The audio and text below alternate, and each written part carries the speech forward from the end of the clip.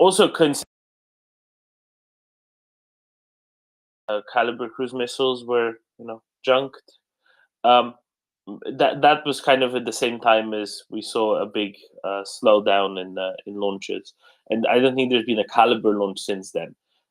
So that might have arrested and maybe made them rethink things as well a little bit. Between the utility in the first place and just actually lower availability, if there were a number of calibers destroyed there. I know, Yehuda, what do you think? Why are there fewer cruise missile strikes in Ukraine? There haven't really been one in almost a month now. They don't have many left. That's obvious. And obviously they have depleting stock, so they try to figure out what they can try to hit, and also maybe they're learning a bit and realizing that a lot of things they're aiming for, like civilian infrastructure, has been well protected by our defense systems, and they're like, well, if we're just gonna, if only 10 are getting through, and now only 5 are getting through out of a 70 or 50 or 100, what's the point? Maybe we'll save them. And maybe they just don't have very many working at all. I suspect it's a combination of all those factors, and I don't think they're going to be doing very much in the future with them. I'm sure there's got to be a strategic stock where they're like, we need to have at least a couple hundred of this or that for anything else. But again, they know NATO's not invading them. They know the United States is not invading. All this nonsense talk about escalation of World War III is nonsense. If they really thought that, if the Russians really believed that this was a NATO attempt to capture Russian territory, they wouldn't have fired one cruise missile at Ukraine. That would have been saving them for a big NATO force bashing through, Poland and Belarus to Moscow. I mean, that's what they would really do. But they don't believe it themselves. These are all lies.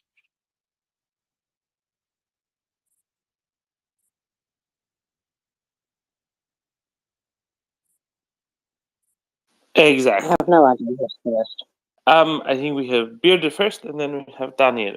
Bearded. Hello everybody. An interesting question posed in regard to what could the Russians do. Well, let's take a look at those options. Yes, on the battlefield they can commit their reserves, and I'm sure the Ukrainians have already got a plan to deal with that. And the sooner we can get them to commit the reserves, the better. Going even bigger picture, suspend the grain deal, perhaps. Make a lot of noise at the UN. But if they are close to culminating, as they already are in a pseudo-defensive ass end of a winter offensive, then what have they actually got to counter what is coming? And the longer it goes on, day by day, this waiting, it just turns the screw a little bit more. But interesting to hear other people's comments about what could they do besides launching failed drone attacks. Sounds like you're in an aviary. I couldn't take you seriously. I heard nothing except birds. I'm gonna call you Attenborough.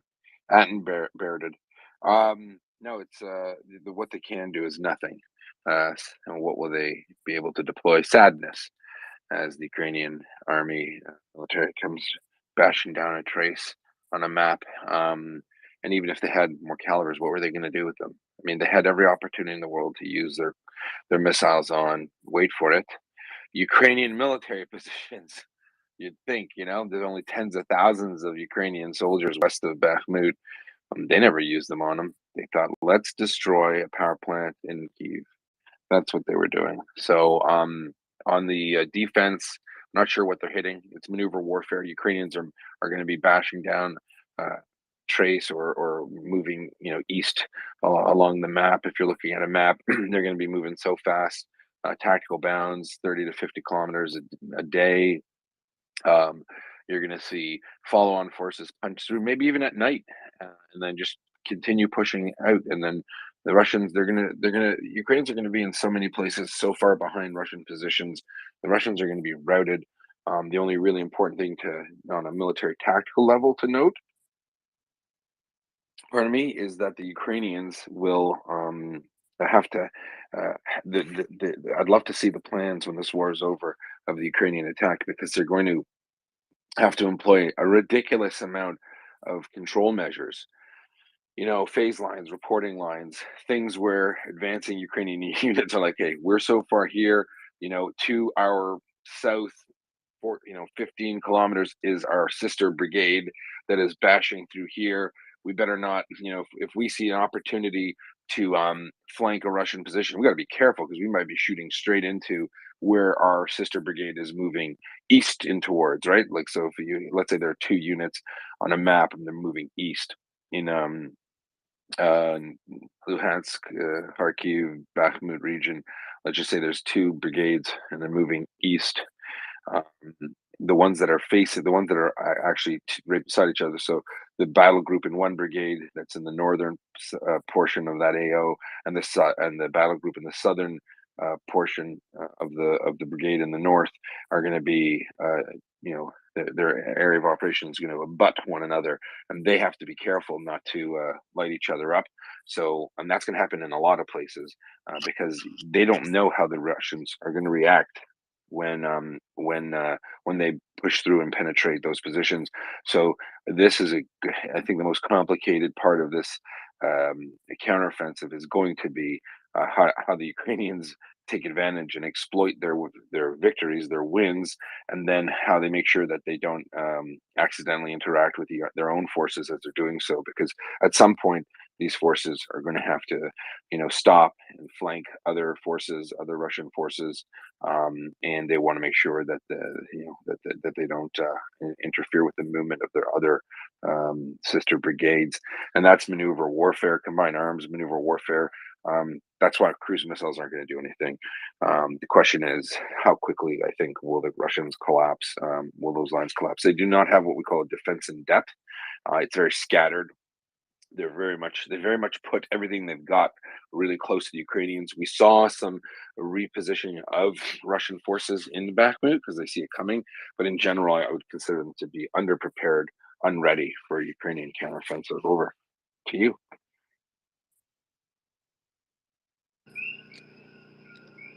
Communication across inter-unit boundaries has always been a thorny problem.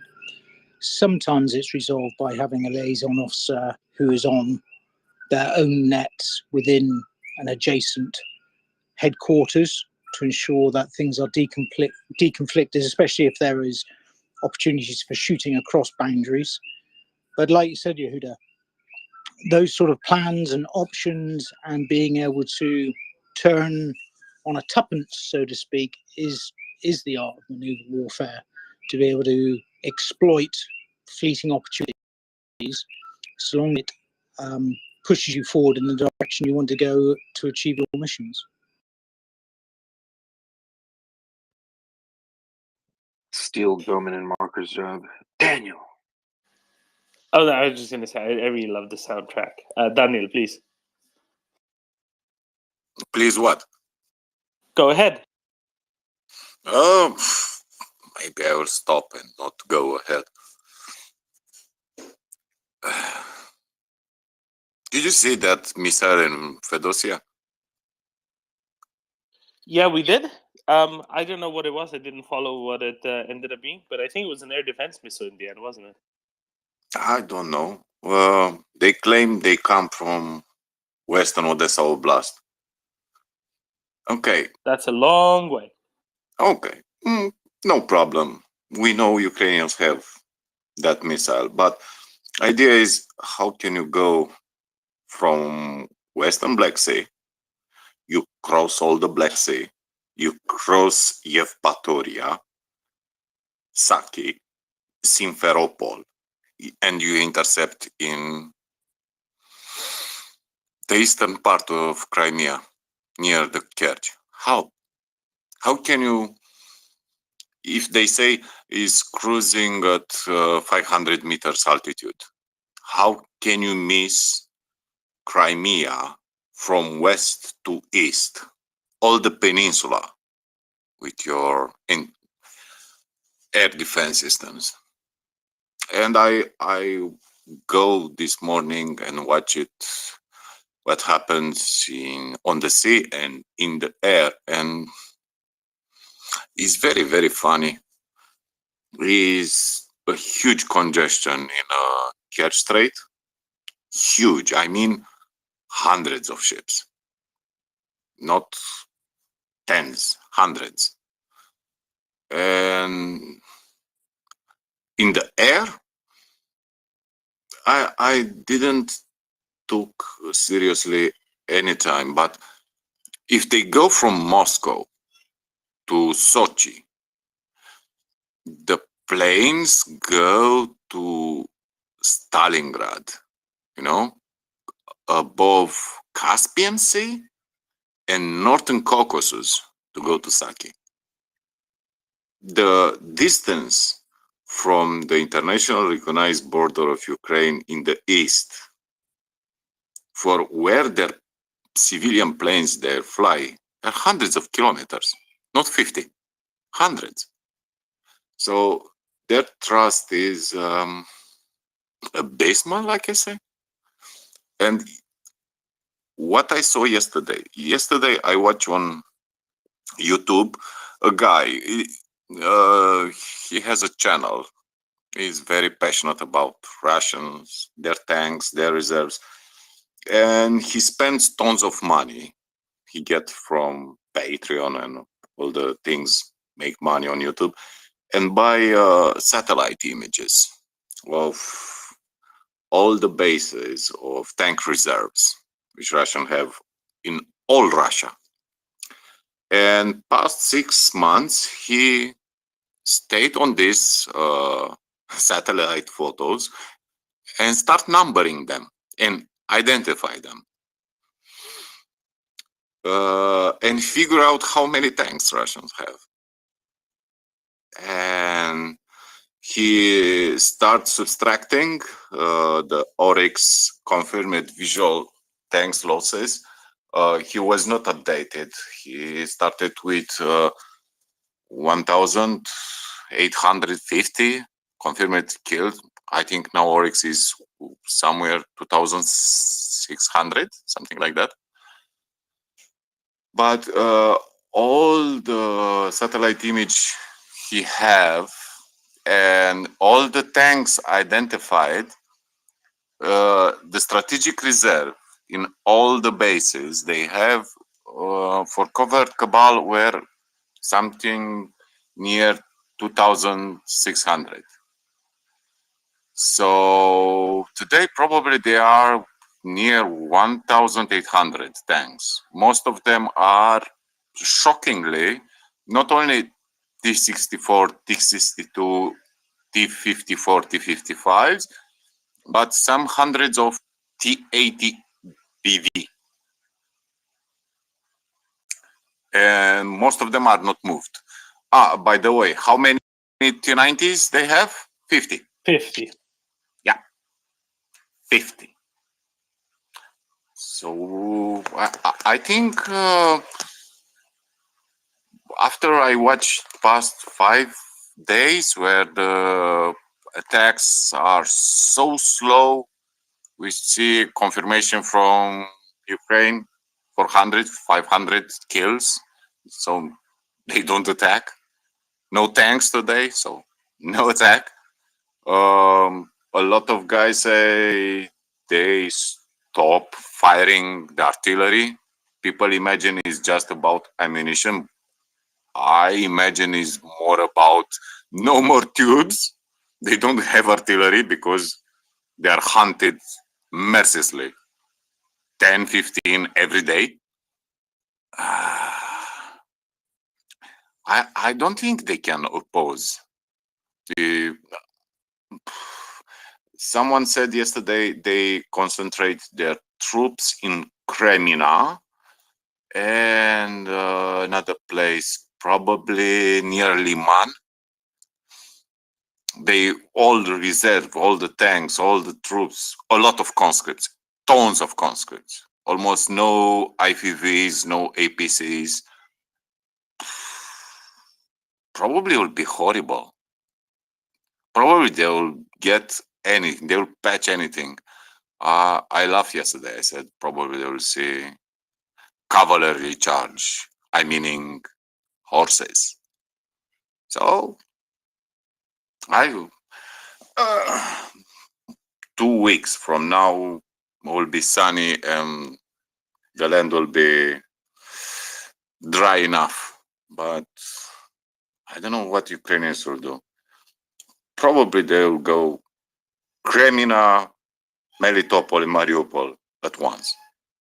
And probably Crimea will be bombed to smithereens. But, you know, my civilian stuff. I don't think they're going to bomb Crimea. And I think the deputy defense minister, or who was it? It was the minister of government, said, "quote unquote," we'd be willing. We're not ruling out military removal, liberation of Crimea, but we'd be willing to negotiate, meaning like negotiate the Russians leaving.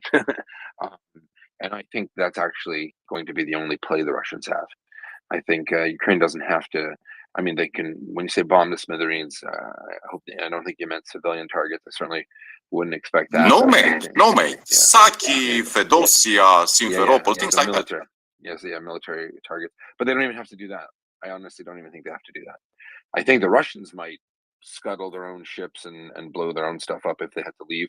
But I think the Ukrainians would say, look, we've liberated all of our country. Crimea is last here. We've got some pissed off Ukrainian soldiers right at the mouth of Crimea. And the Kerch Bridge is, we'll leave it open a bit. You move anything west, we'll smash it overnight in 1 second. But get out. We'll give you free passage. Let you put some UN peacekeepers on the bridge and leave. And don't destroy anything. Don't destroy any bases. Don't sink any ships in Sevastopol. Get out. It was, nice meeting you. Sorry to see you go. Have a nice day. Hasta la vista. Because there's no game for the Russians to play. I really believe that is a possibility.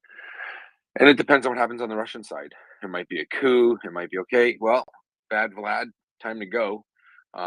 You've lost your stupid plan. Obviously, didn't work, and now the Ukrainians are set to humiliate us even more. So it's how much do you want to be humiliated is the question.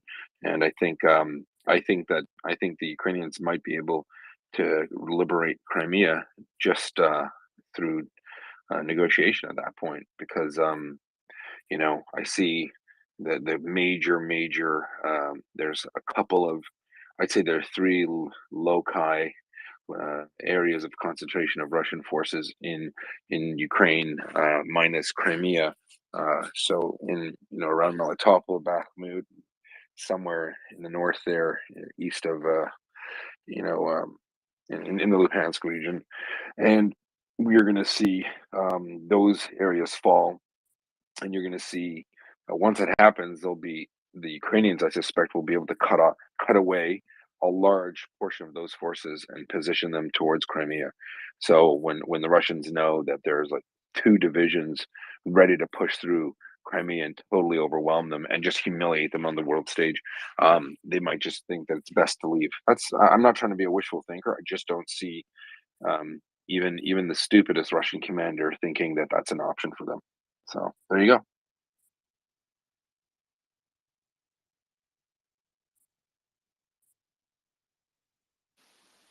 Yeah, and Belbeck will get it probably, right? But not necessarily all of it. Yehuda, how tenable is the Russian position on Crimea once Ukraine retakes the land bridge, the connecting, let's say, cuts down to the Sea of Azov really anywhere? How tenable is Russian position? How easy is it for Ukrainians to make it untenable now with Western equipment? I just said it's not. They have no position there. Russians can't do anything. They'll be starved out. You cut the bridge. There's nothing for them to do. They could fly drones and maybe try helicopter resupply, but you can't resupply 20, 30,000 troops with helicopters and drones. It's game over. The question is, how does it end? Do they want to do like a Japanese World War II style, defend the island to the last man? Sure, maybe they could do that. They could do that. Not going to work either way. It's not going to work. And I don't think that the Russians are going to feel, especially if the regime changes, I don't think they're going to feel like dying for it. That's just my take on it. Over to you.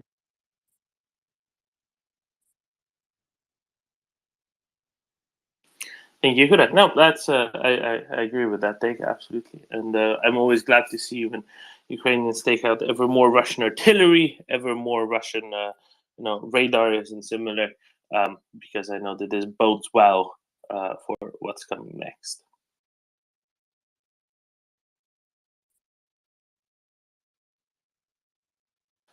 All right, let's go to Michael. God morgen og god påske. God påske, Domen. Hi, everybody. Yehuda, I have a question for you. And let me just preface this by saying that I get really annoyed by what I call dumb maps, which is what happens when someone on TV shows a map of red and blue territories, typically an entire map of all of Ukraine. And in the phases where the Russians were sort of gaining just a little bit of terrain, even sort of, at least here in Denmark, professional military commentators would say, oh yeah, this is not good. See, the map is getting more red. No one ever talked about defensive tactics and defensive strategies in a good way, at least in my opinion. So my question is this, Yehuda, would you sort of would you think that the Ukrainians might end up employing some sort of defensive tactics once the counter offensive sets in? I mean, would it be feasible to conduct delaying action in one or more sectors where the Russians are sort of have a capability, or are we at a stage where the Russian capability for offensive action is so depleted that you couldn't even lure them into into that sort of into that sort of trap? So, if I understand the question, did you say, are the Russians capable of conducting a delay?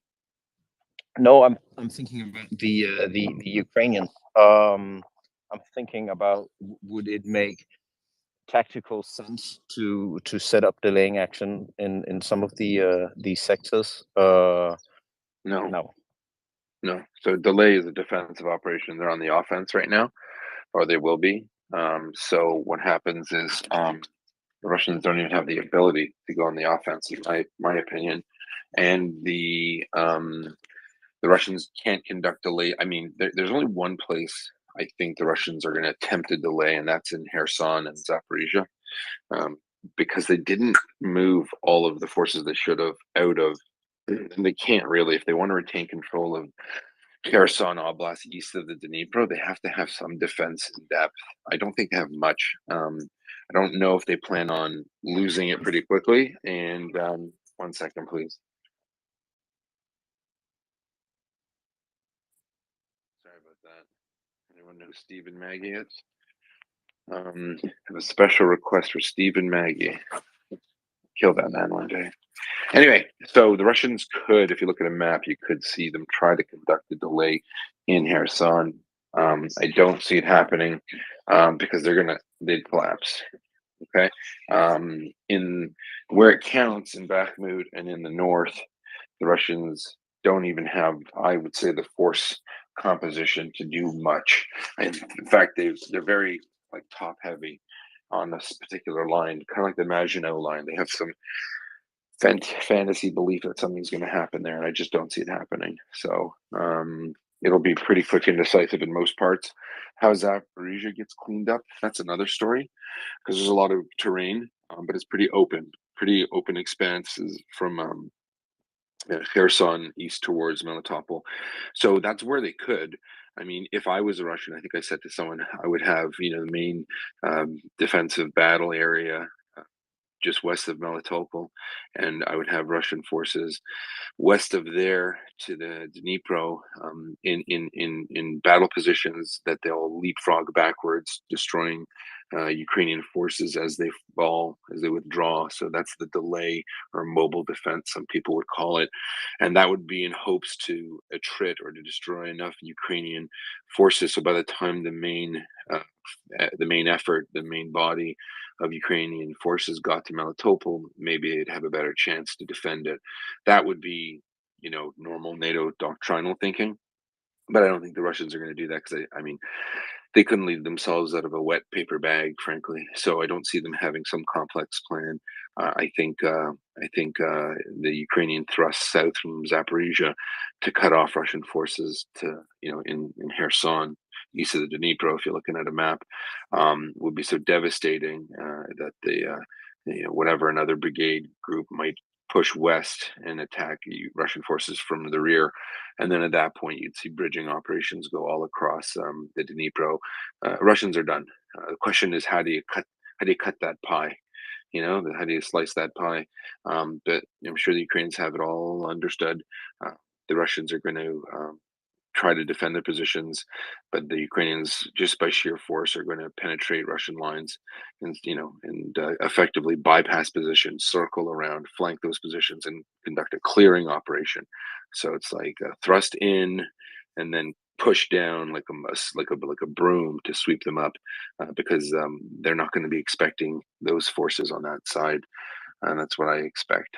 Hope that helps. Michael, and I'm sorry those maps in Denmark bother you. Something maybe is rotten in Denmark. I don't know. Maybe. Doman likes literature references, and maybe you do too, Michael.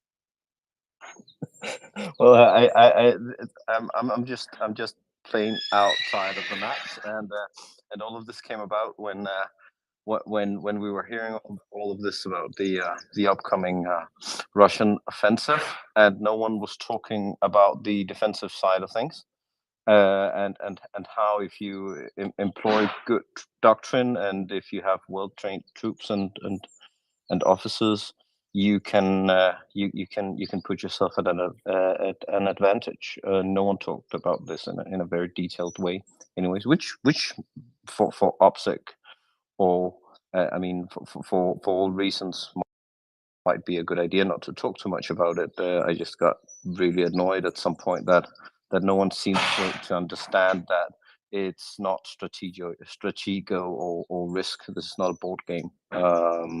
So yeah, but thank you for that, Yehuda. I take it you don't think that the Russians are really capable of conducting any sort of well-coordinated mobile defense? Should they in any sectors? Yeah. Yeah, you'd have to be mobile first. So I don't think they have much armor or mechanized infantry, right? So mobile is, and they could do a running defense and just run away. Yeah, it's probably going to be a gong show. And their defensive battle positions and their obstacle belts that they have, they're really childlike. I have no idea what they think they're doing. I really think that a big part of the Russian play is stall, have the world angry that the war is going on, and because they retain the land, there's some UN ceasefire that says where everyone sits right now is where you get to keep, because that's the only explanation. That's the only like logical rationale I can come up with for why the Russian forces are positioned the way they are. Prigozhin, all those clowns, Gherkin, Pickle, whatever his name is, Pickled Onion, the Gherkin guy.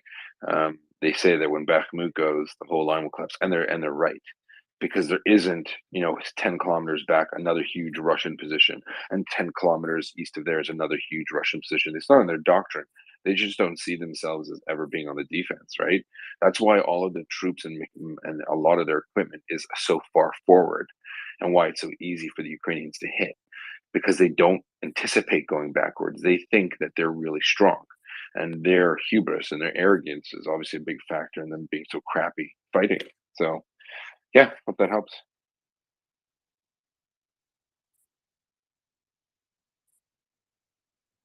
I know somebody who disagrees with there being something rotten. They heard that horse in the background, right?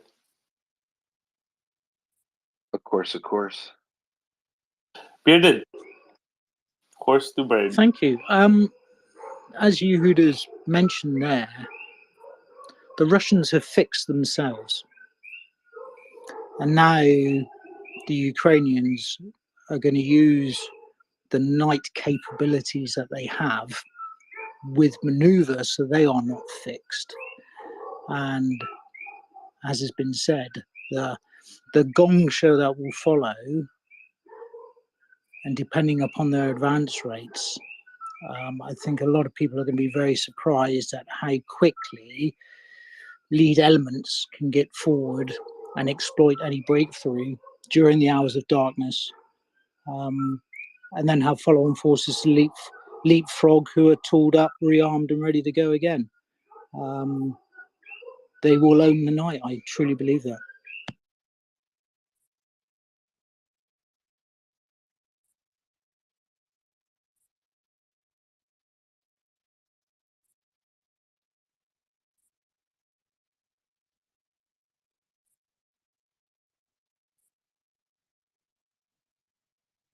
All right, I guess Joey. Morning. I look at and listen to everything that I've been about the Russians, and I wonder, an analogy I've been thinking of about them and the way they're going to defend is going to be like a boiled egg. Once the Ukrainians break through, they're just going to collapse and squash the soft inside. I don't know if there's any relevance to that. Is that the way the Russians will go? Do you think once the Ukrainians break through, they'll just absolutely collapse? I personally think so. I think because there's nothing to do. Like, I mean, if the bulk of their forces are destroyed or surrendered, towards like close to that line of contact, they're just going to be doing clearing operations, the Ukrainians, to mop up the rest of the Russians. It means like soldiers that are delivering supplies, drivers, cooks, control posts. Not much left. Yeah, no idea what the Russians have in mind, but most people suspect that it'll be a general collapse of the Russian position, defensive positions in Ukraine. Ukraine is going to, I mean, the question is how far, like, how I think the IB, the international border, is often doctrinally something that,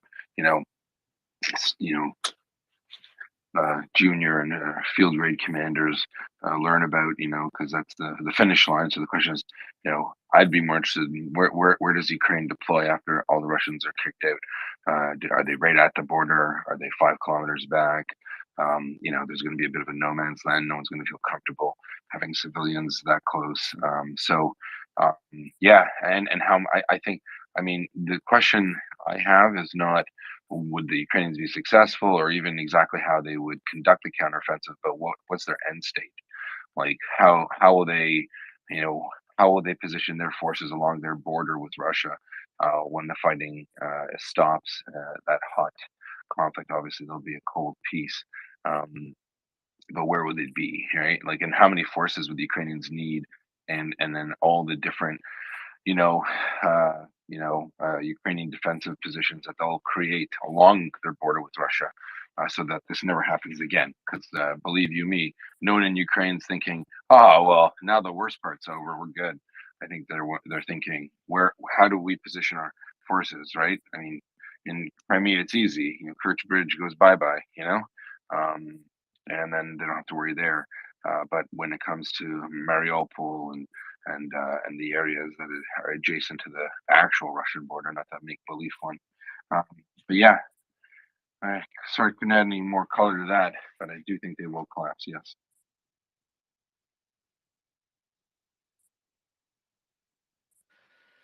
I think once they collapse, it's going to be pretty pathetic. It's going to be like what we've seen in Kharkiv. Here, sorry, it's 2 a.m. I should be 4 a.m., 3 a.m. I should be sleeping, but 4 a.m. where you are? No, it's 3:25. I'm tired. I've been traveling all week. I've been in Denver all week. You're in the same time zone. We're in the same time zone, frenzies. All right. My kids are asleep though, happily. Yeah, mine aren't. Mine are watching it, Steve and Maggie. I want to shoot myself. It's a horrible cartoon from the UK. We have many of those. Spitting images are particularly bad. I don't think Yehuda's kids are old enough for spitting image. That's a little advanced. Steve and Maggie. It's a guy, a ginger guy that looks like Louis C.K. with a fake cartoon crow or something named Maggie. Anyway, I don't want to torture you with that nonsense. That's his problem. He's ginger. Hey Dougie's a good one from the UK. My kids love that. We have Peppa Pig and Stephen Maggie, and my kids have British accents. It's horrible. All right, Daniel. Let's speculate a bit. Let's imagine the attack coming to the south, okay, and probably Crimea, probably. I don't know. And let's say is enough shocking for Russian troops to, front collapse. Something not like Kharkiv, not like Kherson, but Russian bodies flying into the air, attacks with helicopters, planes, tanks, rear, fast-moving, partisan activating, missiles, drones, everything you can imagine. A big bet. And let's say it's successful. In less than 5 days, they were running like headless chickens. What happens next? For me, this is the important question. What happened next? So your generals will try to run, some battalions going to flank him, collaborators going to the mother Russia, being machine gunned by Ruskartia, all the shit. What happened next? What happened with the army? What happened with political decisions? What happened with Western Europe and United States? How they will play politically, political declarations. I think it's more interesting speculating in this area more than what will happen in Crimea or what will happen in Donetsk and Lugansk or Belgorod or Bryansk or Kursk. Because, the war will end not only because you kill all the Russian war machine, but perception, political acting, general public. The Russian public is prepared for we fight until it's over and all the bullshit. But what will happen after this? And I don't see any plan except the Ukrainians who are planning for, expulsion every Russian who settled in Ukraine from 2014 illegally. I don't see any other plan. I don't see any declaration. I don't see any direction where this will go.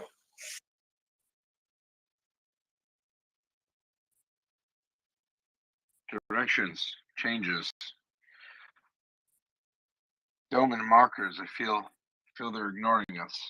I don't know why, but I feel. Oh, I'm just letting you get on with it, mate. Likewise. Okay. Oh, I don't know. I unfortunately had to attend to Bebe. Maybe you can answer it. Sorry.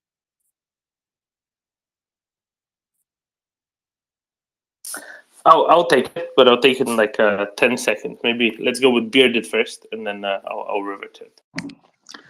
I think to try and answer that question, you've got to take it in time frames. If we assume that the rather juicy target list is going to attempt to decapitate command and control to reinforce the chaos that will follow from the Ukrainian attack, I think there's a short-term view of what does +5, +7 days look like. Will there be a operational pause with a view of saying you got the chance to leave now, otherwise we're going to carry on? So give them the golden bridge, and I think that will reinforce the West's resolve to get it done.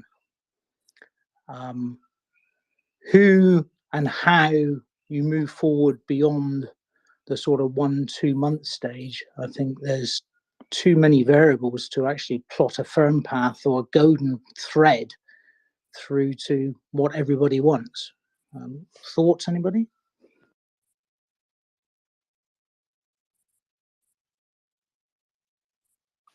I'll put it like this. I think that after everything that we've seen over the past year and a bit, and more importantly, that everything that leaders of Western countries have seen, it will be very difficult to, in the event, or not in the event, well, let's put it this way. In the event that it goes the way you could have described, right, and Russians can negotiate a way out of Crimea for themselves, or in the event that the Ukrainians expel them by force, that anybody will then be saying, oh, but now Ukraine should give Crimea back to Russia, or it should be some other, arrangement in Crimea or anything like that. So I think we're finally safe from that. Now, there's still plenty of people who go around. In some countries there's more of them, like in Austria. In some countries there's just a few of them. That will go around and say, oh, Ukraine should negotiate with the Russians, maybe hand over Crimea or any such nonsense like that, right? Which would literally be letting Putin achieve his first goal, at least his principal goal, or his lowest hanging fruit goal of his full-scale invasion of Ukraine. But beyond that, what else does it say? It says that finally, maybe there is an awareness that at least once Ukraine takes it back, liberates Crimea, that won't be a question anymore. Different time frames, absolutely, right? So there's the time frame of day one of no Russian forces in Ukraine, but does the war continue or does it not? The Russians still try to pursue an offensive against Ukraine at some level, at least with standoff weapons, shelling is across the border, anything like that, or do they quit? Now, and this is where my thinking comes in of, I don't think it will come to that. I think it will come to a situation where, Russians will not be overtly talking to Ukrainians about anything ever, but at some point they'll just say, look, we've destroyed 2,000 Leopard tanks, 3,000 F-16 jets, 7,000 Western artillery pieces. We have destroyed the NATO armies by destroying them in Ukraine. We fought an away game this whole time. We preventatively invaded Ukraine in 2014, so we wouldn't have to fight NATO and Russia because of the upcoming NATO invasion. We get to fight them in Ukraine instead. Isn't this way better? We have now destroyed NATO's capability all alone against 32 countries or whatever. All alone, we were with our buddies in Syria that didn't help us much. And yet we repelled the invasion of Russia, and we shall now have a victory parade in Red Square. I think that's how they're going to quit. Okay, we have destroyed NATO's ability to invade Russia for the next 50 years. In the second great patriotic war, we have defended ourselves yet again. Something along these lines. I think that's how it's all going to be over. That's just my thought. Because I think it's appropriately perverse, just as Russian thinking and approaches to the world are very perverse indeed. Daniel? I think your scenario is over optimistic. Not optimistic. I think that scenario about how they resist and destroy and achieve all their points was applied in December. You can go with this discourse in Russia, not when 200,000 soldiers are dead. You cannot go with this when your troops are running and full media coverage will put seas of bodies on the front. You cannot go with this discourse. It was okay before, but now you cannot go from Kremlin. And by the way, who will give this discourse? Putin. Putin will be dead. If you think everybody will stay around him and not blame someone, which is obvious, I think your scenario, which was very logical and believable a few months ago, now is not possible. you cannot say, look, we destroy Ukraine when you are running like a rabbit. You know, you cannot go with strategic. You can, Daniel. That's what the Russians do. They just make it up. You know that. Oh yeah, but you know, somehow I imagine obvious thing like we lost Donetsk, we lost Melitopol, we lost Mariupol. Oh, we retreat from the Isthmus of Crimea. You cannot go with, you know, it's a strategic retreat. No. It's a delay action, right? You say 200,000 dead Russians, but you know there were about 15 million dead Soviet soldiers in the first Great Patriotic War. This will be seen as, oh, this was way more efficient at that time around. We're getting better at this. I love your irony, but let's be real. They cannot push this idea. No more. In fact, I think the humiliation will be so big. Any excuses, any bullshit posted on Russia One will not be entertaining, nationalistic, fascist, peaceful guys. Anyone, nobody will be saying, okay, we solved this idea. I don't see any, how you can say, saving face action after this. And we know, we speculate now, right? But we have some points. You cannot go like in August or October now. Is nowhere near.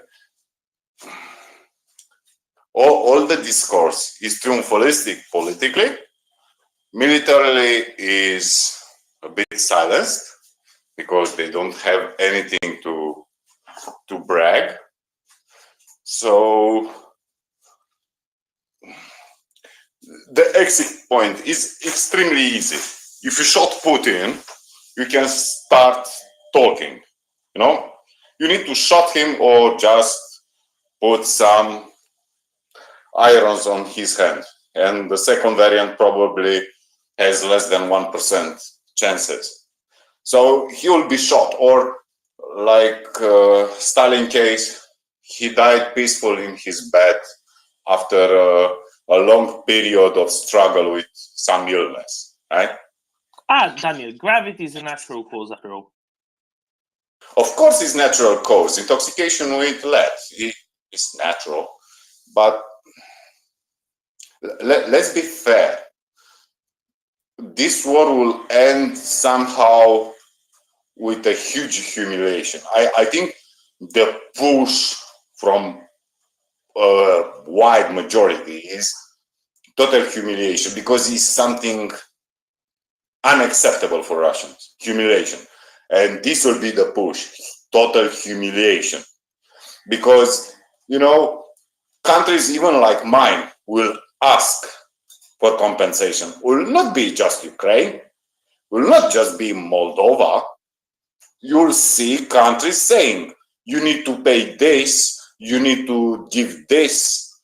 And how they can pay? They have only one solution: open the pipes. And will be very, very funny. And I think this will be supported by Americans, because you need to slap Saudi Arabia, you need to slap China, you need to slap Iran, everyone who is out of the line. Then what Patrushev will do? Will say, we want to be Kim Jong-un regime in Moscow, when they will have their problems in Caucasus? The real problem, right, Daniel, and actually, I think this is a good point. The real problem that Russia has is that, unlike North Korea, where the ruling class is a few hundred people big, right? You can only smuggle in so much champagne and cognac. But the ruling class in Russia is, 100,000 people instead of a few hundred people. So you just can't keep them supplied through covert means. You just can't keep all the nice things that they're used to coming in, all the fancy goods that they're used to coming in at good rates. If you are a Kim Jong-un regime, if you are a Yushe, whatever nonsense that the North Koreans have, now that's fine. You only need like 5-10 containers full a year of stuff from the West to kind of keep them satisfied. That's fine. That you can get that through. 10 an hour, different story. But much harder to arrange isolated from the world regime that can get that in, both financially and just logistically.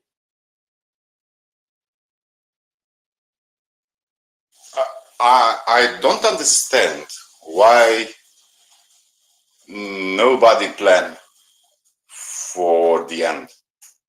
Because if I remember well, World War II, the only talk was unconditional surrender, both for the Nazi Germany, both for Imperial Japan. These were the conditions. After that, they build up. Yeah, MacArthur becoming Emperor of Japan, and Germany split up in 5 from the winners, let's say. But I think we evolved from World War II. We evolved a lot. We are not in the same place. And a good plan, yeah, you can change it if it's needed, but a good plan aftermath is necessary. Because, okay, French will play stupid because their international politics are stupid enough. Germans, somehow I trust Germans, what they act now. But imagine what the Finnish government will say, or Swedish government. Don't need to speculate about Estonian, Lithuanians, or Latvians, or Poland. But they will say, oh, it's okay, a ceasefire, or it's okay, retreat your troops. Imagine the pushback, how it will be.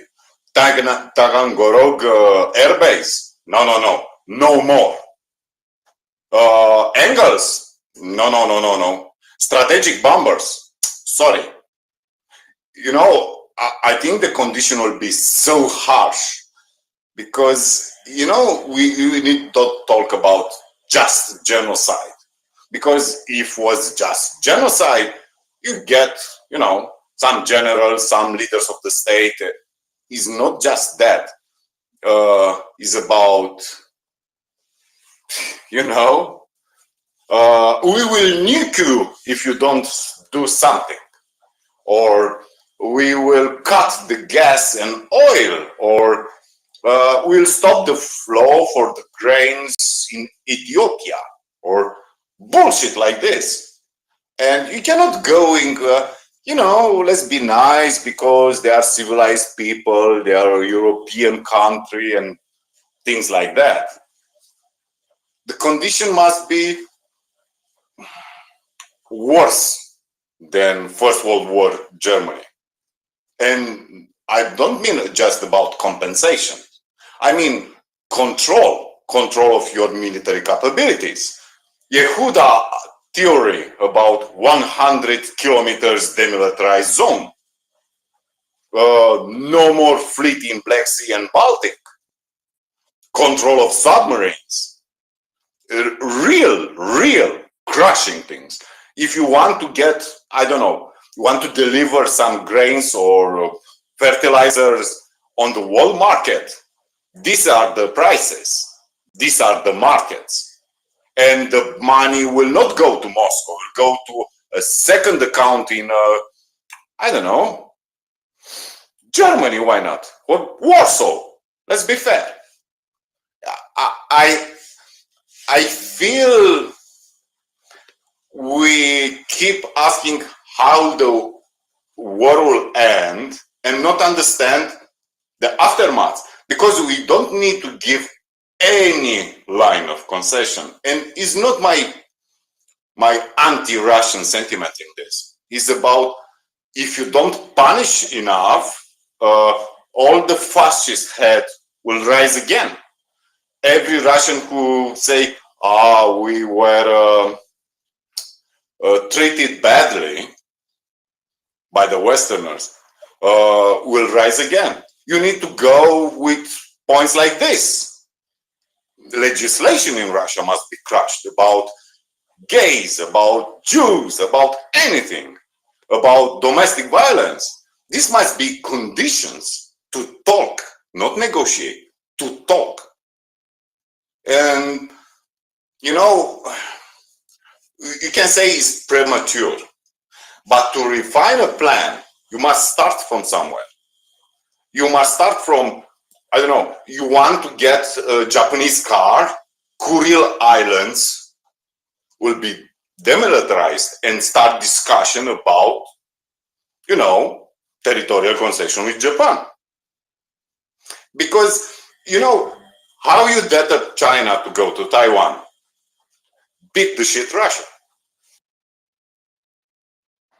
Exactly, it's a baseline strategic assessment here, right?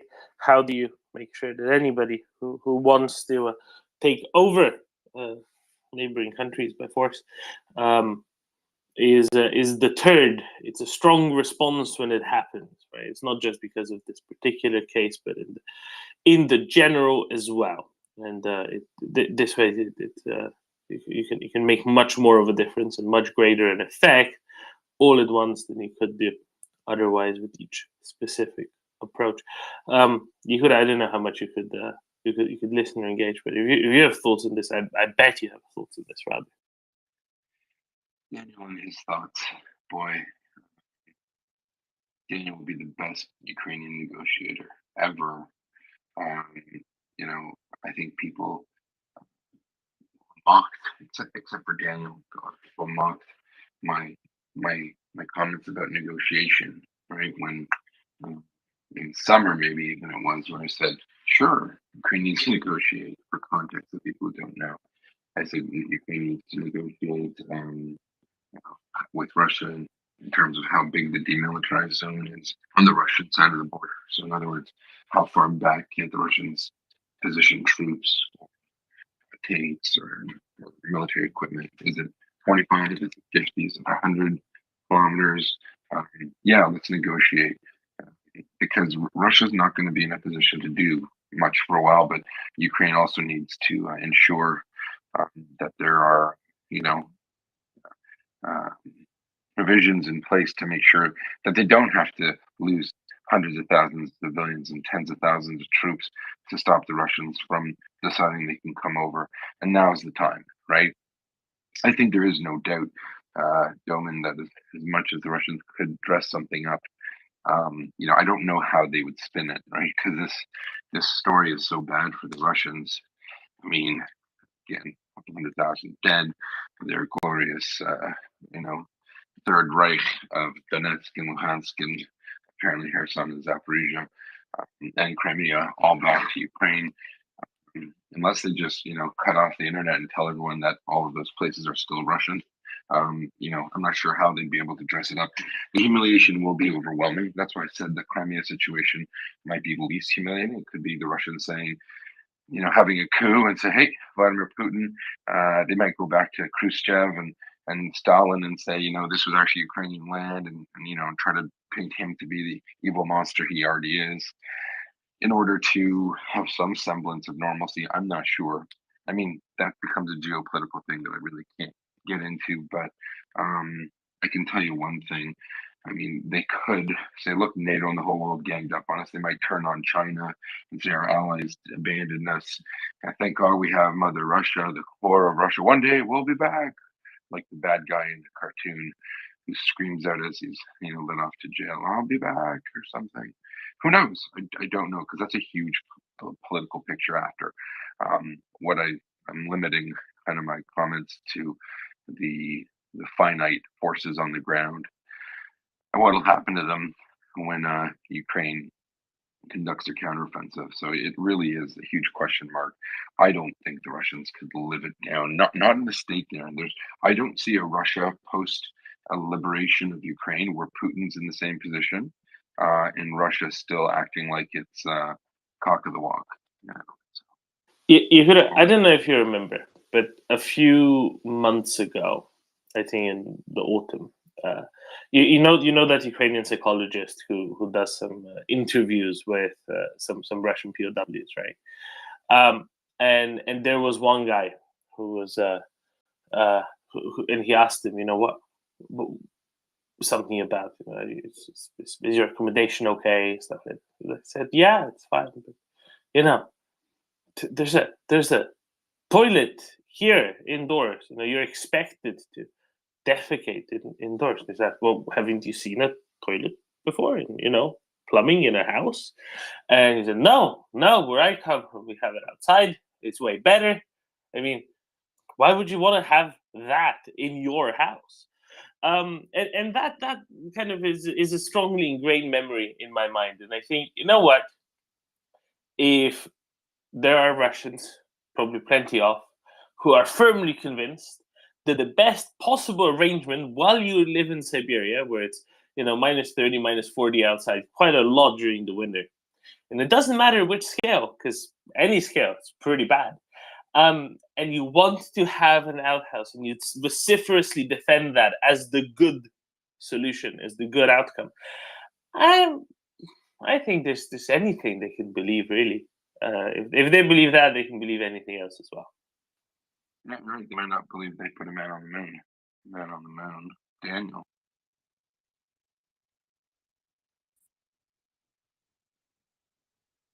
There was a song reference, Daniel.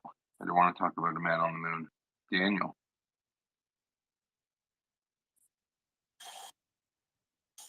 Okay, let me put something which probably you don't know. In 1989, most of the commerce of Socialist Republic of Romania was with Soviet Union. The rest, some African countries, some Middle East, and also Pact. But most of the exports and imports were from Soviet Russia. Most of them were exports, of course, part of the empire. After that, we started a process, not just aligning with Europe and Western world.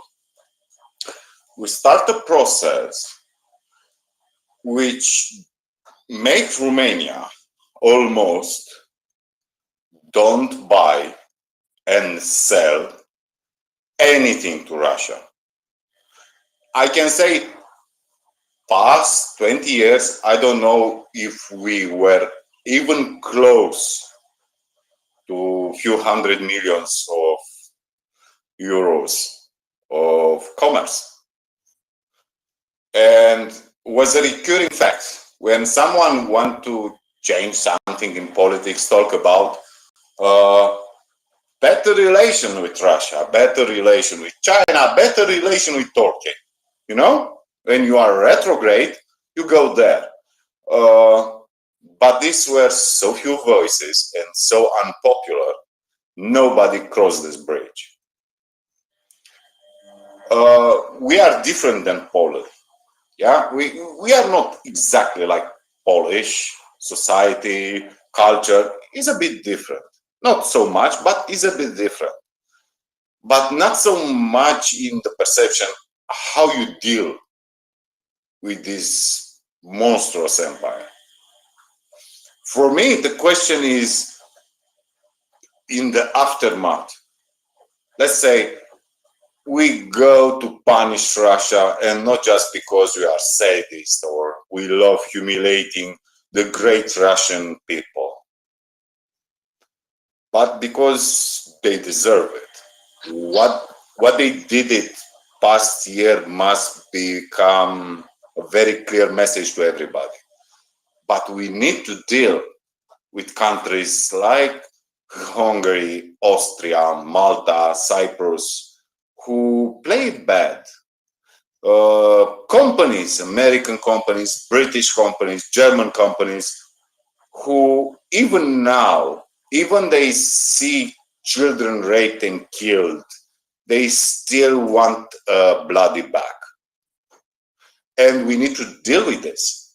And we need to deal changing a bit what America built past 100 years, open waters, open ports, free trade. This must have some, I don't know, fine tuning, because for me, companies like Raiffeisen, like Porsche, these companies don't deserve our trust or part of the market. And it's not about my country, which is small, and we don't have enough money. We are not a powerful economy, but everybody must understand. You cannot buy from sweater shop t-shirt made it in West Turkestan. It's about morals. For you, Yehuda, is very clear. What does it mean, morals? You know exactly what does it mean for you. But some people say we are Christian or Catholics, Orthodox, Protestant. Doesn't matter. If we want to play the card, we are a good people. We understand what is acceptable, what is totally unacceptable. We must cut this shit. You cannot say our economy will be destroyed if we don't import, I don't know, oil from Saudi Arabia or iPhones from China. Russia. What is morality? What is honor worth becomes the question, right, Daniel? Of course. People like Romanians, I'll say this, Romanians and Poles and people in Eastern Europe, collectively, their impressions of Russia remind me of the Russian Jewish diaspora or the Ukrainian Jew, or all the Pale settlement. If you were to look at a map, for those who don't know, you look at a map of Eastern Europe from 1880 to 1920. The map changes, names are different. Congress, Poland, Galatia, whatever you want to call it. There were enormous amounts of Jews who were obviously treated very poorly by the Tsarist Russians. They were treated poorly just by everyone, mainly the Russian Tsarist groups, and they all left. They migrated.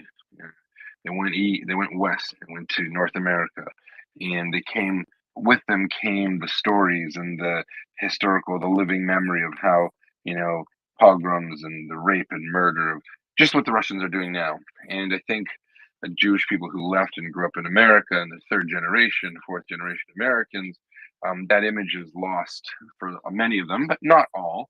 However, Eastern Europeans, that image is pretty new because they've been liberated from the Soviet Empire in the last 30 years, and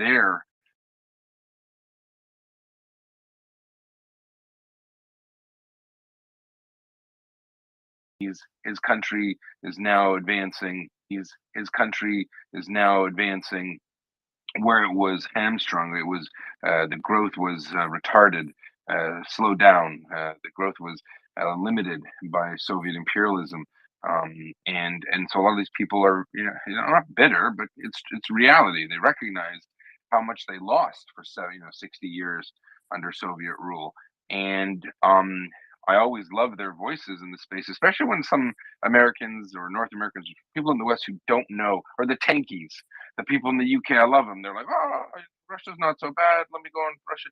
And the Eastern Europeans are like, are you nuts? Like, do you know who you're holding water for? Whether you like the person or not, you went to Moscow and they treated you nice and you got drunk. Who cares? They've destroyed our history. They've destroyed our future. They've impeded our growth with the world, just what it means, what the result of being a tanky really means at the end of the day. And it's not a good look. It's a really bad look. Jews from formerly controlled Soviet or Tsarist Russia, they understood all too well. They didn't go to America and live in poverty in tenements in New York and go, wow, gosh, I really wish I could go back to Tsarist Russia so I could, have a 50-50 chance of not being raped or murdered just because I live in a slum in New York. No one said that. They're like, we'll take the slum in New York. Thank you. Oh, no problem. I'll be a tailor to the day I die, so my kids can have a better life, because nothing is as bad as Tsarist Russia, and that's the same. Now, I think just when it comes to morality, I just want to quickly just dovetail into what you said, Daniel.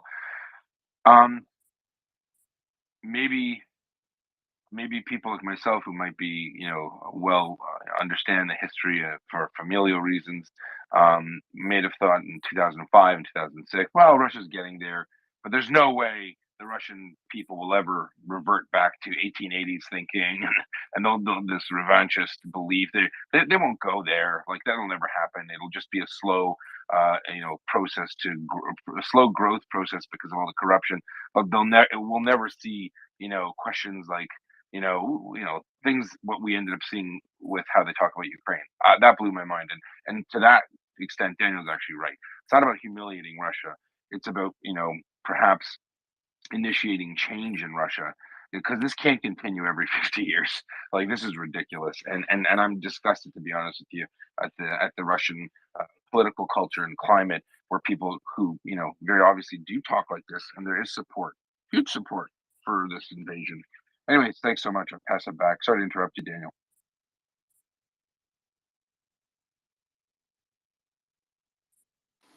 Thank you for that. Exactly, and this difference, right, between different places makes and attitudes. If only the whole world had the same attitude as the Poles and the Romanians, the Russians, they would never have gotten to invade Ukraine, I don't think. Right, Daniel?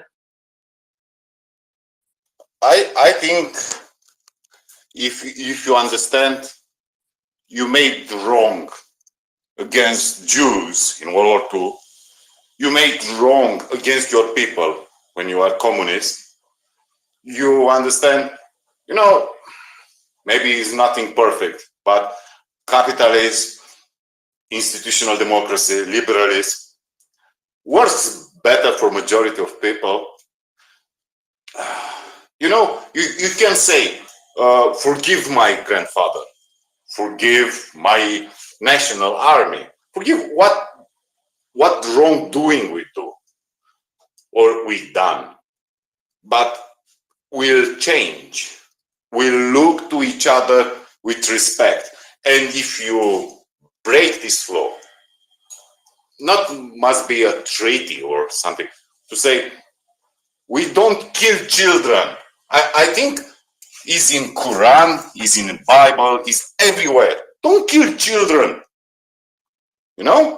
Don't rape someone and brag about. Don't say, I will add nuclear apocalypse on your country. Even Xi Jinping, which is dictator, which is a guy who destroyed Uyghurs and Tibetans, even him understand you cannot go with nuclear blackmail. Are we mad? We forget what happened in Soviet Union when Chernobyl happened. And this must be paid. This never again, that idea, never again, never need to happen. Talking about, let's nuke London. What is in your head? That guy never need to have any place in this world talking publicly, influencing someone. Let's nuke Ukraine. Like Medvedev, let's destroy Ukraine because nobody needs Ukraine. This is not acceptable. Even Kim Jong-un don't talk like this. Kim Jong-un, the madman of North Korea, don't talk like this.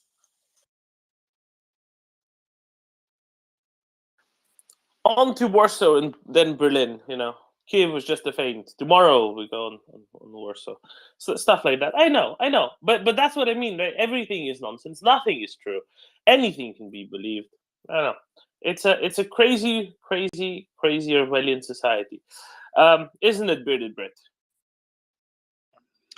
It most certainly is. And picking up on some of the points that are made there regarding Moldova, it got me thinking to pose a question to everybody here. At the moment, we're war fighting, we're in conflict, and we're going to go into post-conflict resolution and into a phase called returning to normality. And my question is, in light of recent international conflicts where perhaps returning to normality hasn't been thought out properly, what would we consider to be normal in regards to our relations with Russia, the geostrategic picture, and what Ukraine, most importantly, are going to want to settle for? And I'm not just talking about territorial sovereignty and integrity, but what is normal? I think this is a great question, Bearded.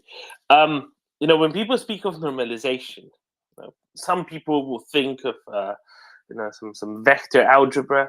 I do actually. That's the second thing I think. But really, when thinking about normalization, think back to 1968, 1969. Normalizacja in Czechoslovakia. What was it, right? It was getting rid of Dubček, putting Husak in as the head of the Communist Party of Czechoslovakia, and normalizing the political situation, getting rid of all of the reforms that Dubček introduced, getting full control of the Czechoslovak society again, under the control of the secret police, under the control of the basic KGB proxies in Czechoslovakia. That's why I fear speaking of normalization, because normalization, in a way, to me, indicates a reversion to the previous situation, which has to be not happening, right? What Axel likes to say is, we'll just keep them as a North Korea until until they're ready. I quite like that. The question is, what does ready mean? I think for a period, a North Koreanization of Russia might be a good thing. Cut them down a step or a peg or whatever. And also, I think that their first move is now clear. Now, the ICC warrants that are out for Putin and Maria Lvova-Belova, the genocider in chief, or one of the genociders in chief, right? That's kind of what they need to do. Bearded, you must have watched Yes Minister, Yes Prime Minister a lot, right? Because it's just the best television ever made. But do you remember, there's a section on, I think in season 2, probably, on why different countries joined the common market. Do you remember that, Bearded? Yes, I do. You do. Was outstanding. Exactly, right? So remember why different countries joined the common market, right? So Britain joined it to play the French against the Germans, and the Germans against the French. It was easier to do it from the inside. Well, do you remember why Sir Humphrey says Germany joined the common market? I cannot recall. Aha. Now, this will be a quote. This is not what I stand, but this will be a quote. To apply for readmission to the human race. In a sense, right? In a sense, why did Serbia, why did who was that, Djindjic, why did Djindjic arrest Milosevic and extradite him to the ICTY, the International Criminal Tribunal for Yugoslavia? I forget exactly what the acronym stands for, right? The court that dealt with everything that happened in ex-Yugoslavia, in the Western Balkans in the 90s. Why did they do it? It was to apply for readmission to the international community. Everybody knew what step had to be made. That was the step that had to be made. The same goes here. Right? Like Yehuda says, Putin probably isn't going to be in power in Russia for that much longer. For as long as he's alive, the first step of whatever authority is running whatever is left of Russia, or whatever Russia is at the point, whatever Moscow controls at that point, the one thing they have to do that is on top of their list is to send Putin and Maria Lvova-Belova to the ICC. Right, that is the first step for them to apply for readmission to the international community, and I think that's I would propose the following: keep them as a North Korea until they do that, and then after that you can start talking. Once they do that, you can start talking. Now, if they off them instead, that makes it more complicated. What do you think of that, Beard? I would see that sort of thing, as you call, as a step. I'd see that as a precondition. Exactly, right? It's the precondition to start talking afterwards. A step would would imply progress. Well, no, it's a precondition. If we follow what you just said, that for them to be considered brought back into the international community, it's a precondition from which negotiations could proceed. But that is, if that precondition is met, okay, so what does normal look like? We know gas and fossil fuel supply is unlikely to be switched back from the new suppliers. So what has Russia got to offer us in order for them to step up to normal relations? Yeah, not much, right? Because what does Russia export? I mean, at some point I had a number for categories. They export things they dig out of the ground and either lightly process or not process at all and export straight away. Oil, gas, nickel, or whatever, right?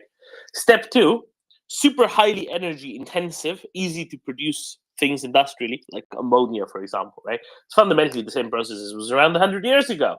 All it needs is vast quantities of energy. To have vast quantities of energy, it's relatively cheap for them in the shape of gas that is co-located with the crude oil that they pump out, and they make ammonia, fertilizers made on that. What else do they export?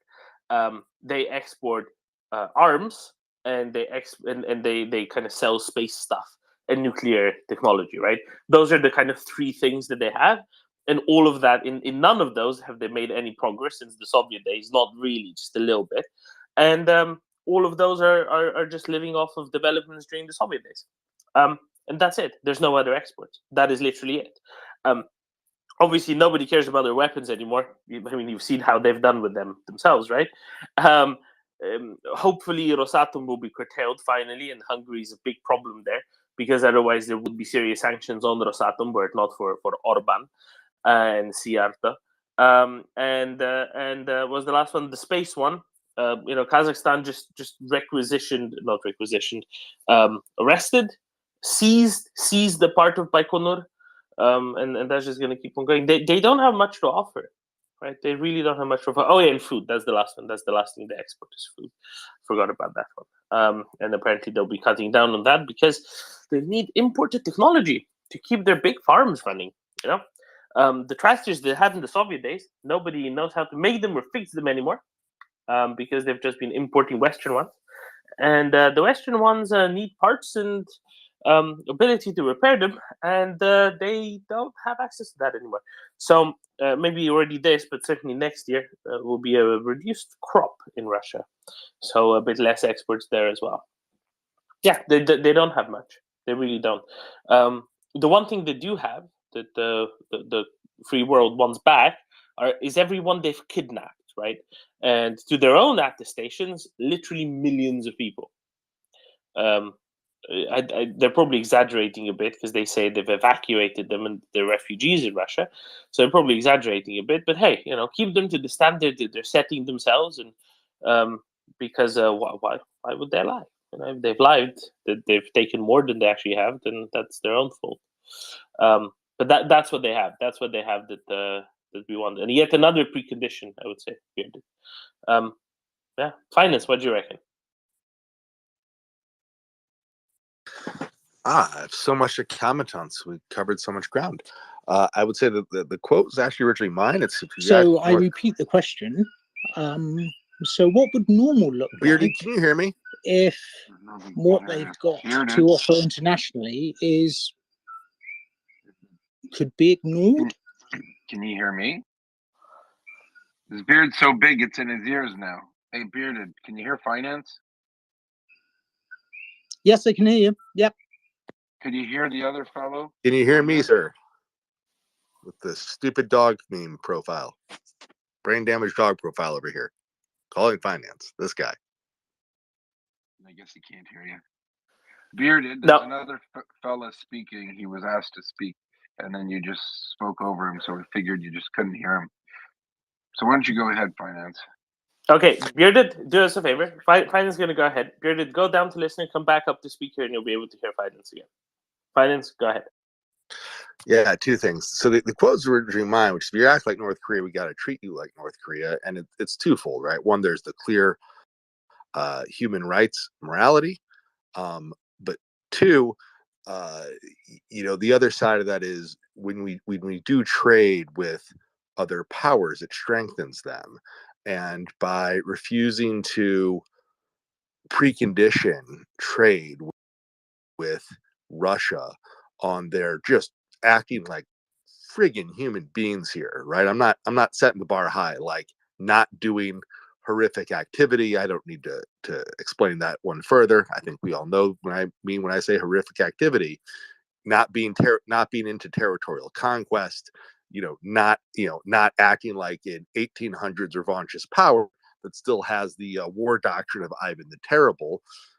When we trade with a power like that, it strengthens them and allows them to do more of their horrific war. So that's why I say, if you act like North Korea, we got to treat you like North Korea, and that's why I hold the line there.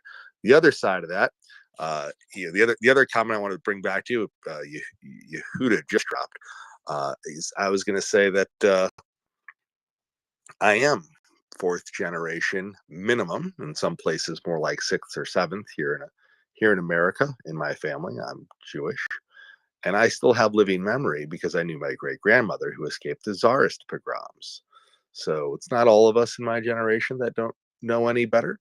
If we talk to any, I was just lucky that my great grandmother lived an exceptionally long time and, passed away when I was, 13, but she escaped the very end of, the very, very end of Tsarist Russia, uh, lied about her age on Ellis Island, never told her, right?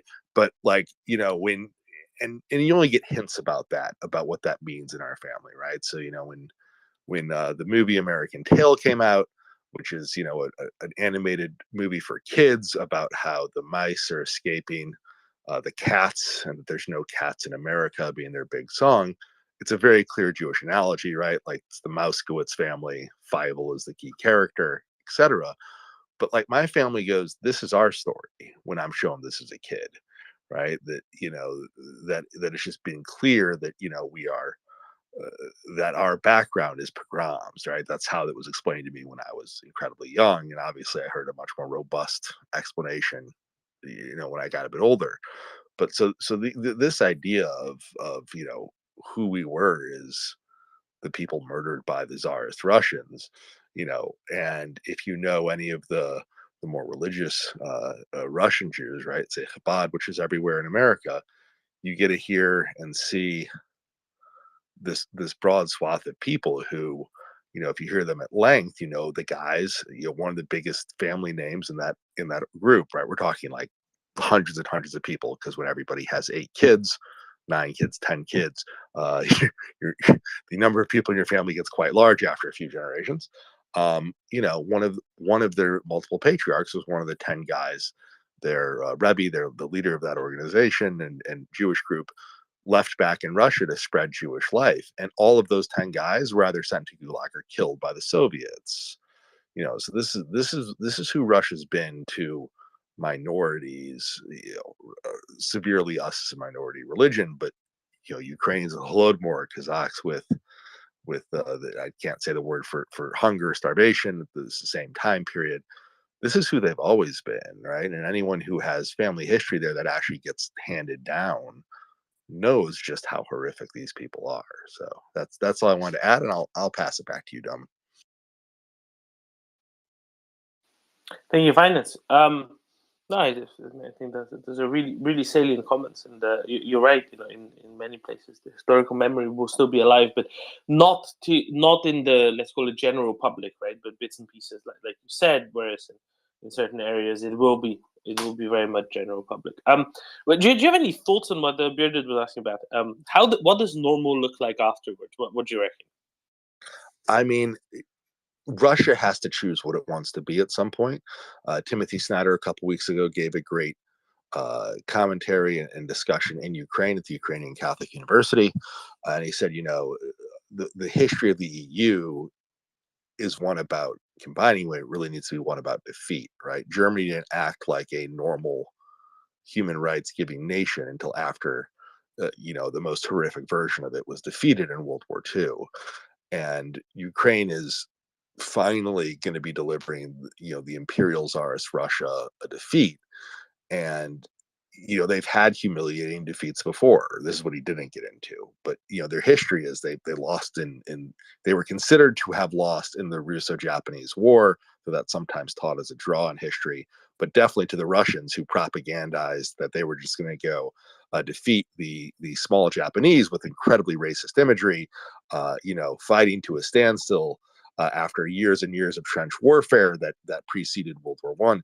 That wasn't what they were sold. And the Imperial Guard just stopped guarding the Tsar when revolution came in World War One. But that in the Russian history was drawn as a clear line. They lost in World War One horrifically, right? It took them they wound up having 2 coups before they got a new government that would come to peace with the incredibly far more successful German army. The Versailles Treaty was based on the horrific conditions applied to the nation Soviet Russian state by the Germans in World War One. But these defeats didn't end their imperial aims. And even despite their incredible weakness, they stayed together as a the Soviet state was a blatantly Siloviki run country, right? It was a corrupt state intelligence run agency, right? But when that's who they are, that's what they're doing, that's who they are. If they choose to maintain this, right, they want to maintain a Siloviki run country after this war, they need to be treated like North Korea, because we're not going to invade Moscow. We're not, that does trigger their nuclear doctrine. We're not talking about rolling tanks of a foreign army, to the Kremlin. That's not on the table. Nobody's talking about that. No one's going to do that, right? We're not going to see a new, that's not happening. So we're not going to overthrow their government from the outside. They're not going to have a supreme commander of the Allied powers like MacArthur in Japan. None of this stuff's going to happen to them. So they're going to have to either just decentralize, which would mean decolonization, because any sort of decentralization in their current brittle system would likely mean regional separation, which would be good for both the Russian people and all of the minorities and the far out regions, but it'd be horrifically bad for them as a Siloviki state, right? So the oligarchs would lose out while the rest of Russia would gain. Again, this is a nation that doesn't have running water and electricity in the homes in massive percentages of the population. They haven't reached the 1900s for many people there, let alone today. So if they choose to maintain a Siloviki state, we just need to assume that we're going to be treating them like North Korea indefinitely, because they're just going to be one massive North Korea that, if traded with and empowered, and if in 2 generations we slip back into this idea that there's something we can work with, then all we're going to do is set ourselves up for yet another horrific war as they'll rebuild their military and keep going with their imperialist chauvinistic aims. If they choose to be a human rights nation, a nation that breaks up, if we see the Russia of Novgorod, of actual republics, of actual elected leaders, of human agency for Russian people, if Moscow isn't the center of this horrific republic, then we should be trading with them again, in some sort of form, and they're likely to do the things you suggest about sending someone to sending guys to the international criminal courts or whoever, or the Ukrainian courts, or whoever will be investigating their war crimes. But there's a strong chance the Siloviki retain control, Thoman. And in a case like that, Russia has chosen the path of continual imperialism and chauvinism. And if that's who they choose to be, we can't look away or pretend they're anything better, because doing that just brought us to this moment.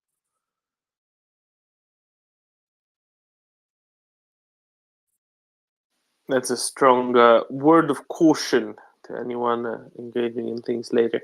I'll add a thing to this. I fear that there's one, and I genuinely fear this. I fear that there's a tendency now in a lot of places where power is concentrated, in many capitals around the world, to be a little bit apprehensive of what and how a Ukrainian victory can resonate further down. What do I mean by that is there is a degree of reticence, because what if Russia collapses? What if this? What if that? And a lot of people, kind of slightly frustratingly, do not consider a Russian collapse a good thing. I mean, ridiculous, isn't it?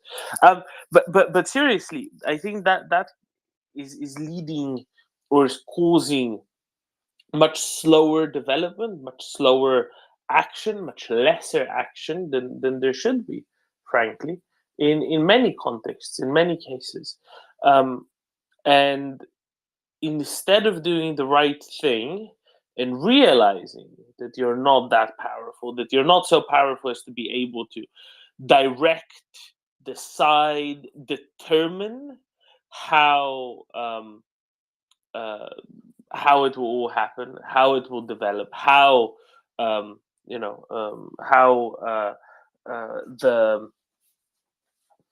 how to put this well. What will happen on the territory of what is now the Russian Federation?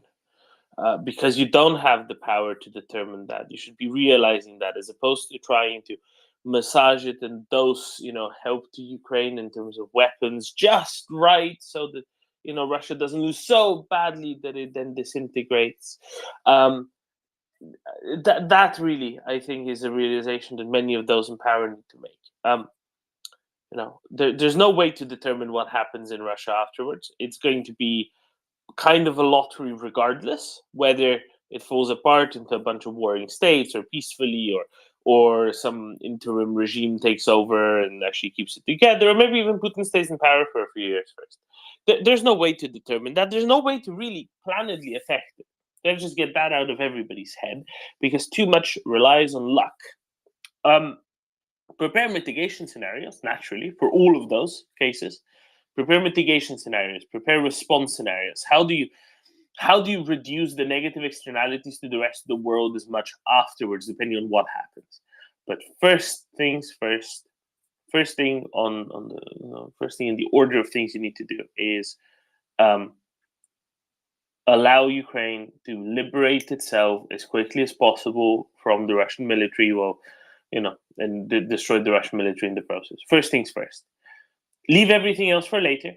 There's only one thing you can genuinely planedly affect right now, and that is a Ukrainian victory, and Ukrainian victory with fewer Ukrainian casualties quicker. So do that. Worry about the rest of it, sure. Plan for the rest of it, sure. But all of that comes later. Because all you can do is mitigate. Get it out of your head that you can decide how the situation is going to evolve later on in Russia. You can't. You can't plan for this. You can't decide ahead of time which way it's going to go. It's too reliant on luck. It's too highly multivariate a question, a problem. Just forget about trying to affect it, because by thinking of trying to affect that, you're wasting time, you're wasting resources, you're not acting decisively and decidedly to do the one thing that you can do and you should do and you should be doing right now, which is equipping Ukraine, arming Ukraine to the teeth, allowing them to destroy Russian forces, which are in a country where they shouldn't be. I'll kind of leave it at that, I guess. But that I think is a big misstep that I see being made far too often, far too many calls of power. The indecision, the paralysis that it causes, and that is genuinely harmful without any benefit whatsoever.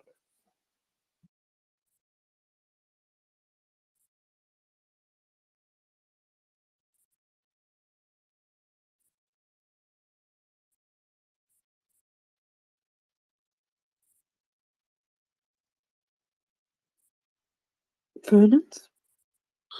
Yeah, thank you.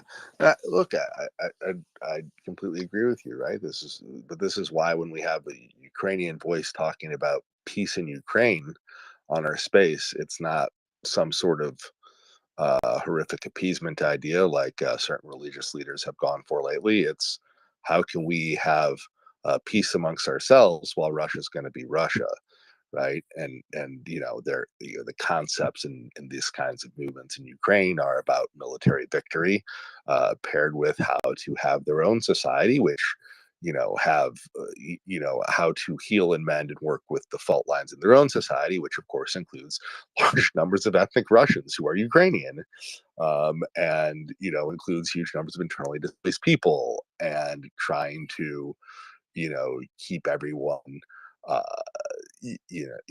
as healthy and safe as possible, and get kids education, doing all these things. That it's about how Ukraine treats themselves. It's not about making some sort of Neville Chamberlain peace with their neighbor. The assumptions and even these sorts of to America we would call this left wing. I don't our politics do not map to Ukraine well.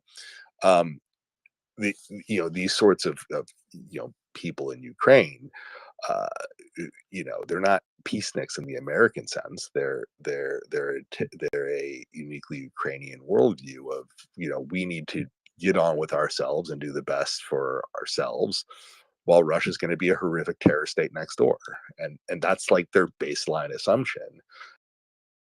And I think that's where we should come from. That's where I try to come from when I'm here, right? Which is the Russians got to get out of Ukraine, and they're going to do what they're going to do, and that part can't be completely changed, because again, no one's rolling tanks on Moscow.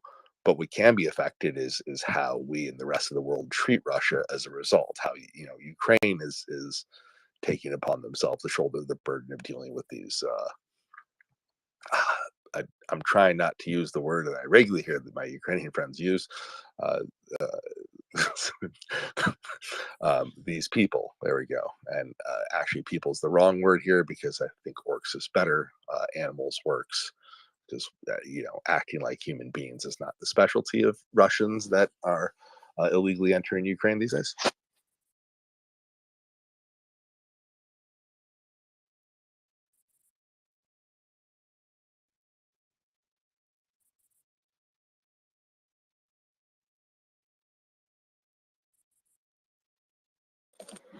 Thank you very much, Finance. And Dolman, I've sent you a couple of things this morning, but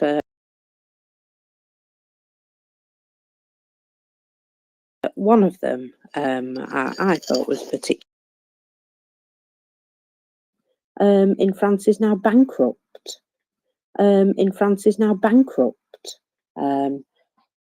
Obviously, they can't broadcast, but yeah, officially bankrupt now. So sucks to be them, and see you later, RT.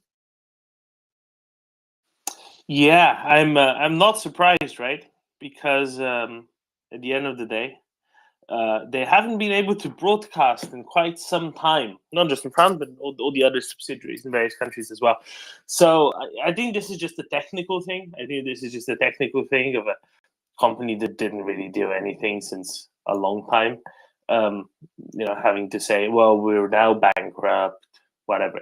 But at least it makes it ever so slightly more difficult to believe that they will ever be coming back. And I think this is probably behind this, right?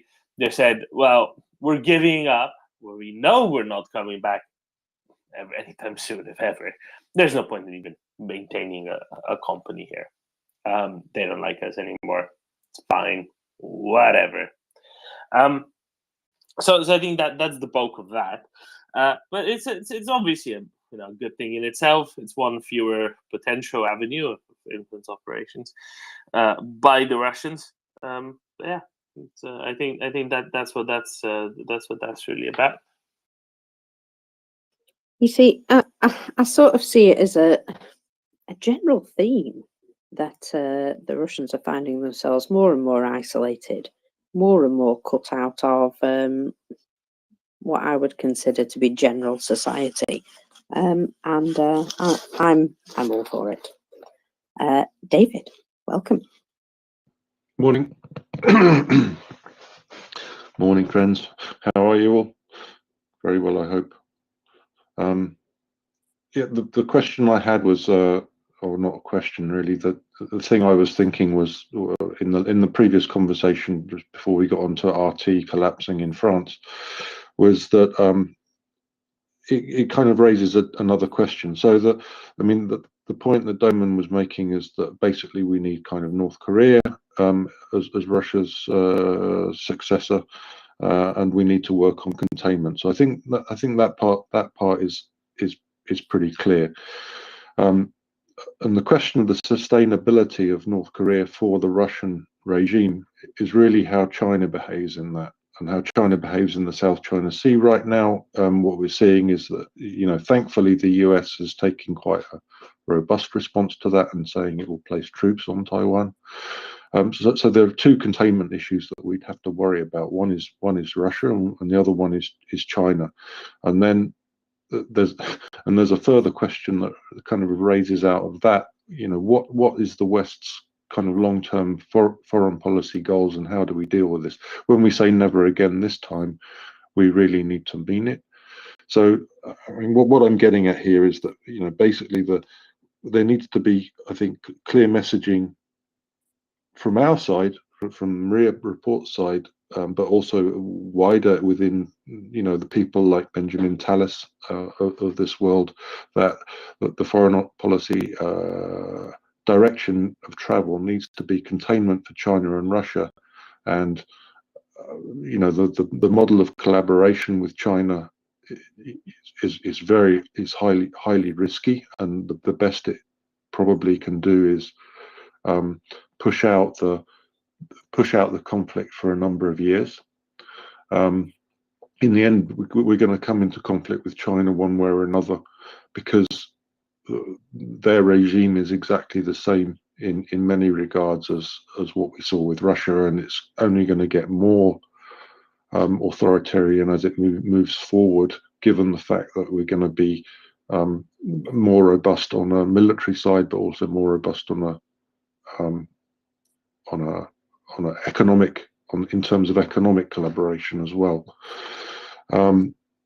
So, you know, without China's support, North Korea on steroids is you know, the term I use for the kind of thing that I see happening in Russia now. I think it's moving in that direction.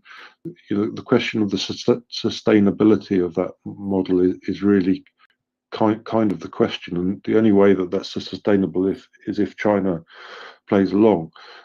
Doman, you were saying about you know, the elites. Can Russia sustain the elites with, you know, a few containers of hooky goods coming in from China?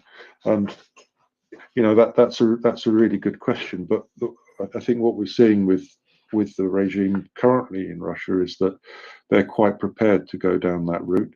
And you know, if there's 100,000 oligarchs at the moment, they're quite happy with having maybe not, you know, not 2 or 3, maybe it's a few hundred, but they can quite comfortably operate in those terms. And you know, they don't care if Oleg Deripaska doesn't get his big cars or his big house. In fact, Oleg Deripaska is probably quite comfortable anyway without doing anything, and he's probably quite happy to sit back and not do anything. And the other people in his kind of class are also most likely not that bothered, you know, provided they can go to Egypt or Dubai on vacation. You know, probably they'd be quite docile.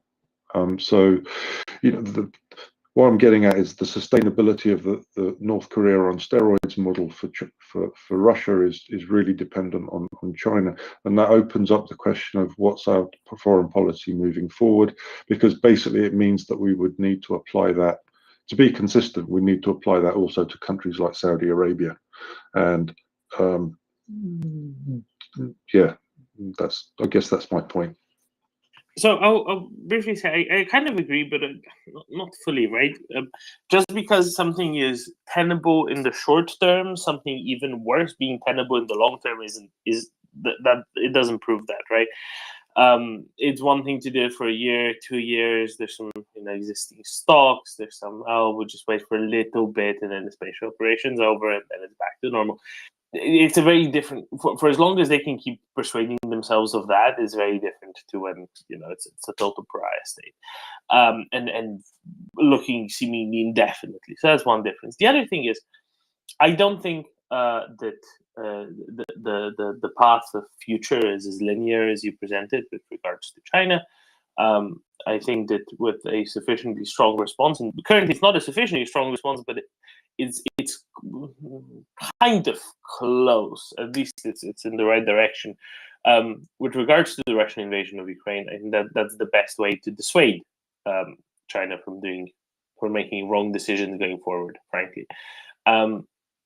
And I don't think that the path of at the attitudinal path is nearly as obvious there than it was in Russia and in Russian history, where it was far more consistent. The attitudinal path is a lot more varied depending on who's in charge, and things change a lot more in that way. So there's also a limited window in which any changes can be made. That window is soon coming to a close. As long as there's a strong response now and a ramp up for the next few years, I think that window will just come to a close, and there will be a change in another attitudinal change, let's say, another, and the possibility of a need to defend Taiwan might well become lower as in a few years as time goes on, rather than higher. So I think it's a little bit more subtle than that. But I agree. It depends on their attitude, of course. But I think things can change not very quickly, but certainly relatively quickly with regards to that as well. I wouldn't consign it to all is lost, woe to us. We need a total this, total that. No, I think it's more subtle than that, but by quite a bit, and a strong hand against Russia's all that's really desperately needed, especially now. They've stepped too far. They went into a direct war. I'm not saying that what Macron's actions are correct, right? Macron's actions are ridiculous, because striving for greater strategic autonomy for Europe, and only thinking of that in terms of the US and not in terms of China is ridiculous, right? And then be more autonomous from the US by having a greater repertoire with China. That's a bit silly. That's very silly. But I think that there's a different there's nuances that are important because they're meaningful and they make a big difference with regards of one than the other. David, thoughts, and then let's go to finance after that. David. Yeah, I mean, basically, I totally agree with you. And then, if I'm oversimplifying, it's just because I think it's very difficult to have a very nuanced conversation about this without having kind of a simplified basis to go on and to refine. But on the Macron subject, I think that the question there is, is that really just? I mean, on one side, I'd say that this is just a French president. What do you expect? I'm English after all. This is just kind of true to form, if you like. On the other hand, I'd say the French have been pretty good allies on the whole around the world, and they've also they've done a lot in Africa, which is kind of in line with my thinking on how our military positioning should be with regard to failed states and so forth. So the question is, how much is it Macron really going out on his own? And maybe it's not that at all. Maybe it's Macron, placing a carrot in front of the nose of Xi to give him an alternative kind of scenario to think about when it comes to taking a route which is towards further conflict. So, if the US block off Taiwan as an option militarily, that there's some kind of way out in a positive way for China to move in. Maybe it's something like that. The problem with that, of course, is that that's exactly that model. In as far as that we've got some kind of idea of what that model is, that model's proved disastrous with Russia. So it really hasn't worked in that regard. And yeah, what do we do then? Finance? I don't like throwing every nation that is problematic on human rights in the same bucket. So the Saudis, for instance, right? Um, I'll give you an example. When the Abraham Accords came down, now in question given the latest moves by MBS, the Abraham Accords are the agreements where the UAE at first and then other Muslim nations recognize diplomatically Israel and were making and have made diplomatic agreements with the Jewish state more or less for the first time formally since its existence. And this is generally considered a great thing for diplomacy and peace in the region because it's pretty hard to have those things if you're a nation who your existence is not even recognized by your neighbors. That's not particularly good for peace. But I will say that one of the big things that came out is for those who are not fans of Israel, which is many people. But one of the funny detractions that was made was people were getting upset that Israel's like doing deals with dictators, and yes, these are dictators with bad human rights records, but it's also all their neighbors. And you're not going to see in Israel that has agreements with their neighbors that doesn't like to have no agreements with dictators is just not being recognized or having any agreements with the neighbors because that's who they are. And trying some Saudi Arabia for all its problems and for as messy as the war in Yemen is, doesn't have the territorial aggressive nature. It doesn't have a long history of genociding people. So I'm not suggesting that it's great or anything, but saying that it's exactly what Russia is I think is slightly apple to oranges comparison. And if we want to push all the dictators together, we can do that. But the other side would be trying to work with them when lots of them have stuff that we want, like oil, and you got to get that from somebody, and your energy policy can either you can being a full purist in foreign policy can lead to some negative results because actions have equal and opposite reactions. So I'm a little bit hesitant for some of the comparisons made because I think in practice they don't lead to better international results. I think that they do sadly quite the opposite. Though I do appreciate where it comes from. I'm not trying to defend the record of the dictatorial regime here.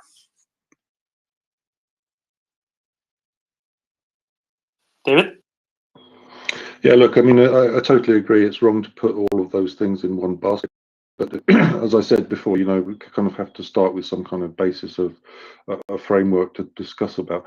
And I think what I'm kind of getting at is that we need a kind of idea about what our moral foreign policy should be and how we go about achieving that. And so, first, I'm a big fan of your approach, Doman, in that you break it up into small steps and start from that point. But there's a debate to be had in foreign policy circles about what this means long term. And I guess what I'm saying is that that there needs to be in the part of the West, first of all, a firm conviction in the value of our values, if I can put it like that, and how we do that, how we promote that externally. So we've said this before in this space. First thing is to focus internally and make sure that we continue to improve on the systems that we have, and we allow freedoms, and we allow countries like Estonia, for example, to show us ways of doing things better and adopt best practice and that kind of thing. But then the question is that we've not had a proactive how do we handle psyops in places like Russia do we proactively support democracy movements in those countries? All of those questions are kind of left hanging, and sooner or later someone's got to deal with them. And if we don't deal with them, then we end up where we are with Russia, and that's kind of my point there. Just one thing on Saudi Arabia, you know, I totally agree. I don't want to go down the Middle East rabbit hole, because that's kind of a whole other topic. So, you know, break it down into steps. Basically, get Russia out of Ukraine, contain Russia, contain China, and then worry about the rest of things in terms of action. But nevertheless, we need an idea about what, you know, what we do from there. And you know, that's a question for our for example, which I just, you know, an example which I just, you know, I just think that we need some consistency internally, because otherwise, you know, we're democracies. There's a debate to be had around these things, and if there isn't a sound kind of intellectual foundation for those things, then these things will get lost in the democracy, because people will just argue about them and they won't happen.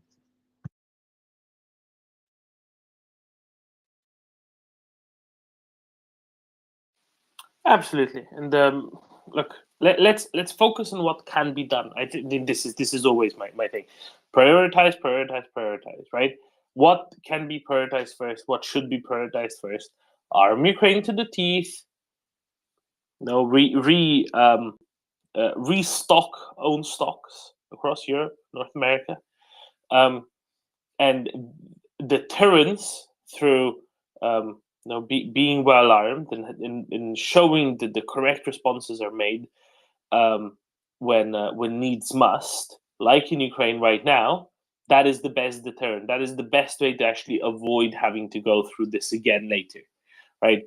That is the best way to really make a difference, much more so than anything else. And let's focus on things that are, and it's frankly, it's the easiest one to achieve.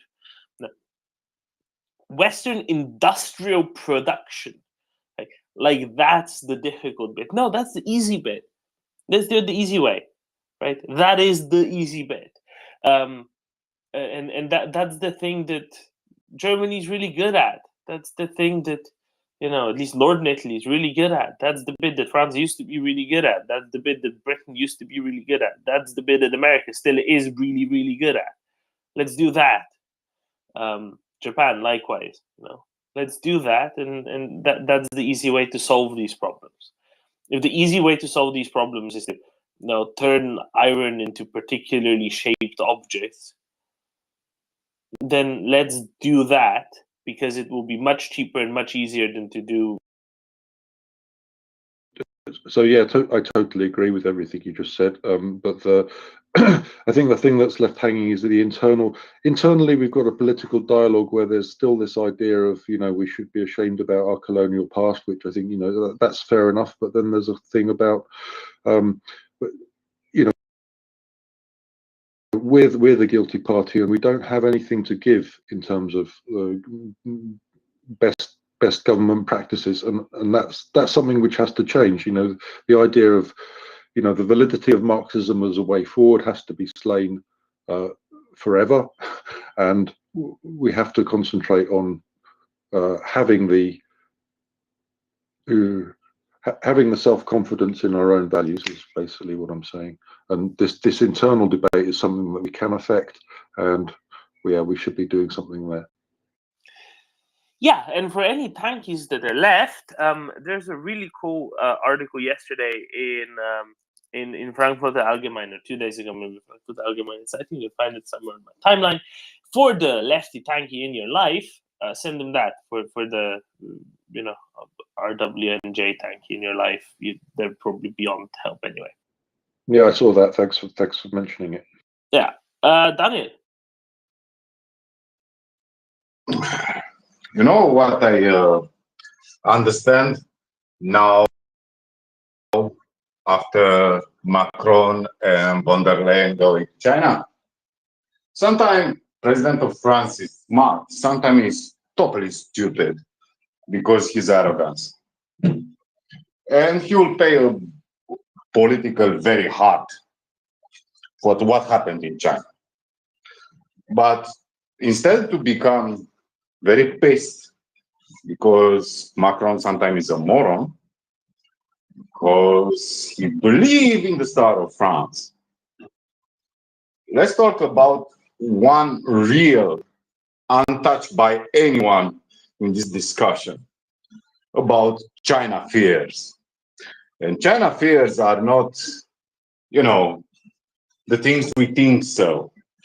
Their fears are, look how this war acted. At the beginning, everybody was, I don't know, Europe will freeze, will not have enough gasoline at the pumps and things like that. But in fact, the things changed very dramatically. At this moment, the main supplier of oil and gas for Western Europe, for example, we don't need it, is United States. And if anyone will say, oh, so you change your supplier from Russia to the United States, oh, you are their client. Let's remember you some things. The trade exchange, Europe, United States is huge. No? And we are in a good deal with United States because, you know, we share similar values, similar political system, similar problems, similar necessities. What will happen if, I don't know, we piss off United States? Let's say France, for example. What will be the problem? Banning Renault to be sold in United States? Or let's take more tanky away. Awesome. Yeah, but let's imagine they will say, you need to change your system of governance, become more democratic. You know, the fear of China is in less than a year, Western Europe changed from Russian gas to LNG without hiccups. Yeah, the cost was significant. But you know, Europe is a very rich place on this planet. They can afford almost anything. Don't look at Gulf princes. Look at Europe. Europe is extremely rich. They can afford anything. If we need to get delivered pizza from Mars, we can afford it. The rest of the world, including China, I don't think so. Second, if someone try to threaten us, you know, we will nuke your cities. Usually, we cope very easy with this.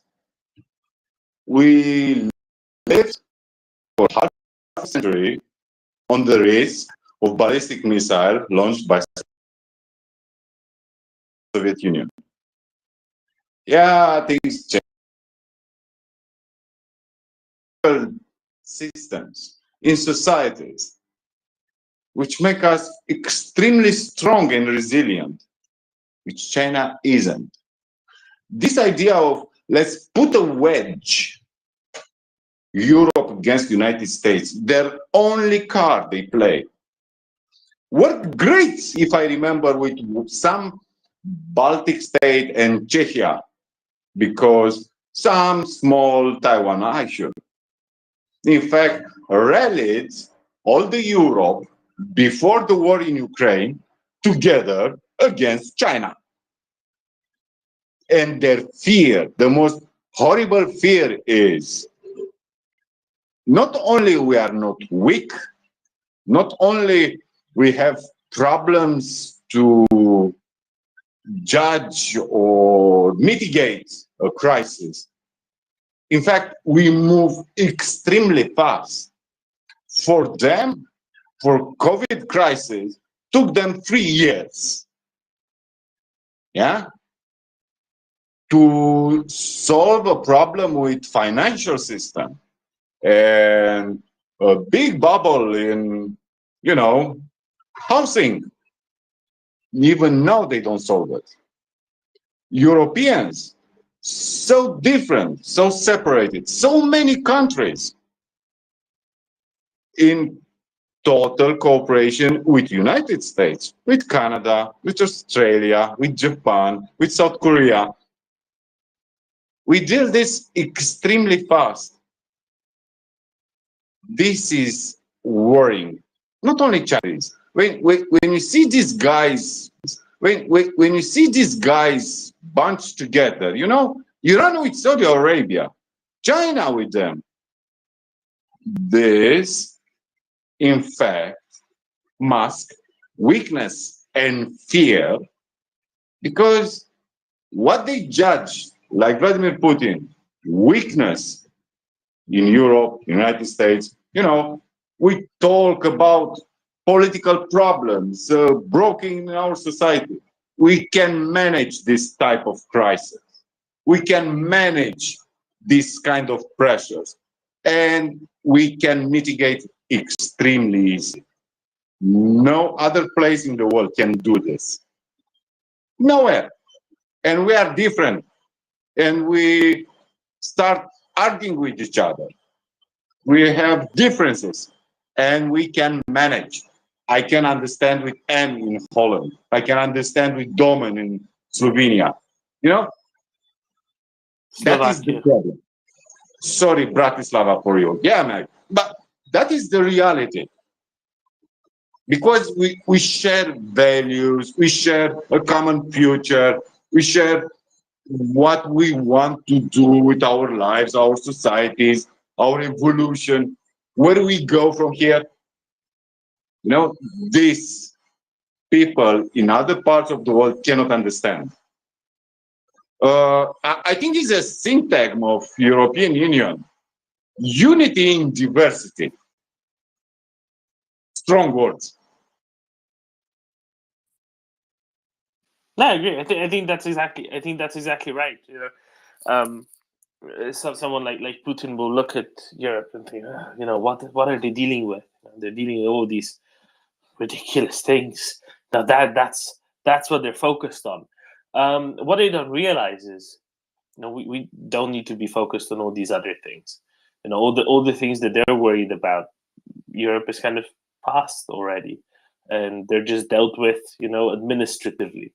And there's sometimes it's difficult. Sometimes it's very public. Whatever needs to be dealt with ends up being dealt with very publicly, with lots of discussion, lots of public discourse. But still, it gets dealt with in 6 months, 12 months, whatever.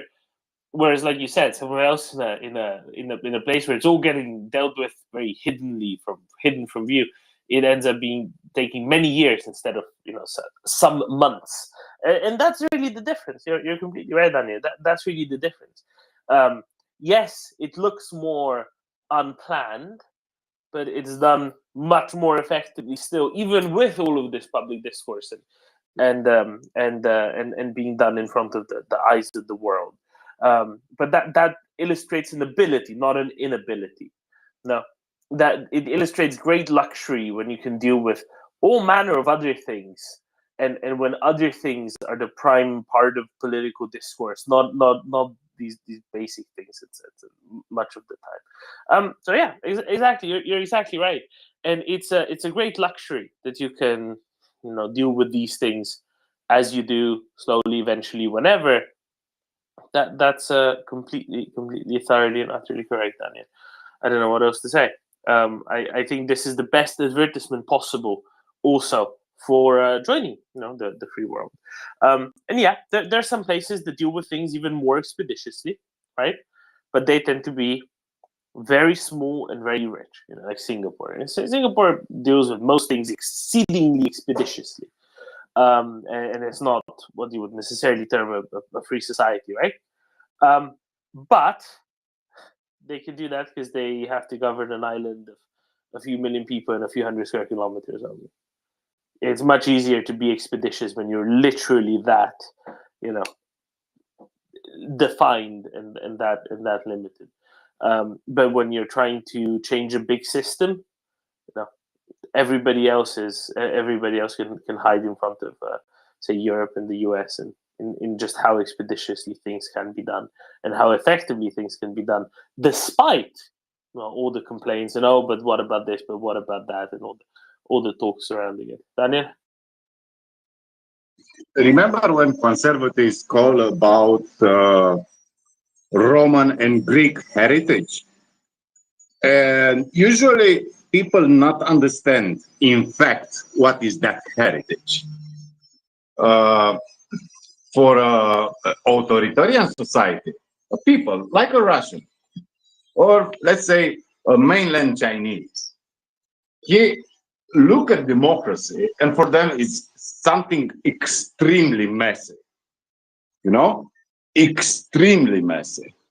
And if you remember Adolf Hitler's words, he had a political program about order. Let's bring back order to Germany. Because the perception of authoritarian regimes, authoritarian societies, people who are forced to live there and not understand this is an alternative. Democracy look extremely messy, too many arguments, too many, options, too many voices.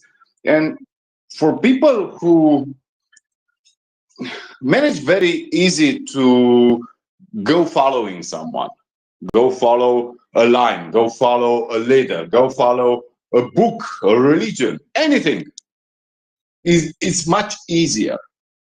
Democracy look from outside, and when you don't live, you are not implicated, you don't vote, you don't, questioning authorities, you don't read newspapers, you're not arguing with your family or friends.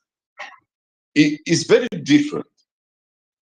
But in fact, in this war of ideas, in this conflict of, positions, this gives you resilience. This learn you first and foremost to accept other opinion which you consider is wrong, different, or unacceptable. This makes you to not look to others because they are different. And, all this talk about minorities is stronger. This cultural war started a few years ago. I don't care about it because he will make us even stronger. We always will have arguments. We'll always have opinions. We'll have steps back. We'll have weakness in some directions. But this is the power. This is the resilience, because you need to get a bigger tent when people look each other and get the common sense. And of course, don't forget simple things like don't kill, don't rape, don't steal, don't invade, don't destroy the houses of your neighbors, don't start exchanging. How the world is not an option for us if we are not leading them. Democracy look very bad system from exterior. If you are not in a democratic country, or at least a bit liberal, democracy look bad. But remember that boy in Kherson when his city was liberated and he put his flag of his country because he expected for months to be liberated from the Russians, and European flag, like in Maidan in 2014. They didn't choose this because, it's a good PR. That guy probably had a nightmare living in Kherson City. But it's about values. Ukrainian society was not a nice society 20 years ago. But when they start changing, when they start building institutions, when they look at Germany and say, I want to live like people live in Hamburg, they understand the values. When I saw yesterday President Zelensky sharing iftar meal with Muslim soldiers in Ukrainian army, that is probably the best answer to all Russian bullshit. You know, are not so many Muslims in Ukraine, but they are important. They are part of society and they are equal. And we don't care if you are Muslim, you are Jew, you are Orthodox on Russian church or Orthodox in Ukrainian church. That is Europe. Ukraine is a mini Europe, in fact. And they will evolve, like all Eastern countries evolved. You have no idea how much my life changed past 20 years. And for people outside, this is probably a huge question, unanswered, because they don't understand this. Diversity can give you extremely power and resilience. And I love this world. With all the mistakes, all the problems, I love this world. I cannot imagine going to Dubai. I don't care about Dubai. I don't care about any place on the world when I must be in danger because I open my phone and somebody will search and say, this impede, I don't know what fucking law. Freedom is something extremely good. And people understand freedom better when they need to experience without, like some Ukrainian experience. Let's enjoy our life. Happy Sunday to everyone.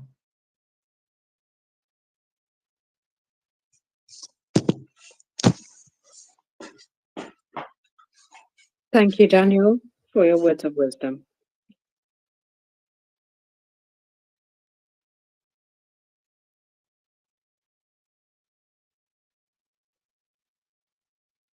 So I will just say, happy Easter Sunday to everyone. We've got an awful lot of people angry at Dmitry Medvedev online, and as a result, the platform in general for allowing his nonsense. I think it's something that's worth a mention, considering I can't get away from the whole thing. It's currently trending.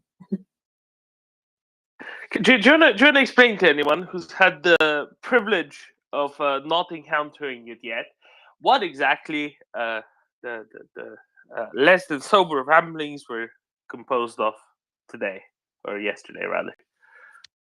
Well, he does like to drink and tweet, doesn't he? And so yesterday he posted a ridiculously long Twitter Blue rant on basically just saying, yes, I'm a genocidal dickhead, and these are my thoughts about genociding our neighbours. And as you can imagine, it's against the terms of use, as far as I can see, terms of service. And I don't know. It just seems that there might be a bit of an issue there. The fact that it's actually still up, considering I would imagine there's been at least a couple of thousand reports about it now.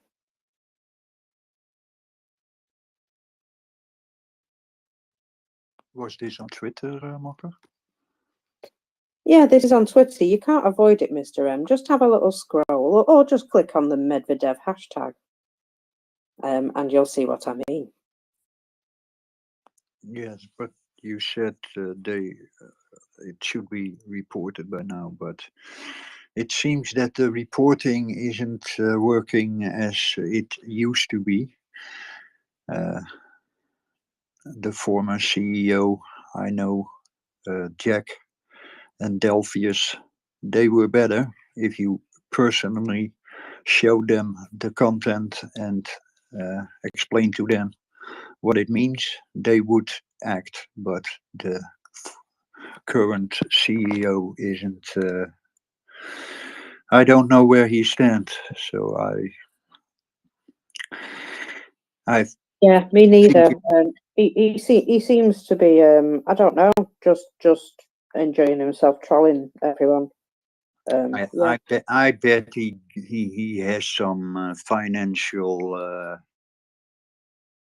or another, and that's why he is not fully. Well, you know, we cannot make any assumptions, but I would say there might be some things that, you know, point in the direction of bad faith in some way. Yeah, maybe. Another Alex Ferguson fella. Good morning.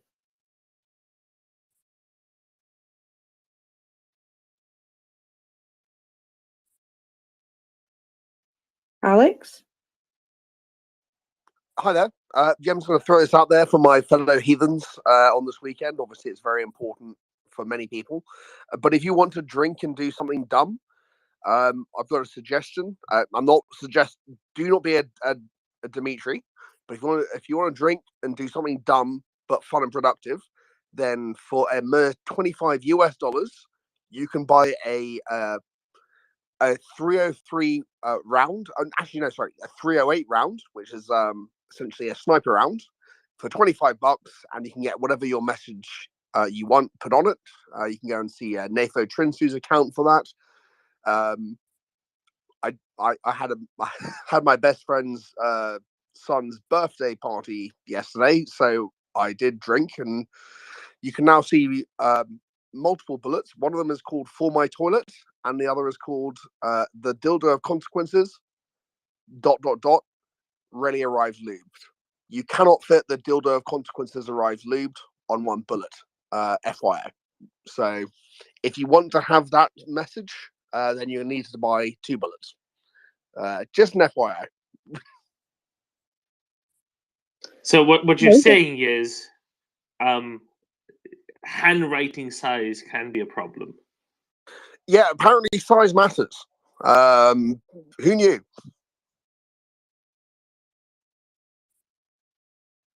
All the ladies. I mean, it's a pretty big bullet. Like this is not a regular 7.62. This is a big one, and the guy's just like, but consequences are huge, eh? Oh yeah. Well, I mean, they're 2 consequences because you have to buy 2 of them to get that message across. But hopefully the message gets across. Even though I had to buy, well, I bought a bunch with various messages. And once again, it's children's birthday parties are basically piss ups as far as I can tell. Well, we're very glad that you bought yourself a bouquet of kind. Yeah, there are lots of spicy candles.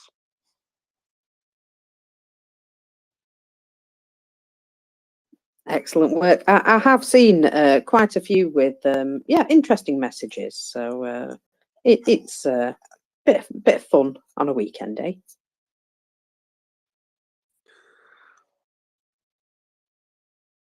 Very good. Yeah, when I first saw these, I thought, you know, it'd be really clever if you did some micro engraving. There's very clever methods by which you can very small font, very small print, write things on other things.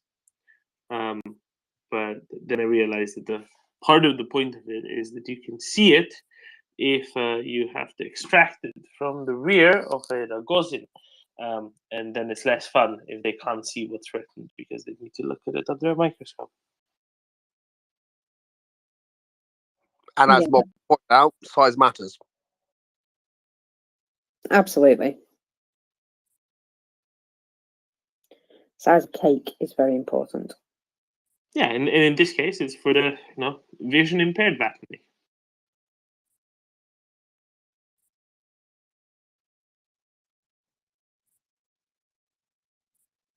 I'm looking very much forward. You remember when Rogozin had his emotional event, and I would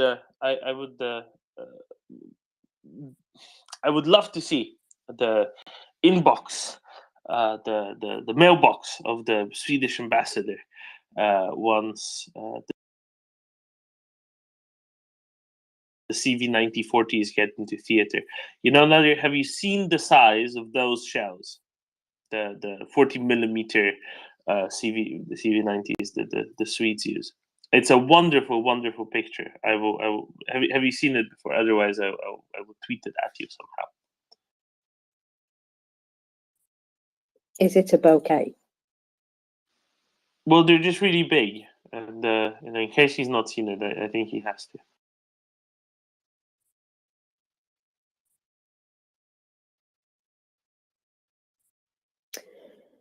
Well, he's legged it again, so maybe just send it to him. Orlando. I'll do it just in case. Orlando, go ahead. In defense of Twitter, I was just thinking, isn't it good that we know that that's what Medvedev thinks? Well, yes and no. I mean, I think we kind of know anyway. The thing is, I don't think he's actually tweeting it.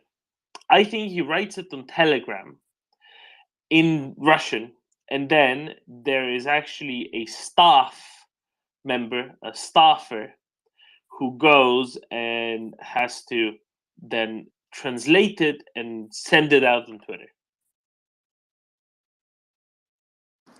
That's shocking. Can't even do his own tweets. I don't think his English is good enough. Yeah, good point. Especially not, after he's had both his and Vlad's rations. So do you think his staffers are trying to undo him? Just stitch him up a bit, or is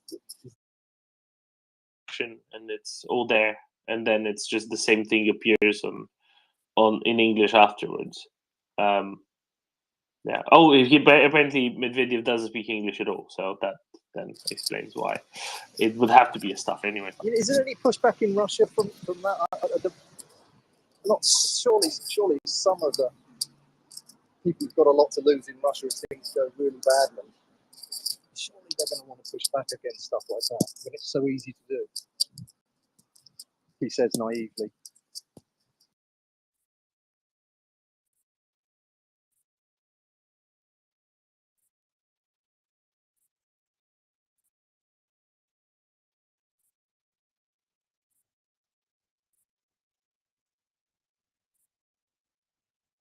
Well, one thing about this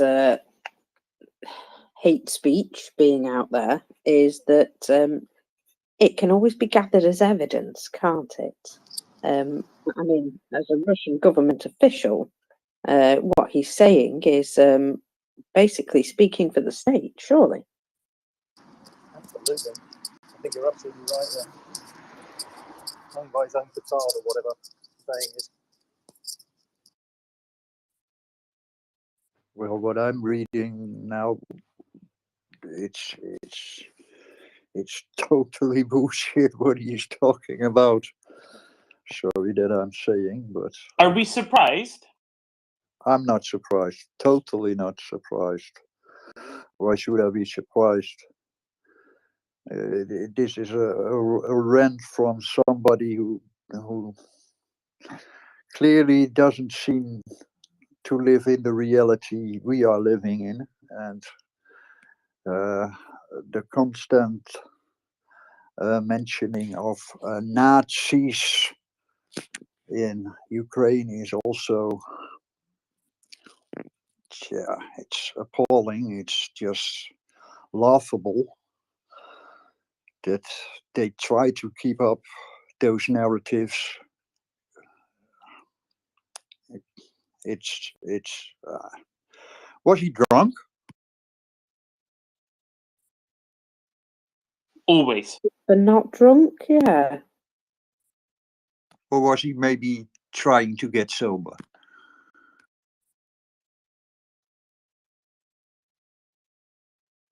because this is yeah.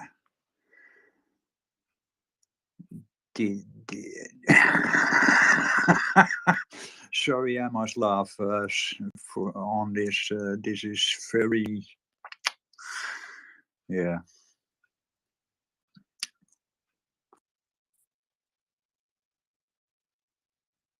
Well, there you go. As simple as that. Sometimes laughter is the best medicine.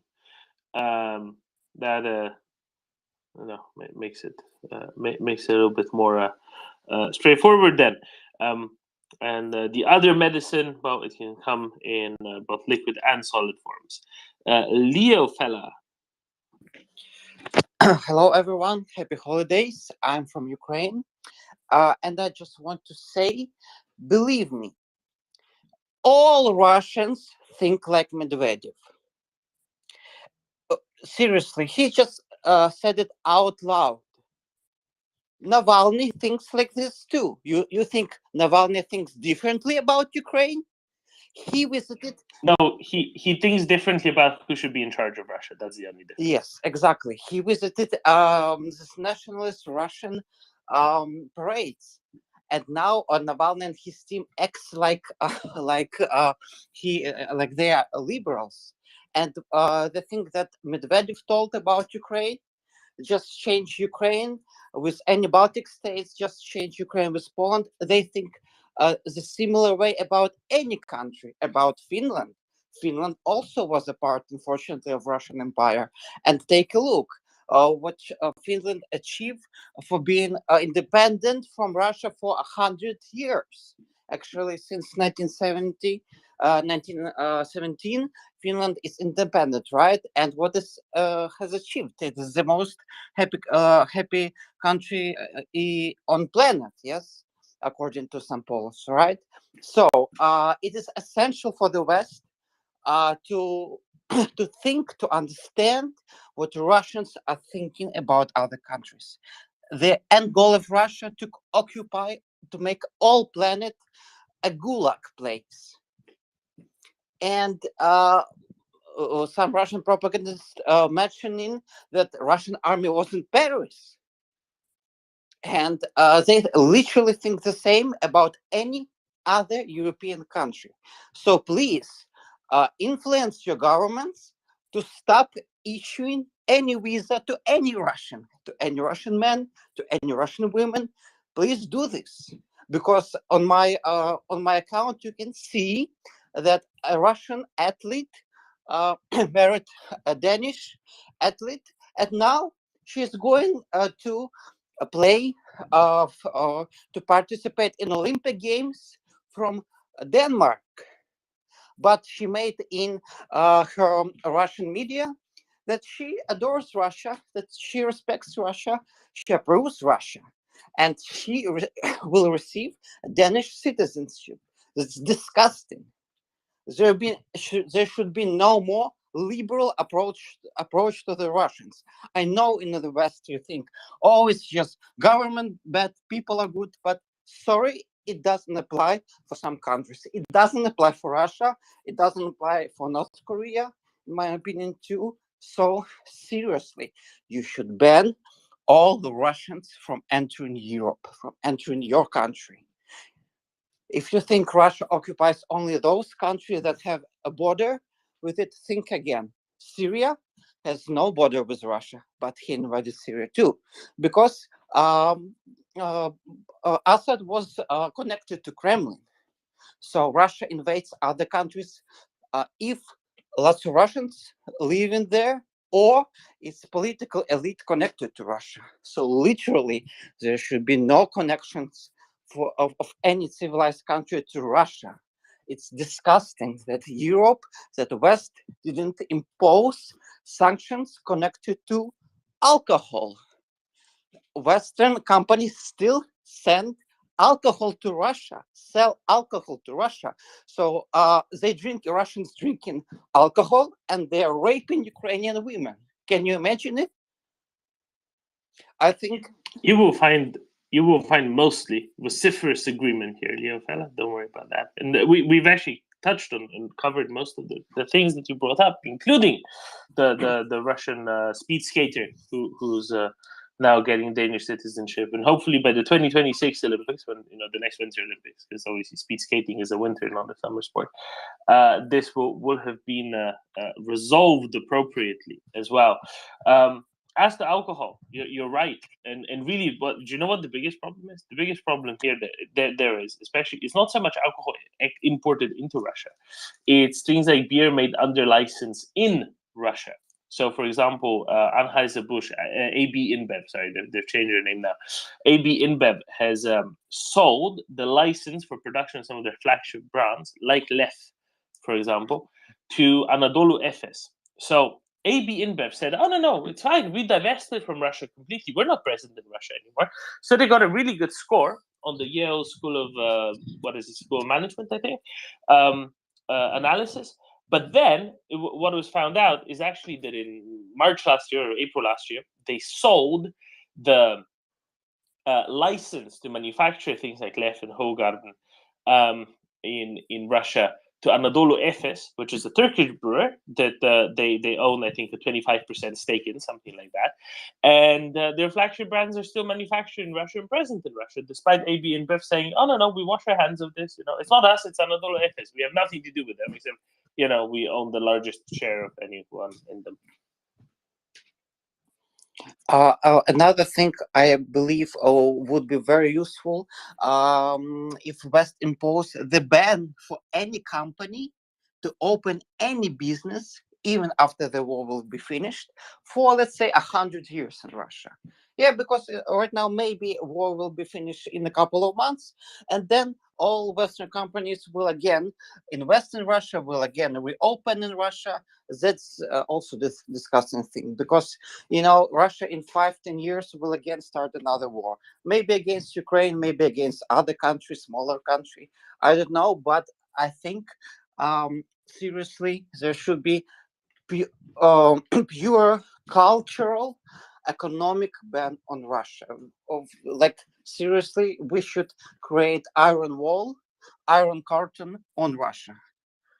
That's actually what we in Ukraine think about this all. Thank you.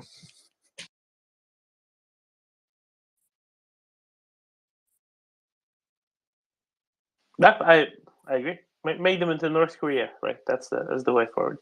Another Alex fella. Yeah, just following up from Leo. It's not just Ukrainians who feel that way. So the Ukrainian diaspora or in London, or its rally on Wednesday, Saturday, and Sunday here, apart from this weekend because of Easter. But the thing I find amazing is that Syrians and Iranians regularly march to stand by Ukrainians in London and demand that their governments be sanctioned. So Russia must be sanctioned, but Assad must be sanctioned, and so must the Islamic regime in Iran.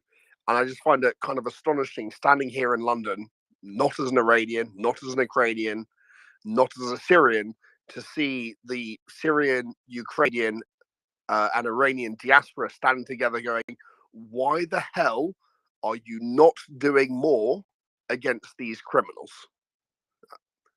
So, yeah, sorry, I'll tap out there. But I just find it astonishing that diverse cultures, Iranians, Syrians, and Ukrainians, will all stand together as one outside the home of our Prime Minister, outside 10 Downing Street, and go, why the hell are you still engaging with these people?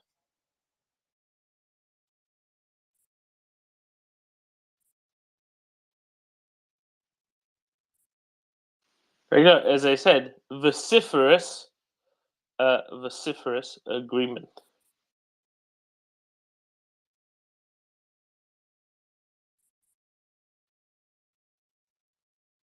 No, as to the visa question, I think that's a really, really good one, and it's something that we went on for quite a bit here last year in the summer when that was all the rage. There's more that has to be done on that, unquestionably, undoubtedly. I do like that the lead was taken by, so for example, Baltic states saying, no, we're just going on and doing this. We're not waiting for anybody else, and that really helped with quite a bit of movement on that. There's still plenty of tankies that need to be. They need to start understanding that the so-called Great Russian culture is nothing of the sort. That it was all either imported or stolen in the first place. And no, the bulk of Russians don't actually know any of it or understand any of it. And that it's much more a facade for the outside than it is, actually there.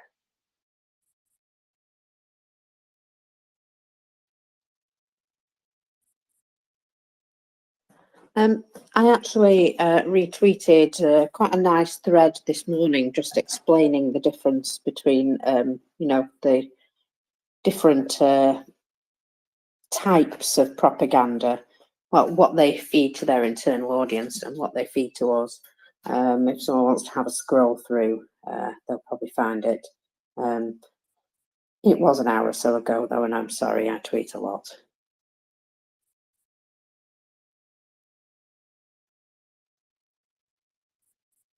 I could find it, however. Bear with.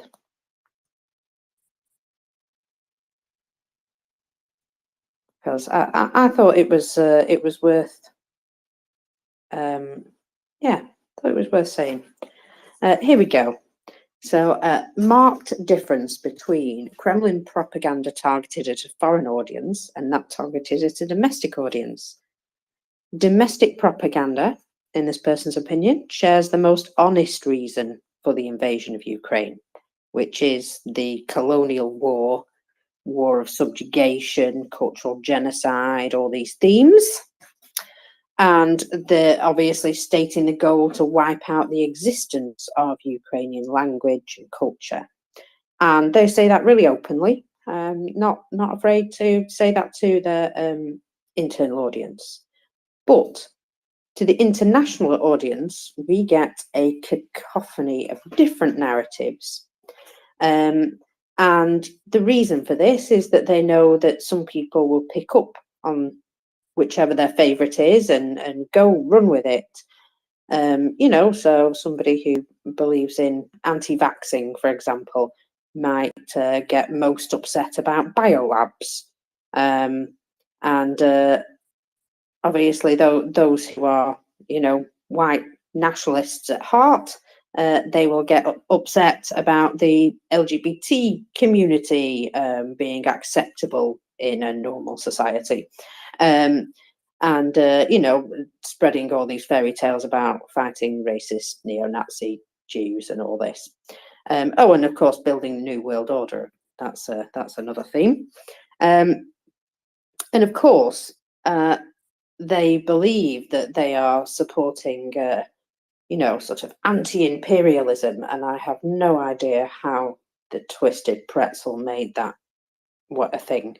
But anyway, most cynical of all is the fairy tale sold to the Western leftist tanky types, which is this: Putin is fighting imperialism.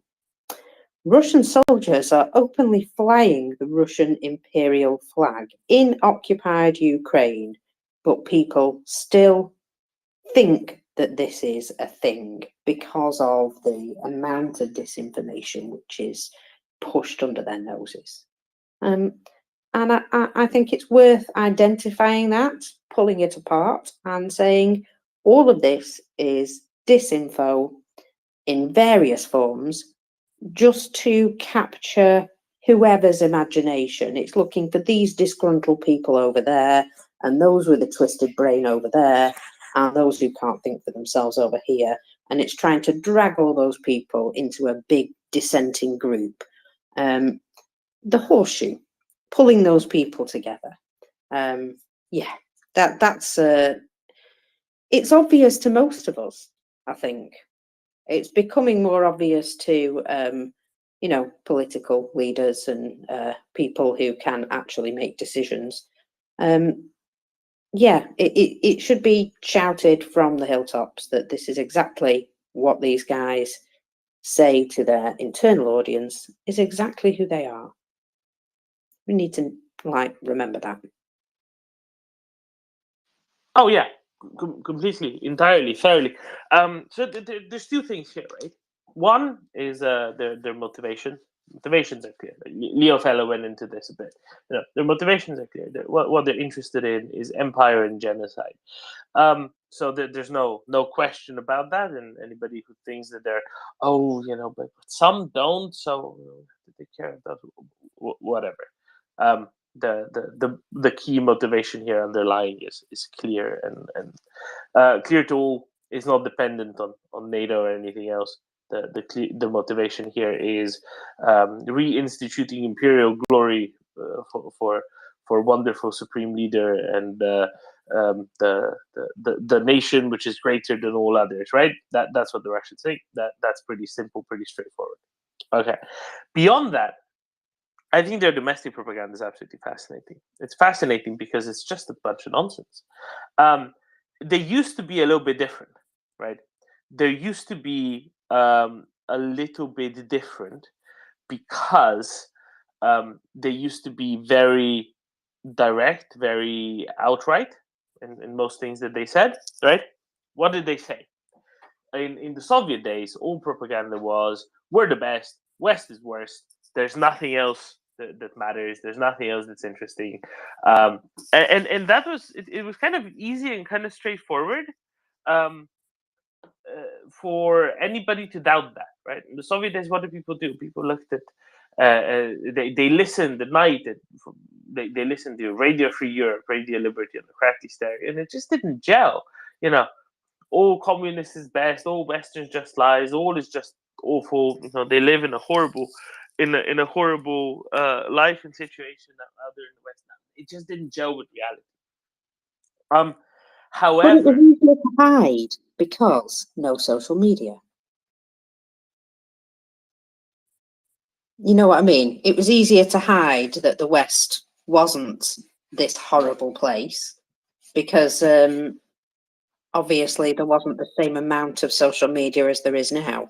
And that alone, I mean, it's pretty obvious when you see pictures of towns and villages in Ukraine that haven't yet been bombed. And you see pictures of towns and villages in Russia. And there's a marked difference there.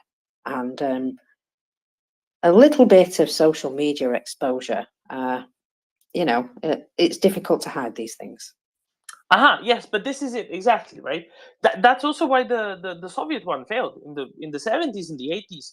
The lie to the population, the domestic propaganda started failing because there was just a little bit, a little bit was known. Radio Free Europe, Radio Liberty, the occasional the occasional LP, the occasional vinyl record. That's pretty good. The occasional newspaper thrown in a bin at Sheremetyevo. The occasional foreign newspaper, that made a difference. It just didn't gel anymore. And I think this is where the current domestic propaganda is so much more insidious. The smorgasbord of nonsense, the smorgasbord of anything goes. And the propagandists are told very different things to disseminate nowadays as well. If you look at your typical Soviet propagandist of old, what did they disseminate? How did they disseminate? They got a top-down edict that said, all Soviet good, all Western bad. Just keep on saying that, and obviously nothing made sense. And it was easy to poke holes into it. What did they get now? They get a general rule: just do whatever you say whatever you say in a positive way for the regime. Right? That's kind of what they got now. That's kind of what they have now, and that's a lot more difficult to poke holes in because it's already full of holes. It's very difficult to poke holes when everywhere you stab your stick, it goes through an already existing hole instead. Now, try taking a nice plastic colander and a knitting needle and poke holes in the plastic colander. It's just going to go down holes already, right? It's the same here now. What they get is a general thing. Just be broadly supportive of regime. So anything new happens, and you have immediately 15 different responses to it. You have propagandist number one blaming the Anglo-Saxons for it. Propagandist number 2 saying, oh, no, it's all fine. This is no problem. We planned it all along. Propagandist number 3 saying, this isn't relevant anyway. What you should focus on is imagine some sort of group they don't like. It's the fault of the gay Jewish Nazis, something like that. Propagandist number 4 saying, no, the real problem is something else. The real problem is this. Something else completely. Propagandist number 5 today.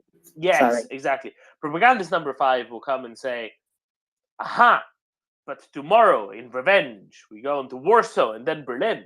Yeah, it's gonna be like that. Propagandist number 6, why don't we just nuke London and Washington?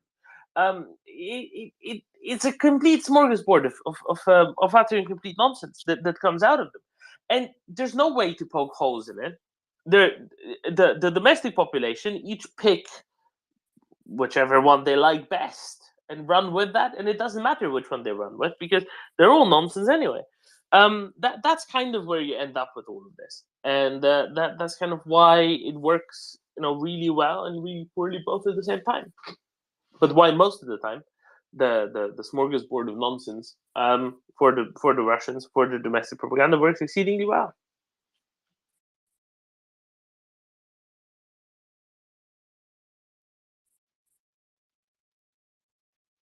Irish. Hey Hi, guys. Rich, how are you? Yeah, not too bad now. Yeah, there's a audio book I listen to. Is anyone aware of that? LibriVox is like free books. All books over a certain age that are gone by their copyright period. There's a free thing. It's called LibriVox, and there's an interesting one of the origins of like all this stuff like that. It's called The Ukrainians. I think it's in the Great War. Or it's like World War One, and it's actually about because Galicia was in Austria-Hungary, and then there was the the Russian part of Ukraine, and it's all about especially the eastern provinces, about the systematic even from them times, like the Russification of the what they used to call them Ruthenians, the little Russians, and Belarus and Ukraine were like very well targeted even back in these Tsarist times. It's really interesting because this is like the origins even of Ukrainian nationalism in that area. Like the Austria-Hungary supported the Ukrainians, so they kind of they knew they were about to collapse. They needed to foster the nationalities in their empire, so they started to foster the the Poles and the Ukrainians and everything. And no, it's really interesting. And it's a free book. It's only a few hours long, but anyone who wants to really, a quick book that just covers all that original, where this all started, like with the, when Russia decided that they needed to, their way of dealing with nationalism was actually Russification. And it's really interesting for anyone who's I'm just looking. Yeah, I think it's called Ukrainians and the European War. It's very interesting.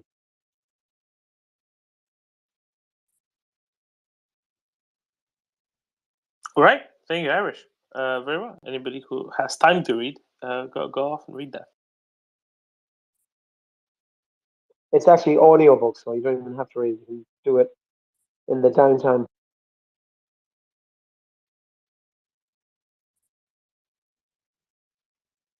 I don't think myself or Dorman have the time for either of those, unfortunately. Yeah, I'm piling up lots of things for after war is over.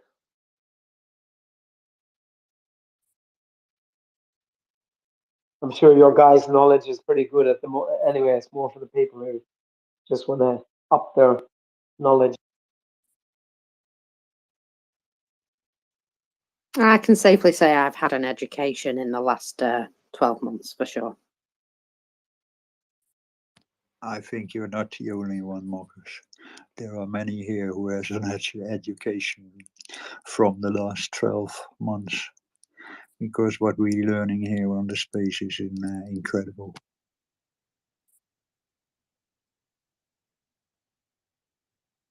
this you don't learn as quick in some university or other education. You don't get this kind of insight and overview.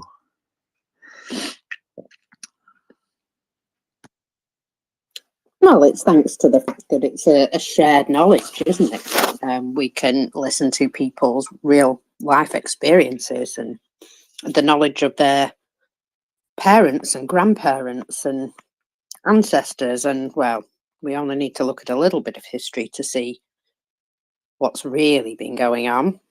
I'm embarrassed almost that it's not been much more widely publicized, that this is just how they, operate. Yeah, sorry. Yeah, I just gobsmacked me. I knew Russia wasn't a great place when I was, growing up, whatever.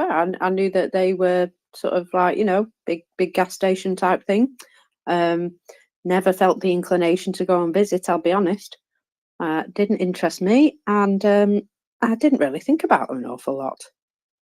And now I see that they've been sort of playing games for, forever. Doma, my lovely, go ahead.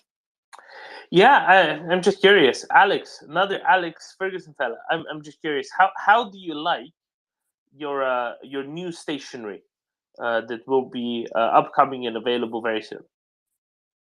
I'm pretty excited about my new spicy stationery. I'm more excited about my airborne drones, to be honest. But yeah, I'm pretty happy that a sniper in the AFU is going to be delivering a message, hopefully for me. And I really want revenge for my toilet, which the Russian embassy stole off me off Kiev Road in London. Yeah, that's right. The Russian embassy stole my toilet on the 24th of February, and I want my revenge. I can understand that. It's they go around nicking everybody's toilets. It's very rude. Well, that's it. I paid 80 quid for that toilet. The embassy does not respond to my messages. I am blocked on Twitter, but they stole my toilet. So my retaliation is spending a bunch of money on, well, more than £80 on spicy things to send my messages back. So it's like, give me back my toilet, or... Well, if email doesn't work, airmail. Well, exactly. So I've got a Ukrainian who seems very willing to deliver my message for the seemingly very low price of $25 a bullet. Unfortunately, there's probably some PayPal losses in the midst, so there might be a bit less than $25. But I'll settle for $25. And yes, if you want to write "the dildo of consequences ready arrives lubed," that's 2 bullets, so that's $50. But if you want to have another one, which is "for my toilet," which is personal for me, then that's another bullet. So yeah, for the bargain of $75, I can send a spicy message, courtesy of Ukrainian, to the Russians in revenge for my toilet. Well, let's hope that you've inspired other people who've had their toilets stolen. I don't think you don't need to have your toilet stolen. You can just be pissed off with Russians. There are a lot of people who are pissed off with Russians. I'm just especially pissed off that on the 24th of February, they stole my toilet. I mean, it's the most Russian thing you could possibly do. And I think, I think that you're going to need to send another few messages, because, being short as they are, you can't really put in your proper, request for restitution. Now, if you just mail somebody, "you stole my toilet," that's hardly enough, right? If anything, you need to be able to put on a request as well, and I demand that you then compensate me because of that with this and that. I think a good request would be, get the Czech embassy up there on Notting Hill some better neighbors. Yeah, there are multiple ways of sending that message. So there's a very kind Ukrainian sniper who's going to send a message with those bullets, and there are going to be some very kind young Ukrainians in the AFU who are going to send a message in the form of a high explosive anti-tank warhead attached to a drone. 2 of them, in fact, so far. Hopefully they'll be joined by more. But yeah, I'm looking at lots of ways to deliver a message, but May the 9th. I like mocking Russians, so I'll try and come back here on May the 9th. Do you reckon it will be a rusty way or a rusty way of delivering said message? It's good. Well, this is getting pretty niche, but for the people who are unaware, on the 24th of February, I bought a toilet from Wix, spray painted it with "Russia is a terrorist state," left it outside the Russian embassy, and they stole it. Yes, they stole my toilet. I'm looking at alternative things for the 9th of May, because I couldn't take them to court to pursue them for stealing my toilet on the 24th. But if they steal my washing machine, then I want to have legal recourse with the Russian embassy in London. I think taking them to small claims would be the way to really ruin their day. Yeah, that's it. I didn't have the I didn't have the procedures and documentation in place to pursue them. If they decide to steal my washing machine on the 9th of May, I will. Well, on the 9th of May, you've heard that there's been a drone competition set up, haven't you? Oh, I've heard that. I would love to see that, but for me, it's the Russian embassy in London who's pissed me off because they stole my toilet. So I'm going for them. I would love to see a drone land in Moscow on the 9th of May, though. When you do the washing machine, I suggest you do 2 things. One, get a rusty one. Make sure that your washing machine is at least somewhat rusty, and make sure that the washing machine's name is Matt. I've got some ideas. It's remarkable about the amount of bollocks you have to go through if you want to pursue someone for stealing your washing machine. So rusty actually is not necessarily a good thing. And I say washing machine, it might actually be a dryer because that toilet was bloody heavy. And it's surprisingly hard to carry through a crowd. So I might actually go for a dryer. It looks like a washer, but... No. All you need to do is take a washing machine. You need to take the concrete blocks that stabilize the thing out. It's very easy. You just unbolt them. Oh, I know. I'm an engineer, but I know you are, so I know that you know how to unbolt things. But not everybody remembers that there's big concrete blocks. Yeah, like this is my learning. I thought in my mind it would be really easy to just get a toilet to the Russian embassy. In practicality, it was remarkably hard to get it done. Like I needed to change clothes.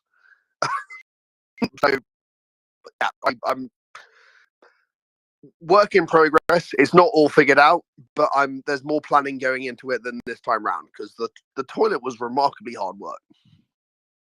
Well, you have a month exactly. It's the 9th of April. You have a month exactly to figure it all out. Oh, and I would suggest that maybe many fellas make lighter work. Yes, there are other fellas who regularly attend in London at Ukrainian rallies who suggested they can give me a hand. So yeah, many fellas may open up opportunities.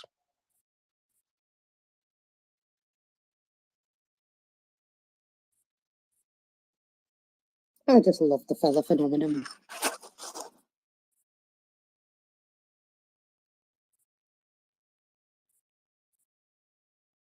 It's basically just regular people who've had enough coming together and going, you know what, we should get together more.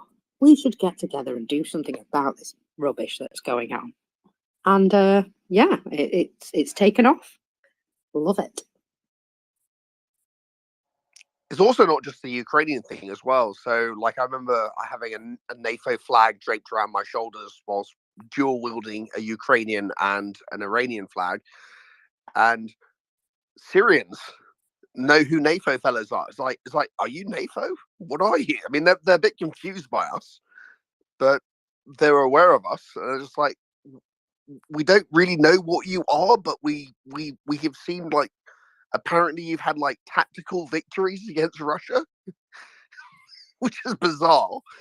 But you have the Syrians going, or the Syrian diaspora in London going, like, we don't know what you are, but we know that somehow cartoon dogs have defeated Russia in a tactical battle. Can you please tell us about it? Oh, that is just beautiful. And it is good, because there's been quite a lot of media attention pointing out that Russia cannot even stand up to cartoon dogs. So amazing stuff. And it's an absolute worldwide movement now. And whenever I see a little Shiba Inu doggy smiling at me with a fancy outfit on, I know I'm in good company.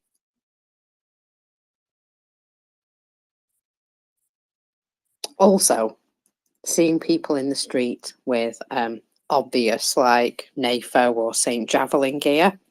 I've only seen one so far, but he was too far away for me to scream at. However, the next time I'm going to chase him and go, "You!" And yeah, probably embarrass myself. Come to the Ukrainian rallies in London. Some of us are public. Dude, I'm right in the north. That's like, it's a 5-hour, 6-hour train journey. It's Okay, I can direct you to how you can mess with the No to NATO crowd. That's also quite fun. Oh, that went really well. That went really well. So the first, was it twice or 3 times that the main battle tankies around Galloway got their venue cancelled, and then they said they will have it in a secret location close to Euston, and then they couldn't find the location closer to Euston than, like, next to Hyde Park, the other side of Hyde Park. That's not very close to Euston.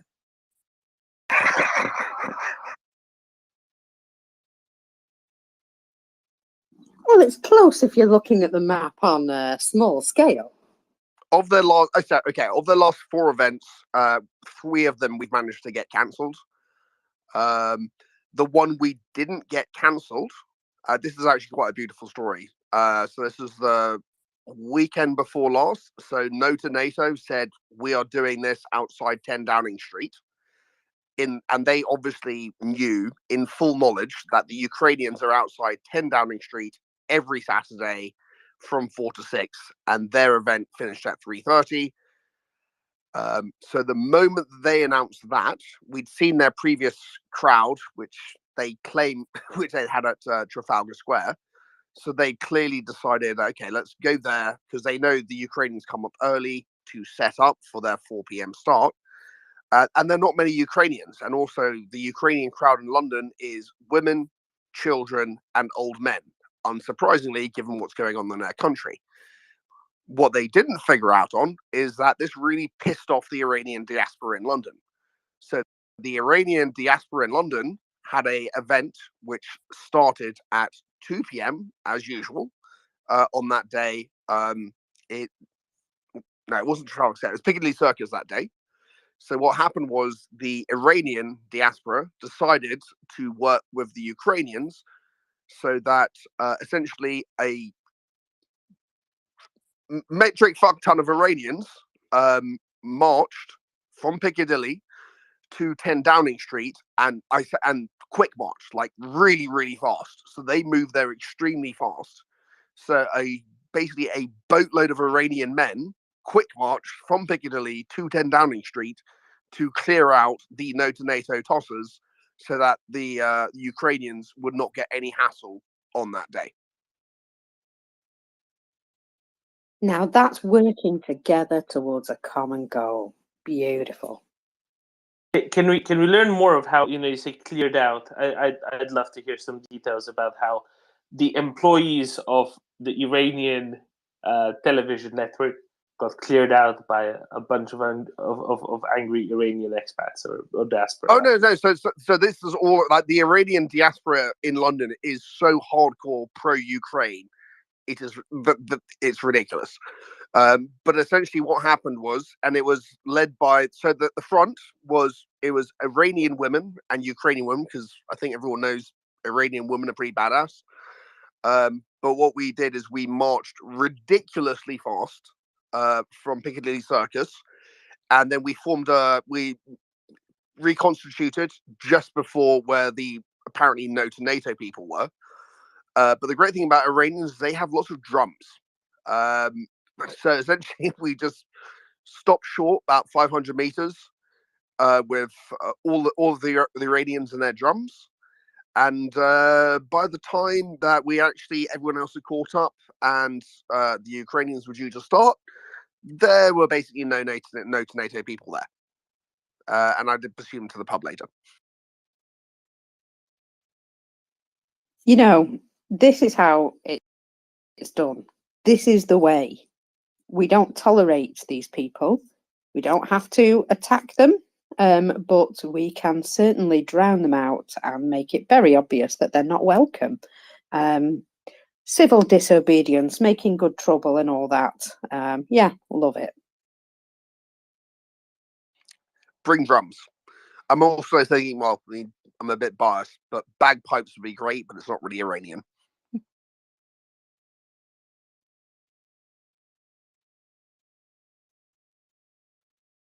All I would ask is drums, yes, whistles, no, because I heard enough whistles in my raving days. Now you all know how old I am.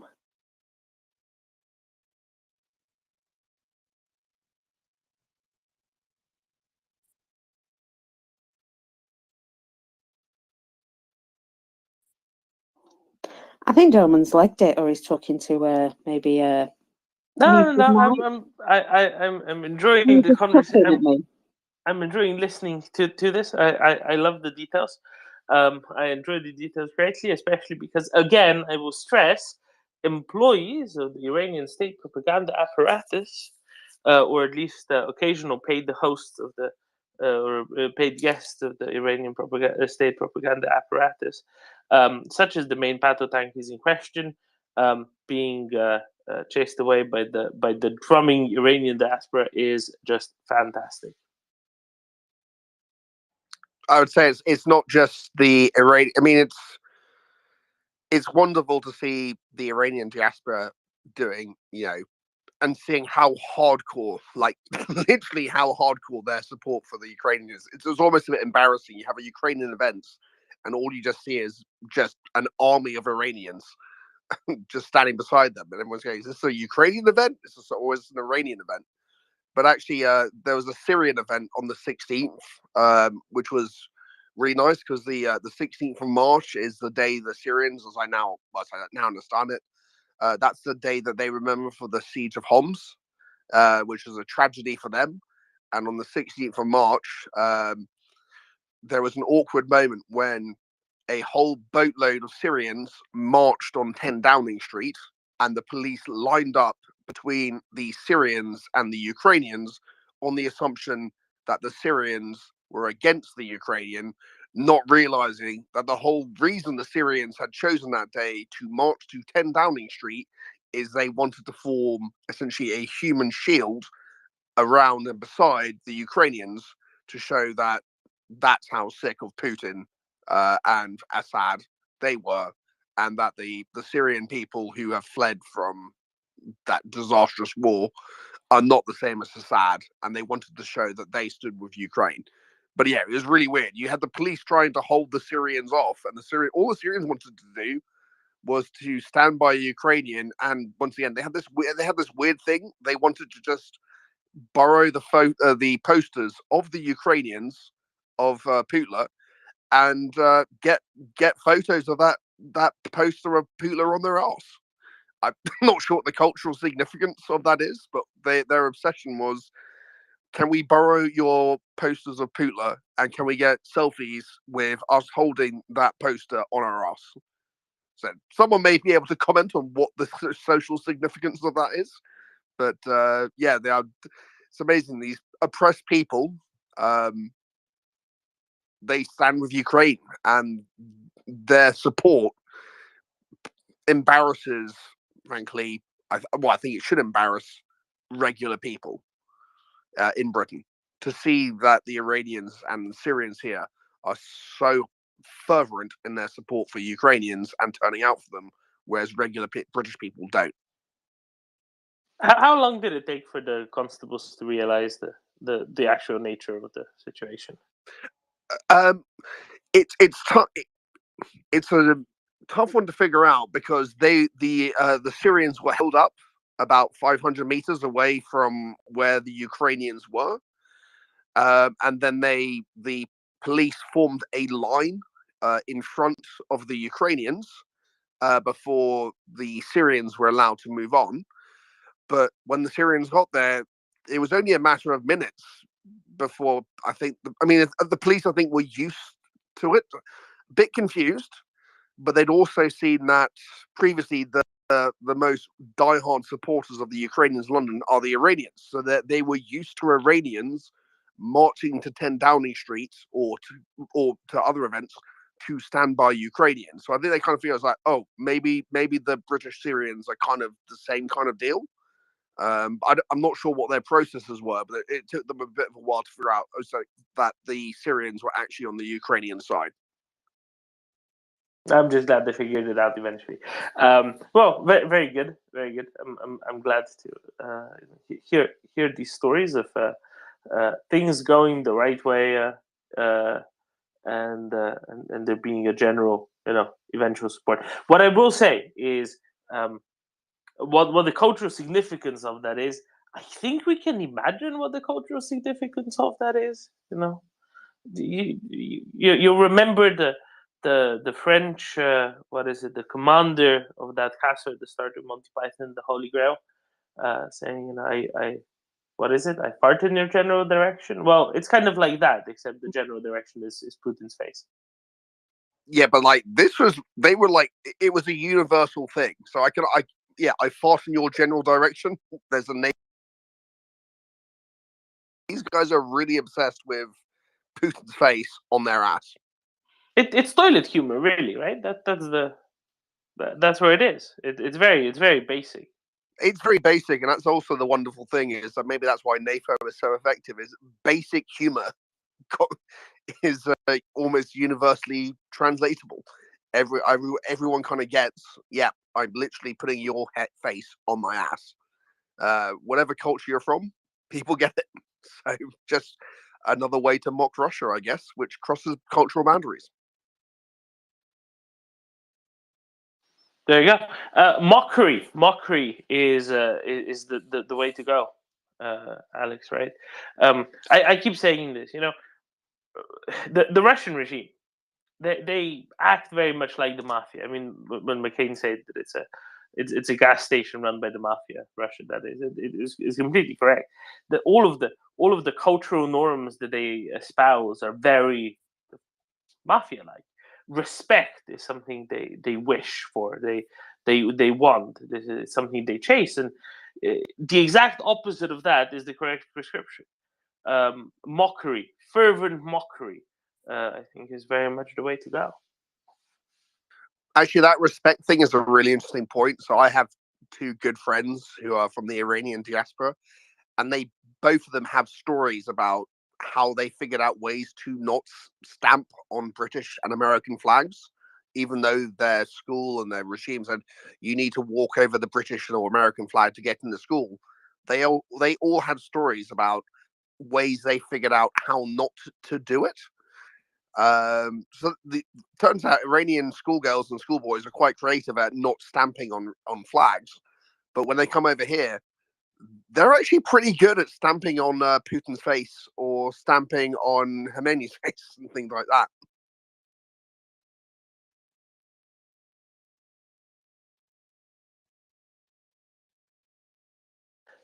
Exactly, right.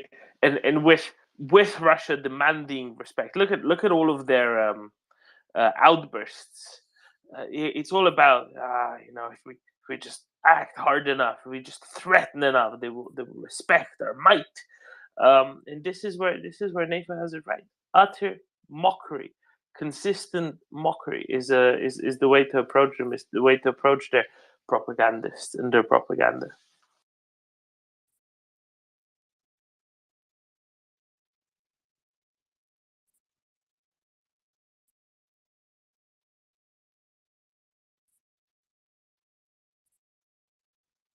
Actually, for all of you who are in Britain, the BBC reporting on Russian propagandists a day ago, 2 days ago, was it yesterday? Was it 2 days ago? Where they kind of broke down, this is what Solovyov does, etc. Did it have any? Did it reverberate at all in British society over the Easter weekend?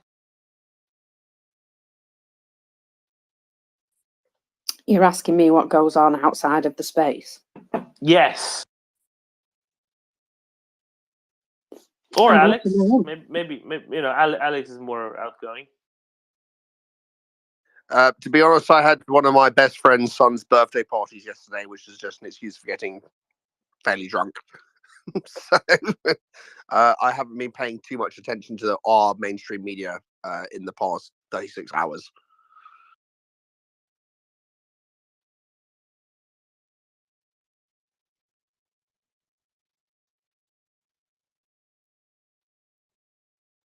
So I probably sounded like a kind of right-wing nut job when saying mainstream media. No, it's fine. It's fine. No worries. No, I think the BBC is a wonderful service in general, but I have not actually been that close to it. I've been largely shit posting and bonking, and then when I'm not doing that, getting covered in glitter by children.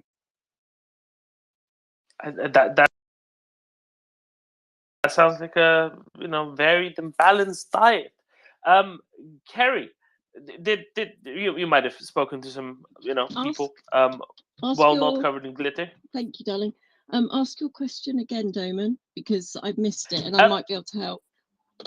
Absolutely. So yesterday, Kerry, there was I think yesterday or maybe 2 days ago, a BBC kind of profile came out, like a slideshow with videos of the Russian propagandists, Solovyov, Simonian, Skabieva, and I was wondering, did it have any sort of reach? Did it kind of show people what Russian TV is all about and Russian propaganda is all about, or did it fall by the wayside?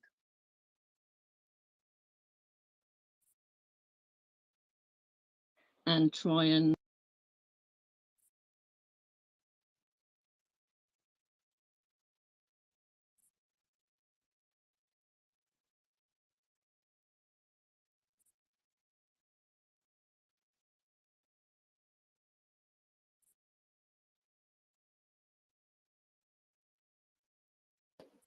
I think Kerry has a bad connection. Aha! So it's not just me, right? Kerry, once you get out of that tunnel, under the London Alp, probably, who knows where, then let's try again. In the meantime, let's go down under, and let's go to Bitcoin Koala. Hey, good day, Damon. Yeah, we're pretty lucky in Australia. I think the Australian ABC, the Australian Broadcasting Corporation, lucky enough, they don't really sort of echo the Russian propaganda, especially that dribble that they have. I can't know what it's called, but they have that. But they will have that talk. It's like a game. I saw it as like a clown show, it's a game show. There's a few of them, and they got the big screens and all that. Which is actually, when I watch that, and I watch it for purely entertainment value, I actually see that, I'm surprised that they're even showing that sort of stuff, especially all the Western build up and all the tanks and sort of saying, the offensive coming. There are certain things I'm thinking, hold on, guys, you're actually, this is a bit detrimental to, this is sort of your. But anyway, What the reason why I've come on is just about the so-called possibly if these documents, if they're the leaked documents or so-called leaked. Some people saying that they're real, some people saying that they're not.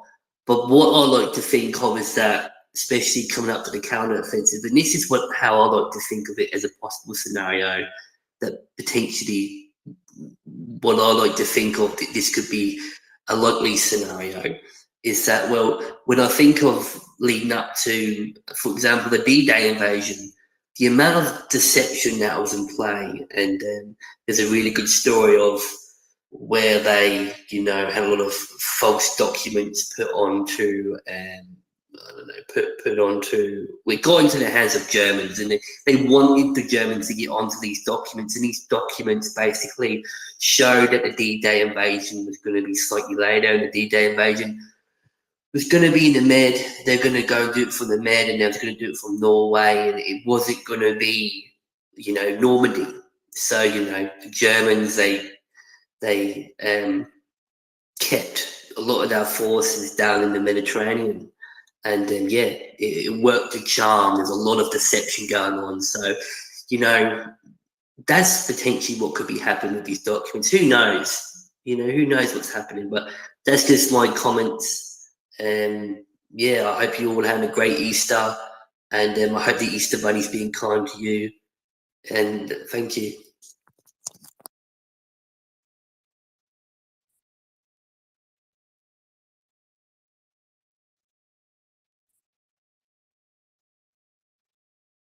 Right, Bitcoin.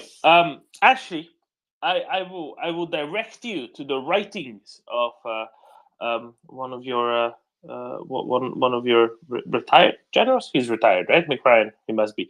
If you check out the Nest, actually pin the quote tweet of mine off it. And he has a really cool thread and also a Substack post describing this in quite some detail, and I think he hits the most important bit. Now, I hope that it's your theory, right? I hope that your theory is right, that this is intentional and so on, and then fantastic, and then we'll hear of that in due course in a couple of years, once the Russians have been well bonked and kicked out of Ukraine, and we're dealing with reconstruction and dealing with all of those things that we really want to be dealing with, then fantastic. In the meantime, let's assume that they're real. I don't think that the content of them was particularly important, in the sense that I don't think there was a whole lot in there that wasn't publicly known already. Bits and pieces, yes. Nothing that can be changed. Nothing that is that desperately important. I don't think this is a question of content. What it is the problem that there was a leak in the first place, right? And it's not about what was in it, but the form of it, that there was a leak. I think that's the bigger problem. And I've isolated and identified the little bit that I think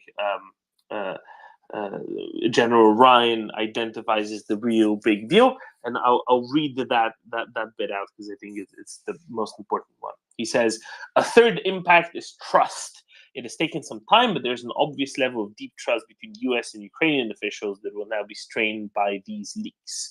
And they're saying before the leaks, or he's writing, before the leaks, there was a significant amount of sharing of information, and not just intelligence, data on weapons and munition stocks, as well as where Ukraine was using or deploying donated weapons was being shared. With these leaks, there will be some who will be tempted on both sides to pull back from such openness. This will not only hinder Ukraine's war effort, but would aid Russia. Hopefully, cool heads will prevail, and I expect they will. I think that's exactly the thing here. I think that's exactly the greatest possible negative effect. This is what I've thought before, already before. You know, as soon as these things came out and the correct version came out, as opposed to the clearly photoshopped version. At that point, I thought this was just made up Russian stuff when I saw the Photoshop numbers. But ever since then, I was kind of thinking, well, this is probably it's probably true, almost certainly true. It is indeed true that these are actual documents, and I think this is the biggest negative effect coming from them. Probably, not sure, but this is the one that I'm certainly focused on. Now the actual content is not about the actual content. It's about all of these other consequences stemming from it, from the fact that there was a leak. It means that things aren't as secure as they should be. Nothing is perfect, right? Anything that is known by 2 or 3 or more is subject to being leaked, right? At some point, is subject to the risk of being leaked. But clearly, the protocols were not good enough for what should be there, or what should have been done to prevent them. And there will be a lack of trust, and that's not good. Now, that's the thing that could have negative consequences. Anyway, I'll leave it at that. But read General Ryan's writings on it, both on Twitter and Substack, if you want a long form version instead. It's not very long; it's actually quite a short post. And I think that he has the correct assessment of this. I think his assessment is good and actually quite concise as any. Hope that helps. Bitcoin koala.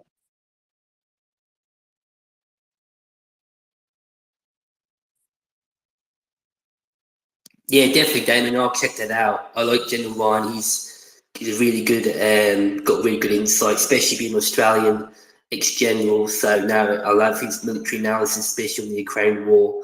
He's you sometimes see him come on ABC, and he has a talk on gives an update on the Ukraine situation from his analysis. But yeah, no, he's great. He's got that military mindset, hasn't he? He's got that sort of that knowledge, that background. So yeah, no, thanks for that. I would definitely, I do normally read his threads, but yeah, I haven't come across that one. I'll have to go looking for it. So yeah, definitely, thanks, man.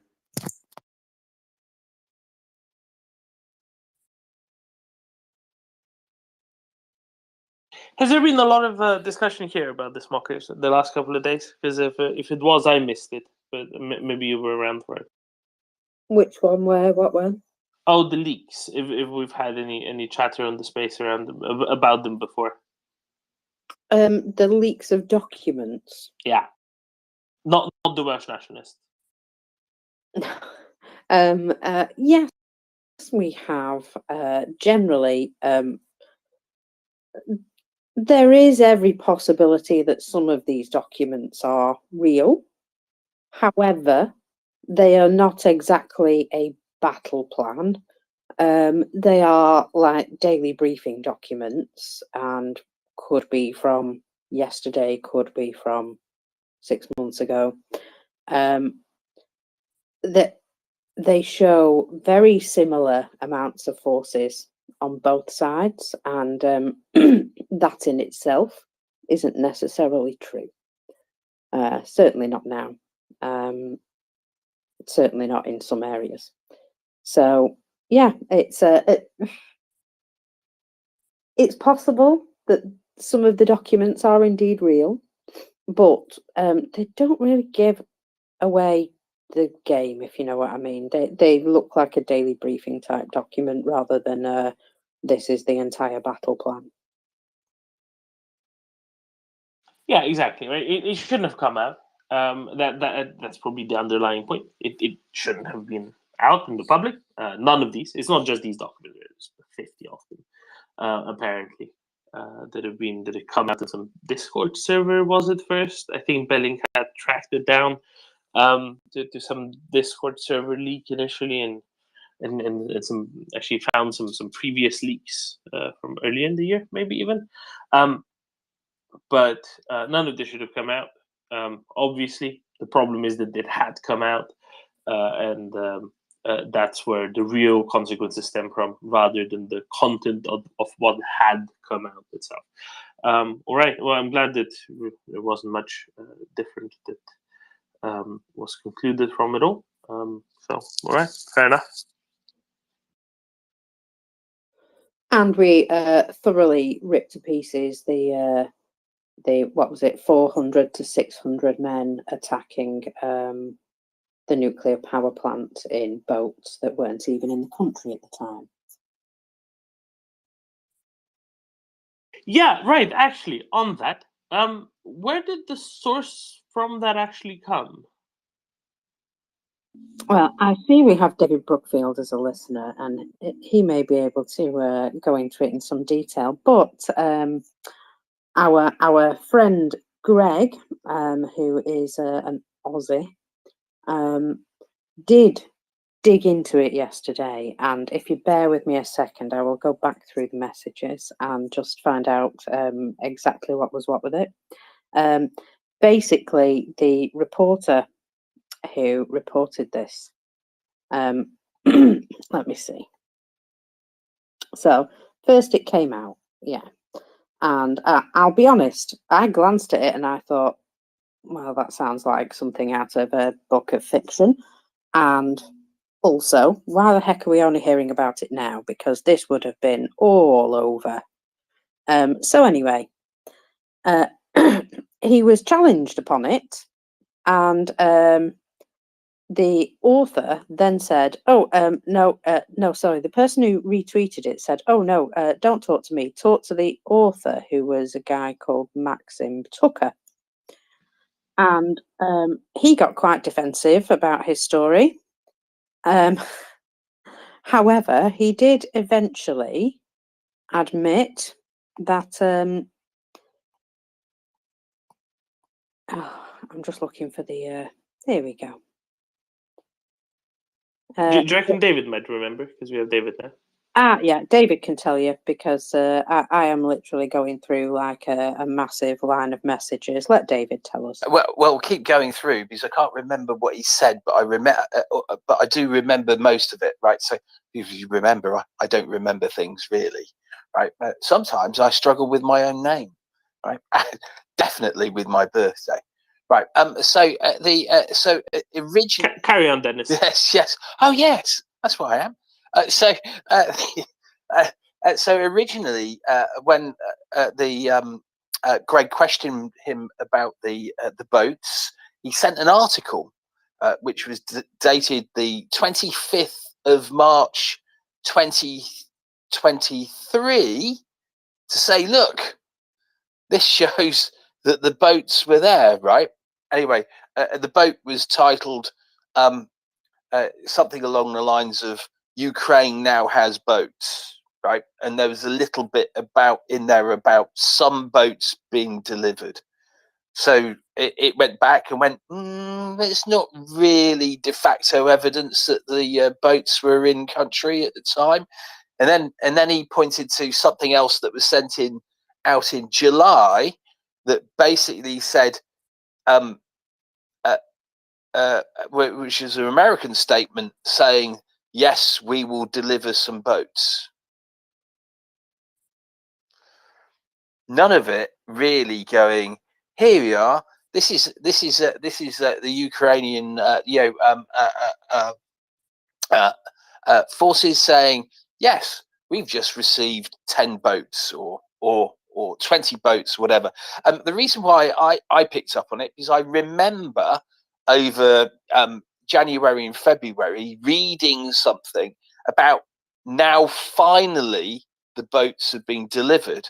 Now, this isn't to say that there weren't some boats, but it was along the lines of, so did they have 30 boats or 37 boats, which is, if you read in the fine print somewhere else, that they were talking about.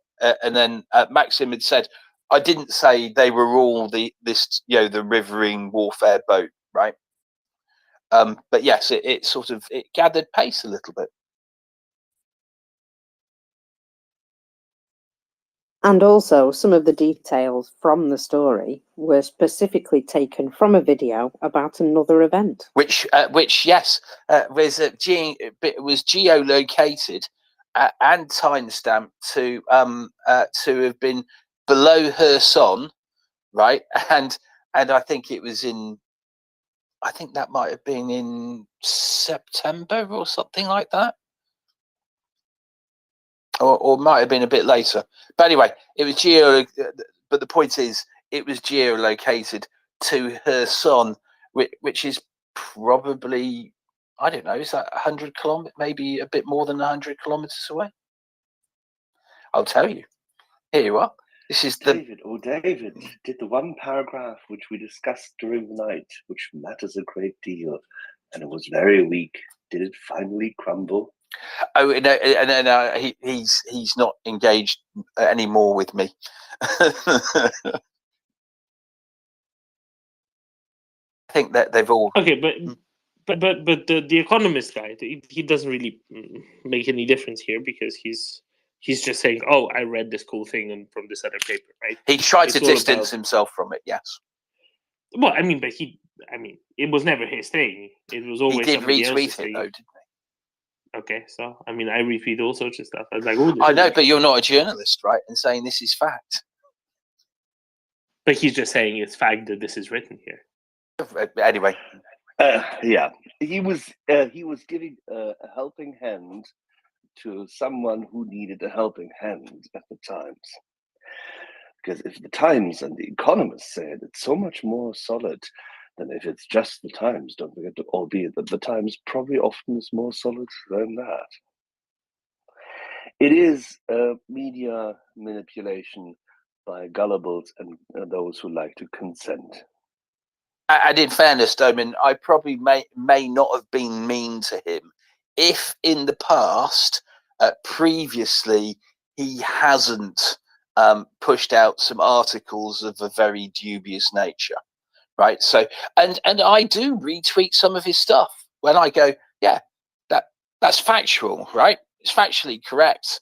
Looks all right. But when I read this, I was somewhat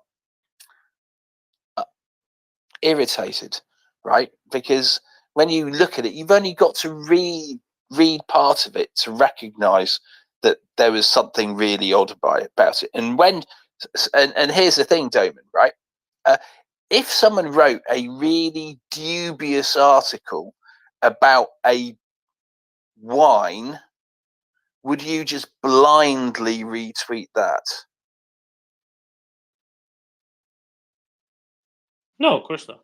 Well, there we are, right? So now we've got to the point, right? So because he's using his position to say, here's a really good article. I think it's true. You should read it, right? So, yeah. Anyway, I've forgotten what we were even talking about now.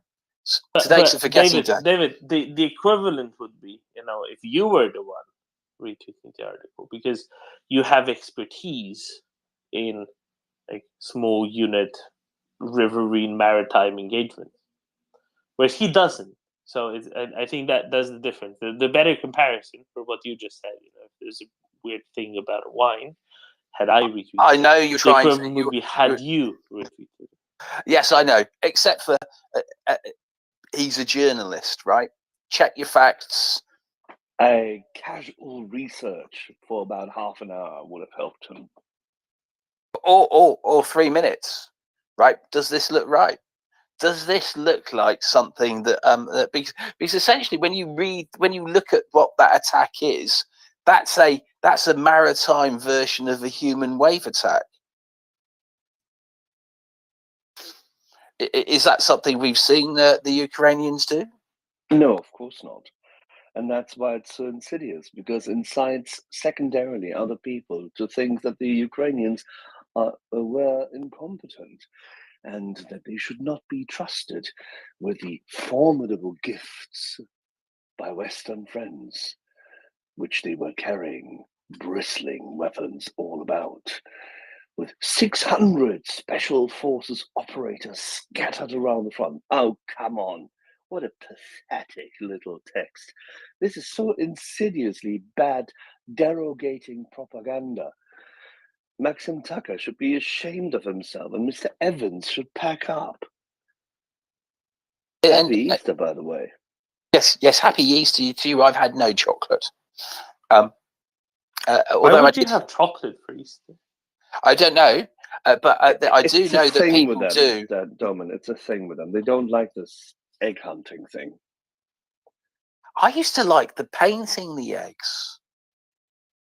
See, this is the good thing. If you paint them and if you inscribe them, and like many people in West, well, say in German speaking countries as well as further to the east, they like to take a little, scalpel type knife and create little patterns on the eggs before they boil them in, say, either with color or with onion skins. Cabbage.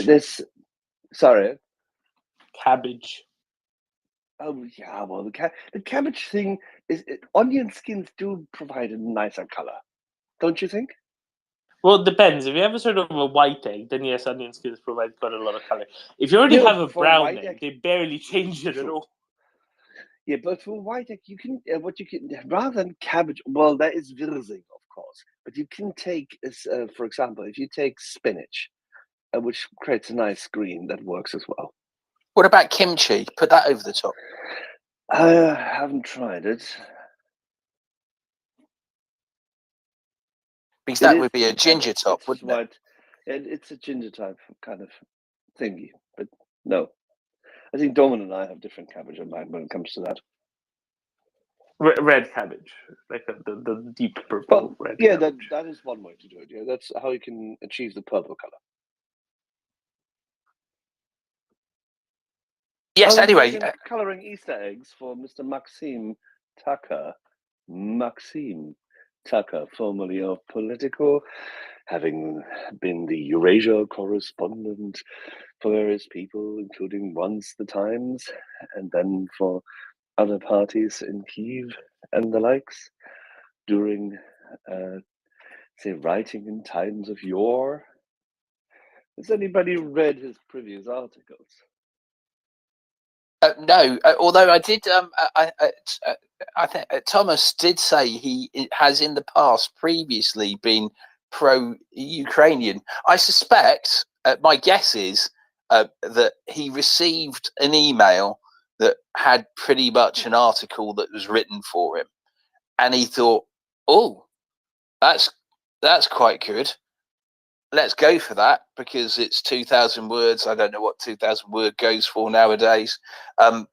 He was able to pad it out with stuff, and look, it's quite an interesting article, isn't it? But until you read, when you read the narratives, and because everyone here, no doubt, has been, continually every day checks out the Russia's top 5 persistent disinformation narratives, don't you all?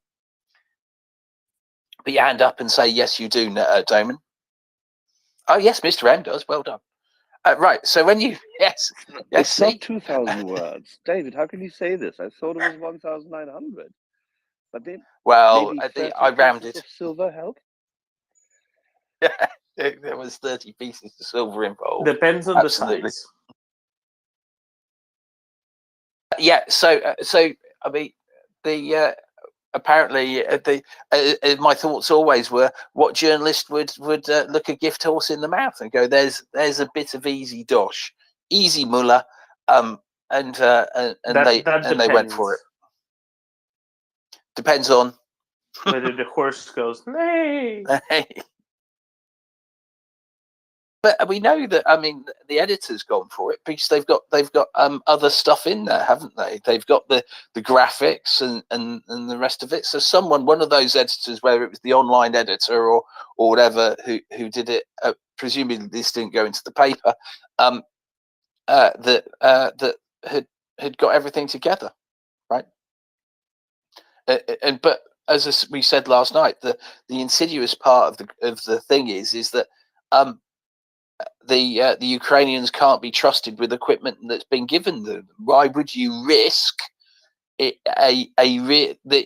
sort of stuff in a really risky operation? And here's the interesting thing, right? They didn't use these rivering things for the Kinburn spit, sorry. So, but they risked it on an attack on a nuclear power plant. So that's the sort of level that you start thinking about, and that's the sort of thing you certainly do not want, or you might want if you were a Russian, politicians to start thinking, look, they just waste the stuff when we give it to them. Why are we giving them stuff? Yeah, Kilburn's too far from the river for any riverine operation to be conducted there. Yeah, no, yes, because there's no sea at all, is there?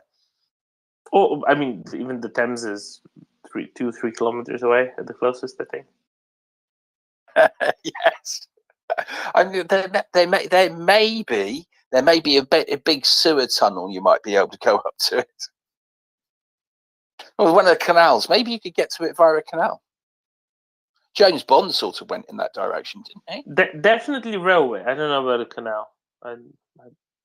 I'm not sufficiently familiar with that part of London. Anything to the north of Marylebone is a bit of a being Domin, can you explain to us where you were on October the 19th last year? Nope. Oh, I think we found it. No comment.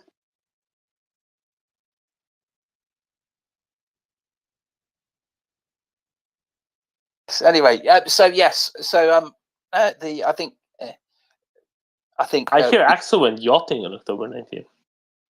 Oh, it all happened around October, didn't it? Photos of me with boats, motorized or sailing during October, are completely from a different region.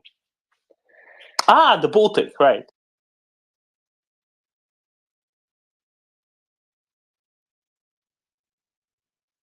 Oh, we have Georgia.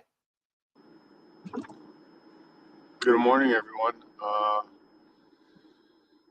Happy Easter to all Catholic and Protestant and all further Western Christian denominations. Happy Easter to my Orthodox brethren. Happy Palm Sunday.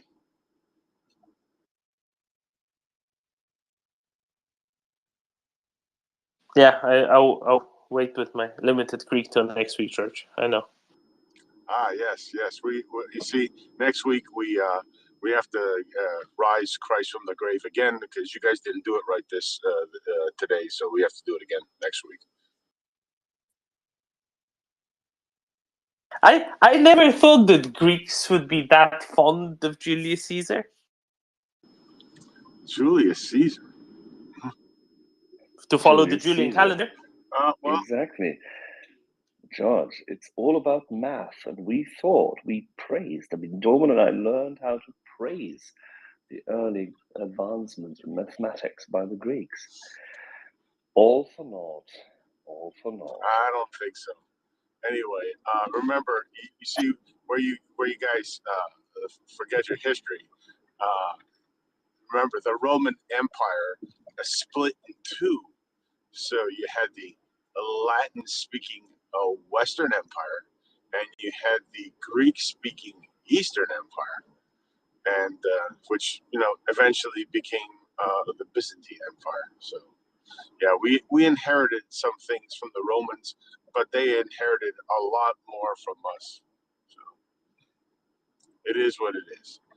But yeah, I just wanted to say Happy Easter to everyone, and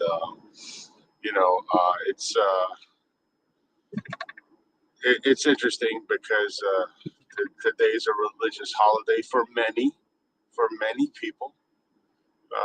Millions of people around the world, and I just like to take this opportunity and do a when you're for my American friends here. But when when you're sitting at the Easter table, whatever you do, just remember, you're celebrating the resurrection of Christ. Try to remember his teachings.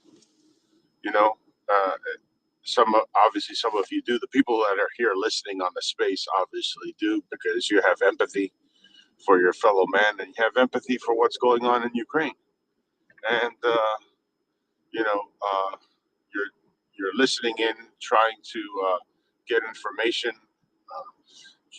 Obviously, here on the space, you get news, you get discussions. We discuss and combat obviously a lot of Kremlin propaganda, and you know there's no mistake about it, especially after Medvedev's tweet yesterday.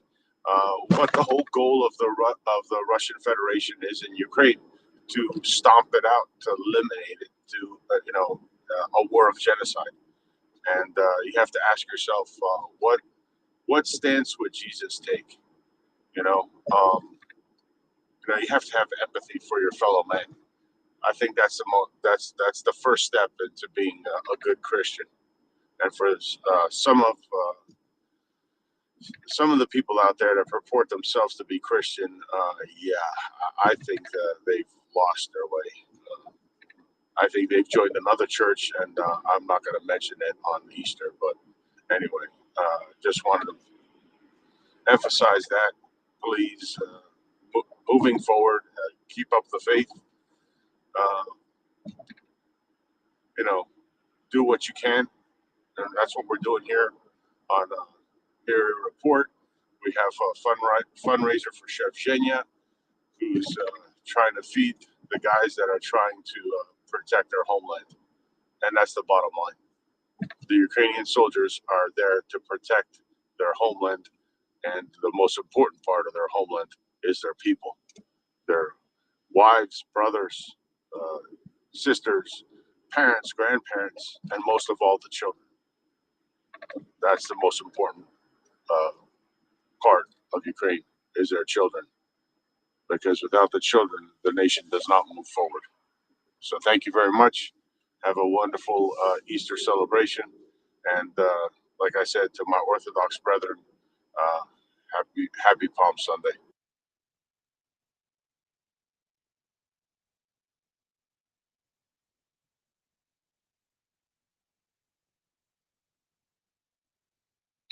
On a less somber note, but then again, Easter is in itself a matter of the upcoming resurrection. David, did you follow the advice of our American brethren and pardon the rabbit? I rarely follow advice ever. What? Even when it's good advice, they pardon the rabbit. I mean, this is something I don't know about. Oh no, I thought it was the same kind of absurdity which we now have to prepare us for, given the fact that the news cycle on this one started at the Times. It started in London, in good old Europe, just in order to countermand the effort.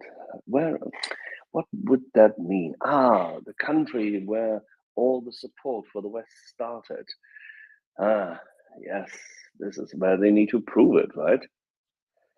Pardon my French.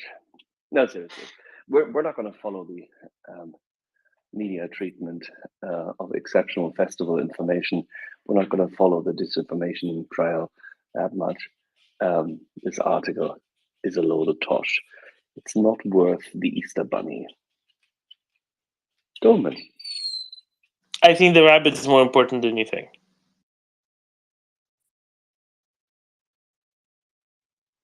Shall it be pardoned, Dolman?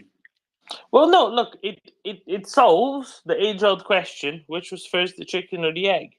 Obviously the egg.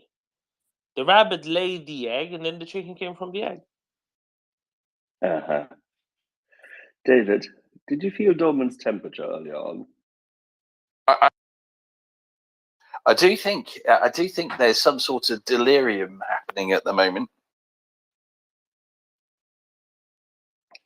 Dolman's delirium on Easter. It's a new disease. We've just found a new disease. We just named it as well. It must have Quick, tell George. It's actually, he needs to find some medication against it. I think Dolman thought that the whiskey hour became the whiskey weekend. What we need now is the whiskey priest. Is that then we've got our own religion now, then, right? No. We need, say, a less than religious British intelligence officer.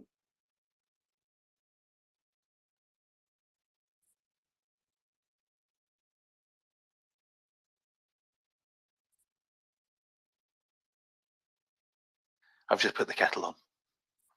Just That's in a very case good anyone idea. wants something. No, I shall also get myself a cuppa. In the meantime, Dorman can treat the delirium. No, Don't do anything to the rabbit we wouldn't do, because I haven't pardoned the rabbit. The rabbit goes into the pot today. Well, what I would do with the rabbit is a paprika. See, So I knew you guys had it all messed up. Rabbit on Easter? It's supposed to be lamb, guys. Lamb. Barbarians. Well, George, I didn't know you were Welsh. Tim is turning up with his wellies very soon.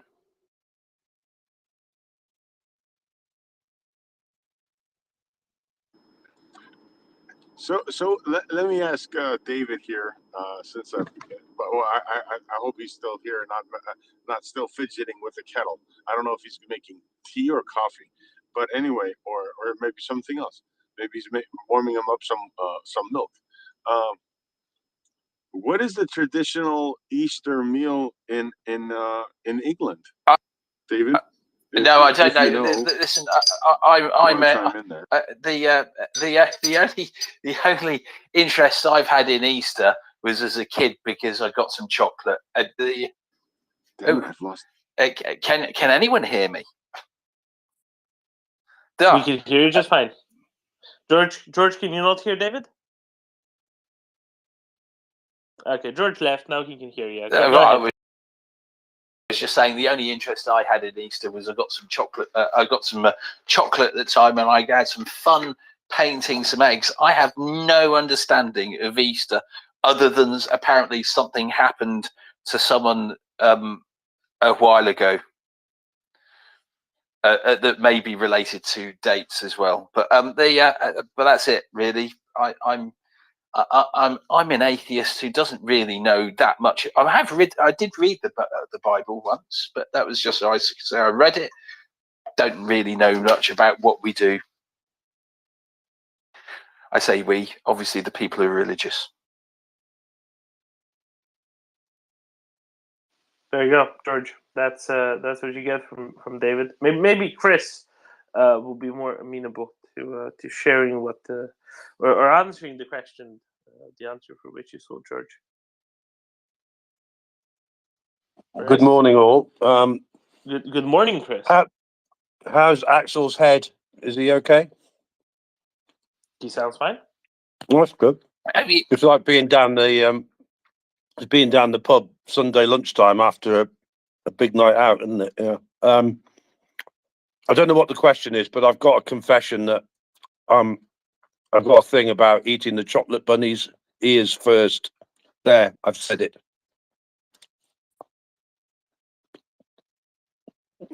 What's the question? Well, can't hear you, Marcus, for some reason. The question was, what is the traditional Easter meal in the UK? I have no idea. Well, I can tell you that that my wife has got in a leg of lamb and a crown of turkey. Well, that it's likely to be somewhat traditional, at least.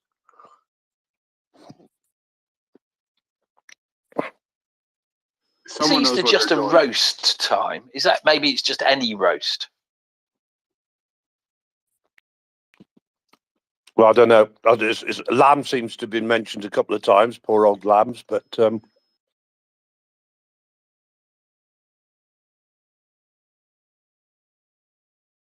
George, let me give you the Slovenian version. George, let me give you the Slovenian version because this will be more familiar to you. So the dishes in Slovenia are as follows. You get a round bread or even better a walnut or poppy seed roll, and that symbolizes the crown of thorns. The horseradish symbolizes the nails with which Christ was nailed to the cross. The orange symbolizes the sponge with which Jesus was given water by the soldier on a javelin. Not the modern javelin, but the old school one. on the pike. The ham symbolizes the body of Christ. The red colored eggs, the drops of blood, and the egg itself is a symbol of life. The shell being symbolizing the empty, well, not the grave. What's it called? Whatever it's called, the cave, the grave cave. tomb. So there we go, George. This is what the tomb. This is the answer you really wanted, George. Right? Some proper symbolism, right? Yes, yes. How much symbolism in so the you've egg? got a lot of Gosh. symbolism there, understandably, and that's really really cool. Yeah, that's what I was looking at. So Doman, did you partake of any whiskey yesterday during Axel and Gunny? None at all. None at Oh.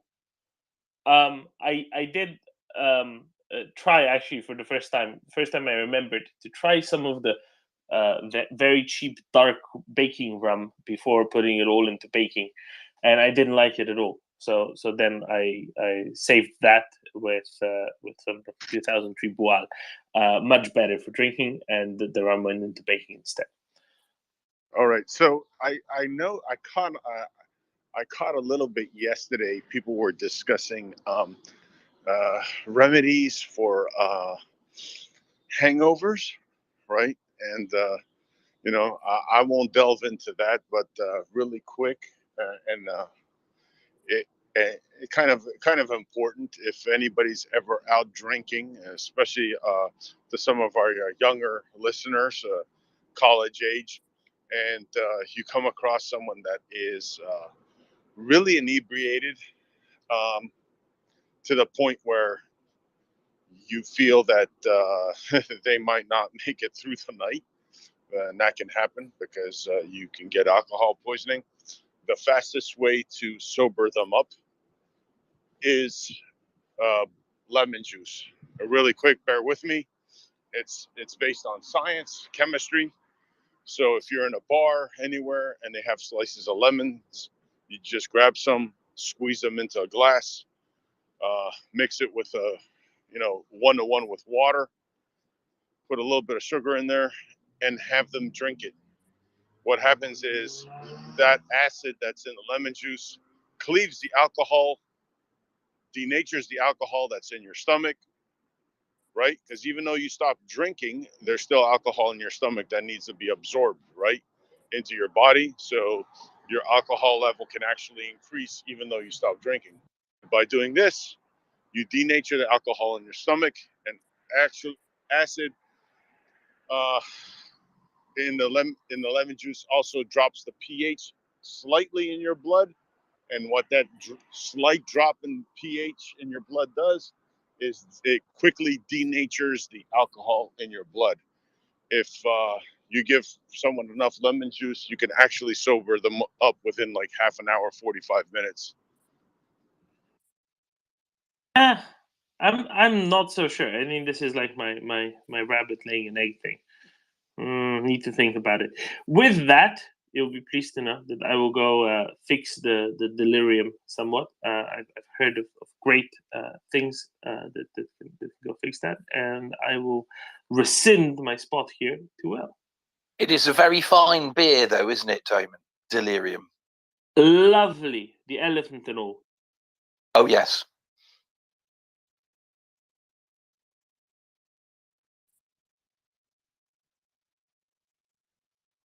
Oh, and we have now we only have mockers. Yeah, don't worry. I'm in control. You know how Well, it is. yes, I know. Woman in charge and all that. Okay, so while Will comes up, I just wanted to bring you some information that I've seen a couple of times now, so I'm quite happy. That in Bakhmut, due to great losses of the Wanga PMC, there have been they've had to pull in other units, and they have pulled other units from the actual army. So these are what they consider to be their elite troops. apparently paratrooper regiments. And the fact that the paratroopers appeared there is not a reinforcement of the Wanga. It's literally forced to bring in reinforcements, otherwise they're in dire situation. But because they brought in these extra troops just recently, that obviously accounts for some of the gains that they've made, because extra bodies will assist, obviously. But yeah, this is generally how they've managed to move slowly towards the city centre. They've pulled these troops from around the Crimea front to Bakhmut.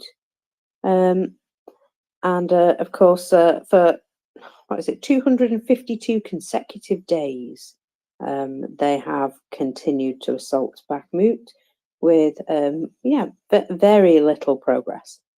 So the units that they've moved in are the 51st and 137 of the 106 Airborne Division, the 57th Motorised Rifle Brigade, as well as airborne units from the 98th Airborne Division. So Wanga are still present there and are used to spearhead their the assaults, with the regular troops following them. The rumour is that Russia is trying to capture the city prior to the 16th of April, because they have this date in their head that that's when the counteroffensive will begin. So apparently, so Russia does have more troops in Bakhmut than Ukraine at the moment, but it would appear that Ukraine is still able to set the tempo there. They have very well fortified positions in the west. And Ukraine have responded by increasing artillery fire on the Russian rear, and just generally continuing to attrit in the way they have. So that is the most detailed update I can bring you about Bakhmut at the moment. And welcome, Will. Hey, thanks, Mockers. I see Dome stole my thunder already talking about Mick Ryan's thing, but I don't know what else I missed. So I'll just hand back over to you and read up on a couple of things I want to talk about in a few minutes. What was Mick Ryan's thing? I don't think I heard that, did I? Yeah, it's in the nest. It's up. It's Doman put a. It's the second tweet in the nest. Mick Ryan put his assessment out on the background, on the nature of the impacts potentially of these leaks of the slides and other material online from the U.S. military, I guess. And yeah, it's an interest. It is a very interesting read. If you haven't read it, have a look. I have not. I will do so. Yeah, and then come back and since you haven't talked about it, we can get your take on it as well. Yeah, I mean the consensus of opinion is that these documents are actual documents, but they're not an entire battle plan.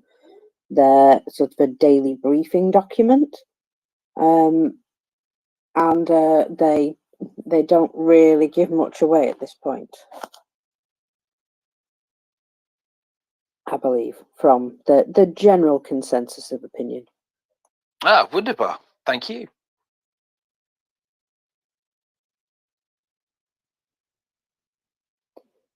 Well, I try to listen. I do try and listen.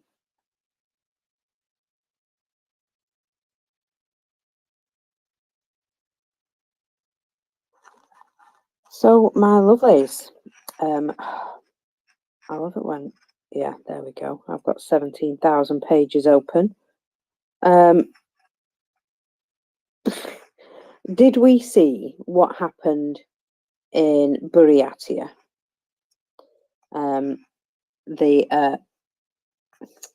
they decided that there was an area of grassland which was, possibility that it might actually set on fire.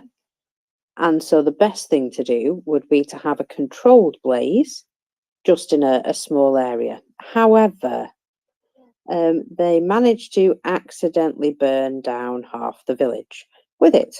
So, obviously no village, no problem. Well, let's just say I'm sure the locals were really impressed with the attempt to make things better there. As soon as you said, Mockers, that they were going for a controlled blaze, I thought, I know what you're going to say. It's almost as though we've come to expect it these days, isn't it?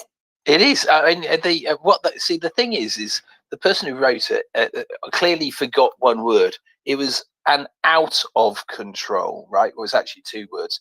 Out of control blaze. That's what they were looking for.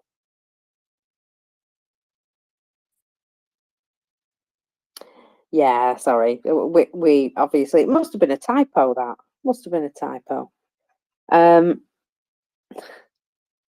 I reacted to that hilariously too when I read it, Mockers, because we do a lot of controlled burning here in Australia for bushfire control, and they also did a fair bit of it where I grew up in Montana. So you have to keep control. You have to keep your eye on that beast, or that leopard will eat your face. And the funny, so that I laughed about losing control and catching on fire the town, because that's just idiocy. But the worst of it is they actually have very good conditions. You see, there's snow on the ground there, right? And they're burning off all green grass. It shouldn't take off on you too fast, right? It's pretty good, easy controlled burn, but they can't even do that right. Yeah, controlled burn. A bit of an oxymoron in Russia. That, a bit of a shame for the village residents there, but apparently that's what happens when you trust Russia to do a controlled burn. I can only say that I hope they receive proper compensation.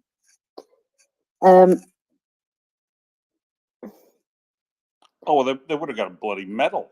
They don't have to use a bunch of artillery to flatten that town now. Absolutely. So apparently, I'm seeing information here that an oligarch who has a property in Amsterdam, his property has been taken over by squatters. So basically, he's hired a spy and paid a man to pretend to be a Ukrainian refugee to try and infiltrate the group inside the property to get his property back. I can see how that's going to go down really well, because the minute he says a word that's obviously Russian, that's going to be a dead giveaway, isn't it? Yeah, quite possibly. And telling in the world that that's what he's doing probably is not sensible either. That's very true. That is very true. But I have a funny feeling that everything they do these days is going to be difficult for them to keep under wraps, just purely because of the fact that we're onto them. We've become a bit more suspicious these days. Indeed. Hey, more information on that Buryat fire in Solotsny. It says they actually, the video I saw didn't show it, but it says they actually burned down the whole village. So they must have further lost control of their controlled burn. The local authorities did give compensation. They gave every homeowner 10,000 rubles and planks and planks of wood. Off you go. Rebuild your house with a couple of planks of wood and 10,000 rubles. What's that? I don't know, 50 quid these days. I don't know, something like that. It's not much. 10,000 rubles divided by 80. It's 100 quid, isn't it? It's 100 quid. Crikey. Well, I'm sure that'll go a long way down the off license. I'm going to imagine that, yeah, those people aren't having the best of times. Sucks to be them here. Also, other people that aren't having a very good time in Belgorod, apparently. In Belgorod, signs and notices appeared saying, notify your relatives, take with you an alarm case. I imagine that's a bug out bag or something like that. Depart for safe areas. Citizens have been advised to pack for an emergency situation. Oh, here you go. There's even a list of stuff that they should pack.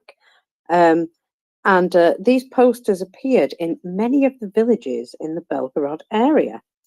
And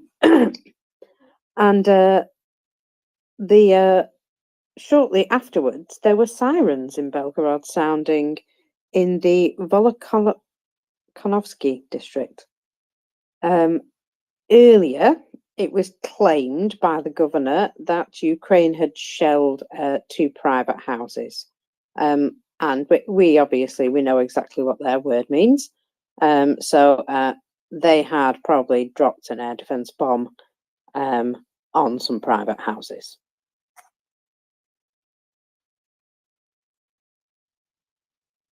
That's usually how it goes, isn't it? So same with the issue in Crimea yesterday on the coast of Crimea. The only bomb fragments that they managed to find from the so-called missile attack actually turned out to be the S-300 missile that they themselves fired. So, fun times for them. David? It occurred to me, I don't know whether you talked about this. Yesterday there were the kids that were returned, and there were supposed to be 33, but only 31 came back. Yeah, and I know the reason. Kill their granny in an interrogation. Hence, the kids didn't come back. Another shaking my head moment.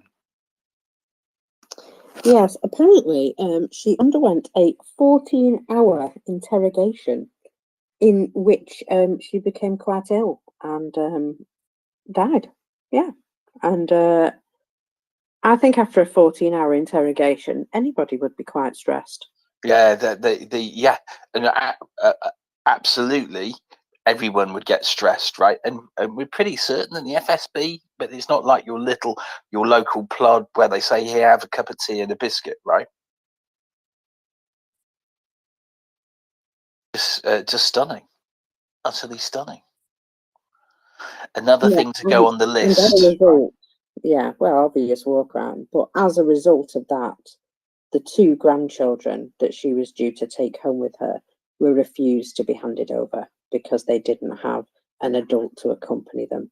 Now, if that's not cruelty upon cruelty, well, let's just say I could be a little bit sweary about it. Yeah, 31 in and of itself, sounds great as a gesture on Easter, but it's really important to note that they haven't handed over any of the babies. No, well, you see, babies won't know the difference, will they? They can be indoctrinated a lot easier than children that are like, young teens or what have you. So I was going to say, this does bring, Will, this does bring, the question is, what was Amnesty doing, right? Surely Amnesty was looking after the grandmother who went through a 14-hour interrogation, because Amnesty is the people who are supposed to be doing this, isn't it? They're supposed to be helping it. Yes, absolutely. Well, I don't know about Amnesty. I know that the people who are actually making things happen are a foundation called Save Ukraine. And unfortunately, they are in the situation where they are being forced by the Russian side to, for every child that they want returned, a parent or guardian has to turn up to collect that child. So they are helping with logistics and transport and facilitating that to happen, but they can't go in themselves and return the children, unfortunately.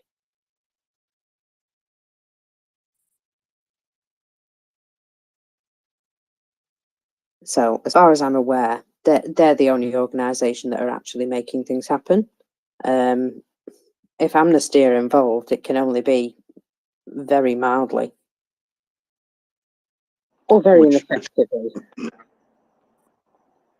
Which just goes to show you that Amnesty's attempt to be moderate in their language and balanced earlier, which, you know, enraged many of us who've been supporters of Amnesty International for a long time. It really did enrage me, their reaction in this war. And, you know, I understand what they were trying to do, but the truth is you can't negotiate with monsters, essentially. People who will do genocide, who don't even care about their own people, and will do this separation, which is horrendous in itself, and then essentially torture that woman and the children, right? Teasing those children with freedom and return to their family only to be grasped away. I'm sure they've got uncles, aunts, something like that they could go to and would be far better off where they're at. And there is just absolutely no excuse whatever on why the babies couldn't all be handed back. But these are probably children who reacted negatively to trying to be indoctrinated, and rather than poison them or accidentally kill them, they probably said, well, how about we round them up? We round up all the bad actors and we hand them back over as an exchange. But 31 of the estimated 16,000 of the Ukrainian government's estimate is of these children, and none of the babies is, you know, it's monster behavior. You don't negotiate with that shit. No, exactly. And what did the chief exec do to exasperate the problem? Was it 2 weeks ago? I don't know. What did she do, David? She came out and did a statement about the which I understand, which was the point was essentially she was trying to say, let's not forget about everyone else. But what she really said was, let's ignore Ukraine. Let's put our efforts elsewhere. Right, and whether that was, and that more of that behavior is essentially tacit payoff to Russia, essentially in your behavior for something that they're going to give you on the other side, or they actually did give you money and induce you to say something that was not helpful at all in the situation, and ambivalent. And right, Amnesty International made an ambivalent statement. Crikey! I mean, that's they're in the job to not make those sorts of statements. They're in the job. They're in that role to make fierce and fearless advocacy for people who are in the worst conditions in prisons. I mean, Saakashvili comes to mind, right? How have they not got him out of Georgia? Yeah, it's. I stopped following and paying, giving lots of money to Amnesty International this year, and that it's just how do these tankies just get? I mean, people like that aren't hardcore lefties necessarily. They're humanitarians. They're principled people. We thought, but how do they let the examination of their principles get this weird, twisted logic to it that allows them to think that you're going to negotiate with an absolute monster who doesn't even recognize you as a human being, essentially, and that somehow that's going to come out okay. It's bizarro. I just can't understand tanky behavior or logic at all. And these used to be people, some of them, you know, I thought were fairly intelligent people and principled. But yeah, it's bizarre. I mean, yeah, she is but I think she's a full-on card-carrying tanky, though, isn't she? But they have prior with this, though, with their behaviour with Russia, though, I believe, or was that it was with the Russians and the Nazis many years ago. Maybe someone who knows that history a bit better. Is Decoding around? Does he know? I'm sure he knows. He's probably doing some independent research over Easter.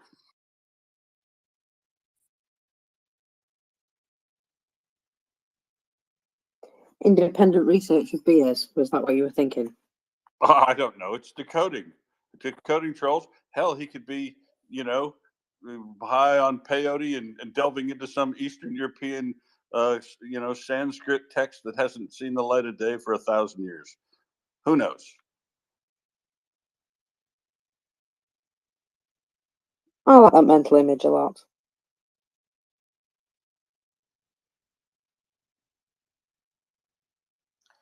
So I'm reading a tweet by Roman Sheretmeta, which is basically saying exactly what we've been saying for a while. He's got a nice little graphic.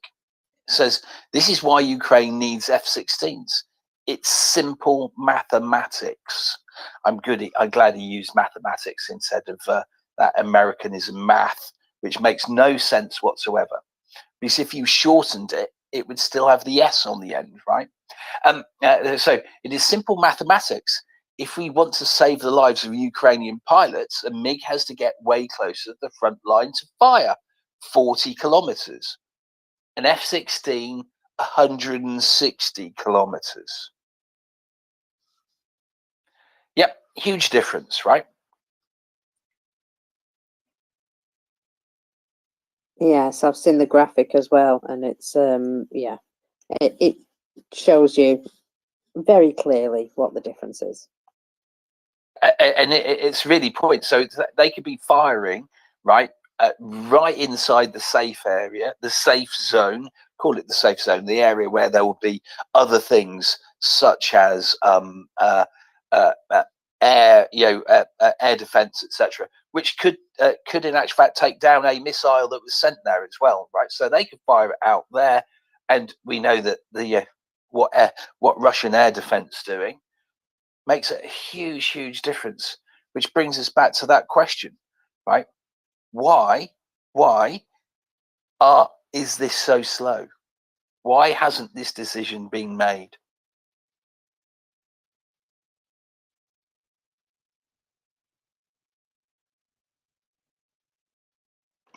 Yeah, I don't know. I talked extensively with Colonel Jeff the other day on this, and it's perplexing. And then he went and produced that article about advocating for BAE or the consortium that makes, or maybe it's not a consortium, the Gripen and the Eurofighter to get their act together and do a $40 million test to demonstrate the capability on a lend-lease basis on like I think he said 8 planes, and be the after demonstrating its capability, be the vendor of choice for all new air forces going forward in Europe. And I can't deny that logic either.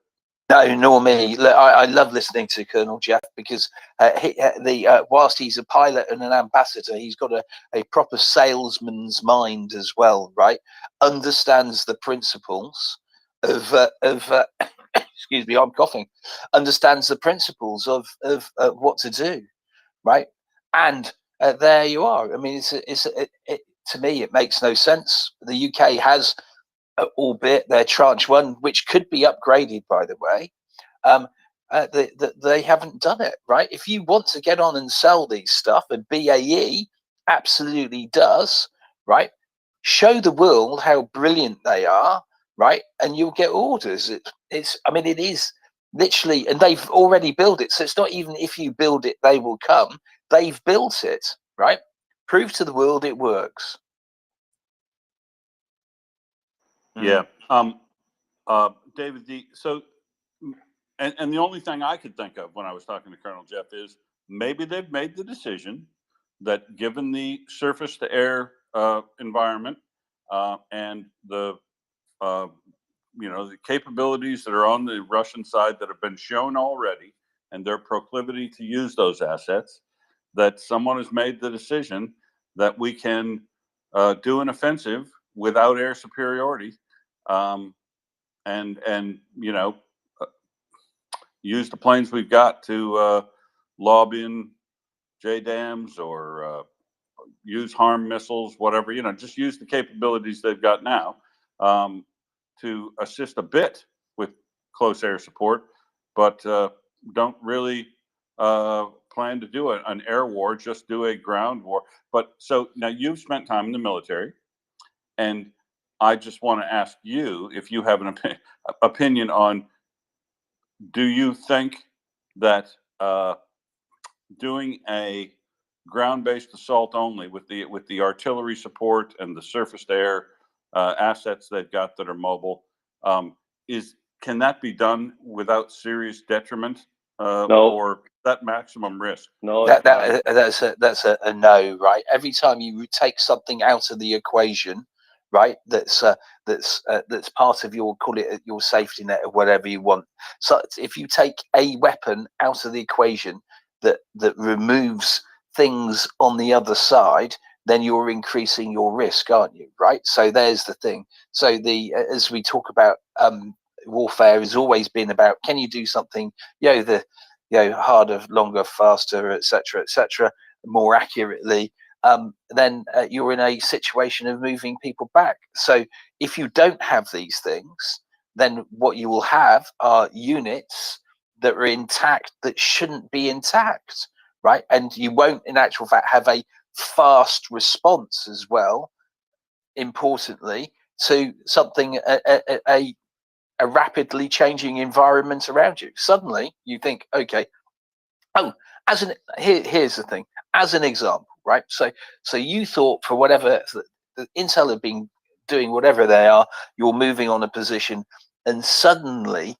15 tanks turn up or whatever, and you've got 6 NLAWs with you, right? Well, you've still got the others to deal with. If you had that air cover, right, well, suddenly they would become X tanks as well, right? And they could become X tanks pretty quickly, right?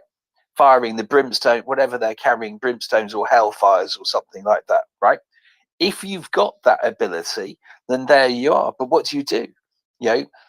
10, 15 tanks in front of you, 7 NLAWs. What's the solution, right? Every time you remove something out of your armory, then you increase the risk to the people who are at the front. Right, precisely. And in my, looking at this from my low level of expertise, every system counters another system, right? So if you take a system like an air superiority fighter out of the equation, there's something on the other side that you're not going to be able to counter, like their close air support, unless, of course, you're absolutely certain that your surface to air interdiction capabilities are sound. But wow, that seems to be taking a huge risk. So this is why it's absolutely perplexing to me. And I don't know, hopefully they're doing something in secret and it gets sprung on us and we get pleasantly surprised. But yeah, it's troubling for sure. So Carla was up and had her hand up, but I guess we won't go to her. We'll go over to Chris. Sorry, Carla, if you're listening, come back up and I'll take your hand. It's just we had to finish something before we got to you. Chris, please go ahead. Yeah, well, I was just going to say that I think the word was mentioned, risk, isn't it? And then I'd probably just expand that to, I don't know, something like risk appetite. Having these bits and pieces missing, not the Ukrainians not having everything they want, although obviously we want them to have everything, but we're not in control of it.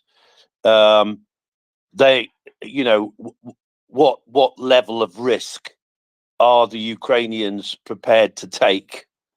And my guess would be quite a high level of risk. If somebody wants to, argue with that, I'd be interested. But even that, Chris, even that goes to the reason why they should be given F-16s, because Jeff Fisher reported that the argument from the Pentagon was because they want to push the F-35, that they were making the argument that, well, the F-16 isn't survivable in that environment. And my comment was, well, why isn't somebody going directly to them back and saying survivability is up to the Ukrainian pilots and the Ukrainian command structure, not your assessment of it, because a far better plane has got to be more survivable than what they've got now.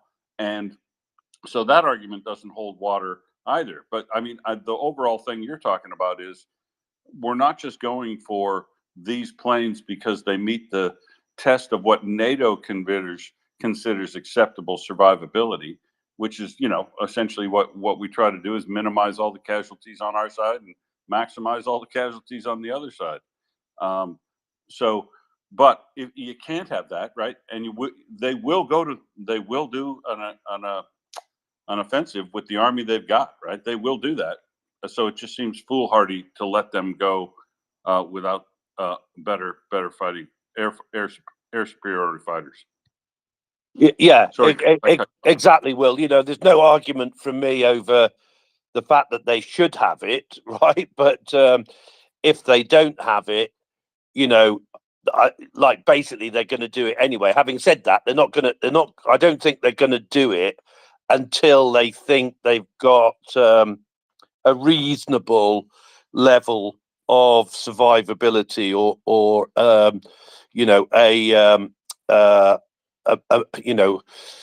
as best as they can get level of risk, if you like. Yeah. Right. And the thing about risk is whether risk is tolerable or not is up to the person that wears the risk, right?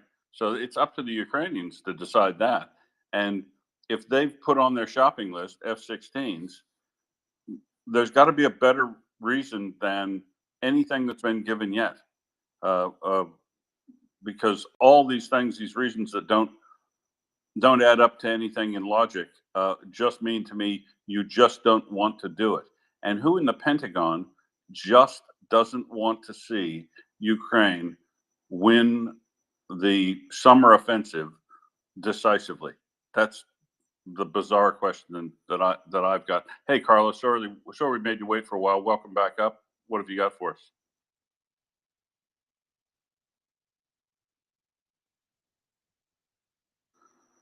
Sorry, Carla, I can't hear you. I see your mic's still on mute. You can go ahead. That's right. You have to unmute it first.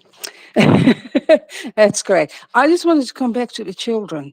The government of Ukraine released a documentary about 2 teenage girls that they got out of Crimea.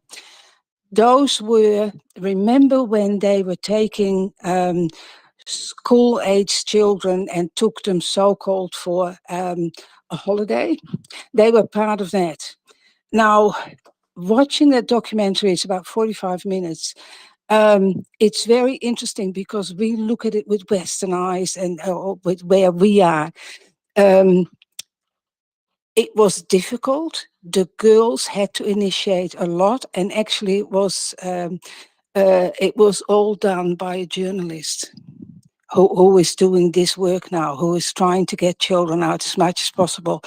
And the Russians do want either something written or a parent to come. And one problem they had here was that one of the mothers wouldn't sign. And the reason, you could think, how can you do that? How can you not sign to get your child? She was scared. She was so scared. She said, they'll kill my child before she's out. Right? So it's very well worth looking at. If you Google 2 girls rescued from Crimea, it comes straight up. Thanks. I'll have a look at that later. And yeah, I mean that's shocking, Carla, that response of that woman, but kind of understandable knowing the history. No, that was very understandable, because initially her father wouldn't agree either, and then they never really said how they got her out, but they got her out and she went to her father. But it shows you that what's going on there is really awful, and people are so scared, and the reason that they are so scared is because of what has gone before. They know what can happen to them. So these girls came from Gerson, that's right. That's where they were taken from. But yeah, anyway, have a look at it. It is definitely well worth the time. Yeah. Thank you. Super. Thanks for that information, Carla, and thanks for coming up. So we were talking, David, back onto the other subject, but I forgot what it was. Oh my God. We were talking about F-16s and right. stuff. And right. So can you think? I mean, we work stuff out logically sometimes on here. Can you think of any reason whatsoever that the well, I guess that the British and the who produces the Gripen? Sweden produced that themselves? So, yeah, it's Saab. It's Saab in Sweden, isn't it? Yeah. Oh, you know what? One of those ought to get started right away talking about doing the sort of thing Jeff suggested, I reckon, because the only answer is, I guess, that the United States doesn't want F-16s to fill any of those holes because General Dynamics just wants to push the F-35, but they won't give that one because it's too advanced for handover at this point. So I have thought about it. Look, we have the UK has 54, whatever it is, Tranche 1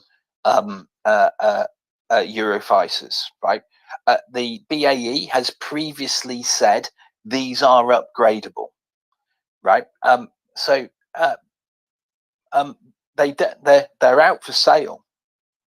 So whether the UK was holding them back to see if they could sell them for whatever they were going to get. I don't know what the price of a Eurofighter is, 2-3 billion or whatever, and the Exchequer was getting in the way or whatever. But here's the thing, right? The money that's been set aside can be used to buy these things. But in fairness, now the UK is training pilots. We just don't know what they're training the pilots on. It is incomprehensible to me, though, that last March, this time last year, the UK didn't say, come here, start training, because those planes were already being mothballed. So it's incomprehensible to me that they didn't say, come here, start training. Now, I know that we have a problem with training our own pilots, right? And not enough airframes, the rest of it, because of the cost cuts we've got. But this is sort of defense of the world stuff, though, isn't it? This sort of, not sort of, it does, it supersedes our own needs, because guess what? These needs are in line with our needs, aren't they? So it's incomprehensible to me why we didn't do it. We know why the Germans haven't done it. That's quite thing. And Axel's best mate Jens Plotner will be involved in why the Germans didn't do it, I am sure. Axel could tell us how he has a glass of wine with him every day. If there's one person out of that dirty dozen I really don't need, it's that one. I'm going to plaster a tweet with Jens Plotner all over it and send it to you at some stage, Axel. But yeah, so it doesn't make sense, does it? Right? Because in the defense of the world, right, and we let's call it the free world if we want to call it like that, or whatever, it supersedes everything. And there's always a way of dealing with something, isn't there? Right? If we're struggling to get some of our pilots trained, let's dip in there and go, if we need these pilots trained, then we need to do something else, i.e. maybe send them to America, see if we can get the Americans to train up some of our pilots or whatever. But in the defense of the world, it makes no sense. Zero. And if we had, they'd be trained by now, right? Can I just add one other thing whilst we're talking about dangerous idiots? The funny part is that if you remember what we discussed with Doug and Chuck, at the beginning of our session, I read out a passage in regard to those leaks. May I just do this again, because it may close the arc and it fits perfectly with what McRyan declared as the opportunity cost.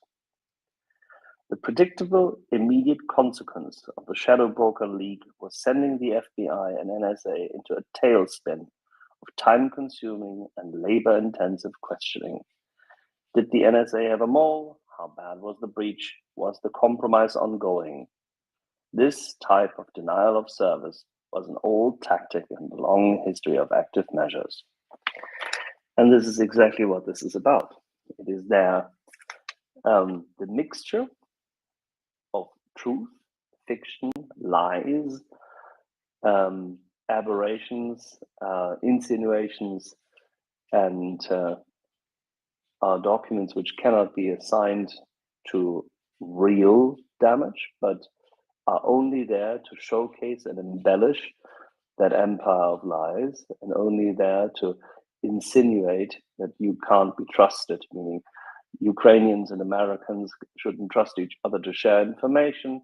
On the one hand, other allies in other areas of the world and other future conflict zones shouldn't trust the Five Eyes and the Americans. These are destruction efforts. They have short, medium, and long-term targets. And the short-term target is, of course, to tie up resources and to seed immediate distrust in the same vein as Maxim Tucker does. There you go, David. And the quote was, of course, from our dearly beloved friend, Thomas Reed. Ah.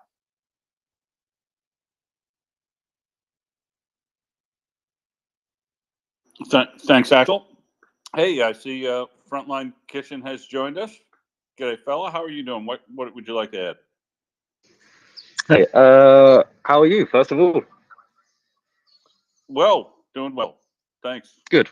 The reason I was coming up is you were just talking about the surface-to-air missiles, and it reminded me of a conversation I was having yesterday about the S-300s, and I couldn't really find any articles online about the accuracy of them when they're converted from surface to air to obviously surface to surface. Because I was telling people about in last month when I was in Kharkiv, we had 15 of these S-300 rockets coming down in our sleep, and I was saying to these people that they don't have an accuracy to them, so we can't get them to land within a 50 meter radius or whatever of where they want to be. But then after looking up on some articles, apparently they're fitting them with some GPS chips, so in some way that they can target a ground point. But there was no real defining article. And I'm just wondering if anyone on here knows Can these S-300s actually hit a target that they want to, or is it just a case that they're continuously flinging rockets into Kharkiv just to cause terror? Yes, do you want to know the answer to that question? And I'm sure someone of you would be able to help. Perhaps. No, I don't know. Dave I don't can, know but what the accuracy is, right? well, given the fact that it is a surface-to-air missile, it's going to have a seeking device that is either thermal or radar guided to get to a plane. But of course, that isn't going to work on a target like a building. It's not going to be able to lock on like that. So converting that, I doubt it. I suggest that those are probably just fired as very flat ballistic sort of missiles, and with no real inaccuracy whatever, probably a CEP of 100 meters, 200 meters, something like that. But it would be just rough guidance estimate, basically, because they are just launching them indiscriminately into populated areas. There is but I have not, I don't know for sure. It sounds to me like conversion would be very difficult because it wouldn't be using a thermal or a radar system to track and find the proximity so that it could explode. It would have to be converted to an infrared or a GPS sort of system, as you mentioned. But would it? I don't know what the conversion cost, difficulty of any of that of going to a GPS type system would be, but I doubt they're doing that. They're probably just flinging them in land, surface to surface mode toward places that they estimate they'll hit based on the launch speed and trajectory of launch. That'd be my guess. But if there's anybody who does know surface to air systems at all and guidance systems in the audience, I'd really welcome you to come up and I would suggest that this is exactly the sort of question you want to put towards Thomas Tyner. He might be able to tell you. Although interesting, I was sent a picture earlier today that could be an S300. It's a very big hole. I think S300s have got they've got, is it 250 kilograms? I think it's 150. I'm not completely sure. So the hole in the ground is sort of within that scale, or it might be something that was a bit bigger. But I mean, it missed, and it was in someone's garden, right? So it hadn't actually gone through a house. It was just put a very big hole into a garden, right?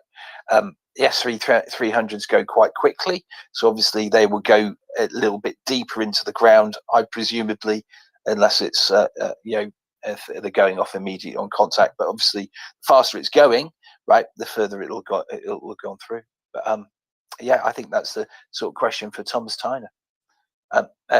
Put a tweet on him and ask him.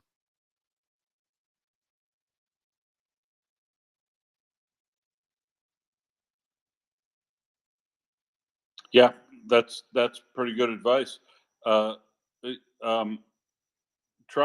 that Frontline. You'd be surprised. Yeah, Thomas Tyner will probably answer you if you frame it succinctly. He'll probably give you an answer back pretty quick.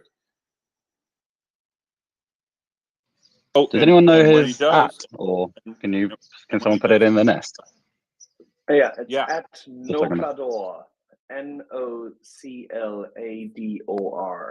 and David will be so kind as to send it to you because I am currently doing something else. I will in a moment. I need to find you. Where are you, Frontline? Where?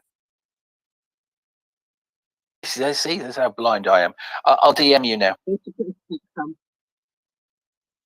So, Frontline Kitchen, are you in Ukraine or are you in Britain?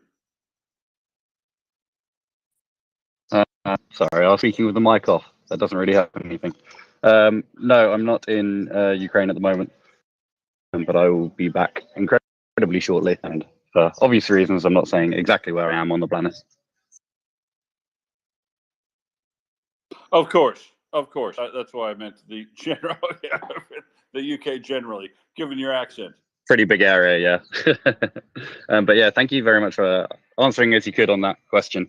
I just didn't want to be saying to people that they are indiscriminately firing, you know, without some kind of evidence. And I know it's still terrorizing if you're hitting the power stations or whatnot, but I was just curious if it was just complete random flinging, or if the Russians are trying to do something around the Kharkiv area, because I mean they've got 1,000 of these S-300 missiles left, I believe, and at 15 a day they can keep up that rate for a long while. So yes, I was just looking at advice on how to talk to people about it. But here's the thing, though. So it is indiscriminate, right? Because these things aren't what you might call accurate. They're not. They don't have the accuracy of a Gimler, right? So it is going to be indiscriminate. Even something with a CEP of 25 meters, so anywhere within that 25-meter radius, right? So so that is pretty indiscriminate, right? So there's a big difference as to where that's going to go. Whereas something like a Gimler is what you would describe as being precision. I don't. Do the Russians actually have anything that might be described as precision along those lines? I don't think they do. Well, the caliber is certainly a more precision weapon. Yeah, of course.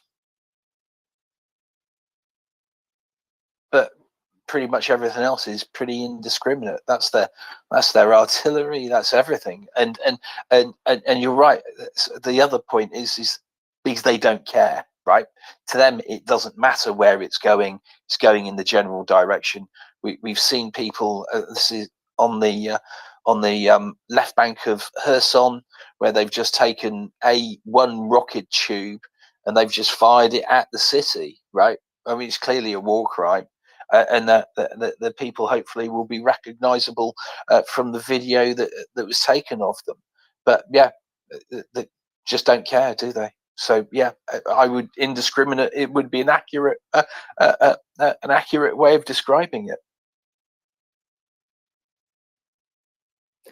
I might also add at this point there was a video released of it had come from the Russians. And it was a video of them setting up a mortar attack.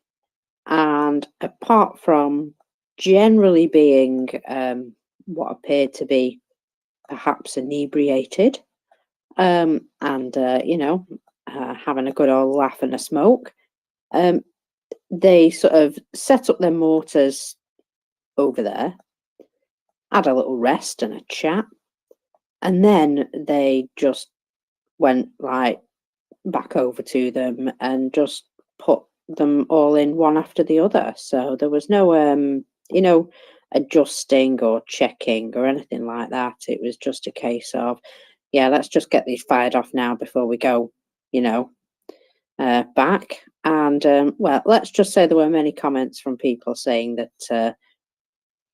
it's not how it's done. Bit more professionalism and precision is usually required. So when you say indiscriminate, I think the answer is yes.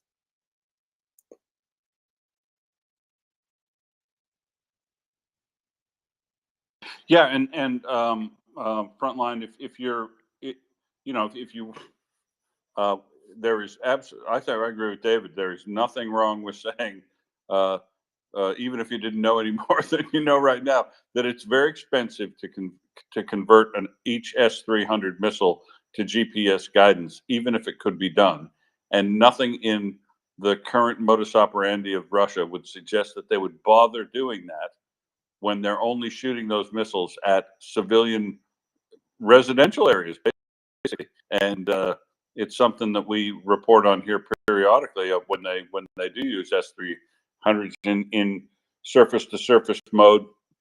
And we lament the fact that they're doing so, because those are nasty pieces of work to launch into a city indiscriminately, because, as David said, carries a warhead the size of an ATACMS with no guidance whatsoever, and they're basically coming through your house, and they do travel quite fast. I mean, horrifying to hear in the videos I've heard, those things coming over and guys just looking up and trying to figure out what they should do. You know, when you hear that thing screaming in, all you can do is get as low as you can, as fast as you can, or to the center of a building as fast as you can against something hard. And they're coming in so fast, it would be horrifying. And I definitely empathize with anybody in the situation of the guys in the videos that I've seen. And I would absolutely call that indiscriminate, even if they are guided in, because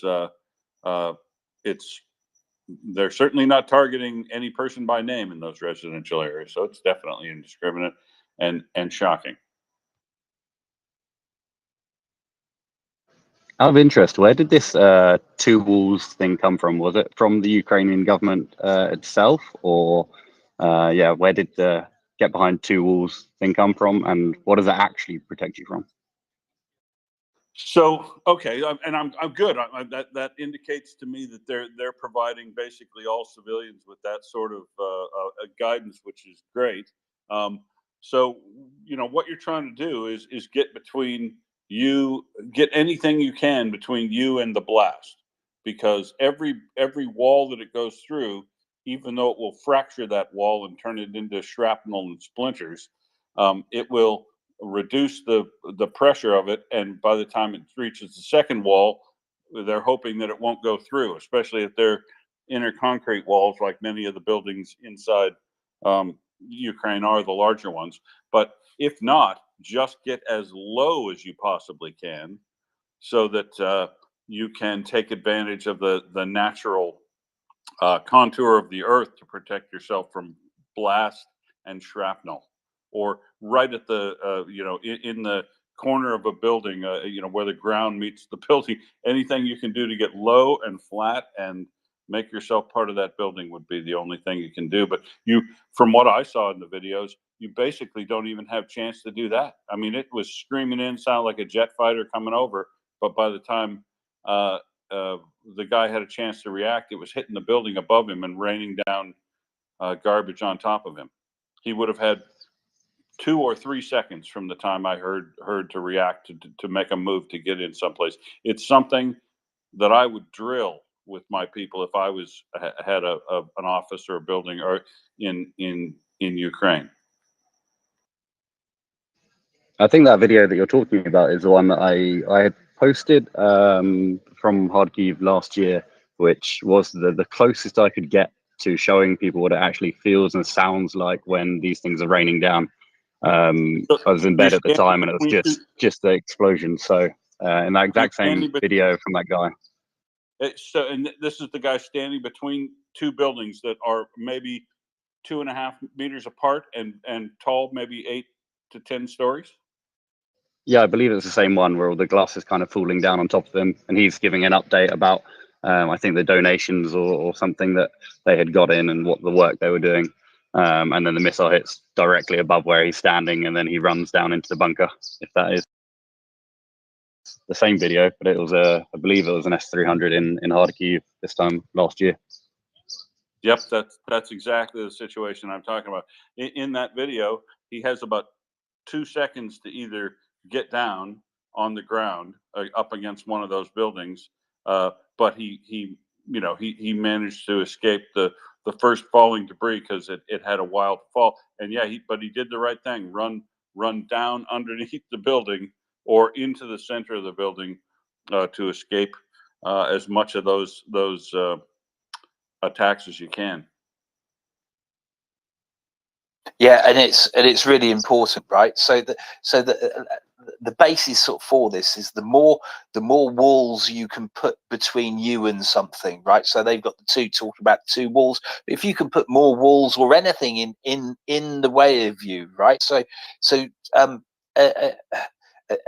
every little thing where shrapnel is concerned helps, right? So I think as a kid they used to talk about the how a wet blanket can stop a bullet, right? So even that, something like loose blankets and the rest of it would at a window, for instance, would help stop shrapnel coming through. Obviously, right, if you've got something else in the way, it's all these things, because the fewer things that are flying around, add to your safety, right? Glass is a big, obviously a big problem, right? Is there a way that you could change that? So stuff like things that would make a difference, right? You can so clear sticky plastic. If you could put that against glass, that will make a difference, right? Because what it'll do, it'll stop the tiny little fragments and the rest of it. It'll keep it a bit held together, which is what you want, right? So anything and everything that stops fragmentation is going to be a good one. If you, as Will said, right? I mean, it depends on whatever it is that's going off, right? Because obviously, if something goes off and it goes off in the middle of the room, then the blast wave will be in 360 degrees around it. But if it went off on the floor, then the blast wave is going to be typically, if it was like concrete floor, for instance, then the blast wave is going to sort of radiate upwards, and there's going to be a little bit, if you're as low as possible, where some of that blast isn't going towards you, right? Because most of a lot of it will be going upwards. Can you get into a cellar? What's the cellar made out of? Is the cellar made out of concrete and the rest of it, these pieces? They're all about how to increase your survivability. If you have a house, right, maybe you're able to dig yourself. We used to. I can't remember what they're called now. We used to have an Anderson shelter, right? Can you create your shelter, which is it's like a trench, basically a wide trench that you put earth over the top of it and the rest of it, and that would increase your survivability. Obviously, though, right? If something big landed on it, then that's not going to help you. But something big landing on you doesn't help either. The thing that really killed the two walls thing for me was visiting Izium and going up into this. This guy was just trying to do some repairs or like look after his apartment that had been shelled, and he very kindly showed us around and showed us that one of these cluster munitions went through one side of the house, through 5 walls, and out the other side with no signs of slowing down or stopping, which then just instantly made me feel a little bit less safe. No, of course, right. I understand it's just, the glass and all of that. Of course, right. The two Crazy. walls thing is just how to increase your survivability, increasing your survivability, not making. So, and there's the thing, right? 7.62s, they will go through two brick walls easily, right? So, and that's the thing. It all depends on how big that the thing is, how fast it's traveling, etc. And as you said, it will have gone through several walls. And the bit that we have to remember is houses made of wood not as good as houses that made out of brick and concrete. Concrete, obviously, better than brick, right? So it's what you've got in front of you. I mean, I'd wondered whether people are going to start trying to find those T72s and start putting them on the outside of the house, right? To just cut out bits, put bits of T72 against the house. But yeah, look, if something's traveling very, very quickly, and we look at so as an example, I think Doman tweeted out a tweet, and I think I retweeted it just about 15-20 minutes ago, which is it shows you the size of the ammunition that's used in IFVs, right? And an IFV, some of these 40mm stuff, it'll go through into, if you get it in the right place on the T72, it'll go into a T72 and create havoc, right? So, brick walls don't really stand a chance, I'm afraid.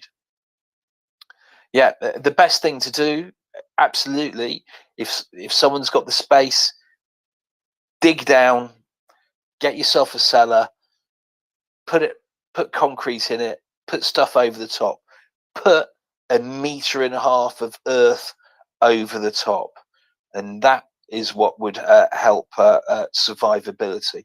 When I see Ukrainians, most of their houses have big gardens, right? So that's what I would be doing if I lived in Ukraine. I would be building my own little shelter. It's not difficult. You're basically digging a hole, right? You shore it up, of course, because you don't want the earth to falling in on you. You can do that quite easily, and then you put a whole load of stuff over the top. The one slight flaw with that plan is that the missiles hit before the siren sound in Kharkiv, and then but that's obviously when you're of course, the limitation there is when you get the warning, right? But we're talking about increasing. vicinity. Yeah. But we're talking about increasing your chances, right? So here's the thing: if something's coming in and you've got loads of time and you built it, then you've increased your chances dramatically, haven't you? Right. So if it comes in quickly, these are things you can't do, i.e., right? And what we're really talking about is if your number's up, right? You can't do anything about that. But you can do all the other things that increase your chances, right? And you just don't know. I mean, but there are things that if you're in your house that you can do, as I said, right? A blanket by a loose blanket, not tied up, so it's just held at the top. It has to be loose because that reduces the force from any bits of shrapnel. And I'm not suggesting for one moment that you should keep wet blankets by windows, but you putting a blanket over the window, also rolled over the top, so you can really quickly pull it down. That would make a difference, right? And anything with a high thread count, right? So woolen, a woolen blanket or 2 woolen blankets, right? That sort of stuff would make a big difference. David, Yeah. Or David, as you see in Ukraine and Russia regularly, those woven wool rugs. Oh yeah, very much so. Hang those on the inside of their walls. That would actually stop a lot of shrapnel as it came through. And heaviest wool curtains you can have, and make sure that you sleep at night with your curtains closed, and move your bedrooms to inside as many walls as you can. Yeah, and that's the other one that you said. Move the bed away from the window. Most people like to be next to the window. Don't move it away, right? And all those things increase your survivability. So if you want to DM me frontline, I more than happily share some other advice if you want. But it's all about how do you increase your survivability if a 500 kilogram bomb drops on your house. There's nothing you can do, very sadly. And this is what they work on, isn't it? This is how they try to spread the fear. That's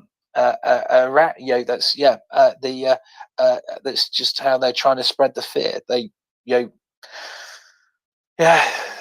The monsters in them can't help it. They don't recognize that in actual fact all they're doing, which is what happened during the Blitz, is all they did is made the Brits more sure about what they were doing. It didn't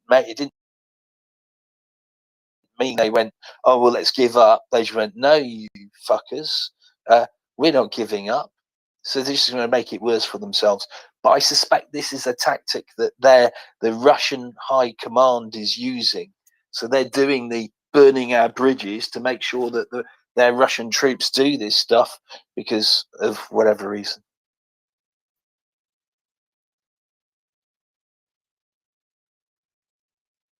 Mockers, yes. Yeah, thank you. Well, just before we do a quick swap around, I just thought I would tell you how they've been celebrating Easter in Russia. Would you like to hear?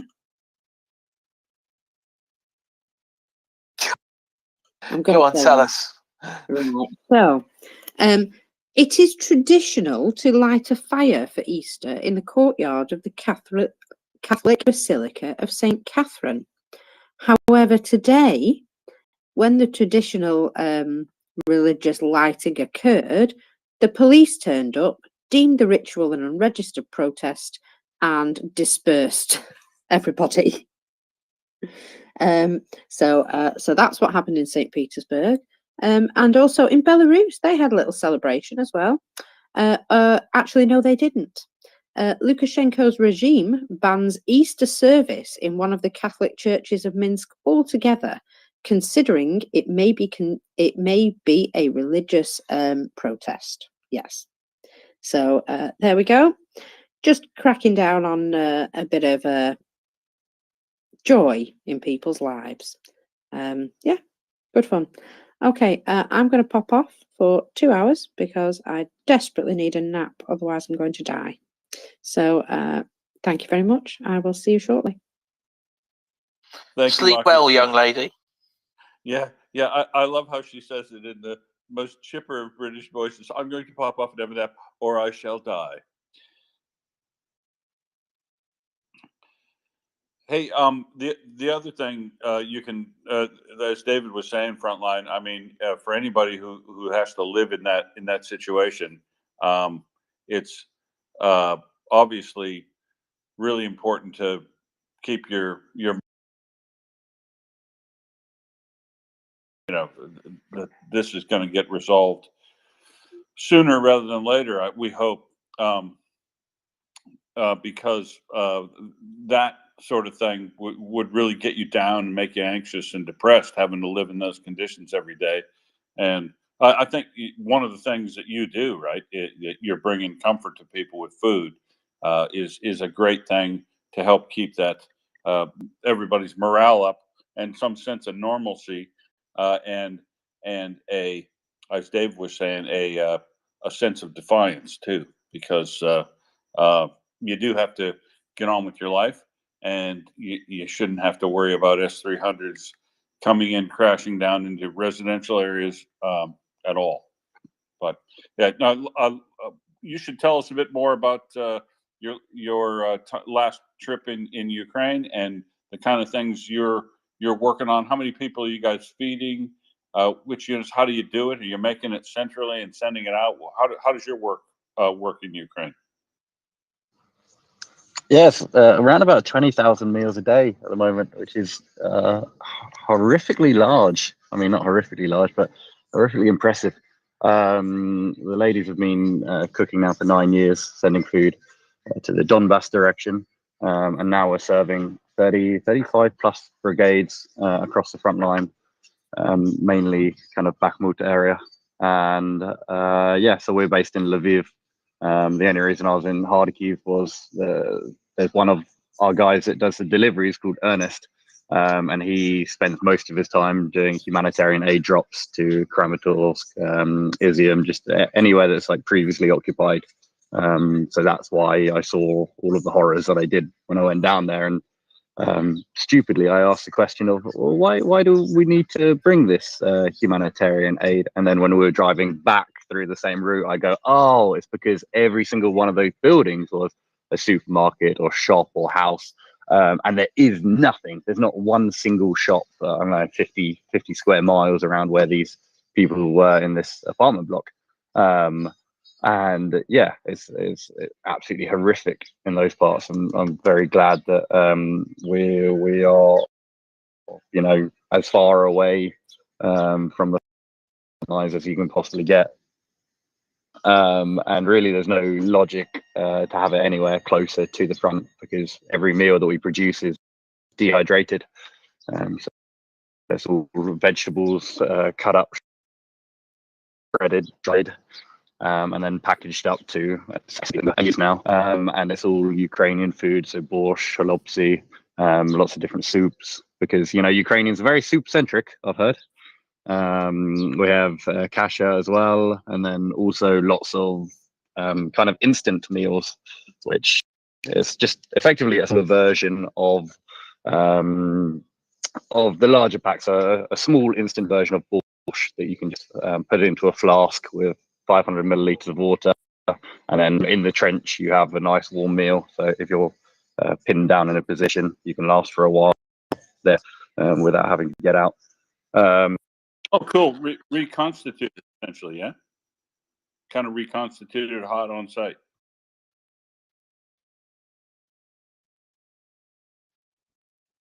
Oh, bugger, we lost him. Well, I hope he can request again, Frontline, and we'll add you back.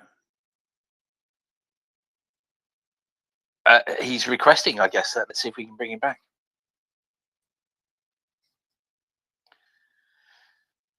Got him. So I asked. Removed. I asked. Removed from speaking. Yeah. Halfway through. No, you weren't removed. It was there was you were cutting out a little bit. I was getting every. Sorry. I was getting 2 seconds out of every 3. No need to apologise. You are where Sorry, I you don't think are. the Wi-Fi is very good. Yeah. Yeah. you were So talking that's about reconstituted soup, right? You exactly. actually, and they hit it with a bit of hot water and reconstitute it right on site. Exactly. Yeah. And yeah, every single meal goes directly to the front, and I actually only tried our large kind of 10-20 litre packets for the first time after 9 months of cooking this and sending out. I tried some of the smaller instant versions, but because of how important this stuff is to get to the front, we can't really waste a meal by eating them at the kitchen when we have normal food there. But I tried it, and I was mind blown. Very happy that I didn't have to feel terrible about spending 9 months making terrible food, and it was actually incredibly good. So that's fantastic news, and one of the best borsches I've had in Ukraine, and it was made by ourselves. And you would think it would taste dried out in some way, even after being reconstituted, but no, it was дуже смачно, as they say. Дуже смачно, да. So I do have a question, right? So you've probably said this before, but I have my memory isn't like it used to be. So most of the places, when it's dehydrated, you're obviously relying on the fact that they've got water. How are they dealing with it? Because the closer you get to the front lines, I'm sure the water problems become bigger or greater. Believe it or not, we send bottles and bottles and bottles of water. So maybe pretty old school. There might be a better way of getting a tanker or something, but yeah, we just have big bottles of water. So they just go out with all of the meals as well. And I mean, they've been doing it for 9 years, so they kind of have it nailed down to a T as to exactly what's best. But of course, if anyone here knows a better way, then I can share it with them, and we will revolutionize the whole process. Well, I mean, look, so water bowsers are part of what the engineers do. In some of their doing, you can get really big plastic, big heavy duty plastic ones, and you can put them on the trailer and the rest of it. But the thing is that maybe trailers might increase may a risk issue for you. How many water bottles are you taking? They all go in a van, right? Yeah, so the food and the water bottles go off in a van, and it's stacked high. But this is just one of the ways that we get water out there, because these 35 brigades, they aren't just solely supplied by us. They have other rations and other people that are sending stuff through to them. So there will be other water solutions that we're not sending to them that they just have anyway, in the same way that they would have different food sources too. So yeah, water bottles are what we are sending out when we have donations of them. But yeah, they'll have their own water sources on the front. And here's the thing, though, right? So you said they've been doing this for 9 years. Evolution tells you that what they're doing is probably something that can't be bettered. They've probably tried all the solutions, and this is the thing that's worked out to be the best, right? Because over 9 years, you develop. They're bright people, aren't they? So, all right, yeah, that is quite. To me, it was intellectually interesting to see how they were dealing with it. It is interesting. You think after 8-9 years there wouldn't be some better solutions, but there was one example where when I arrived, all the ladies, they were washing the carrots by hand before we were kind of peeling and shredding them up, and then after we've peeled them, we have to wash them again. But they were doing all this by hand, and then one day I was like, why don't you just pour it into a bucket and then use one of the floor brushes with hard bristles to just effectively make yourself a miniature washing machine? And they all stood around me laughing in amazement, and taking photos of me brushing all these carrots in one go. effectively reinventing the washing machine. And I think there's an industrial version that we can probably buy. But yeah, so although you think nothing can be improved after 8 or 9 years, there are still very, very simple things that will make you go, why don't we think of that 8 years ago? And here, importantly, you've made the carrot more nutritious, because a lot of the minerals you want are actually in the skin, right? Peeling veggies, often you're getting rid of a lot of the good stuff, right? Yeah. So it's interesting. So I've always used, a nail brush, right? I've always used a nail brush for my carrots to clean them instead of just peeling them. Yeah, good spot, right? But yeah, you're right. There's sometimes something can happen, but something along the lines of your water, maybe it can, maybe it can't. As an intellectual thing, I can see that in actual fact, in some ways, the water bottles would have a benefit. There's certainly a safety part to your van, if anyone's sitting in the back of the van, because obviously the water would provide some level of safety there as well. If you've got a stack of water bottles in front of you and something comes into a van, for instance, then that water will provide you a level of protection, was what I was trying to say. As long as you don't break too heavily and have fixed it down properly, which I don't think I probably would have ever seen something fixed down over here. Well, yes, and then you have 20 kilos of water bottles hitting you, right? But yeah. Plus all the cans and bottles and all the containers of food. Yeah, load security inside those vehicles is probably actually quite a big deal. And in relation to the kind of roads that you have to drive on and the sorts of traffic incidents you might be involved in, it's probably a very big deal. But so there'd be people, since I've been doing that for 9 years, that might have been there doing that for a large portion of that time, do you reckon? And how many years have you personally been working with Frontline? I mean, the whole of the last year in the war, or for the last several months? I've personally been there 9.5 months now. The original founders, Luda and Oksana, they've been there 9 years now, and it all started after Maidan. Their son, or Luda's son, was actually at Maidan doing all of the logistics and getting them everything that they needed. And Luda and Oksana met when they were not knitting, but sewing together balaclavas for the guys in Donbass. That was how they met, and then they kind of realized, hey, the size of our armies rapidly increased, but our guys aren't really getting fed. And all they were getting fed were a load of preserves that they had laying around in cupboards for many years. And obviously the lady said this isn't good enough, so every one of these little old ladies started making food for their sons and their sons' friends on the front, but just individually at home. And then they kind of got together and said, hey, like, we're doing all of this stuff, but it'll make so much more sense if we do it in one place together, and we can scale it up and have efficiencies. And yeah, that was what the kitchen was born out of 9 years ago. And then that was when they got their first dryer, because up until that point they were just using these little dehydrators that you can get for your own house that sit on your table. And now we have about 20 or so of these washing machine sized dryers, which means that we're able to dry these thousands of kilograms worth of veg every day. So that was how it started. I've never seen a dryer look, I'm just going, so presumably there's some form of heat, something takes out the moisture. What does it look like? Is it like as a question, does it look like is it a tumble dryer, right?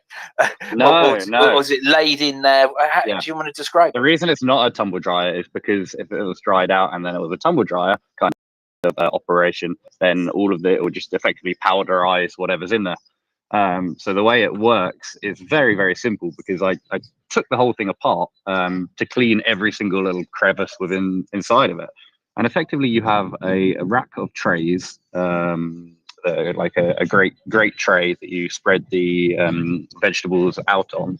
And then inside it is an empty box, completely empty. There's nothing on any of the sidewalls. and you have a vent in and a vent out for the hot air. So effectively, the hot air is just passed around this box, sent out, and then the stuff within it dries. So it's a very, very simple, but yeah, I'm sure there's something more technical going on inside of there. That's one of them. It's just a completely empty box and hot air passing through. Another one actually has additional like heating coils, which I could best describe as the one that you have in your kettle. A metal coil. They've got one of those. Sorry, 3 of those within the machine every 2 or 3 trays. So that just gives additional heat to the drying process. So therefore it can dry a little bit quicker rather than just hot air passing through all of it. Yeah. No, that's really interesting. So because I tend to my brain tends to go, oh, I wonder how that works, right? And then I wonder if you could do X, Y, and Z, right? Simply because I do know that you can provide heat through evacuated solar tubes quite easily. So there'll be some sort of throughput for the air. I suspect the air is quite important to this drying process because obviously you need the air to come in, and then you need to remove that moisture, etc. Because they must be, because dryers must be quite electricity intensive. Yeah, hugely. They are it's 2.5 kilowatts each. So each one of them, pulling 2.5 kilowatts per hour for 24/7 they're running. So gosh, that would be a lot, right? So in the UK, I mean, clearly electricity is a little bit cheaper in Ukraine than it is in the UK. At 2.5 kilowatts, you'd be bankrupt very, very quickly. In the UK, very much so. 35p. Yeah. Gosh, that's really interesting. So do you when you say washing machine, so can you get walk-in sized ones and things like that, or? Yeah, so in December, I put up a tweet saying, "Hey, if we just get one of these larger dryers." So there's a big metal shiny. It really is a piece of artwork. This machinery, and you could stand inside of it. It's that big. And one of these large drying machines, it does the equivalent of 5 of these ones that are washing machine kind of sized. So the only reason I say washing machine isn't because of anything, the way it operates. It's just so you know how washing big it machines is. are pretty standard size. Yeah, exactly.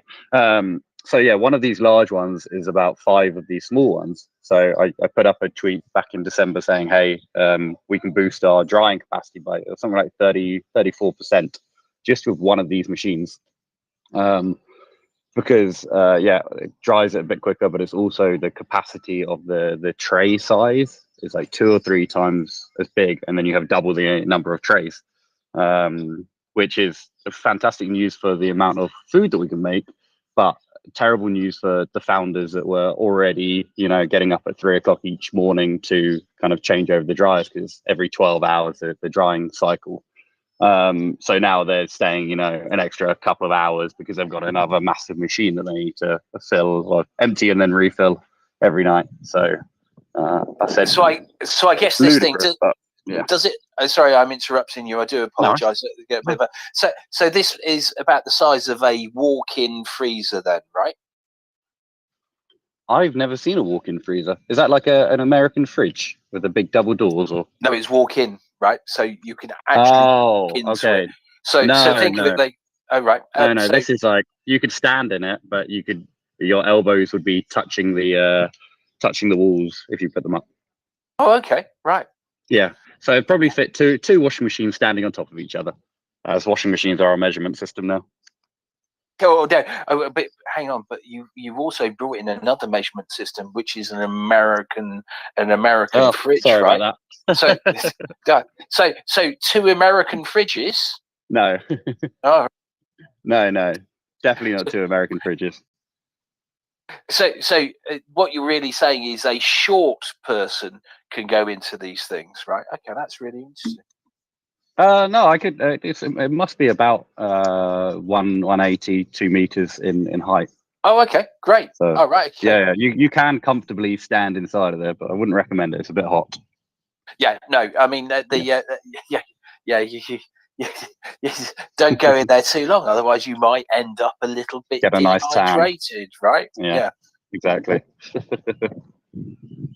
I don't know. It's really, I didn't really put a lot of thought to it, right? So, and there's these little bits that my little brain goes, "Oh, I wonder if how you could do that." Let me think. I have the water bowser part, right? So most of the vans you're using, like transit vans, right? Yeah, very similar. Yeah, transit van.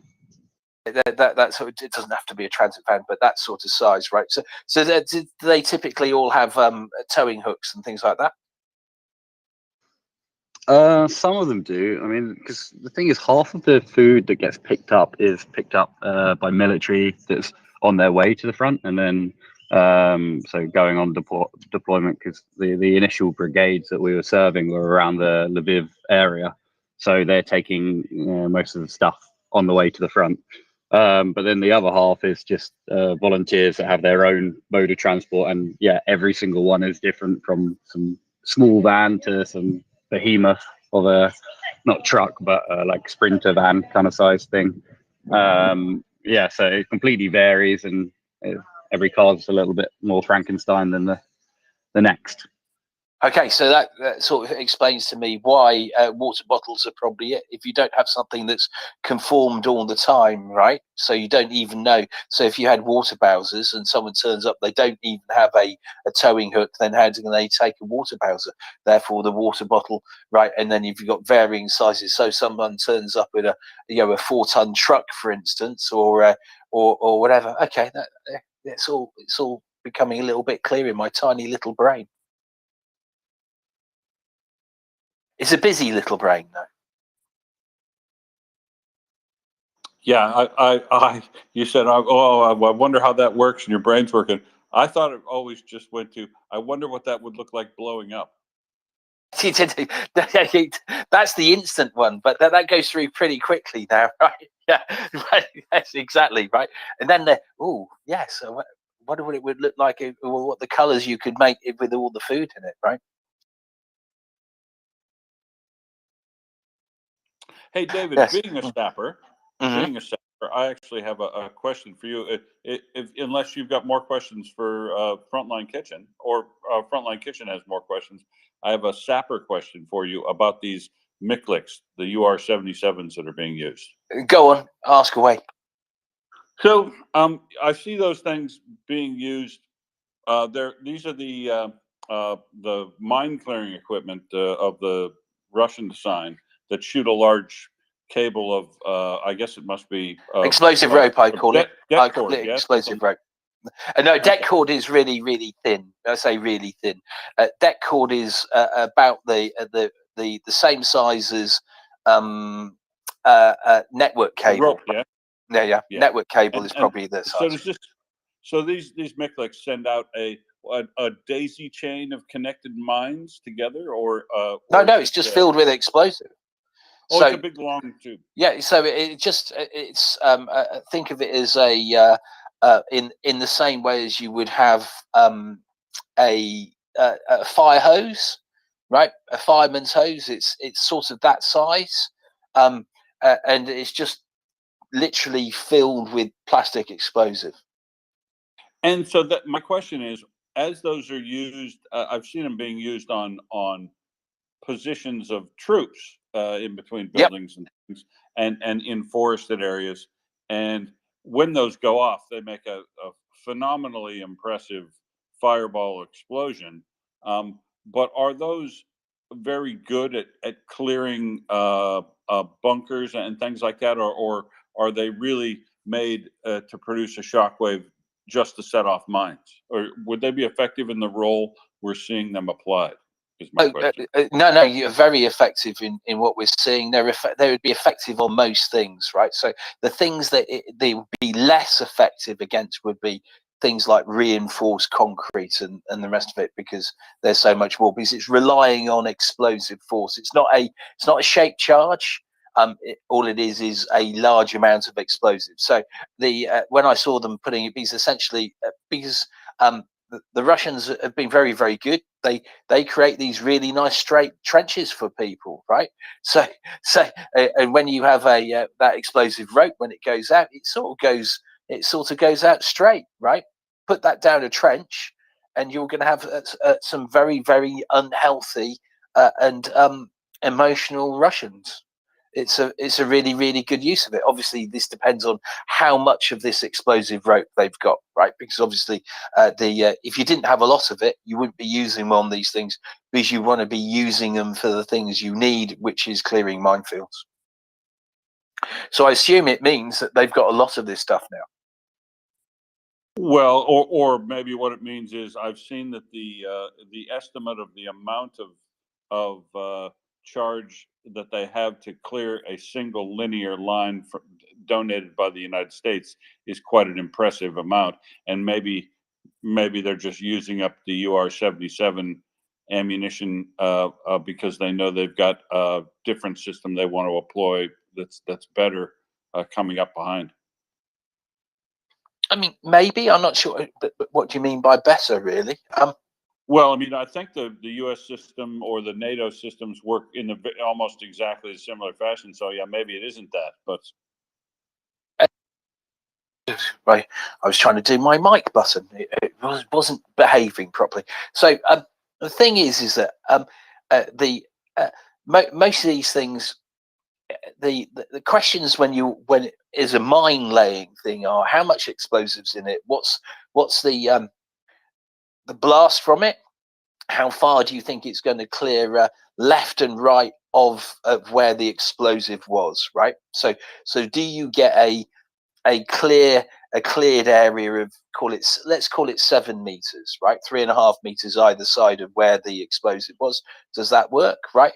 And how far each rocket will go and how much you've got. So this is going back a way, right? I think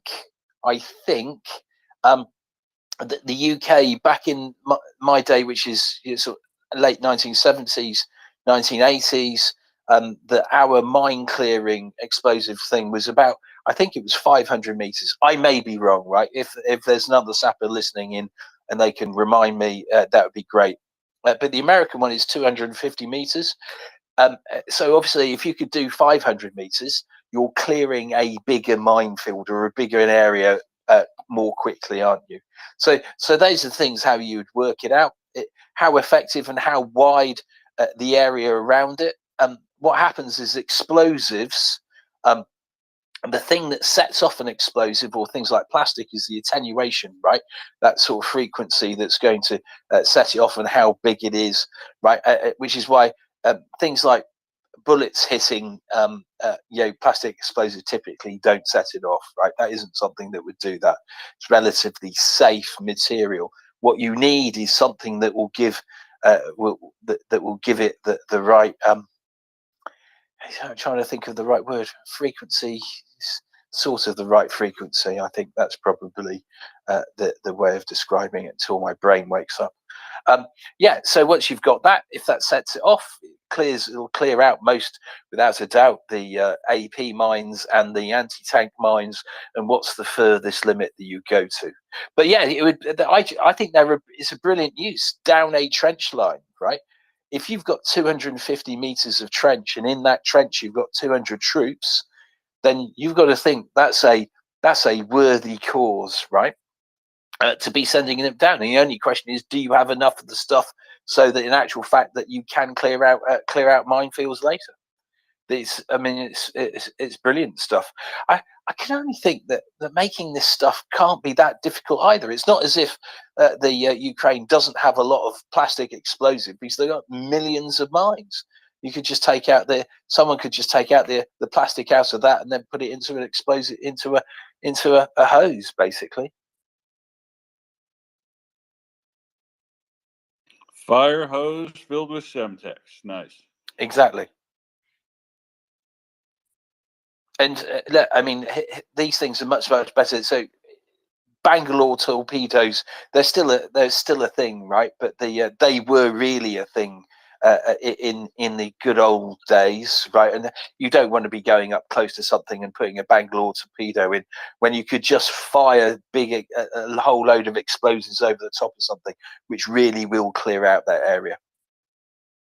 Did you see there was a thermal video of one of them going off? Did you see that one, Will? Yeah, that's precisely the reason I asked you that question. That it made a big fireball. The thermal on especially was an incredible explosion between those two buildings along, what looked like probably down a trench line that they thought, oh, we're going to be tricky, and put a trench line in this set of trees here out between these two buildings and catch people moving through. And wow. Yeah, no, exactly. Wow, right? It really demonstrates how devastating something like that is. The Russians in the very early days, I think they used up most of their explosive rope, though. Right, they were just using it everywhere, and there were some ones, and it was very, very devastating. But yeah, and two of those UR-77s got knocked out very early in the day on that assault on Vuhledar, which could have been very useful on day two. Oh yeah, that was I saw an image of one of them going up, and that was, well, it just shows you how much explosives there was on it, right? Yeah. Best secondaries next to a TOS 1A, I reckon. Yeah, very, very, very big.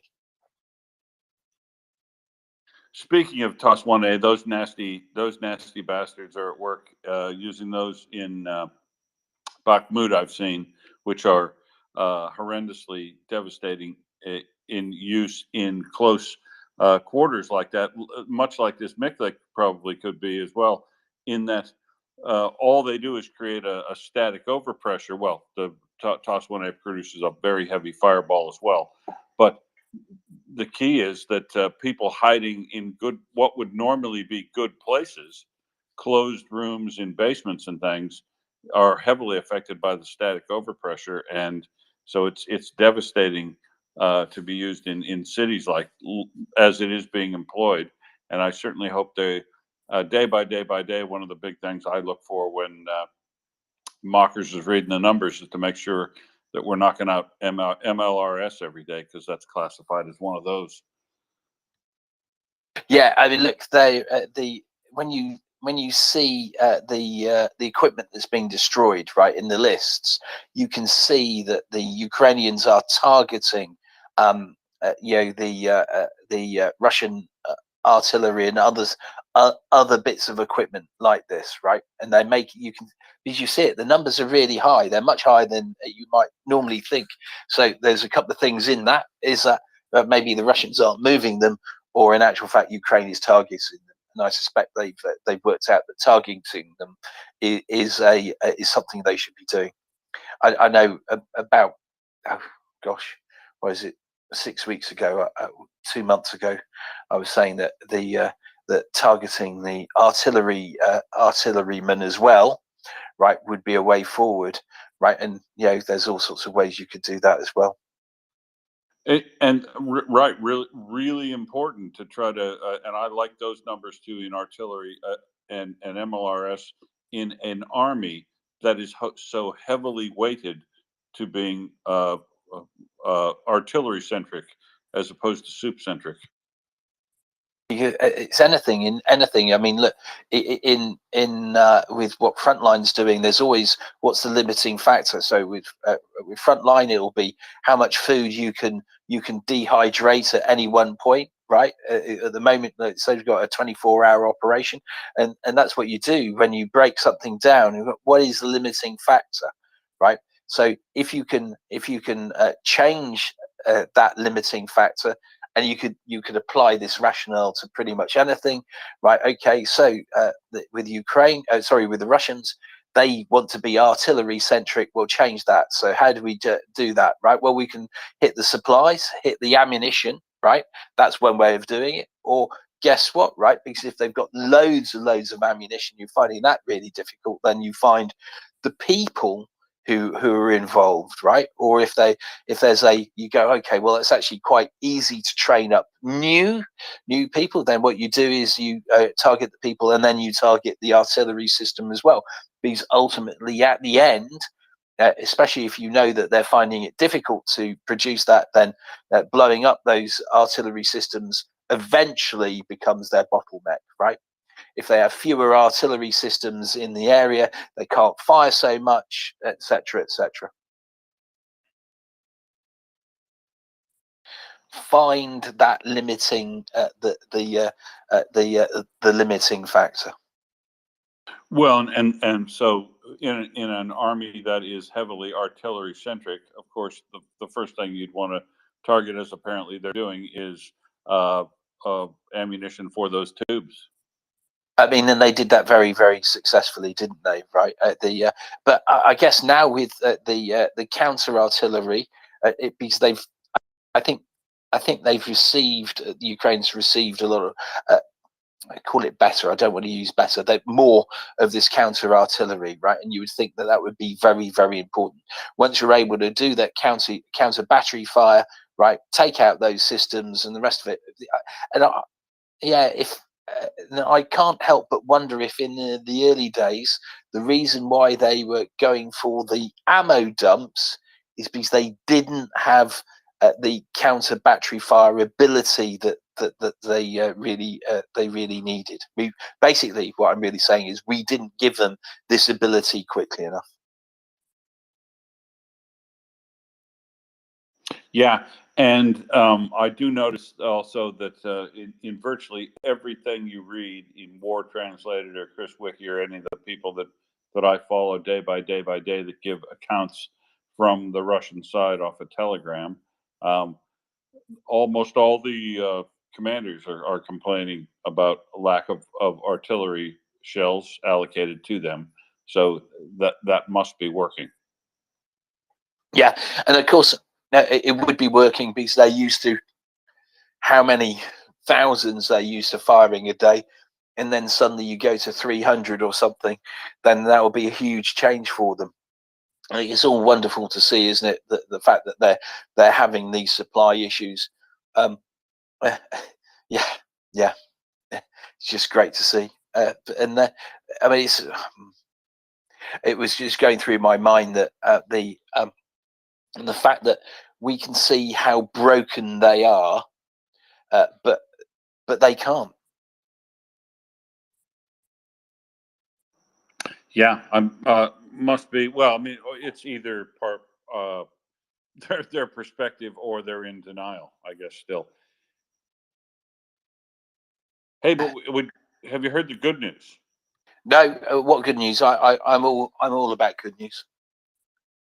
So I actually think I scooped this the other day, because about 3 days ago I reported a flash news thing that came through that said that in an interview with somebody in Ukraine that didn't get really covered, that the head of the the electric energy provider in Ukraine had said that they are for the first time ready to export electricity into the international market again from Ukraine, and that's now been reported yesterday. And now it's on the BBC, so it's got to be true.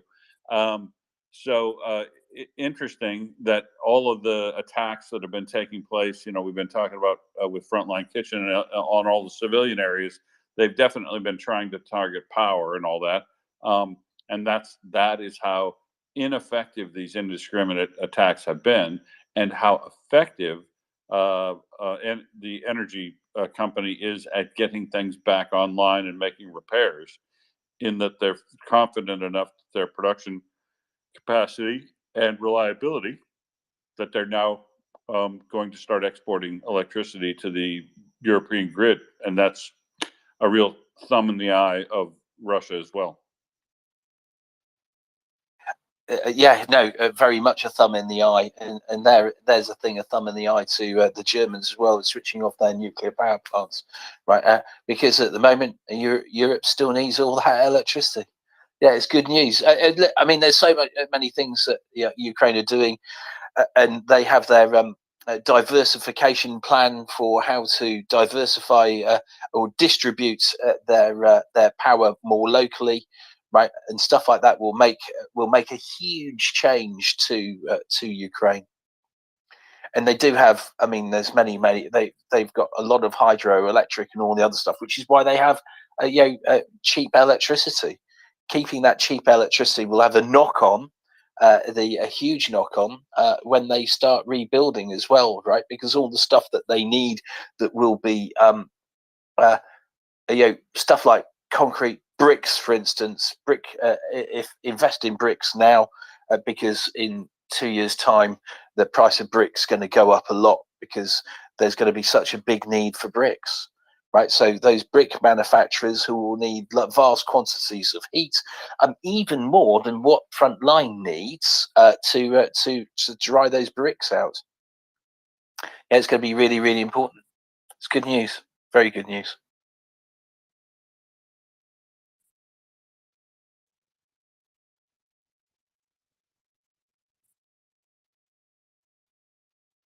Right, And go for it, Will. you go ahead.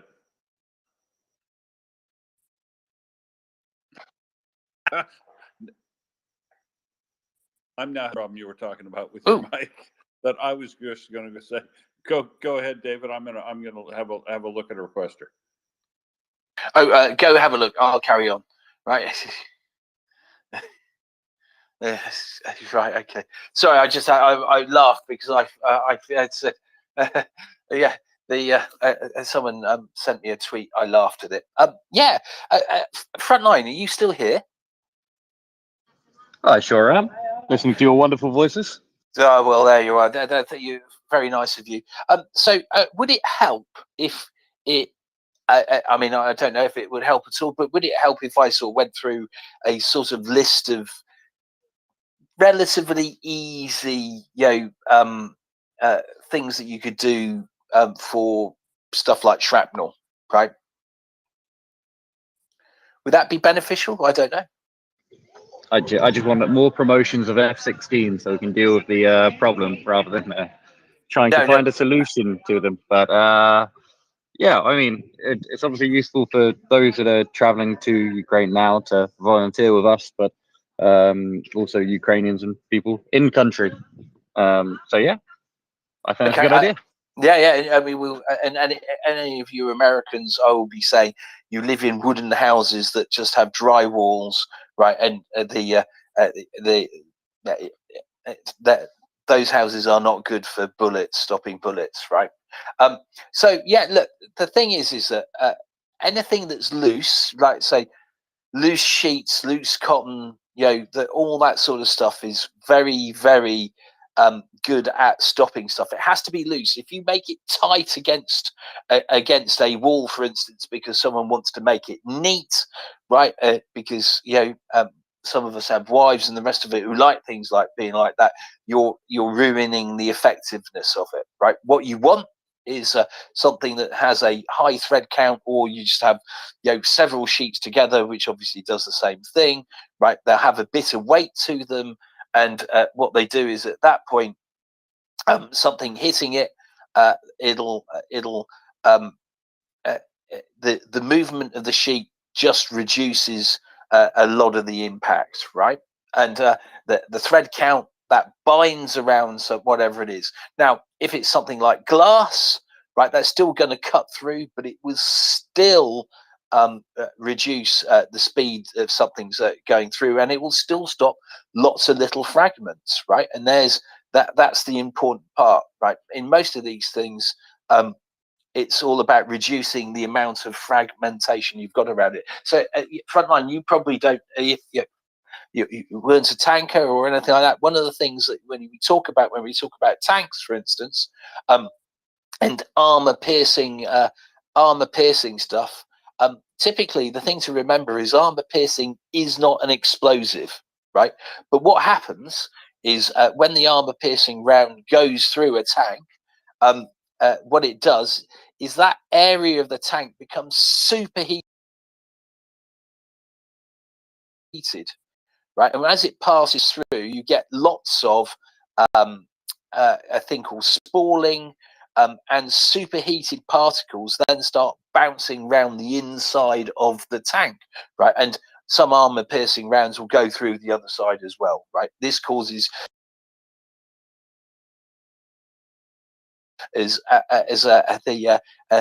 our very good friend of the space, Gunny, says an problem, and this is what might cause a problem. And this is what, right, and your loved one's inside it, and you can't, let's face it, we don't have spaceship force shields and the rest of it to do that. So what we're trying to do is reduce the amount of shrapnel inside a given space, right? So you said that too, that those two walls part, that's just taking into account that, if you've got two brick walls or two concrete walls, you are increasing the chances, your survivability chances, right? I would also say that if you wander around a house, you'll get an idea of where may be better. Say, for instance, if you had something like a big chimney, right, and a wall on either sides, and the rest of it somewhere along those lines may be a little bit better, but it depends on the size of the chimney and the rest of it. So wander around the house, you'll see a spot where is best place for you to lie down in, right? But all of those other little items, your blankets against the wall, or putting a blanket where your curtains would be, or adding it to where your curtains are, it was always going to make a big difference. And moving other stuff, right? So if you've got lots of glass vases, I would suggest that moving your glass vases and putting them away would also be a very useful thing, right? And of course, look, if you're in Lviv, where the chances are of something happening are very, very slim, then obviously that would be an extreme level to go. But the closer you are to somewhere, then the more of these precautions you should probably take. And even to the stuff where if you're able to put stuff on the outside, put a little bit of some decent planks of wood or something, you might be able to put them against the walls. And what you do is you then do habit forming tasks. So at night time, because we're all lazy, we just typically go switch the lights out, but you just go through a task at 10 p.m. You go, okay, 10 p.m. this is what I'm doing. I've got the the blankets in place, I've got my whatever it is, if you've got wood on the outside or something like that, and just make it habit forming. Habit forming is the really important thing, because it means that you typically you get, once you're in the habit, you just do it, and it's not something that you go, oh, I'll put it off, because putting it off isn't going to help you at 4 a.m. When you go, oh, I didn't do that, and the alarm's gone off.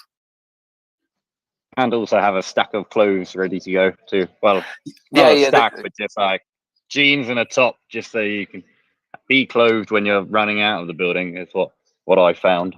But I've got a real life situation for you, which you can answer if we did the right thing or the wrong thing. So on that morning in Kharkiv, when the missiles were coming down, we quickly searched on the phone where the nearest bunker was, and there wasn't a bunker per se, but a basement, effectively under the building. But we had to leave the building, go around the other side of the building to then get underground, not knowing whether or not if this basement would actually be open. So effectively, we decided, well, the missiles are falling outside. It's a lot safer to just lay on the floor here in the hallway than it is to leave the building and possibly get hit by shrapnel or whatever else. So what's the right thing to do? Lay in the hallway as we did, or do the thing of leaving the building, walking around, and then trying to find the basement? Well, see, here's the thing. You're a very smart man, right? We can see that by what you do. So every situation is different. So you've evaluated the situation and gone, there's stuff landing outside at this point, right? At the point where stuff is landing outside around you, then you've made the right decision. You've stayed inside. You can't account for what might happen afterwards, but the imminent risks to you was the stuff that was happening outside, so you made the right decision. The if there was nothing happening at the time, then the right decision would have been to go, right, and try and find that. But as you said, you didn't even know if it was open. So in any of these analysis, if you don't know it's open, so what you could be doing, even if it wasn't, right, that wasn't raining shells around you, right, you could be going there and it might not be open. But presumably then in that you go, what's the chances are of something locked? Do they typically lock these things? Is that something that happens? Do they typically lock them? Yes. Was that the question? You're breaking up there. So I was saying, are these sort of shelters are something that people lock because that they're trying to? I mean, I was going to say in the UK they might find tramps in it, but unlikely you're going to find tramps in it. But are they the things that are typically locked? Right? Do you? I guess what I'm really saying is, are they typically more open than they are locked? Because that's how when you create you do your risk in your head, right? Because obviously you don't have this Excel spreadsheet or even time to fill one in, right? You go, so the chances are it's going to be open, then you would go. But if you thought that the chances are it was going to be locked, then you would stay. I think when it's under a building, they're normally locked, but all of the ones such as restaurants and bars and whatnot, they always have around the city, they always have basements or bunkers. So normally when you have a missile alert, it's very easy. When you're in Lviv and that lot, it's very easy to find a bunker. But yeah, if you're in Kharkiv and it's just like residential buildings, you can't always be sure on if it's going to be open or not. But this probably comes down to one of the points that you were talking about, such as, curtains on the window. You should also be kind of looking around saying, where's the nearest bunker and is it open frequently? Right. In Lviv, it seemed very much like it was when there is confirmation the rocket's coming, then they open up all of the big proper bunkers. The ones with the big yellow doors that everyone goes down into, like the public ones. But I believe that's only if they have confirmation that rockets are inbound rather than just the siren going off from the MiG, because that happens every 20 minutes throughout the day. So yeah, I mean that was the other thing that I mentioned. It's the sort of thing I drill. If anytime you go to a new location that you're going to be working out of regularly or new accommodation that you're going to be staying at, best to have a good look around and a chat with everybody about what's our best primary and secondary location we're going to go in the instance where we don't have an opportunity to get to a bunker, and also where's the closest bunker, and find out whether or not it's going to be open. A bit more planning you have to do each new location you go to, I think, and drilling with people, because you don't want to be talking about it at the time. People have to reflexively know, if I'm in this room and we start to hear things land, where would I head to?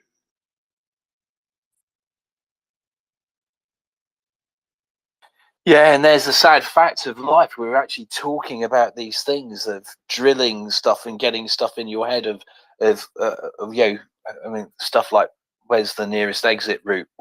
Where's the nearest shelter you could get to? And 2023, this is not the sort of thing that we thought we would be doing when I was a little kid. It was sort of things we did because everyone thought about it, right? But gosh. Yeah, you and I, when we grew up, knew how to get to the civil defense shelter, and there was a civil defense shelter in the basement of every school, basically. Yeah, and I've lived in a house that has a couple of where there have been Anderson shelters as well, right? So, and as a kid we would watch those. I can't remember who it was. One of the Ministry movies, right, with a very, very BBC voice talking about what to do when the alarms go off. But that it wasn't that long after the Second World War, so pretty much everyone knew. Everyone had lived through it, right? And a jingle. Don't forget the jingle with the instructions. Yeah, it was basically a mnemonic so that you'd know what you were supposed to do when the world was first getting its head around having nuclear weapons, strategic nuclear weapons available to people. And it seems like psychosis now to be thinking about having grown up and done that. And then I do understand why we totally got away from it, but unfortunately, it's the kind of thing you have to learn if you put yourself in harm's way, like you're doing at the Frontline Kitchen. Duck and cover. Duck and cover. That's the one.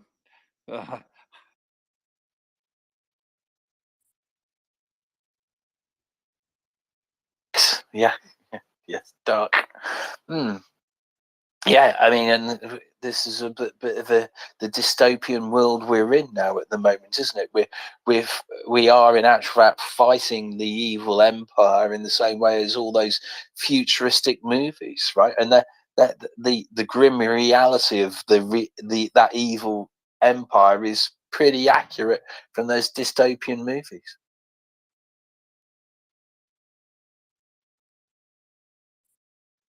Yeah. I mean, look, I was in the Army in 82, 83, and then the reserve. So, in the time you were in, and I was in, essentially, they're fighting the war now that we were planning to fight way back then in the exact location.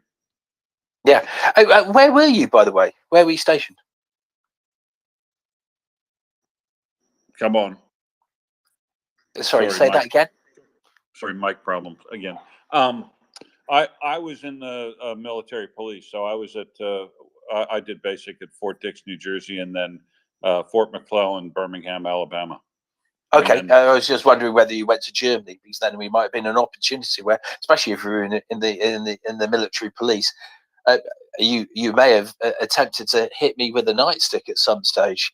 It could have been a big reality. Yeah. No, sir. No, just in the United States. And I went to Korea for a short period of time on a rotation we did there. Good. Yeah. Nice. Was it a nice rotation? Oh, yeah, lovely. I mean, because as a 22, 21-year-old kid getting to go to a free trip around the world when you basically, the first time I was ever on an airplane was going to basic training, 16 hours after I graduated high school. So yeah, it was a great adventure. It was it was interesting. I did it because I had to, because I wanted money to go to college, but the GI Bill, but it wasn't overall a bad experience. No, it's not something I would make my children do so that they could go to college, but it overall wasn't damaging or anything. Some people say make me a little bit hard and whatever, but tough. Well, yeah. Or here's the thing: is it instilling confidence and resilience and discipline into people? Is that a bad thing? Look, I can see that you can over discipline, but that would be called punishment, right? There's got to be some sort of freedoms in what you do. Gosh. Yeah, look, my posting, I spent a lot of time in West Germany and then Berlin. I very much enjoyed it. The Berlin was amazing. But the early 1980s, I had my 18th and 21st birthdays in Berlin. All of it was incredible, right? Before the wall came down, and it was just an amazing city. In actual fact, I've been back since. I think I preferred it when the wall was up. If I'm honest. Lost a bit of the mystique. Yeah. And then and everything's turned around. So in the back in the day, we'd a Sunday would be wandering along the Kudamm, for instance, and where the Blue Church is, near the zoo, Bahnhof am Zoo, right? Those are the sort of the areas you would go to. But now that they've that's where the oldies were, right? Everything's moved in towards the east. So areas I don't even recognise, and that's the problem for me. I just get, we were allowed in those areas, but you had to get special permission. You had to wear uniform and the rest of it. And we typically would do these things so we could go out and get drunk, right? Because in the days of Deutschmarks, it was 4 Deutschmarks to the pound, and it was 4 Erstmarks to the 1 Deutschmark, right? So for 16 Erstmarks to go out, and you could just get very drunk very, very cheaply, right? Which was always really quite useful. and fun times. We had, Although you have to be in uniform. well, you have to have goals as an 18-year-old, don't you? Yes, they're exactly right. And the goal is how I don't get paid a lot, right? How can I stretch my money in those days? People in the British Army really weren't paid a lot of money whatsoever. How can I stretch my money and drinking cheaply in East Berlin was a thing, right? Albeit you had to wear your uniform. Fair enough. And thinking of places we've walked around and had a look around before. So I've never been anywhere in Germany other than Frankfurt Airport, even though I learned German in high school. The places I'm really looking forward to go back to is the little towns like, well, not little town, but decent size, but phenomenally picturesque, lovely towns in Sumy and Poltava and the places out there just west of Kharkiv. A lovely place, and I hope we all get to take a tour around there sometime after this is all over, because I'll be very much looking forward to going back and seeing that place. Yeah, I've never been to Ukraine. It's weird. I've always had there's been a tug for me to go. For about 15 years, I tried to get some friends of mine for us to go to Odessa. Don't ask me why I wanted to go to Odessa. I just knew I wanted to go, right? And my friends were going, no, we can't go there. The nasty Russians there, etc., etc. I was going, no, it's a place to go to for whatever reason. Don't ask me why. I've no idea. Always wanted to go, never got the chance, and then it all kicks off.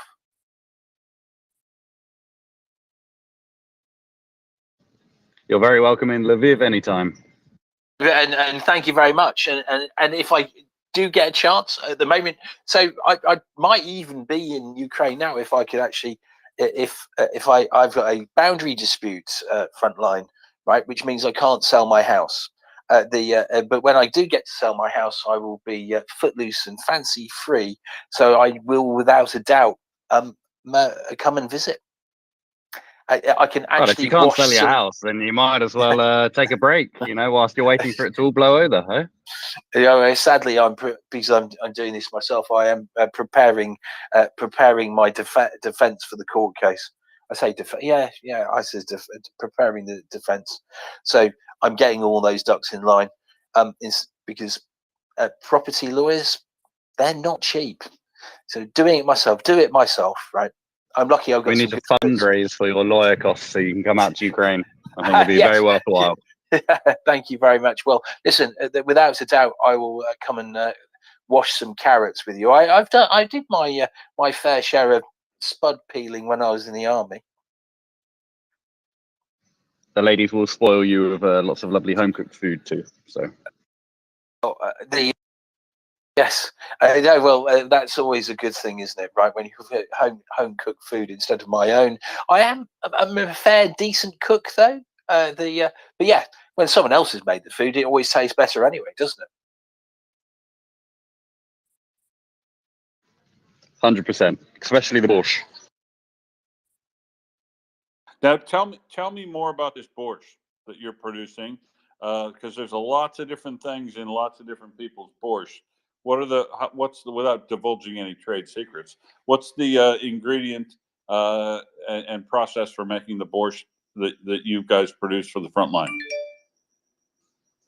Yeah, so as I said, just cutting up, shredding, and then dehydrating every vegetable that goes into our borscht. So you have the beetroot, buryak, cebolla, onion, kapusta, the cabbage. What else do we have in there? I'm trying to think now. We have some green herbs, literally just green stuff, which is quite handy. A pinch of that. We have the little packets of almost like salt, pepper, spices that go in there. There's a packet of tomato paste that also goes in the packet. Trying to actually find an image of one of our packets now. Yeah. A little tomato paste, huh? That's interesting. Oh, and then of course a chili on top. We have a chili within every packet to have a bit of spice in there. And then we have 1 to 2 like tins or like cans of meat that they include in each packet too. So, and not within And the that packet, but separately, and then that gets added to it. So, oh, sorry. Also, right. of course, the mordicava. I don't know how I forgot about the carrots after we've been speaking about them for an hour now. Yeah. So they are And the base ingredients. that was the thing that Snuff, or Scruff, who's called now, who's on the space a lot, has said he won't eat soup without meat in it. So you guys Yeah. must have some pork or chicken they put in it as well, eh? Yeah, so pork or chicken and or beef, and it's in cans, pre-made up, so that they don't have to do any of the kind of cooking of it. It's just sent out with the packets, and then they add it during the cooking process. So it's yeah, but it doesn't look very sexy in the jar or can. So I don't tend to post too many images of just meat, but it does taste good at least, even if the cans don't look that good. I'm trying to find a photo that I can share with you. Am I talking right now? Yes, I think mic is on. Very silent. Yes. Okay. I'll share a photo in the Nest now. That is how it works. And then you can see the packet itself. But my phone is going incredibly slowly. Okay. Okay. There we are. Add an image.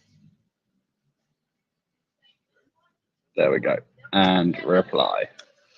I don't know the difference, by the way, between the Nest and the kind of comments section. Is there a difference? Are they the same thing?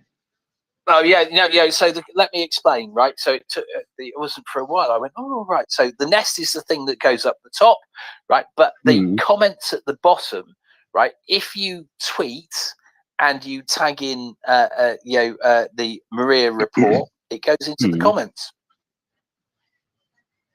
Ah, interesting. I never knew that. So any tweet that has MriyaReport mentioned just automatically feeds into the comments. I believe so. Someone may tell me I'm lying to you, but it's not a deliberate live. Is what I think. It's what I noticed, and it wasn't important for me enough to spend my time doing it. Obviously, anything you reply to in those goes back into it anyway. So I assume that is anything with a mention. Right, and it builds up in that list that says 83 comments on the lower right of your screen until we have a crash. So now on the Nest, it should be the first image, I guess, if that's how it works. So you can see a picture of our Borscht that goes to the front, and you can see. I don't know if it's too dark for you. It looked a bit dark to me, the image, but at the very bottom you have the beetroot and then the cabbage, really carrots, and yeah. And very handily, you've already added a hashtag more soup for Ukraine. So it automatically added that tag.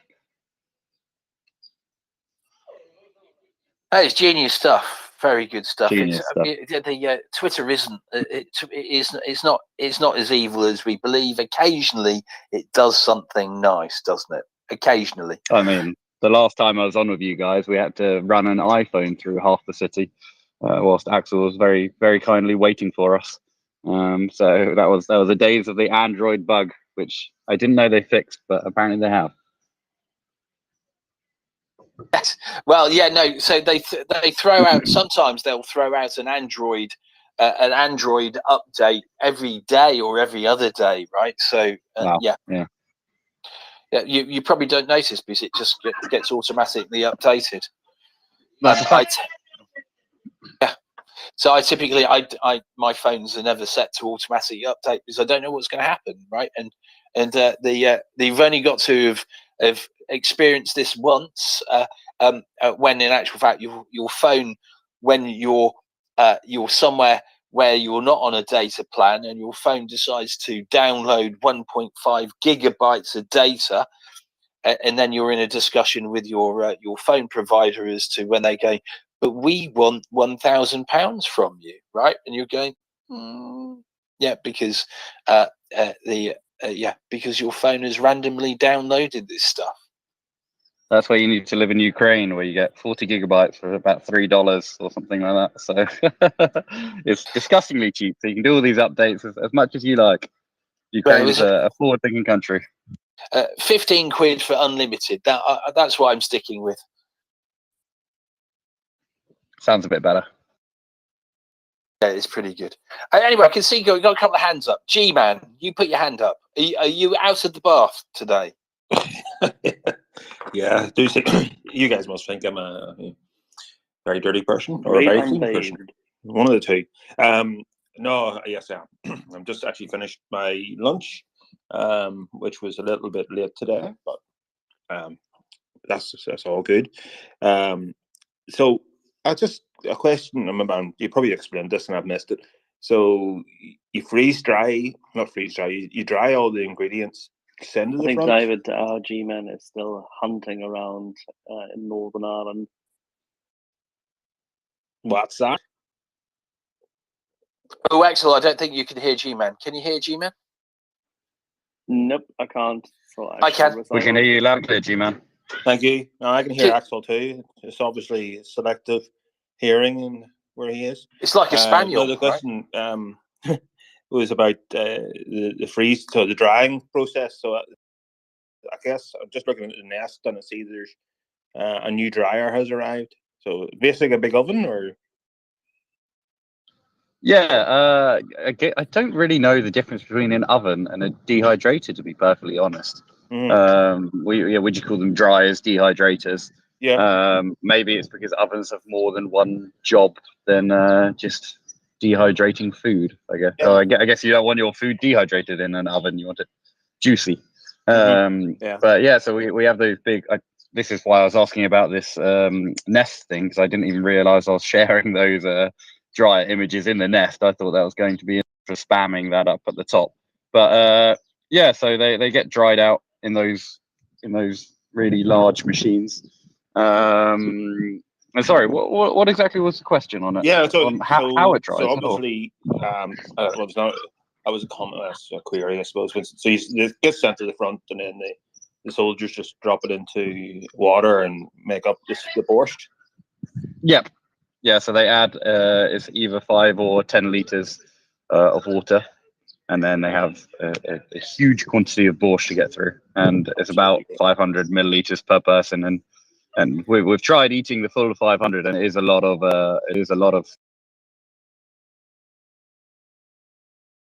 picture of the borscht in the image that you can see there. That's enough to feed 20 troops, with of course a couple of tins of meat.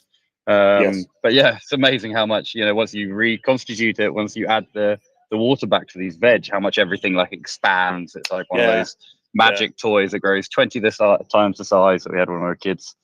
I know. So yeah, that's how it works, and they don't need to add anything. Everything's in the packet. Just the meat. Just the meat. That's all and they the water. add in. Yeah. So much So, better than super MREs. tasty. So much better. I remember cooking with British Army MREs and in the sort of 80s, and well, the curry was okay. That was about it. The chicken curry, that was wonderful. Chicken curry. Freeze dried. Just don't try the Russian MRE. I tried the Russian MRE with beef and rice, and that was enough to make you vomit. Yeah, it was. To be fair, it was 6 months out of date by the time it was taken off the fellow that no longer needed it. But yeah, it was not an enjoyable experience, but it gave us lots of great content from it doesn't help eating horrible stuff. I'm going to have to get a recipe for borscht and try making it. I recently made.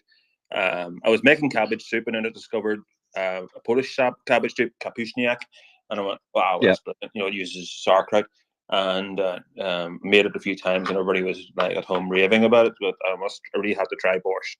So have you already got a copy of the cookbook? Someone made a NAFO cookbook. Yes. Yeah. Oh, you Yes, already I have did. that. Well, I our supported recipe that. is #1 on that. Yep. Yeah, I Ours was is the looking through it first last night. recipe for borscht. So if you go open up that cookbook, then you can make the borscht, which is I filmed many a time. It's from Luda, one of the ladies at the kitchen, and yeah, it's the best tasting by far. And yeah, some of the other ladies have made their borscht in the kitchen, and I always say it never competes, which Luda loves, and they all hate the fact that they just can't compete with her amazing borscht. All right, that's So yeah, Thank 100% you. recommend the one that's in that book, and I will post that in the nest because I assume if people like food, they will want to get this cookbook. Cool. I'll post that in there too. That's super. Thank you. No, thank you. Yes, and we have someone else with their hand up. Another. Hey there. Good time for this question, I guess. There's a restaurant in London called Maria, which is appropriate for the space, and it's the only place I've ever actually had borscht in my life. But the chef who set it up has put up a recipe online for his recipe for borscht, and one of the things is that that is in the ingredients is a fermented beet juice. And he's quite firm about the need for fermented beet juice, but I've also seen a Polish recipe where it says you can get away with just regular beets and vinegar. So where would your stance be? Do I need to actually go to a Eastern European supermarket and find some fermented beet juice, or can I get away with just adding a bit more vinegar? Yeah, definitely don't add fermented beet juice. You're all fine. Just go onto our recipe and then you'll see it's a lot more simple than you thought it might be.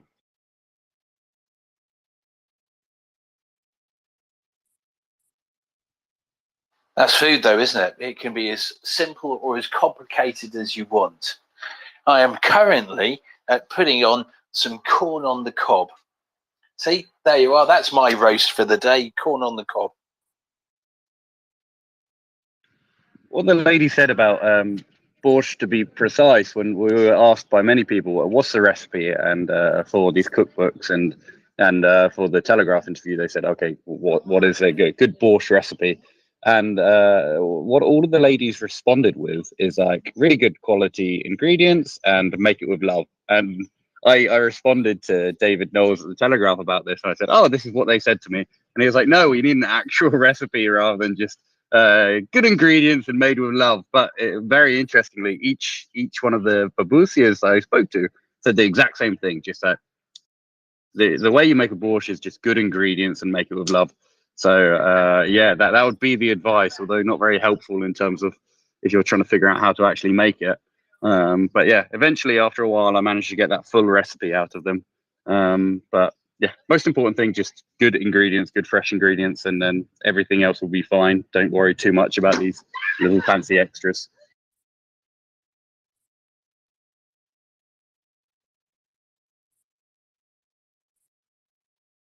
Right, 1 second. There we are. I've put the kettle on as well, which obviously will be quite noisy. So I've moved. Yes. Right. What else have we got? So I was looking through some through some tweets, and guess what? I've come out and the page has refreshed itself. So the stuff I was looking at is not even there anymore, right? But here you are. No, Easter Sunday. We've got a whole load of stuff. Oh, Visigold is pushing stuff, right? By that I meant it was stuff that wasn't there. There's oh gosh, Visegrad, sorry. 24 is pushed out a tweet a little bit earlier, which was the Russians using incendiary munitions on Vuhledar, and it's very much looks like a sort of a Hollywood movie of when aliens attack, doesn't it? I say, doesn't it? Because of course you weren't looking at what I'm looking at, so you go, hello, right? Say, all right, yeah. So, all right, you talked me into it.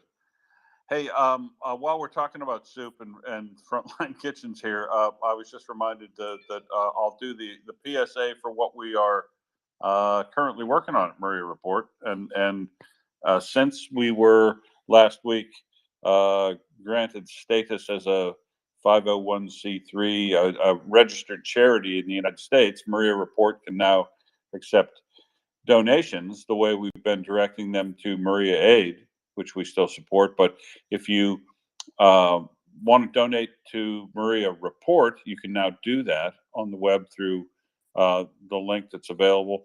And you will be supporting our current drive for raising funds for the Chef Zenya, right? Chef Zenya.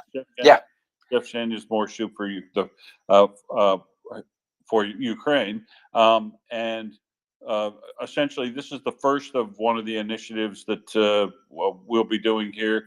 We always will continue to direct aid where you want to give it to, any of the bona fide charities for Ukraine, but certainly Maria Aid, which is a very reputable Canadian charity that was set up by the same folks who founded MriyaReport way back when. And it's a very good place. But what we'll be doing, as I understand it from MriyaReport, is we'll have campaigns to raise money for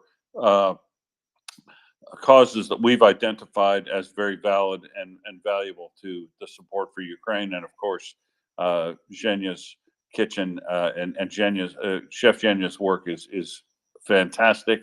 And so that is the inaugural, if you will, recipient of the aid that we can now raise through MriyaReport. So we encourage you to do that. If you have any money to spare and you want to make a donation, please do. And if you are in the United States and want to make a donation, of course, it means that your donation is going to a registered charity, and you can make that a tax deduction for you.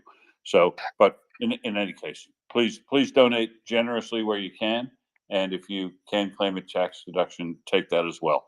Sorry, David. Yeah, no, that's okay. I was going to say the third tweet along is the MriyaReport.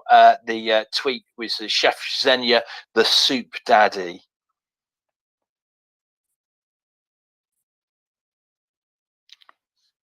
I quite like soup as well.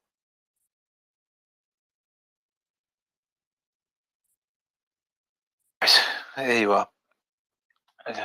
Busy trying to find where I was, what I was looking at. I was being distracted.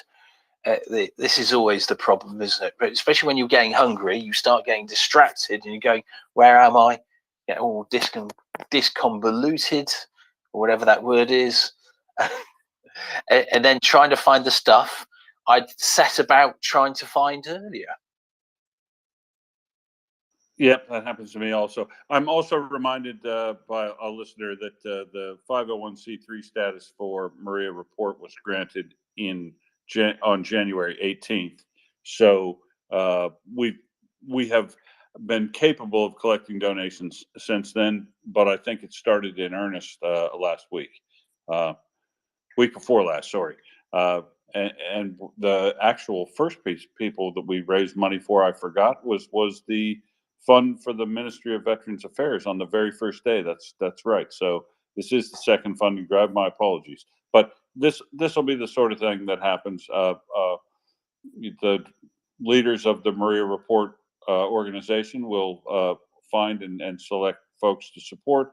We'll run campaigns and direct donations to that group while the campaign continues, and then find another, or go back to one of the ones we found before. So that's the way it works, and we encourage you to donate where you can.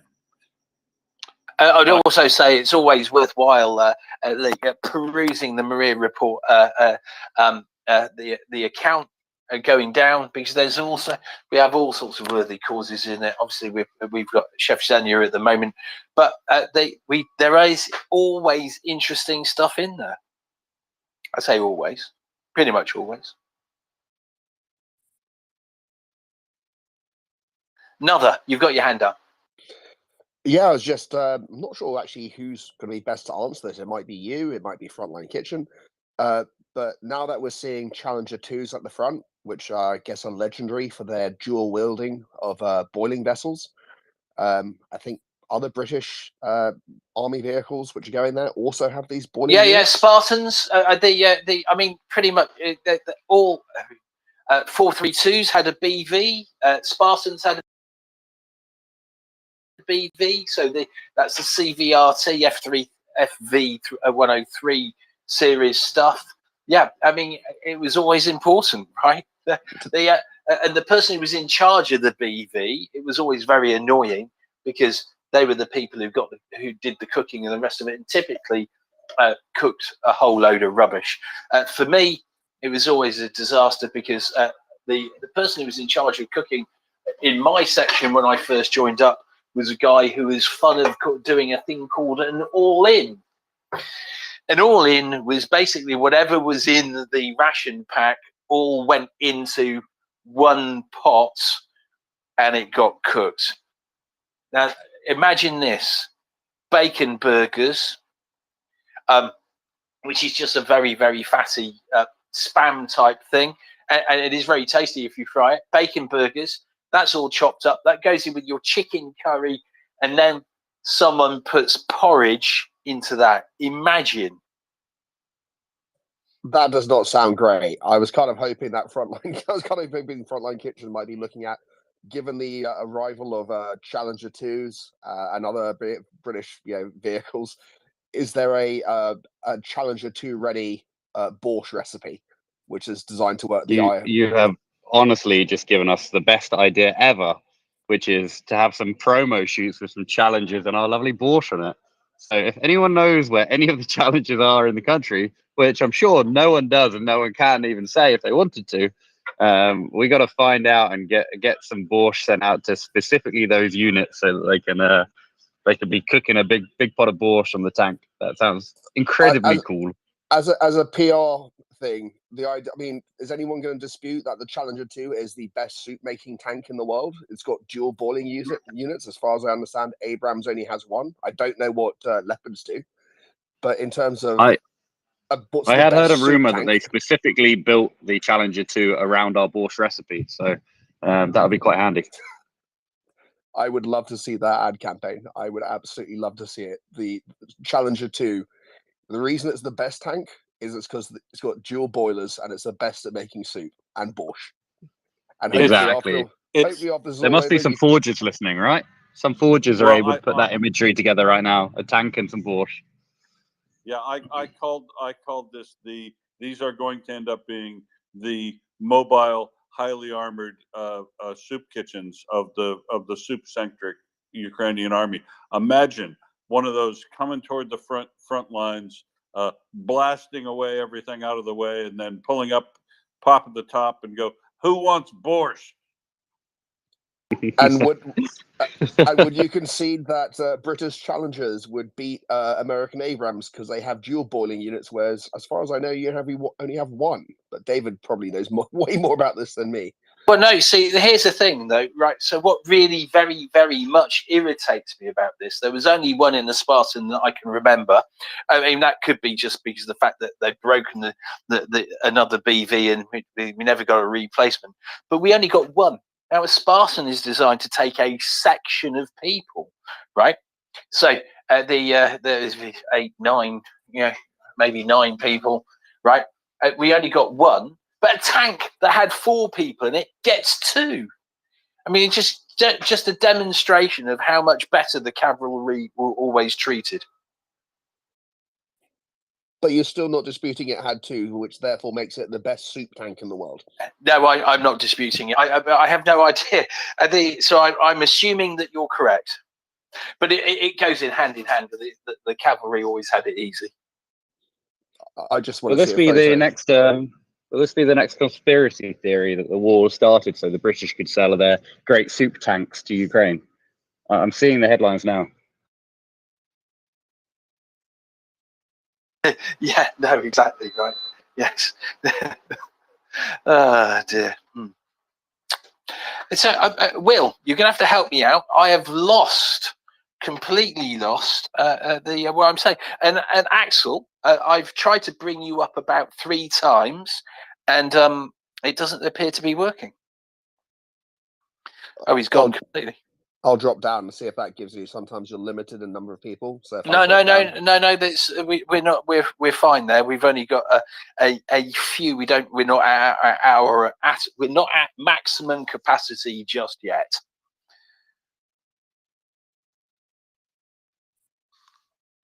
Chris, are you there?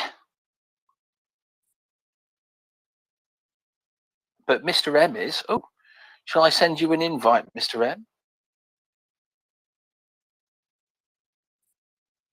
I am here, David. How are you? It's very good. I was going, well, maybe you have a little topic that you could talk about for 3 minutes while I work out what my next topic is. Okay. Can I talk about the Ukraine pavilion at the International Security and Cybersecurity Show? Well, no, absolutely right. This is a Ukraine. This is a Ukraine space, right? So talking about Ukraine and anything like that that promotes Ukraine, it's got to be a good thing, right? And obviously, you know you've been volunteered for that, David, do you? Silence. There was silence because I'd lost my mic, and I was going, no, I did not know I'd been volunteered for that. Oh, okay. Sounds very interesting. You do now, mate. Is it all online? Well. There was a backroom discussion, David. Right? Who's the best person from MriyaReport to represent them at the Security and Cybersecurity Expo in September? It was you, mate. It did. Oh, I did. Well, I would love to go. Thank you very much, but I prefer to go accompanied by your good self, though, right? Oh yeah, no. Obviously. Well, there's a gang, and then since then there's been volunteers as well, David. Right? So shall I? I'll give you your few minutes, shall I? And I'll just talk about that. As it happens, I've just been writing some stuff on that this morning, so I've stopped eating chocolate rabbit's ears, and I've started doing a wee bit of work for Ukraine and for the MriyaReport. Yeah, and David, I loved that bit about the challenges and it being the best soup tank in the world, best borscht tank in the world. David, I know I need to let you go, right? But I don't know whether you saw it, and I don't know if I can find it again. I did actually see pictures of challengers hiding in the woods in Ukraine. So obviously I'm not going to say OPSEC. I'm not going to say where they were. It did say where they were though as well. Did it? Oh gosh, well I've not seen those pictures. I have not seen pictures of challengers in country. Well, David, these ones, it was hard to see them. Somebody has obviously taught the Ukrainians how to hide challengers because you couldn't see them. You know that, have you seen that picture? What's that picture, where it goes, tick all the Finnish snipers that you can see in this picture? Yes, and it's every box is ticked, right? Yeah, yeah, that's the one. Yeah. Well, it was a bit like that, tick every challenger that you can see hiding in the woods here. Right? Yeah, it was like they were all over the place. So look, I'm ranting on, and whatever you want to do for 2 or 3 minutes, you go, and then I shall try and talk about this for like 2 or 3 minutes, if that's okay, and people will bear with me. That's wonderful. I can question if I'm back. I'm just not back as a co-host because I dropped and haven't been lifted up. But yeah, go ahead, Chris. I'd be interested to hear about this conference. Oh, okay, great. Well, right. I'm just trying to think where to start. Actually, I'm just writing a thing here. I'm literally starting on this, right? So, okay, so like where I was going to start is that obviously, the Ukraine business community in general has been hammered, and so obviously, what should we call it? Ukraine GDP, shall we call it?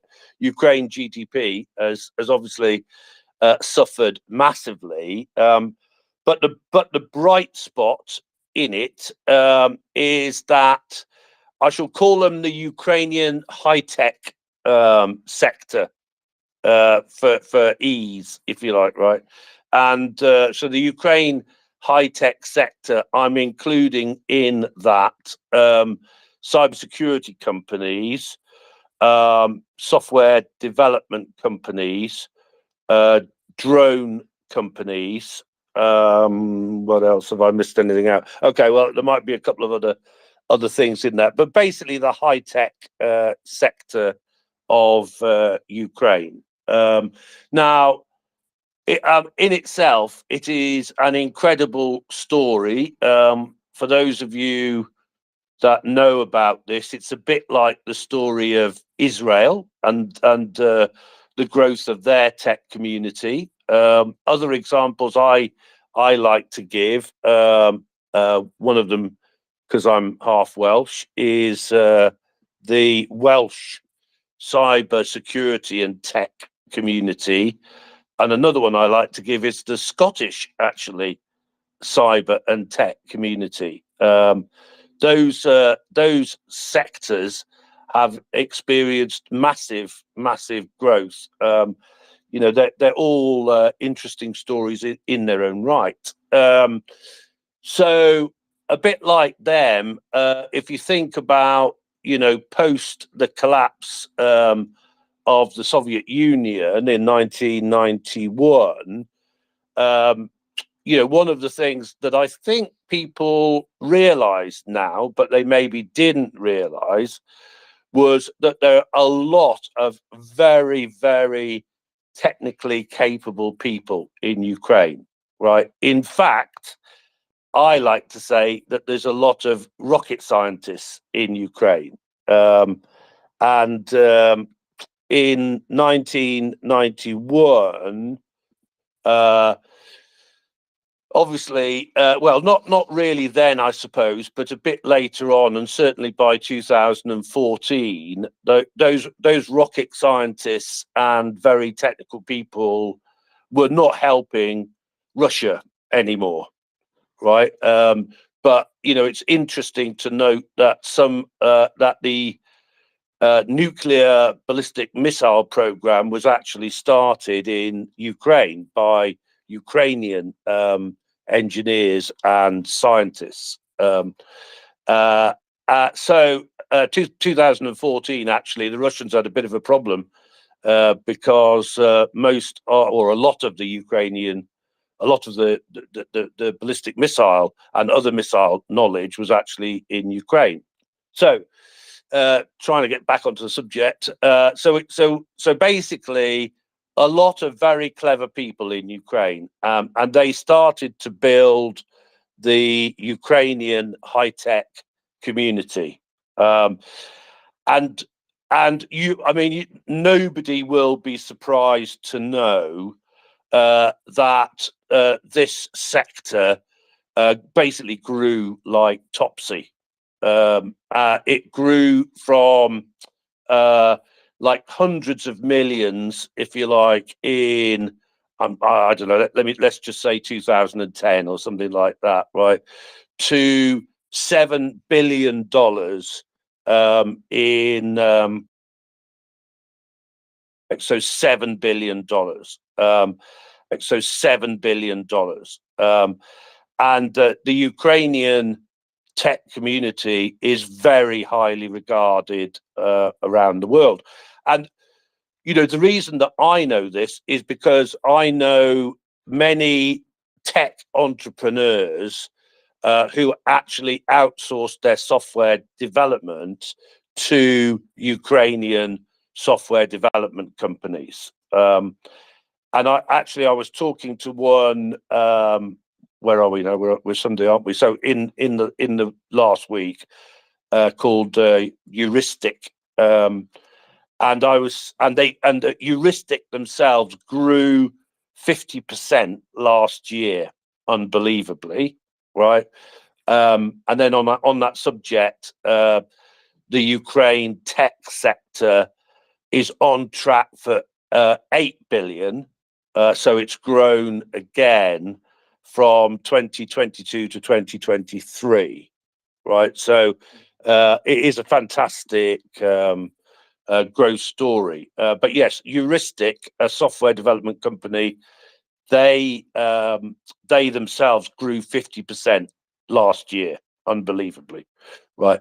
So obviously, and I'm sure somebody is going to tell me the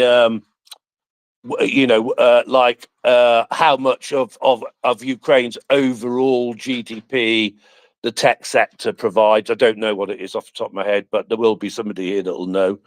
But obviously, it is providing a growth for Ukraine that carries on despite the war, despite the invasions of the Russians and that.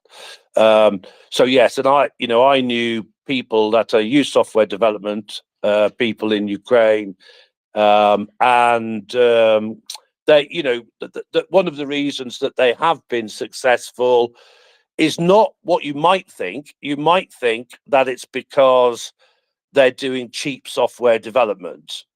It's not. It's actually the reverse, right? They are doing very high quality software development.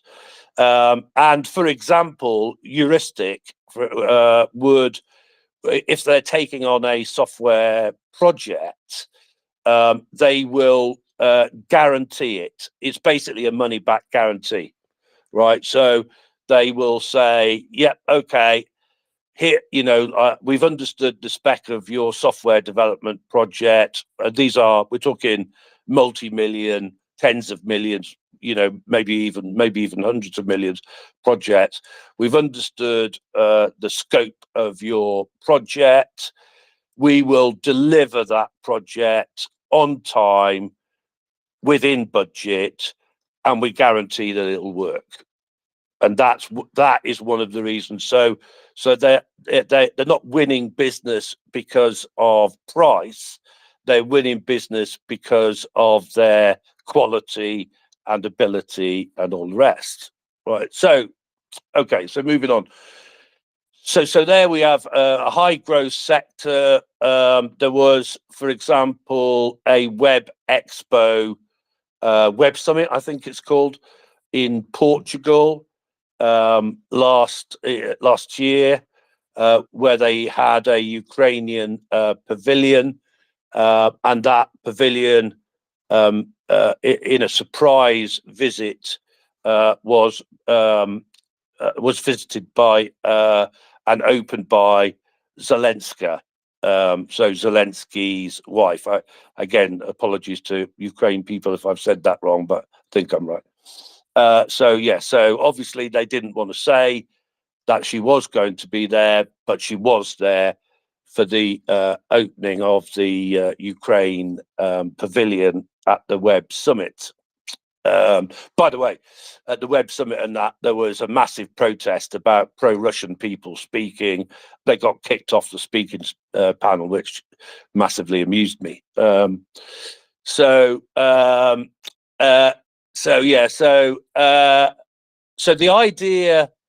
idea is that there is a exhibition in September, which is called you can look it up, the International Security and Cybersecurity Expo 2023. So it's at the end of September.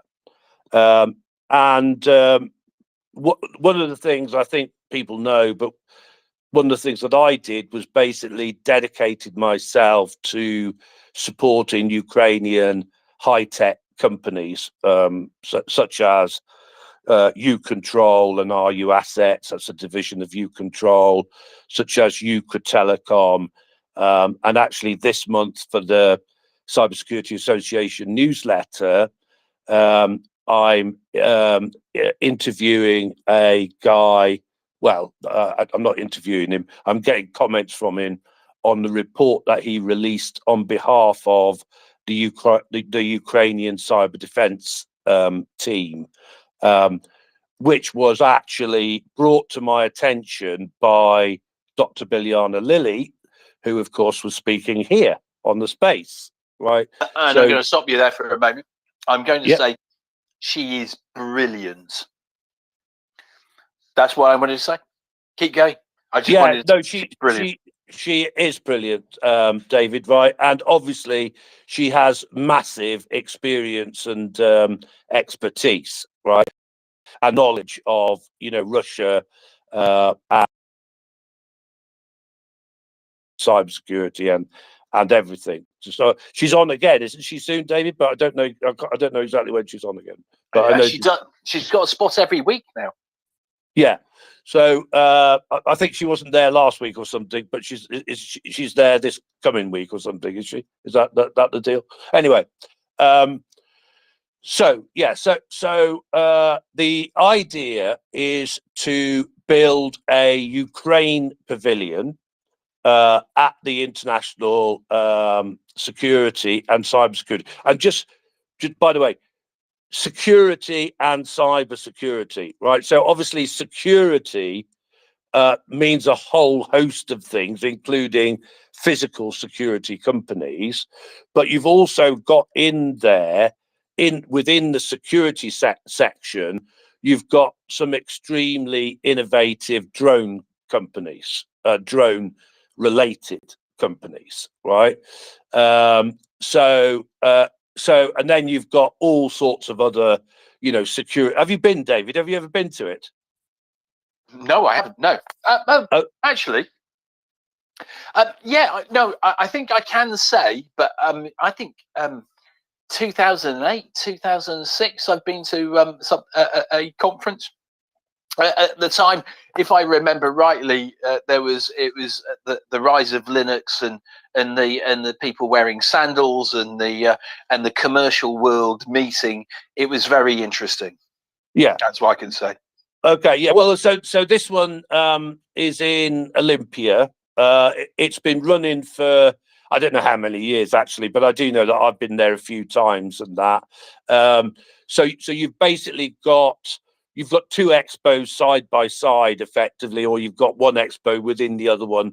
So you've got the main security expo, and then within that they've built up the cyber security expo, right?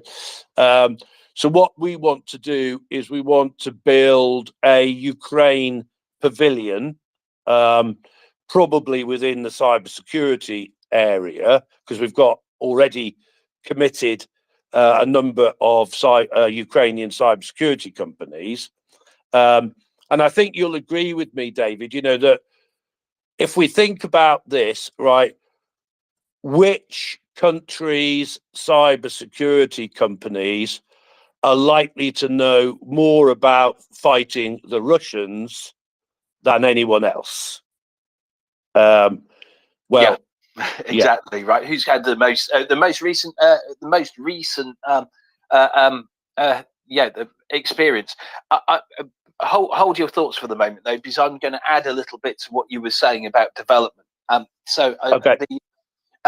Which will highlight a couple of things, because I think it's really quite useful that we push this component. I think you were asking about what the GDP, the Ukrainian GDP is.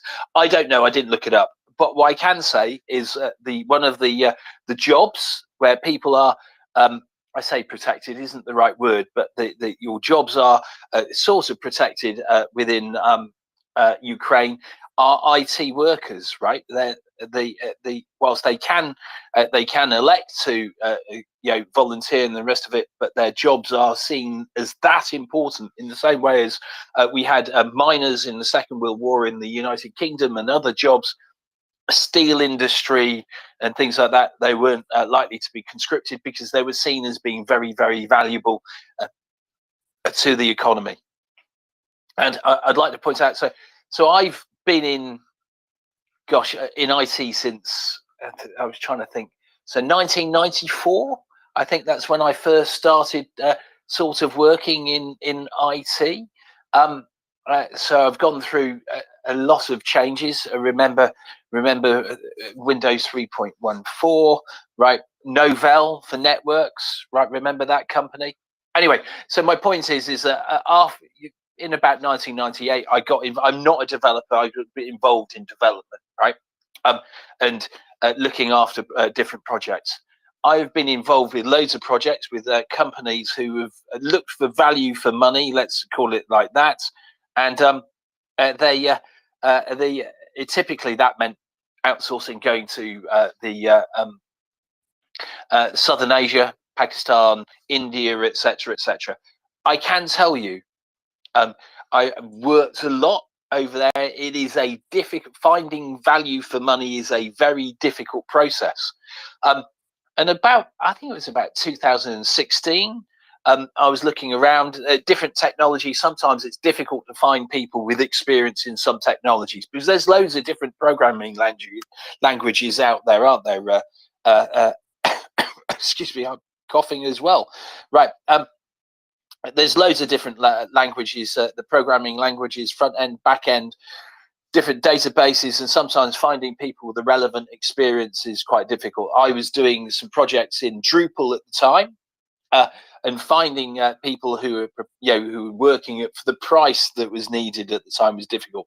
I came across a couple of developers in Ukraine who were, I remember going, oh, why, why, if only you had the other development stuff that I needed, I could just give you loads of work. They were a dream to work with, right? It wasn't a continual discussion about cost, right?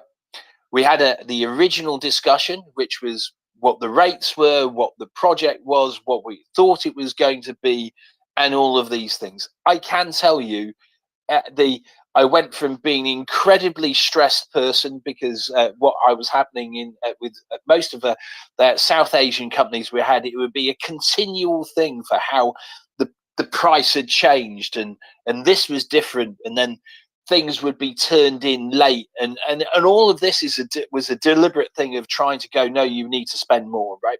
Suddenly, I went to working with people who understood that there was a contract. The contract said, this is what you're going to deliver. This is the price it's going to be at, etc., etc. And guess what? That they were all brilliantly behaved, right? And the standard of work was amazing. Always, I was just going, oh, why? If only there was a gang of you. And I was very busy at the time, so I didn't spend my time looking for a gang. Or in fact, what I should have done was packed up what I was doing and moved to Ukraine, right, and started my own company. That would have been the sensible thing. But yeah, amazing, Chris. I've not had a bad experience working with a Ukrainian developer. It's just to the point where it's just like they would do stuff that you would naturally expect of an employee, right? Employees are going, here you are. They would go, have you thought about this? Have you thought about that? As opposed to just taking the money, working at the slowest rate they can possibly get away with, right? Without causing any real problems, etc. They just turned it in on time, or turned it in before time. You said, no, we finished it, right? We don't need, we said it was going to take, let's call it 100 hours. It took 80 hours. That's it. So the invoice was just 80 hours. Brilliant. Well, David, obviously we haven't paid you for that testimonial, have we? Right, in any way, shape, or form? No one. I'm not sponsored by anyone. Yes, but if anyone would like to sponsor me, I am available. Just send me a DM. Exactly. No, but that's exactly the. Thank you for that, David, because that's exactly the point, right? That's exactly what's happened. I think the first, obviously, I am not a CTO, David. Obviously, I am techie going back, but I'm not a CTO. So I never got directly involved in basically managing software development projects. But what I did see, David, I saw many CTOs in companies that I was involved in tearing their hair out over, the software development projects that they were working on. Right, very, very stressful. I know that you'll agree, right? Oh, yes, it's stressful. Yeah. I mean, all of these jobs are, very stressful. The CTO's job, the CISO's job, they're all extremely stressful jobs. There are many casualties actually in those jobs. I'm sure you'll agree with me, David. Right. So anyway, so I think the first time I came across them was that I know, David, the original founders of HubSpot. You'll know HubSpot probably, right? And one of them, not the actual founders, but one of the founding team went off and started another company which is called OneScreen.ai, right? And they are in a bit of a weird sector called digital out of home advertising, right? Which is basically advertising on digital screens. Now, I didn't know this, right? But I was talking to the guy that I know there, Sam, right? And I was saying, wow, like you're doing absolutely fantastic, how are you doing it? And he said, well, a lot of it, Chris, is down to our Ukrainian developers. I went, oh, okay. I didn't know you had Ukrainian developers, right? And that was, a few years ago. That was one of the first time that really I was aware of Ukrainian developers. And it was one of the things that got me involved, David, with Ukrainian people and that, right? So going back to what I was saying now for a minute, right? That's why I decided, to focus on helping the Ukraine high tech industry, grow, even during this war, right? Because as you correctly identified, David, they can grow, right? Now, of course, David, and David, you can think about this as well, right? I was literally talking to one of the chief marketing officers of one of those companies, and I was saying to her, well, strike while the iron's hot type of thing. I'm not trying to be flippant or about the war or anything like that, but the Ukrainian brand is really well known, as I often say at the minute, right? The yellow and blue of the Ukrainian flag is recognized everywhere. Now is the time, if you like, to promote yourselves, because there are people that are aware of Ukraine now and where Ukraine is, and also I think, David, you'll agree with me, right, that there was perhaps a period that we went through, certainly in cybersecurity, where we're going, are you on our side? Are you on the Russian side? Would you agree with that, David? I 100% agree. There was a whole load of time where people weren't sure. I would get contacted from companies who were doing a similar thing from Belarus, right? You're just not sure. You're going, okay, and then I'd be contacted by Russian companies as well. Now, obviously I can't remember whether my LinkedIn actually had anything about my army experience and the rest of it. But it's always been an area of concern, right? Who is doing this work? So in with this, and by the way, it's not flippant, is it? When you're talking about striking while the iron is hot, because Ukraine needs to be making the most of what they've got, and now where everyone is sure that the lines are being drawn, they have a distinct advantage, right? So absolutely, now is the time where they should be pushing. You would hope they would be pushing that point, right? Yeah. Okay. So we're agreed, right? Now, I think what just to let people know as well that not only are the Ukrainian companies still growing, but they're still getting a lot of investment, David, right?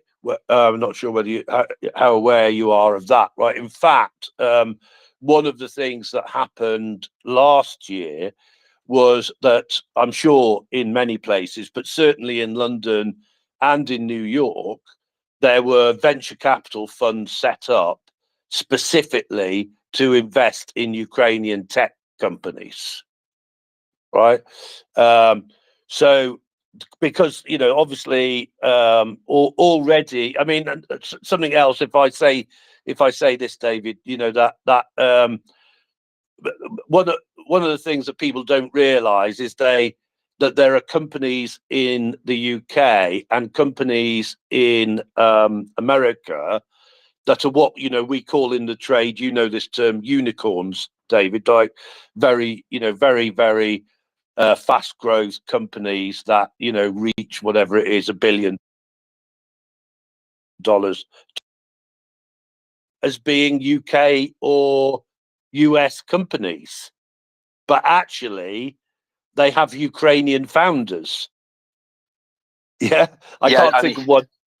I was going to say there are some very, very wealthy Ukrainians, aren't they? And we forget about that, right? Exactly, right. But they're wealthy, because they basically started from nothing. But as you quite rightly said, David, right, they are, absolutely fantastic workers, and reliable workers, and that's true of software development and cyber as it is, of everything else that they do, right? So okay, so this is for you to think about, David, actually, right? So the chief marketing officer said, well, yes, Chris, we are aware of that, but it is a bit of a double-edged sword. And I went, well, what do you mean?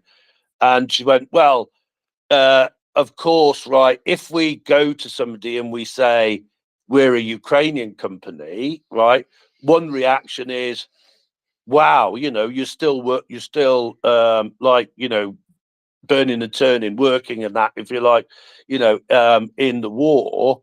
But of course, another possible reaction is, oh, bit risky if I give you my software development projects, because because are you with me, David? Yeah.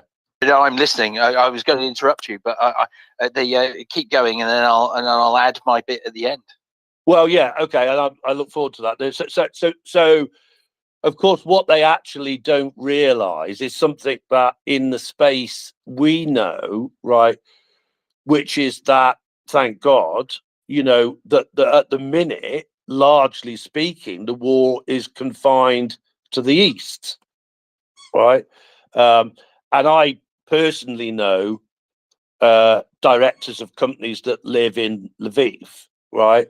And I literally was on a Zoom call with one during the week, and I said, how is it there? And he basically said to me, not exactly these words, but he basically said to me, Chris, to be honest with you, largely speaking, you wouldn't know there was a war here, right? I'm obviously not, me and my family are obviously not 100% safe, because a missile could land on us any second, right? But we cope with it. We carry on regardless, and we try and live our lives as best we can, and we just get on with it. And on top of that, he said, of course, Chris, now my developers are actually spread all over the world. They're in Poland, they're in the UK, they're in the US, they're in Turkey. They are all over the world. And again, David, I don't know whether you agree. In some ways, right, the pandemic prepared us for this, right? Because we now are not at all phased that people are working from home. So there's a few things there for you to perhaps come back on, David. Oh, there's a huge list. So the thing is that it's interesting. Within companies with any common sense worked out very quickly that letting their developers work from home was just a win-win, right? And I had this argument in many places. I never understood why we even had the argument, because it didn't make any sense. If you've got a developer in the office, right, it's taking up office space, and this is in London, so I was in Leadenhall, right next to Liverpool Street, where whatever the price per meter square foot was at the time, I can't remember. It was a lot, right? I think it was £100 a square foot or something. I just go, let them work from home. And then there's the part of the problem is you get the people who go, oh, but we can't see them working. Well, but you don't need to see them working, right? You know, all you need to know is what you expect. This is how much work I expect, right? And sometimes there might be a problem, and then you have to understand what that problem is. But surely you're going to have happier developers. Let them work at home. The technology exists. Just do that. They don't have to travel. They're not tired. You don't get someone who spent 2 hours traveling in, 2 hours traveling back. Maybe we'll get a couple of extra hours of work out of them, right? And here's the other part, right? People feel a little bit more loyal to you, and all you've got to do is make sure that you keep on top of your developers with regards to making sure they don't feel alone, right? Because there's the other point. Developers like working and not being distracted, but then there's the times where you go, okay, let's make sure you've got a little bit of downtime. Let's talk about what we're doing, what the problems we've got. It's just about managing people. But the cost benefits are so huge to especially any company that's working in a city, because guess what? You're not paying for that space, right? All you need to do is make sure that your developer has the right place to work, i.e., they're not sitting at the counter in their kitchen, which is what I have seen, right? That's just ridiculous. At that point, you just go, no, until you've got the right infrastructure.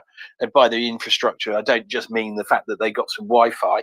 Anyone who's got dodgy Wi-Fi and can't get that in, then it's an option. If you come back, you incentivize them, right? You go, here you are. Sorry, until you've got the right stuff, you've got an office, right, for where you can work from, you're going to have to come in. Right, and then they suddenly see all the benefits because they're saving. I mean, look, if you commute from Reading through to London, I think it's £4,000 or £4,500 a year. Right, so first off, there's a saving there. You're not doing all the travelling, all the other bits. It's just managing people, isn't it, Chris? Managing people, making sure they're happy. Well, yes, David, right. You know, I would put you in the enlightened category rather than the dinosaur category, and you know exactly what I mean. I think, don't you? You know, right? That I know exactly what you mean. Yeah. Unfortunately, we have had a lot of dinosaurs, you know, around, you know, and of course they're, David, you know, it's a completely another subject, right? But of course they're still at it now, aren't they? Right? Even though we proved over 2 years of the, you know, the pandemic that everybody could work from home just fine. Thank you. Right? You still have those that insist on everybody traveling into the office in the city. I mean, it's just, to me, you know, to me, and maybe to you, David, it's just dumb, you know, right? There's, you know, that when you take all of the factors into consideration, you just go, well, it's the stupidest thing I've ever heard of in my life. And you keep coming up with these justifications, Mr.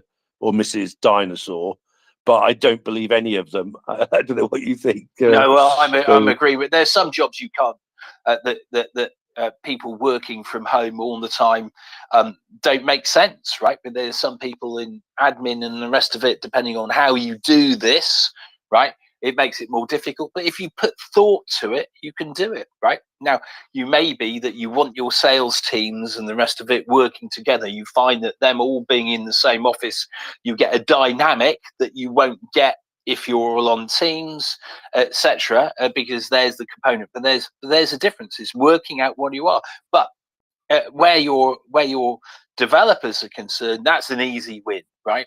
A really, really easy win. And all it is making sure that people have got the right stuff. The only problem I've seen is when you have your CFO or whoever it is who's charged of the purse strings sees that as a money-saving thing, but a point where they can save as much money as possible, right? Go, oh, well, then if they're going to work from home, they have to get their own computers and the rest of it. This is just ridiculous, right? because there are all the myriad of other problems, right? They firstly just shouldn't be working on their home computer, because then when they leave, you've got all those arguments about who owns the data and all the other bits and pieces you might have, right? And it's just an argument you don't need to go through. And given that your computer system is pretty much a what's the word? A consumable, really. Treat it like a consumable. You tax-wise, it's written off after 2 years. Does it really matter if that someone, whatever happens to it, is ensuring that you've got the data and all the other bits and pieces? You can do this. These are really easily doable, and importantly, right, your developers who you are paying a lot of money to, just keep them happy, right? It may be that you have some developers who are very close to the building or whatever, and they prefer to come in given the opportunity. But I guess most people won't. They'll just find that they do more work when they're working from home. In 1994, I was working for a IT training company, right? So and I was writing training materials on IT support. Chris, have you come across A+? Yes, I have. So in the early days, because before sort of Microsoft training became the real thing, so A+ was a big thing. So I used to write the A+ training materials and other training materials like this, how to use Microsoft Word, how to use PowerPoint, and all the other bits and pieces. And I was doing this at the same time when I was at university, because I needed to earn some money to make sure I didn't get kicked out of university. But yeah, it was just like one of those things. And I just went, so they used to say, come up 2 days a week. Sometimes I might skip some lectures to go and do it.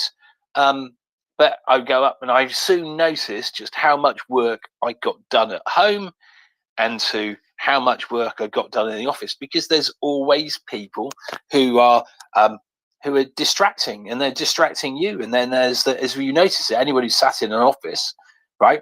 How much work is done in the first half hour after everyone arrives, Chris? Yeah, none. None. Well, everyone's around the coffee thing talking about what they did last night. Then you've got the person who comes in and they've had their holiday, and there's the whole chat about how did the holiday go, etc., etc. Whereas, right, 9 a.m. you're at home, you log in. Now, so I'm very fortunate. So I was given a demonstration of this very early on in my IT career. Because in the army, it was just like they don't give it. They're not worried about time, because you're paid for 24 hours a day. Well, there's a 1 minute a day you're not paid. But anyway, but they just went, if you're working from home, this is how much work we expect. And what I knew was when I was in the office, that was pretty much a day's work, right? And that's not me slacking, but when I was at home, I went, I could do a day and a half's work in a day. But they didn't say to me, well, we're only paying you for that. They went, this is what we expect. I was contracting. So if I turned in a day and a half's work, I got paid for a day and a half. Wonderful stuff.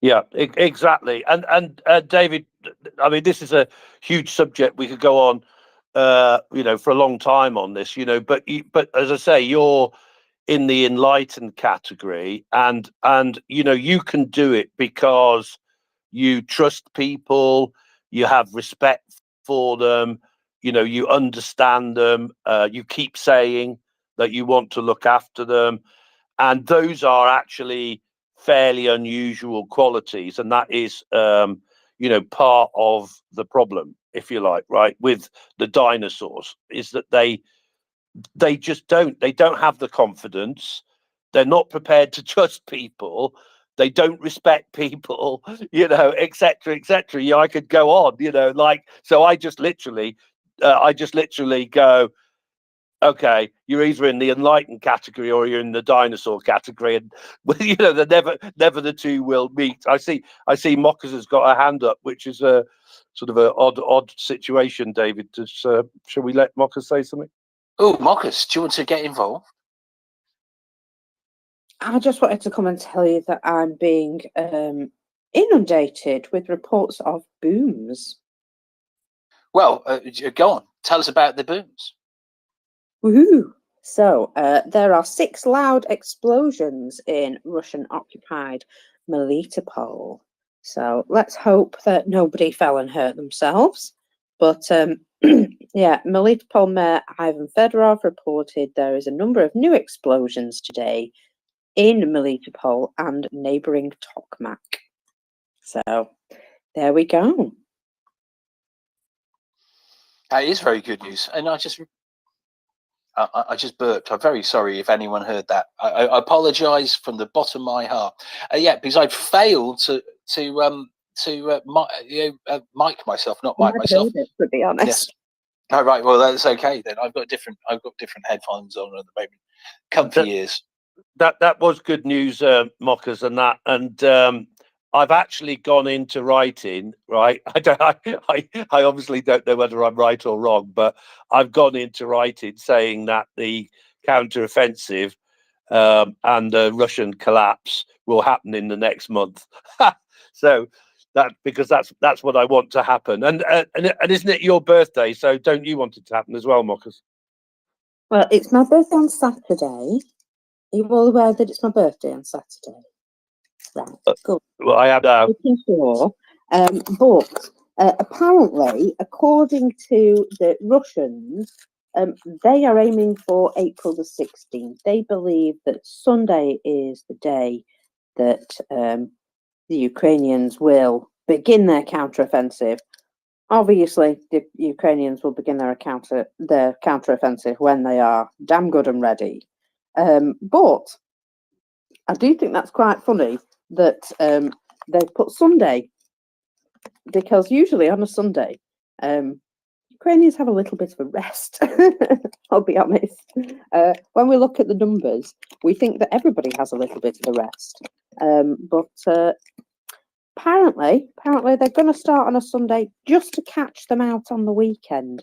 I'm not sure that's how it works, but yeah, that's what Russian sources have been proclaiming. And to be fair, I wouldn't say there was a set date. I would say they're ready when they're ready. Well, obviously, the other thing that I'm really, really hoping and believing, Mockers, is that the Ukrainians are going to catch the Russians completely by surprise. And in fact, I hope they catch us all completely by surprise. I really do. Well, they've promised us that we will indeed be shocked and surprised at what happens. Yeah, the Ukrainians are promising that they will have a few surprises up their sleeve for us, and perhaps they really will, because we've seen an awful lot of ingenuity and really incredibly well thought out plans. I watched the Battle of Kiev summary that John Spencer did. And I'll be honest, before I watched it, I thought, I know, I kind of know what happened. I know what went down. And it was still an education. Even though I knew some of the main points, I didn't realise just how close it had been in quite a lot of places. I didn't realise that there were so many key moments when it could have gone wrong. And thanks to people who, specific people who actually said, no, I've got an idea. Thanks to those people who stood up and said, no, we're not going to give up. We're going to do this instead. And apparently there were rather a lot of extra bridges taken out by the Ukrainians, which weren't necessarily on the original plan, according to John Spencer. But had a couple of those bridges not been taken out, there could have been a lot more spread of Russians into nearby areas. Yeah, listen, there were some astonishingly brave people who who gave their lives in the very early days to allow Ukraine to carry on, and they've made the greatest sacrifice, right? Some of the things they did without a very high price, but they've gave Ukraine the time they needed, right? Absolutely that, yeah.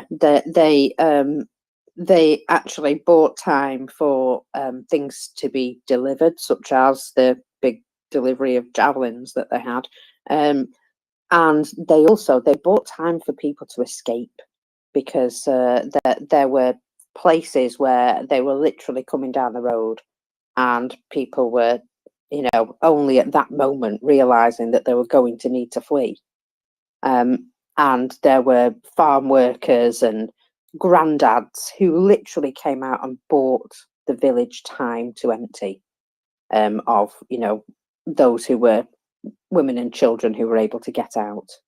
And yeah, incredible. A community coming together to help one another, whether you get along with your neighbours or not. When it comes to the crunch, when you're all going to be killed, I think you would stand shoulder to shoulder, and that's exactly what they did. Yeah, that's the thing we see, isn't it, within Ukraine? All the things that Ukrainians have that the Russians don't have, right? We see it all the time. The differences. Yes, who'd have thought that a border could have such a difference?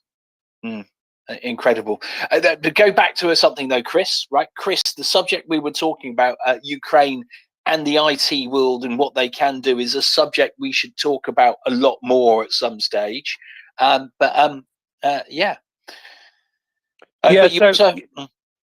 So let me just try and round things off here, David, and then if we want to dig into bits, we can. So let's go. So the plan is to build a Ukraine pavilion at the Security and Cybersecurity Expo in September.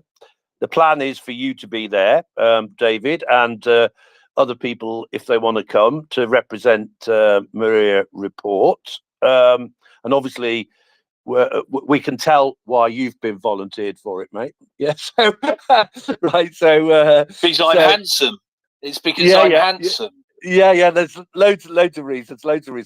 Now, so where are we at? Right, and so, by the way, just to say to you that not only did they have a Ukrainian pavilion at the Web Summit in 2022, but they actually are having Ukraine pavilions at many expos around the world, right?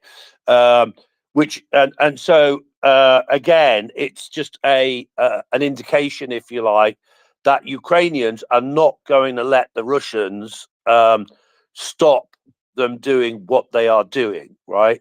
And they're out there and they're working for business all the time. So this will just be one of many Ukraine pavilions that are in expos around the world. However, I would like to make it, and I hope that it'll become I would hope to make it something very special, right? So certainly a pavilion that showcases Ukrainian cyber companies and software companies and like data companies like YouControl. Also, I can tell you that the Expo have said to me that they specifically want any communications possible with I'll call them Ukrainian drone companies, David. Right? Now, obviously, there's a lot of stuff goes on in the drone industry. You also know that drones are being made in many different places, right? Many different countries of the world, and then being sent to Ukraine, right? So what we want is obviously related to Ukraine drone companies there, right? I can tell you that I have already secured speaking slots for some Ukrainian people, like for example, those that are part of Ukraine's cyber defense team, because they do want to hear what the Ukrainians have to say about being attacked by the Russians, and it's a whole subject on its own, David, that we might go into sometime. But one of the team gave me top 5 things we learnt from the Russians attacking us, which is very interesting in itself, right? So back to the pavilion, right? So what I would like people to visualize is we've got this Ukrainian pavilion that certainly it showcases Ukrainian cyber and tech companies. I don't know whether the drone people will go in the same area. I think I'd like that to happen. I also want, for example, MriyaReport to be represented. Sorry, I also want MriyaReport to be represented there. And I'm also thinking about, like, for example, Chef Zenya, right? And people like that being represented there. So we try and make it sort of like a, what is the word I'm looking for? Not microcosm, something, it's like this is our world, if you like. Yeah, this is our world, that where we're basically like supporting Ukraine. Okay, in this particular instance, we're actually supporting Ukrainian high tech and all the rest of it, right? So we've got a lot of support already. So this particular expo is chaired by Admiral Lord West of Spithead. So he is the chairman of the exhibition. Obviously, one of my old bosses. I'm not saying I know him personally, though we are in email conversation, right? Also, when I met with Michael Fabricant the other day, he said, "Yep, just like happy to support Chris as much as we can. Happy to take what you're doing back to the House of Commons and speak to people back there. Ben Wallace, Rishi Sunak, etc., etc." So we're getting a lot of support already.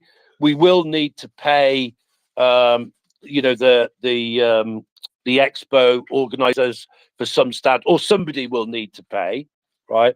That may be the Ukrainian companies themselves, or the other thing that I'm doing, I'm talking to, I won't go into them all, but various governmental organisations in Ukraine, in the UK, and in the US. And I'm also talking to people that are interested in sponsoring the Ukraine Pavilion, and those are investment banks, venture capital companies, private equity companies, lawyers, accountants, recruitment companies, and training companies. So it's early days, a lot of hard work, but I'm looking forward to the Ukraine Pavilion being stunning in September.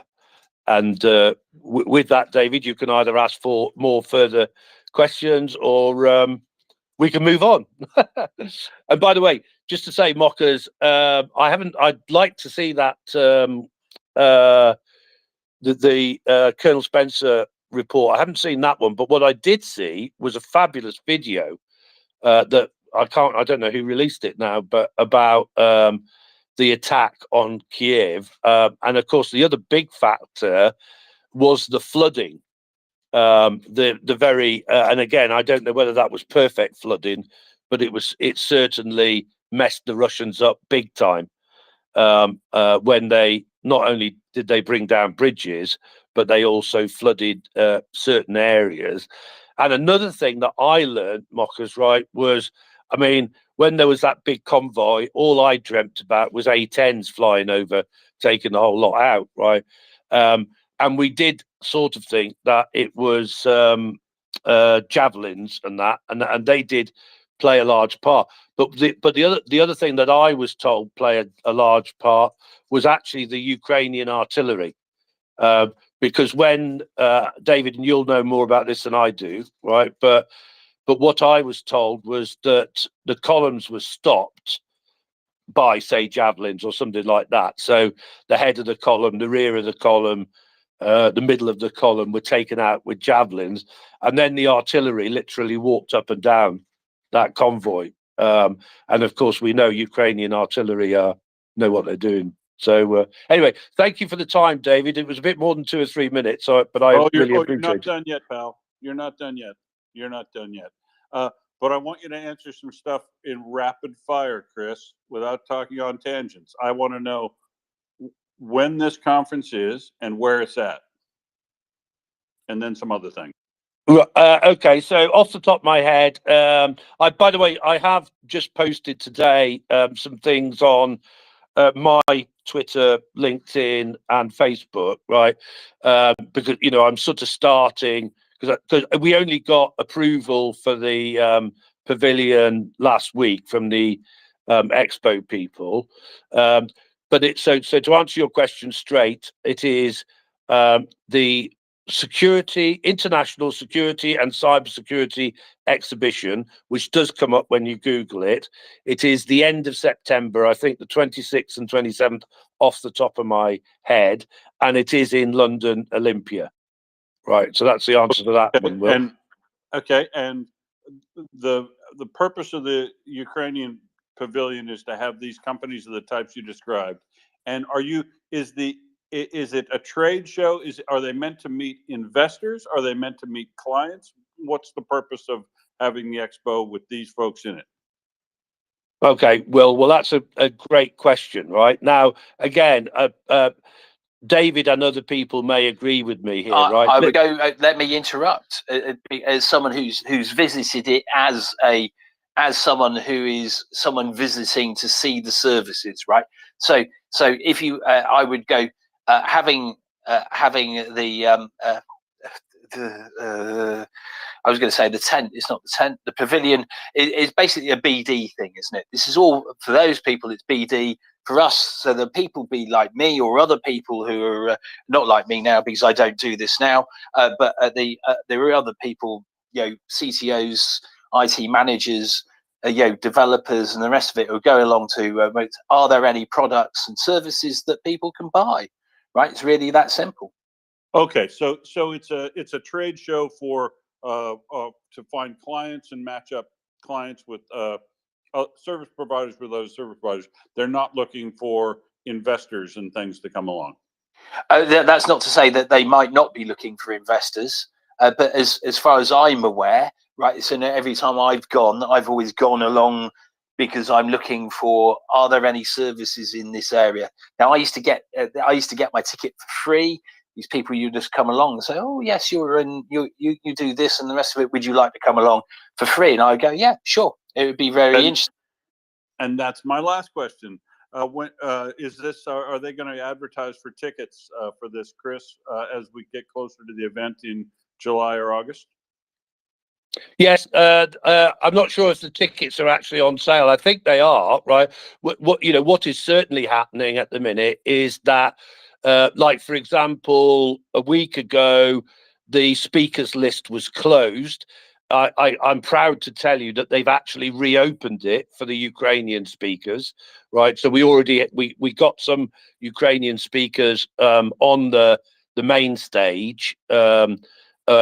In time before they closed the list, but they have actually reopened it for Ukrainian speakers. So that's happening. Of course, people are booking their stands. I'm not sure if the tickets are on sale yet. I'd have to think about that. But if I can as well, David, let me just tell you something. So I'm old as well. I've done many expos. I've wasted arguably, debatably, money on expos where I haven't done the right things to get the maximum amount of, should we call it, leads and business out of those expos, right? And I've had people waste time, right? So I always think, like a salesperson, right? The measure here, right? The gauge is how many leads and how much business do we actually get these companies.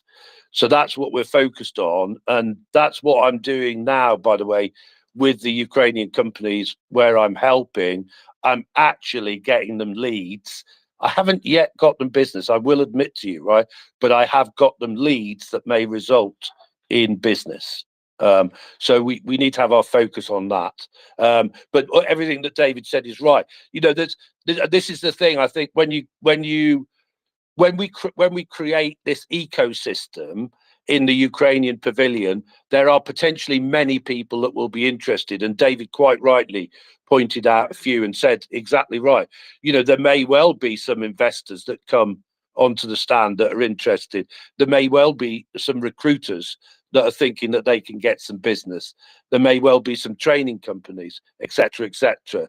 So it's about creating a really attractive sort of ecosystem, I think. Well, yeah, I would agree. And look, the thing is, you never know who's going to go along, right? So some people, if I was an investor, for instance, right, and I had a plan for whatever it was, a couple of million or whatever, tens of millions, I would go to an event like this and find smaller companies and go, what are you doing? Okay, that's interesting. And work out what they're doing, and then you have another.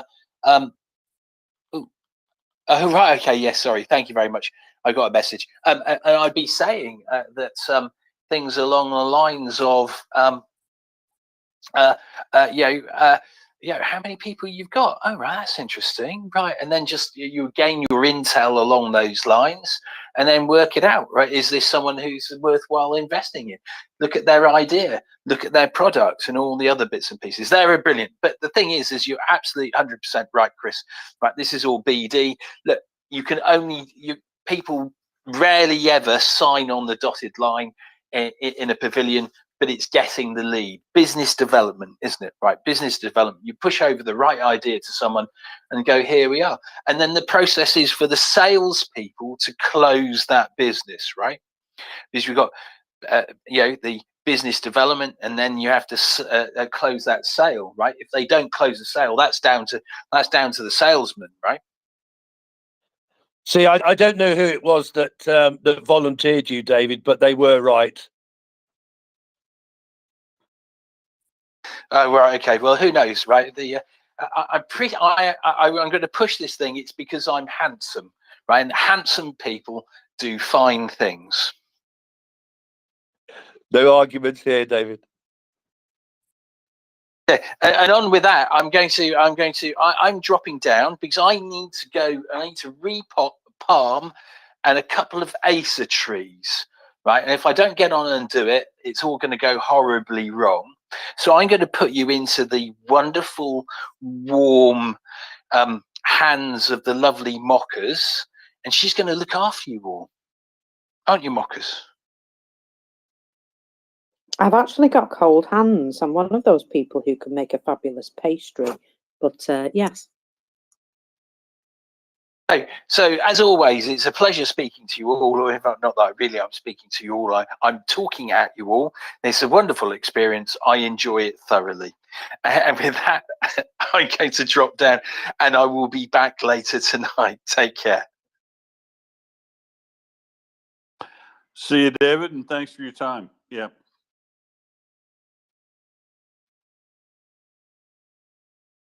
So now that we've covered the cybersecurity stuff, and that conference, which does sound very interesting, but I probably won't make it across from Australia to see that.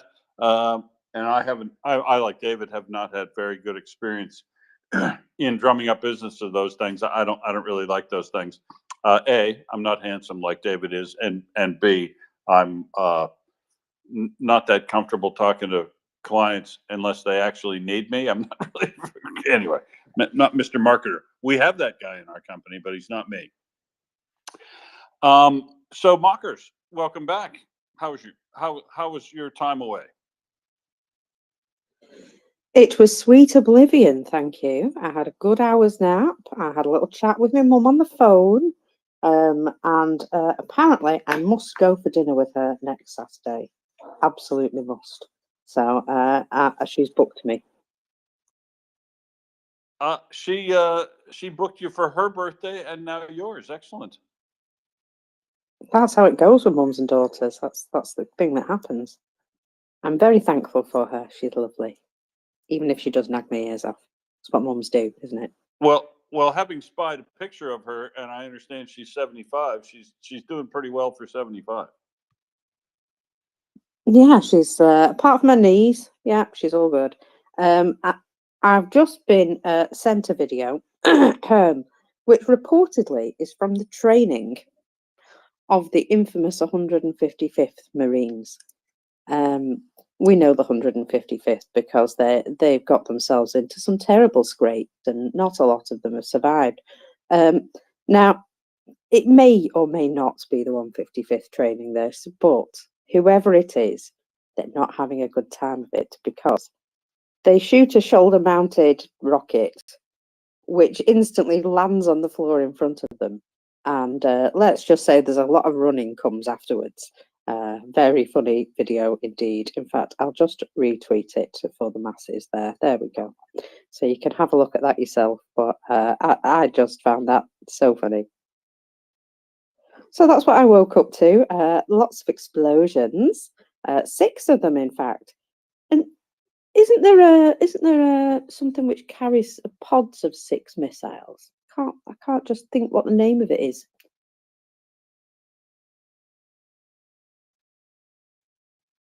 I can't. I'm talking of HIMARS, you loon. HIMARS usually carry a 6 in a pod, don't they? I thought he grew up in Montana. The loon is a Canadian thing. Oh, loons. Yeah, they're more a Canadian thing. There are loons in Montana, but not that many. Hey, I'm looking at this training video you sent around, and it reminds me of another video that I saw earlier today, which was one of these Russian mill bloggers trying to show how I think it's an AT4 works. You know, the little personal handheld anti-tank missiles, and he's just very casually just whacks it up, and he's going to show everybody on how it works. And he doesn't bother to hang on to the forward handle. He just wraps his hand around the tube, and it drives back into his face as you would expect, and knocks him out when he fires the thing. So yeah, it's Looney Tunes all around with regard to the military training. Oh, that particular video is great as well because at the end of it he says, "So you can see NATO weapons are rubbish." Yeah, what's his handle for up here? What's the funniest thing about that, right, is on the side of the weapon, which you can quite clearly see on the video, is step-by-step instructions on how to use it with pictures, and he didn't even look. Yeah, that's that is the thing. Like back way back when we had a thing that looked similar to that. That's an upgraded. It's an upgraded one. But yeah, the light anti-tank weapon, the Law rocket, literally had the instructions written on the side of it in little boxes that you could, cookbook it if you needed to. They they teach how to use them over and over and over, so that you don't need to look at that. But I always thought it was strange that the instructions are written right on the side for morons, but apparently it's like child safety caps.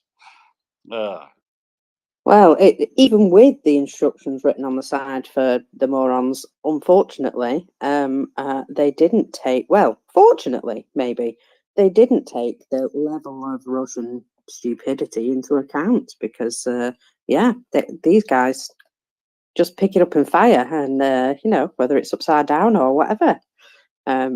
It's a shame that it smacked him in the face. It could have smacked him in so many other places. It's a shame he survived it as well, but he did have a couple of nice big red marks on his face, so quite funny that. And I don't think he'll be doing that again in a hurry, do you? No, I only think he had the one, thankfully.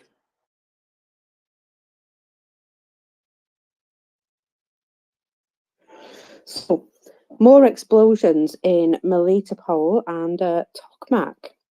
And I've got to say, it's happening a few times just recently. And do we remember last time that there was a lot of explosions in a particular area? It was laying the groundwork. And so, you know, we shall see what happens. But in that particular area, there have been a number of explosions over the last week or so. Tokmak has been mentioned a couple of times, certainly. And, well, I would say that this is a suggestion of trying to, you know, attrit some of the things that are there and reduce the amount of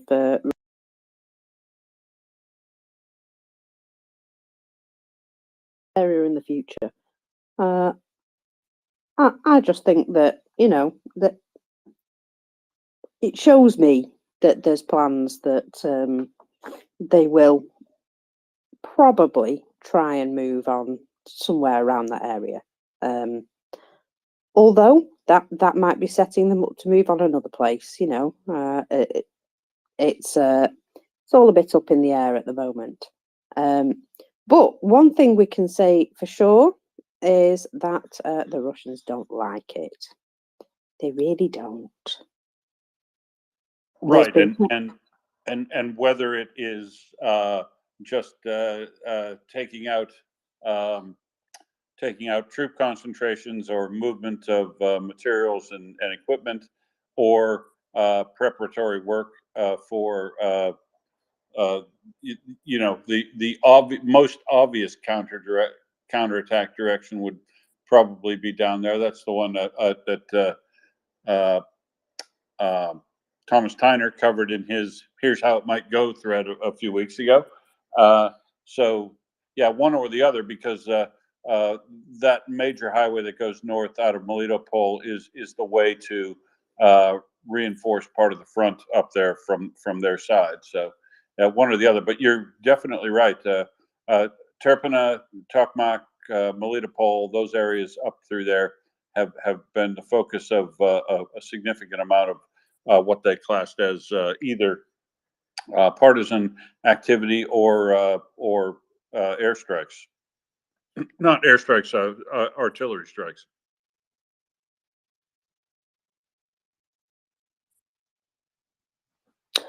Yeah, well, I know for a fact that the Russians are indeed not panicking in the slightest.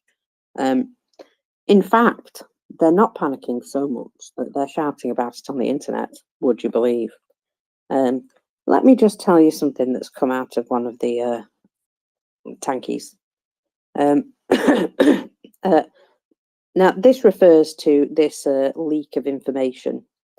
And so it becomes clear why the armed forces of Ukraine are always ready for any of our maneuvers, tactics, attacks, etc.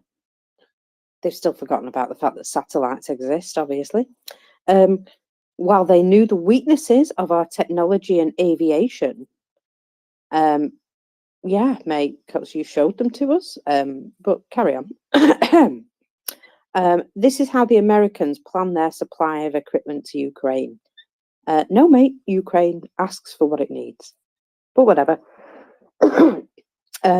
Moscow is literally full of traitors of the motherland.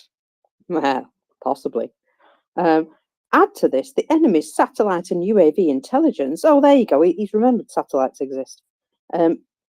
Electronic intelligence, and you get a holy sieve of Russian military plans, which the enemy learns about before even Putin. This must be stopped immediately. Yeah, we're pretty sure Putin doesn't know about an awful lot of it, to be fair. By the way, I think that the American leak was not organized by our agents. It is part of the internal political struggle in the United States itself against the background of the conflict between the Republicans and the Democrats. So that's what is coming out as a general sense of unhappiness from the Russians, and they also don't believe the full details of the leak, which is quite fun because they don't believe anything anymore. They've got to the point where they can't figure out what's right and what's wrong, and confusion to my enemies. I like that a lot. Yes, interesting in that too. You know, the angst that you hear in the complaints about how they have divulged how compromised the multiple different security services in Russia have become, and they're the wailing and gnashing of teeth over that, as if they didn't know that people could be bought in Russia. Just yeah, surprising. It is shocking, isn't it? Yeah. Well, you see, the thing is, people in Russia have learned a particular way of life where you get paid, and that there's a lot of slightly odd and slightly underhand things going on, and people get paid for participating. So you can sort of talk them into doing quite a lot of very slightly odd things for money, especially because they think they're serving the homeland in some way. They appear quite naive because they've been sort of cut off from a lot of information, and so yeah, they can be talked into doing crazy things. Like we've heard about one grandmother who was talked into trying to set alight a local conscription office. And when they asked her what she would play it at, she said, "Oh, well, I was going to earn something like 700,000 rubles or something." And so I thought it was a good idea. So yeah, even the little old ladies are quite happy to, cause a bit of chaos if it earns them some money. Brilliant.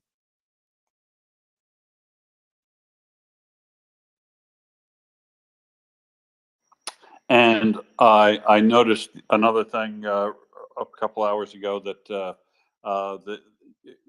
report every couple of weeks there's a report of some cross border activity, sabotage and stuff in the Bryansk area, and I noticed that the Russians have blown the bridge between Ukraine and Russia there, probably to prevent people from sneaking across the border and getting up to nefarious activities over there on their side. I watched a video yesterday where a Russian lady was talking about this, and she was like, she had no clue as to what it was. I mean, she was going on, how dare they come into our land and attack our land? And I wanted to reach into the screen and smack her in the face, because obviously she'd forgotten about the part where Russia completely invaded their neighbor. And she was just like, they've been shelling Belgorod and Bryansk. Somebody's been attacking Bryansk. And I was like, yeah, that's generally what happens when you make a full-scale invasion of your neighbor and they fight back. God forbid that they would stick up for themselves. It was just, the sense of entitlement was surprising, very surprising. And lack of self-awareness. It's I don't know if you've ever read a guy on Twitter called Stone Kettle, but it's the Stone Kettle Award for lack of self-awareness. He said those people have all the self-awareness of a dog licking its testicles in the middle of the street. That would be today's Stone Kettle Award for self-awareness. Yeah, she was severely misunderstanding the situation, shall we say. You know how they go out and talk to people in the street, and some of them you can hear them sort of toe the party line very carefully. Other people have horrific views, and then you get some of them who are a bit more intelligent, a bit more thoughtful, and they're just like, well, look, if we tell you what we really feel, we could get arrested. But let's just say we're not very supportive. And I have a little bit of hope that some of these people may one day be able to form a better civilization. I'm not saying that that's actually going to happen, but I have a little bit of hope in some of these people. But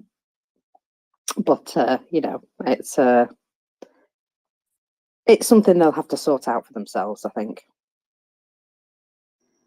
And another thing I saw while you were napping is you remember how we were talking about and we saw photographs of after that big snowstorm in Rostov-on-Don a couple of weeks ago, and they were moving these train loads of T-12 anti-tank guns, 100mm anti-tank guns, over to the Donetsk area, and the Telegram war bloggers on Russia's side were just going mad with excitement about, kind of like it was the new wonder weapon that is going to get introduced, and somehow an anti-tank gun from the 1950s that can only move side to side 13 degrees was going to be the thing that would save them.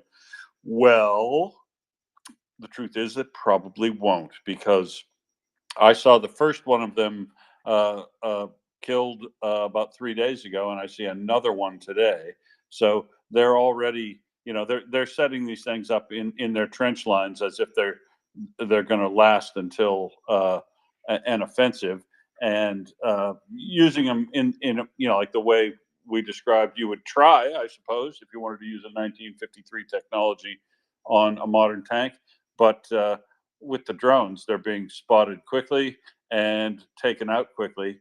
They didn't last long on the list of weapons introduced into Ukraine by Oryx that's already been wiped out. I think it's like a new record of about 7 days or something like that.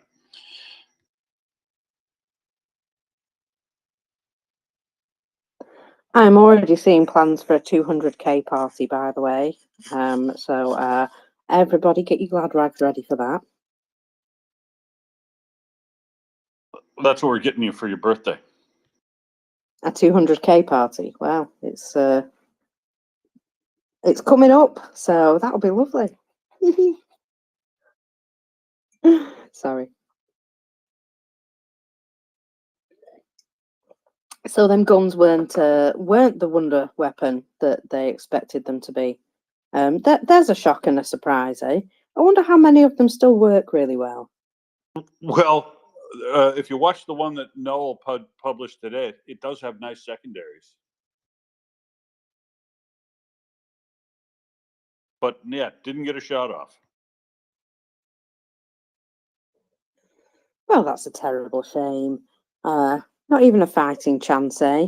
But yeah, excellent news. Excellent news. And I'm getting some agreement here that these extra explosions that are being delivered to Melitopol and Zaporizhia Oblast are some sort of softening event. And I tend to agree that something's going on in that area. Tick-tock, hey? Tick-tock. Tick-tock. I also have identified one of the pieces of special equipment you were excited about yesterday, and it's a new one. Oryx has listed the 1L119 Nebo SVU radar was destroyed, and they've got photographs of it, video of it being destroyed here. So that's a new item on the list that was introduced into Ukraine by Russia, but that had been on the list a fair while, but it's now been ticked off. Yes, it was killed some time ago, I believe, but today they found its remains. So, or yesterday they found its remains recently. So they visually confirmed it now.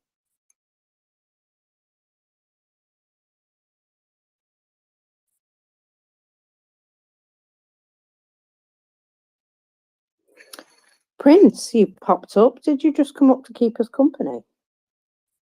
Yeah, and I just thought, if you guys were bored, I'd see how you were doing and check in with you and, that kind of thing. I'm wondering if you talked about um, Vitaly Vatanovsky, who has fled Russia after documenting Wenger.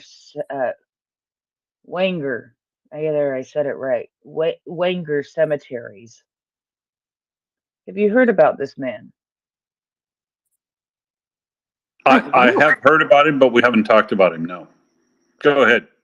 Yeah, I was just curious because evidently he's a bit of an activist, and he actually had spent some time in jail for protesting the war at the very, very beginning.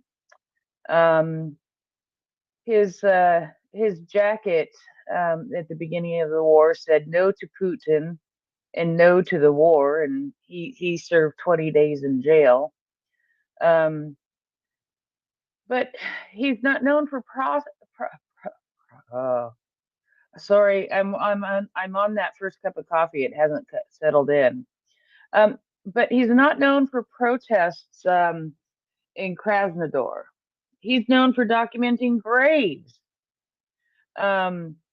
He discovered that cemetery that is now a bit famous that Prigozhin visited in recent days, and he has spent some time, and it may not sound like a lot, but I think for a little area in a little village, what was just a small cemetery to begin with, has expanded greatly, and he has received death threats and other kinds of threats.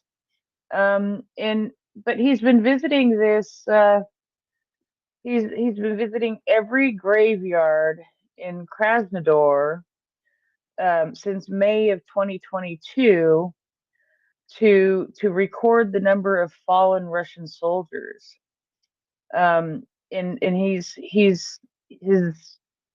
thinking is he needs to prove to people that there is a catastrophe happening.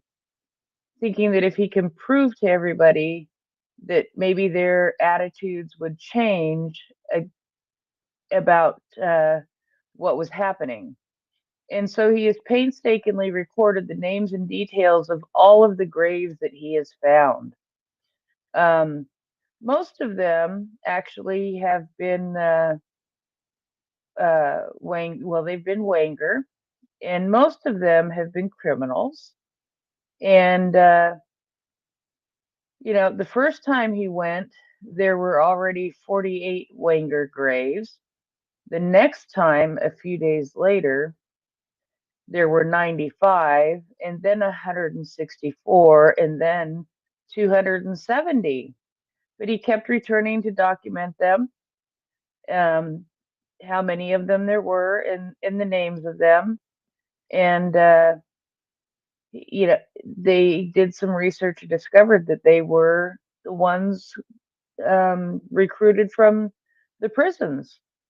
So he was feeling very, very threatened, and had gotten several death threats, and they were able to verify these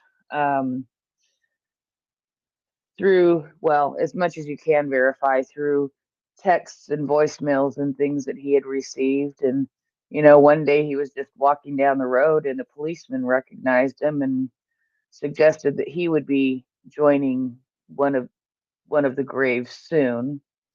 So he has now, I can't remember. Oh, yes, there it is. He has now escaped to Armenia and is planning to request political asylum in Germany. And basically, he's just wanting to let Russians know exactly what's happening, but of course is getting threatened for it, and fled for his life. But he's hoping that being able to share these kinds of numbers, and hoping that the information gets back to Russians, that they we'll start to have an awakening to see how many people are really dying in this 3-day special military operation where we're on day 410. And perhaps start to make some noise about it. So I was just curious, I just thought that was an interesting story to share that puts a good highlight on how many people are actually being lost. And, one Russian who has taken it into their own hands to do some documentation of it and hopefully, waken some people, but has had to flee at this point for his own safety. But I thought that was a very good and interesting story, one to wake up to this morning. Yeah, and I've actually had reports of the amount of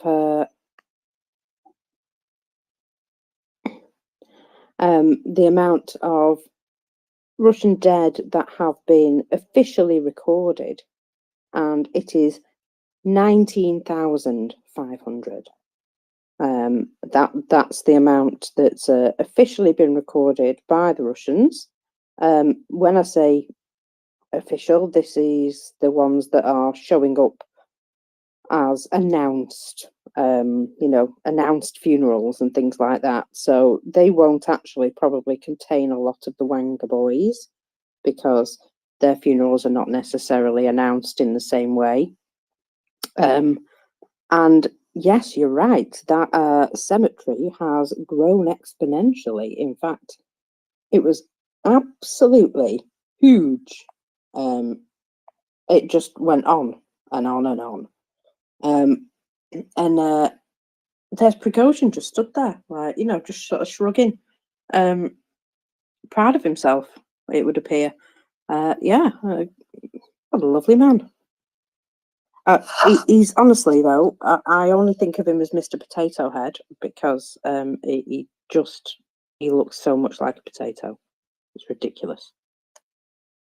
I do believe you are correct in that assessment, as I'm looking at a picture of him now in front of the sprawling cemetery of graves that seems to go on for quite a bit of area that is, you would think, extremely appalling.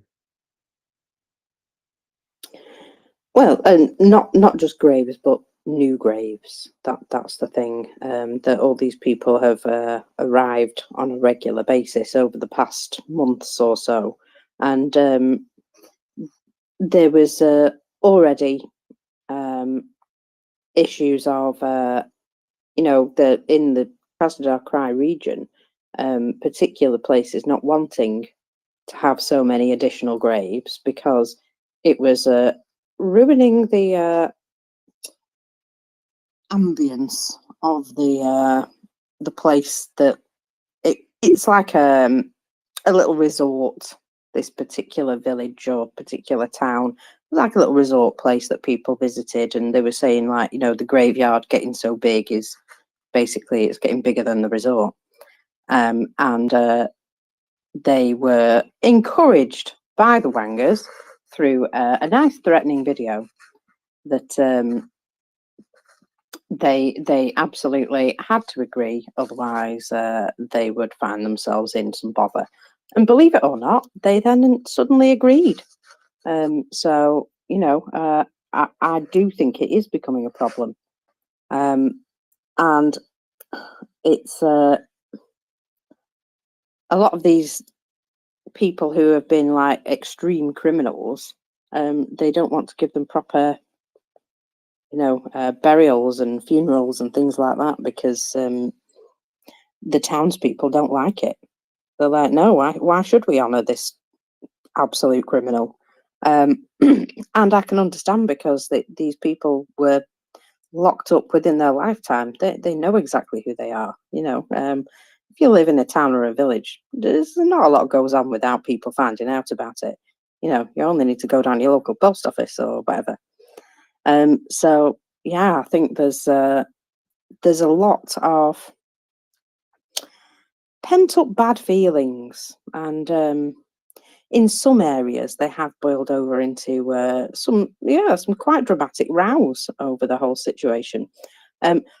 Also, I don't know if you'd noticed, Prince, but Prigozhin hasn't just visited that cemetery recently. He's actually appearing to have been doing a tour of them. What's that about? I'm sort of laughing here. A tour of cemeteries. Now, there are people who do have a hobby.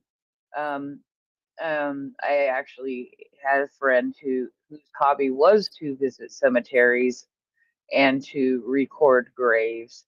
And I know that sounds a little weird and a little sick, but here, at least in the United States, sometimes there's actually a database of graves where people, volunteers, have gone and looked at graves and recorded the graves and taken pictures of the graves. And so if you're looking for the grave of a relative that you didn't know here in the United States or something, you may be able to find that grave in this database. But that's a little bit different. That's more of a genealogy, history kind of thing. He seems to be going around and, touring the graves and saying, "Look what I have done." And he's proud of it. And that's sick and twisted. And yeah, and especially since a lot of these people that are ending up in the Prigozhin graves, the Wenger graves, are people who don't have family or whose family wasn't notified. And they are the ones that are just being buried silently without anybody knowing. So in the long run, it may be good because there may be a distant relative who can look at this information that this gentleman who has now fled Russia has gathered to be able to see what happened to their relative.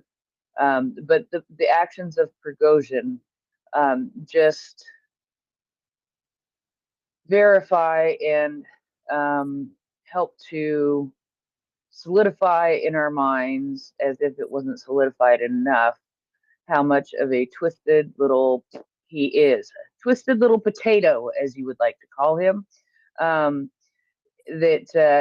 He is going around, and it's like a tour of my success. No, not quite success, because if it was a success, you wouldn't need to be touring cemeteries and seeing all the graves of the men who have been killed, because you're a potato.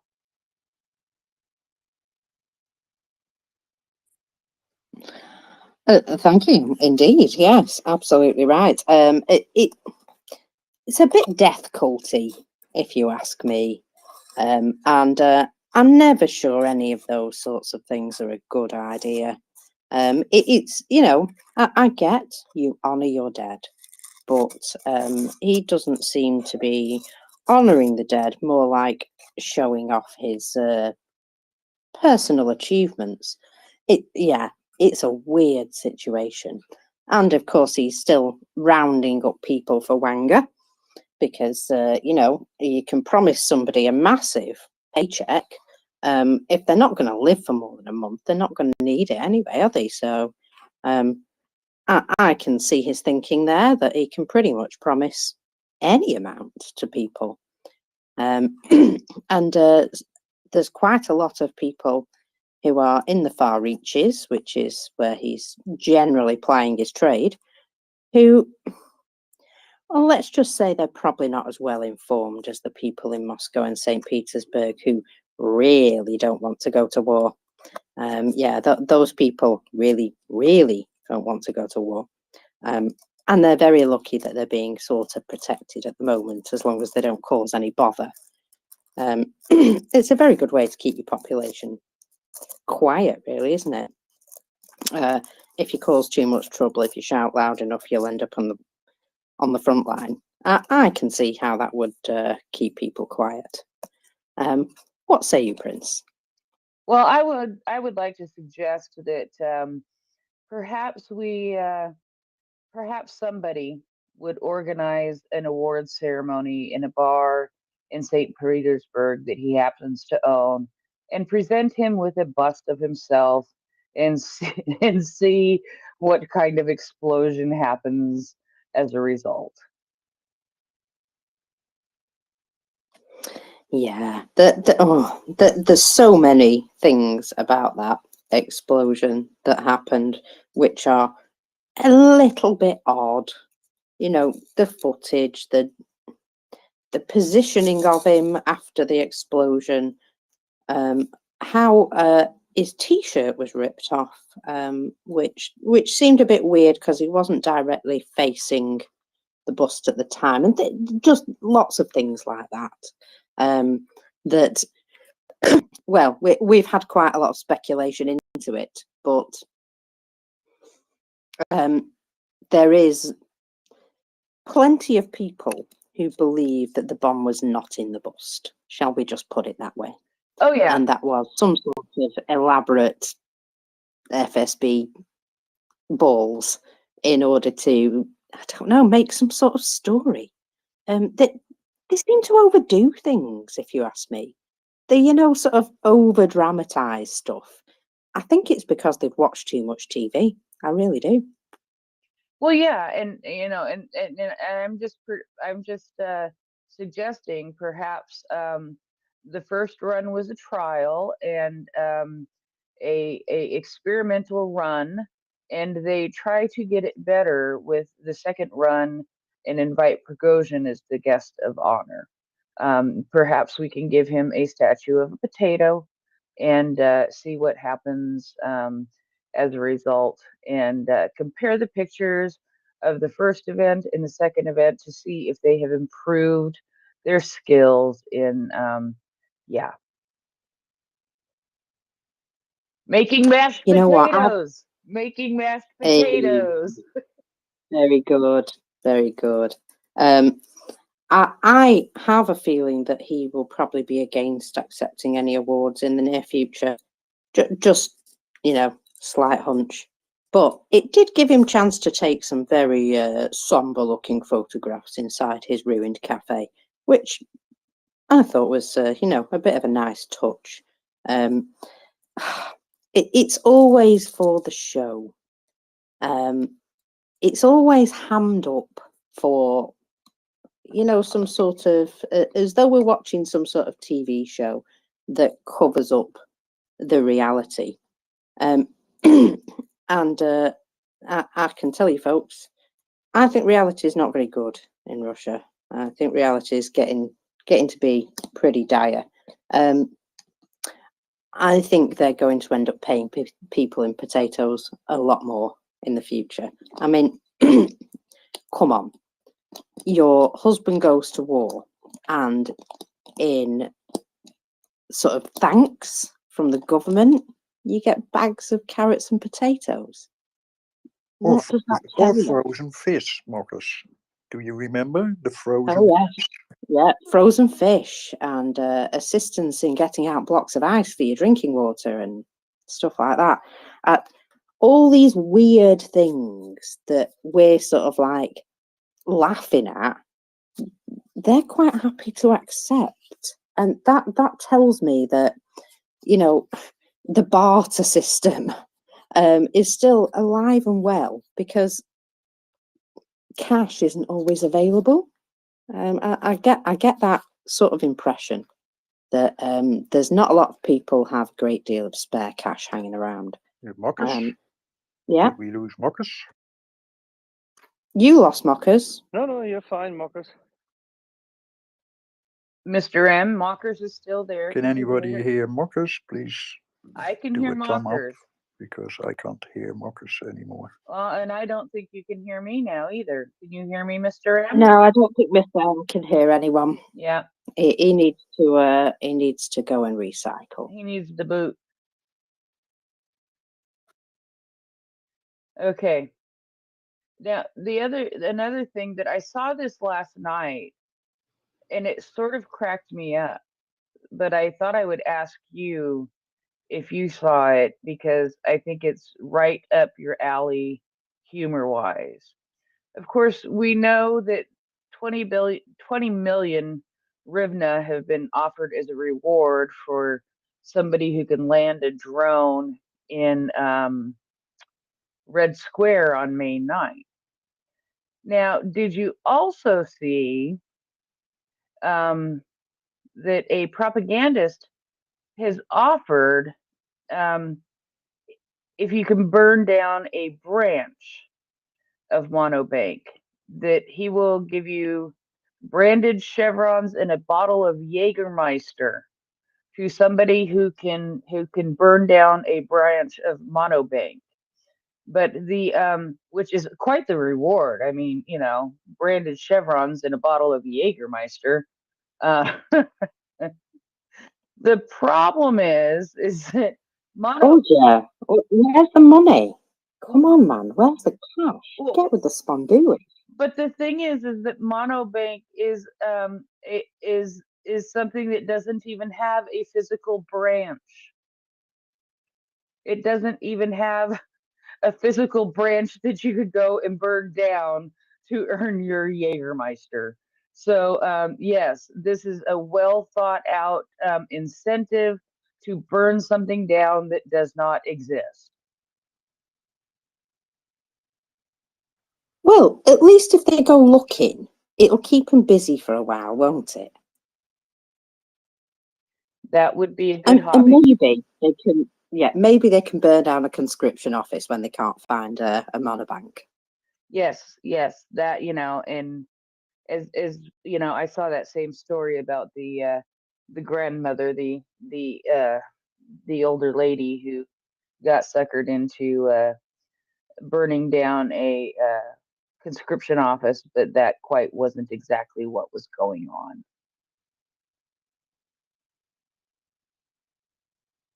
Well, it's amazing what you can pay for in Russia, eh?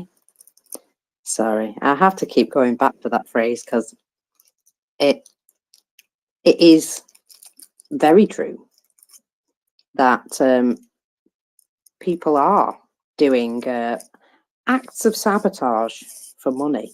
You know, just not necessarily big things, but you add them all together, and it does start to sort of sow a bit of chaos, doesn't it? And I'm quite sure we don't hear about everything that goes on. Oh, you know, we don't hear about everything that goes on. I sure wish we did, because you know, there's so much tragedy in this war and so many horrid things. I actually have one up on my screen that I was about to read before I decided to come up as speaker, and so the fact that we are being provided with some extremely maybe sick and twisted dark humor kind of things, um, it does give us an opportunity to laugh at the Russians every now and then, and to make jokes about mashed potatoes from Mr. Potato Head.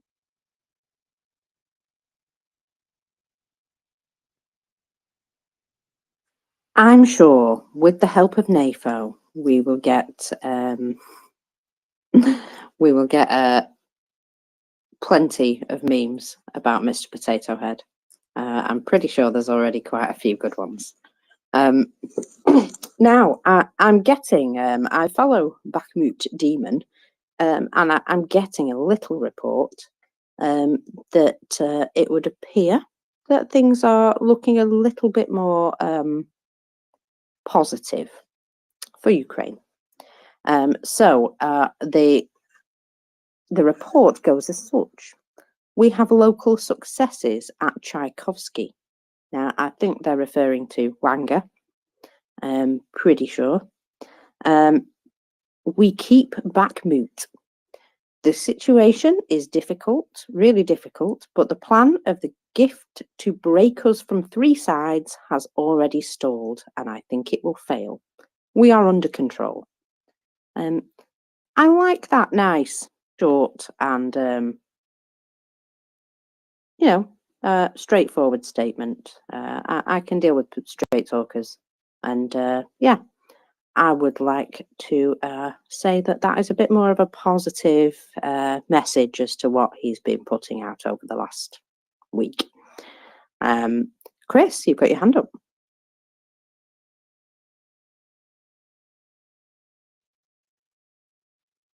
Hi, Mocha. Sorry, you just reminded me because you mentioned NAFO, and just to say that I've already had some NAFO volunteers for the Ukraine pavilion as well. So that was good. Excellent work. Well, the thing is, you know, this space has brought so many people together who can help each other in support of Ukraine. And I just think that's an amazing thing. The very first time I heard connections made on here, somebody in Ukraine asking for something specific, I think some specific information, and they were able to get and receive that within minutes. John Spencer and his, you know, mini guide, the fact that he sort of, you know, was able to develop and disseminate that, and he was able to come on here and give that information out, and it was able to, you know, he was able to speak to people in Ukraine and say to them, this is where the guide is, go and download it. All that sort of bringing people together in order to help Ukraine better. The individual with an opportunity, and it's brilliant stuff. Brilliant stuff. It's what got me addicted, I think. Chris, go ahead. Yes, well, I also thought, Mockers, that we'd have a section of the Ukraine pavilion dedicated to hashtag Free the Leopards, and that we'd have some leopard ladies there, and of course we need Gunny there, don't we, in his leopard briefs. You buy him enough alcohol, he'll be there. I Do you think Kate will be gladly joining you? That would be good, Axel? Yes, she's local as well, isn't she? Well, she's all over the place and that, but I think she's based in London, isn't she? Yep, I'll have a word. Thank you, Axel. Well, she's got the perfect outfit for it.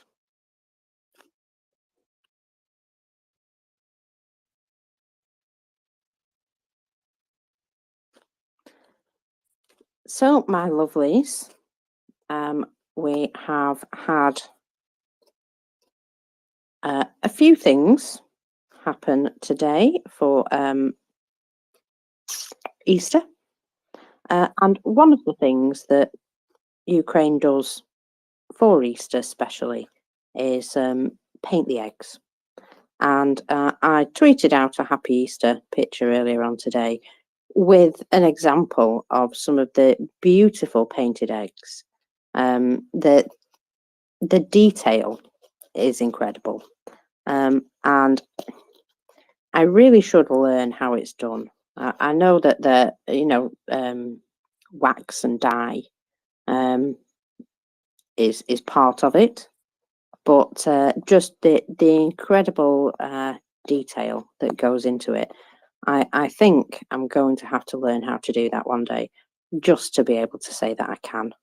That it's something which it's a little bit of the culture which I saw and was absolutely amazed by.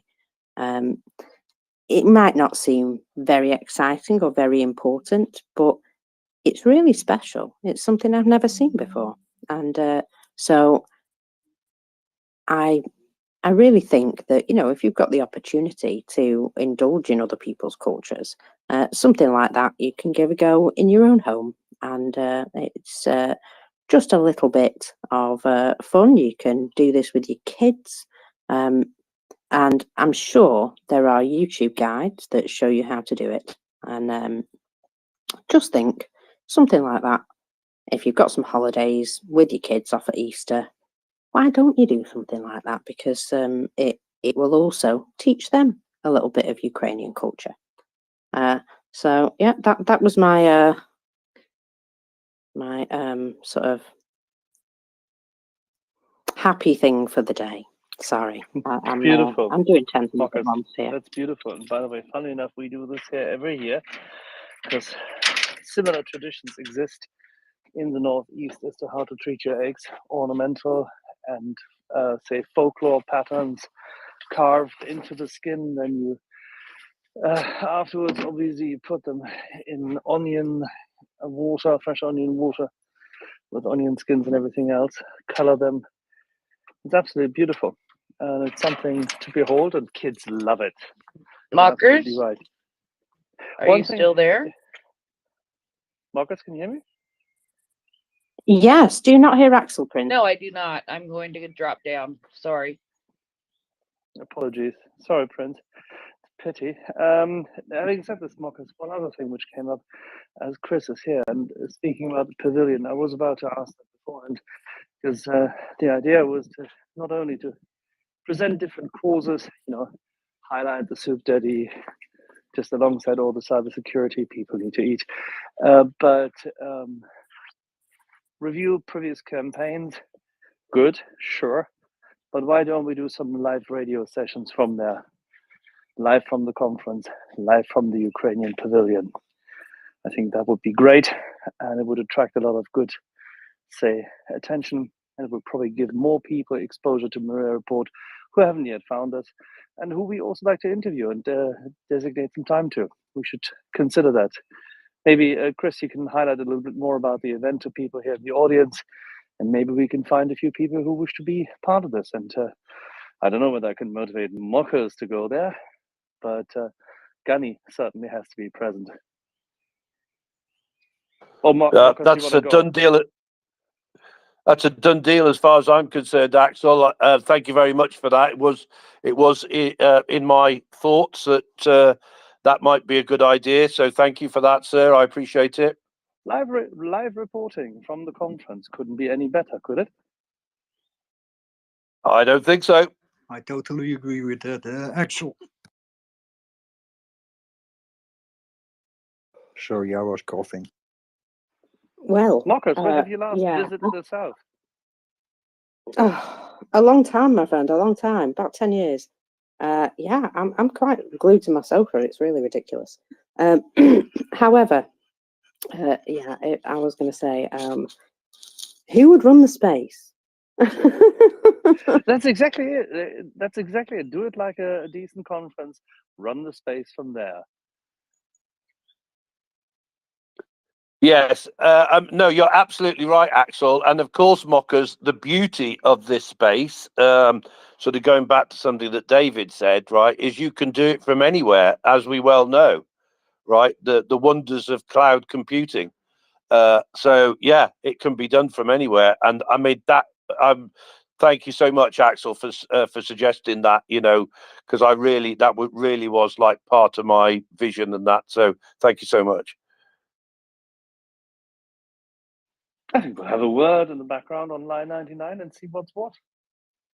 Takes a bit of organizing.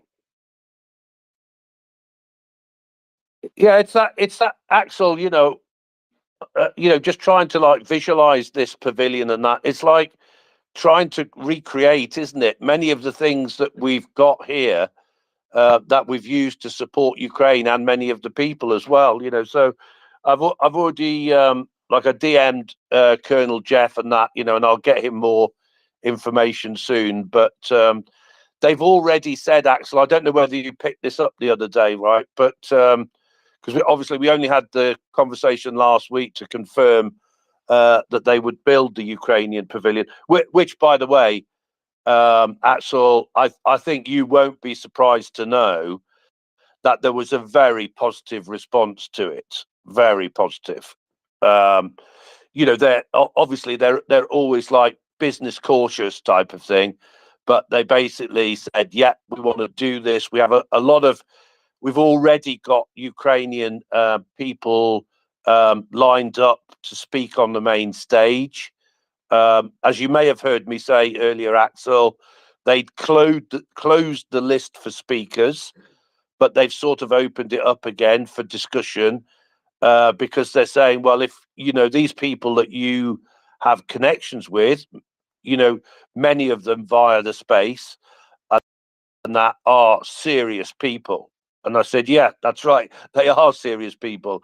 And then they said to me, well, in addition to, because obviously we started the conversation with cybersecurity people, because it was the cybersecurity part of the International Security Expo that basically said, yeah, we want to do this. So we started with cybersecurity people, but then they said, Chris, we really are interested in anybody that's in the drone space, and also we are interested in basically military people that understand what's going on in Ukraine as well. I said, yeah, well, no problem there. No loads of those.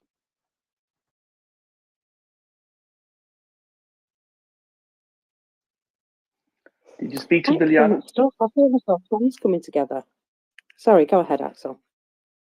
No, I was late. I apologize. Yeah, no, Axel,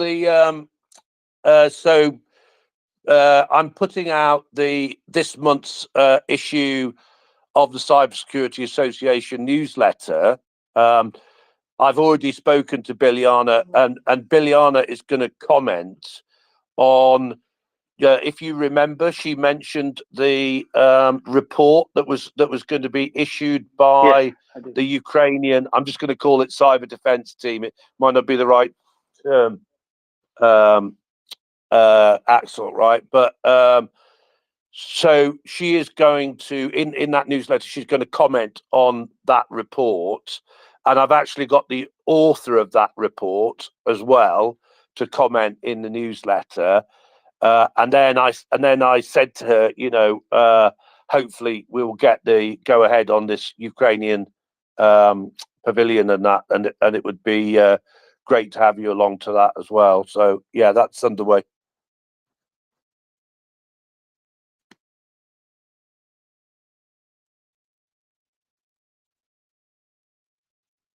Excellent stuff.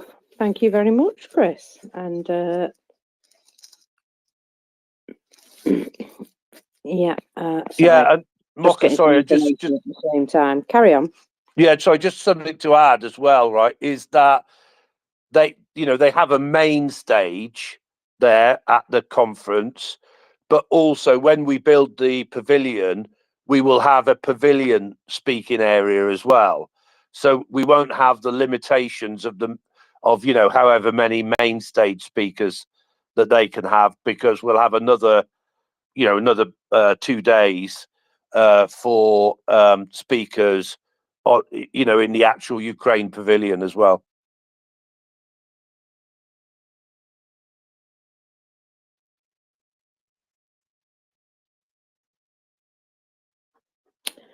Awesome stuff. It sounds like it's going to be really, really good. Well, if I can get myself there, I will consider it. When exactly is it? So 26th, 27th, I think it is. Let me just double check. I'm looking at the.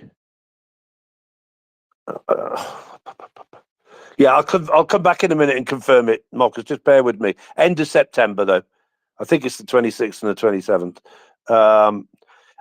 The good thing about this exhibition centre, Mockers, is that it's not the centre of London, but it's in London, right?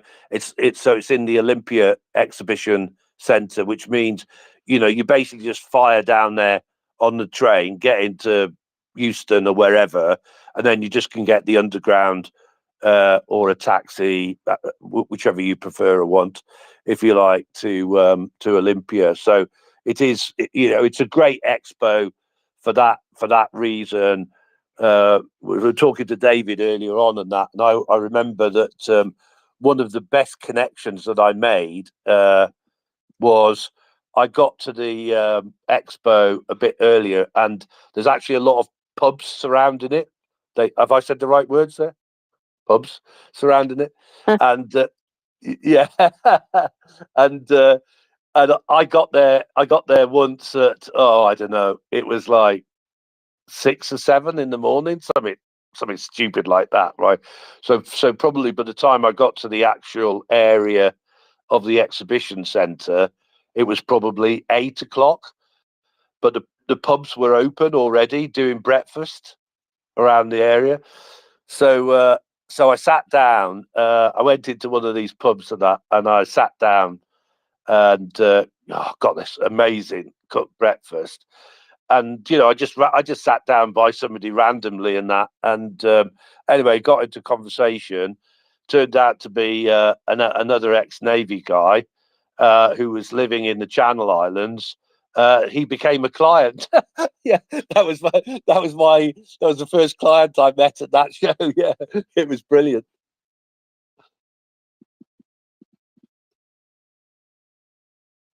Well, sometimes the best business meetings are made in the pub. You've got to be able to relax and what have you.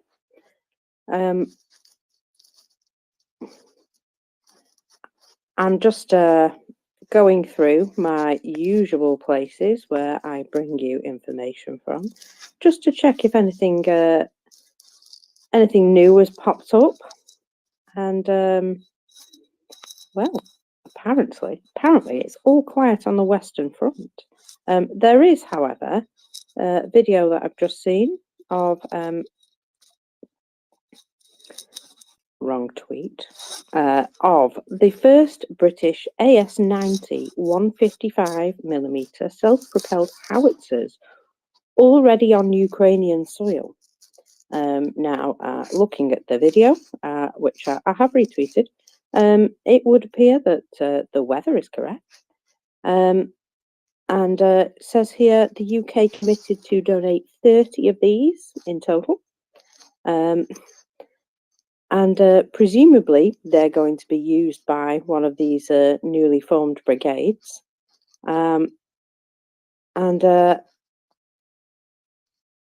Apparently, according to an expert here, there is no muzzle velocity radar fitted, which suggests that they aren't too concerned with barrel wear. I don't know whether that's a thing, but apparently that's a thing. So it's used. Now, when we say on the soil of Ukraine, however, as you'll be able to see by the video, it is a little bit boggy. It's more like floating in the soil of Ukraine rather than driving over. So that's something that is obviously still a problem at the moment, or at least it was when that video was taken. Yeah, but these things are very capable of dealing with this kind of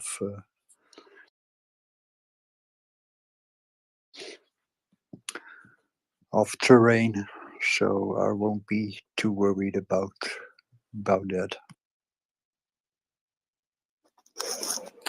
Thank you very much. See, it's good to get some colour. And it's good to know that some of these vehicles are okay in this sort of environment. I suppose those particular vehicles will not be as heavy as a tank, so they won't be liable to sink quite so easily, I would imagine.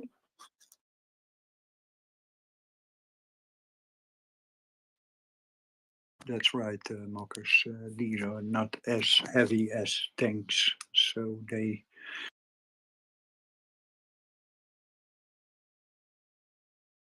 are very capable in this kind of terrain. They are tested on these things.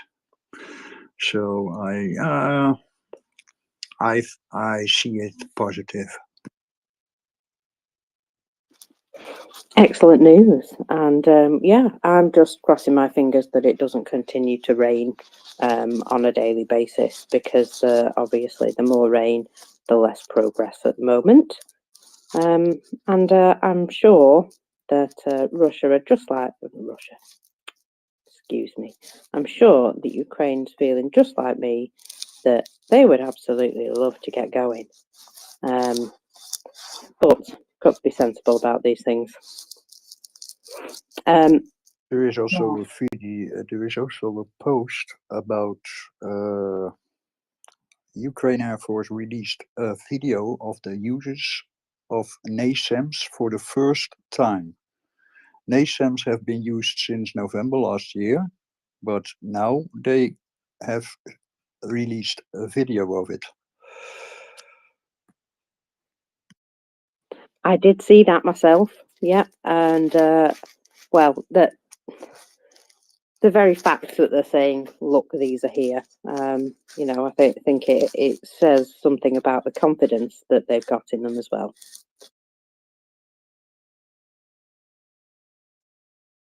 Now, I've just been sent the Institute of Study of War report, and just had a little look through it. They're suggesting that the way to out all Russian forces from Crimea is indeed a punch south towards the vital triangle formed by the cities of Melitopol, Tokmak, and Vasilivka, and that's apparently well, let's just say there's lots going on there in that particular area. There's quite a lot of partisan action. Melitopol has never really stopped having very active partisans, and if you look at the Mykolivka and Tokmak, they are also subject to quite a lot of partisan action, and I wonder if this has ramped up for reasons. It certainly made the Russian forces in those areas very, very antsy. Now, the Institute of Study of War suggests that if Ukraine can take this particular triangle, they will have effectively interdicted all the key roads and highways that are necessary for supporting everything west. And obviously, that will cause Russia massive logistical problems. Not that they don't already have them. We have noticed that there are definitely logistical issues going on. In fact, we've heard quite a number of reports now about only certain areas of the battlefield being fed shells. And this is basically the places which are actively engaged at the moment, and those places where, you know, they're not necessarily actively engaged along the front line, those places are not necessarily being delivered shells. And I have heard this from a number of different sources now, so I'm quite happy that pretty sure it's happening. You know how the Russians love to complain quite openly when things don't go their way. And yeah, that there are complaints, believe it or not. This is the sort of thing that we've been expecting. We've been expecting you. Lack of shells. And we've been watching them receive stuff that isn't worth firing. We've seen the general complaining that you know, that they're not of a good quality. We've seen a lot of duds recently, especially one that landed right next to some Ukrainian troops. And let's just say that I hope they all had a spare pair of pants with them, because, gosh, that was a very, very lucky escape. And well, the general state of affairs, the fact that they appear to be in some areas very disorganized. I mean, I know that there are trained army troops that are on the Russian side. I know we've heard a number of times that yes, actually they do fight quite well. They are, some of them, equipped with what they should have, but they are only small sections of the army, and a lot of these mobilized haven't even received enough body armor, which I think is very telling. as to the organisational and logistic skills of the current Russian situation. Chris? Yes, Mark, because I've sent you a DM with the link to the event. It is the 26th and 27th, indeed. Right. So I don't know what days of the week that is. Yeah. But also just to say to people, and thanks to all of them for the DMs and that. So the registration, to go to the event is obviously open because some people have registered already, right? So well done. And also people are volunteering to help, which thank you very much. And that, so literally, obviously, having only had the go ahead last week, I'm still trying to pull a load of stuff together. So all help and support, obviously, appreciated. Actually, if you do register, just chuck me a DM, right? Because I would like to be able to go back to the expo people and say, oh, by the way, you've already had whatever it is, 10, 20, 100, whatever it is, registrations out of this. So you've got, however many people it is coming that you didn't have before through MriyaReport. Did you say, is it this month, 26, 27? No, September. Okay. Yeah. Yeah. So there's sort of loads of time, but time always flies with these things. That's the problem. Yeah. So 26th and 27th of September. So the end of September.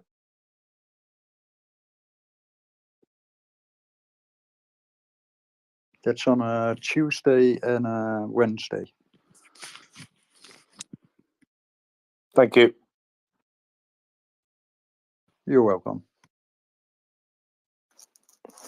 Awesome. Well, I've got that link now. Thank you very much, Chris. I will endeavour to do what I can. I'm going to have to get someone to feed my cats. You never know, we might be able to do the report directly from there.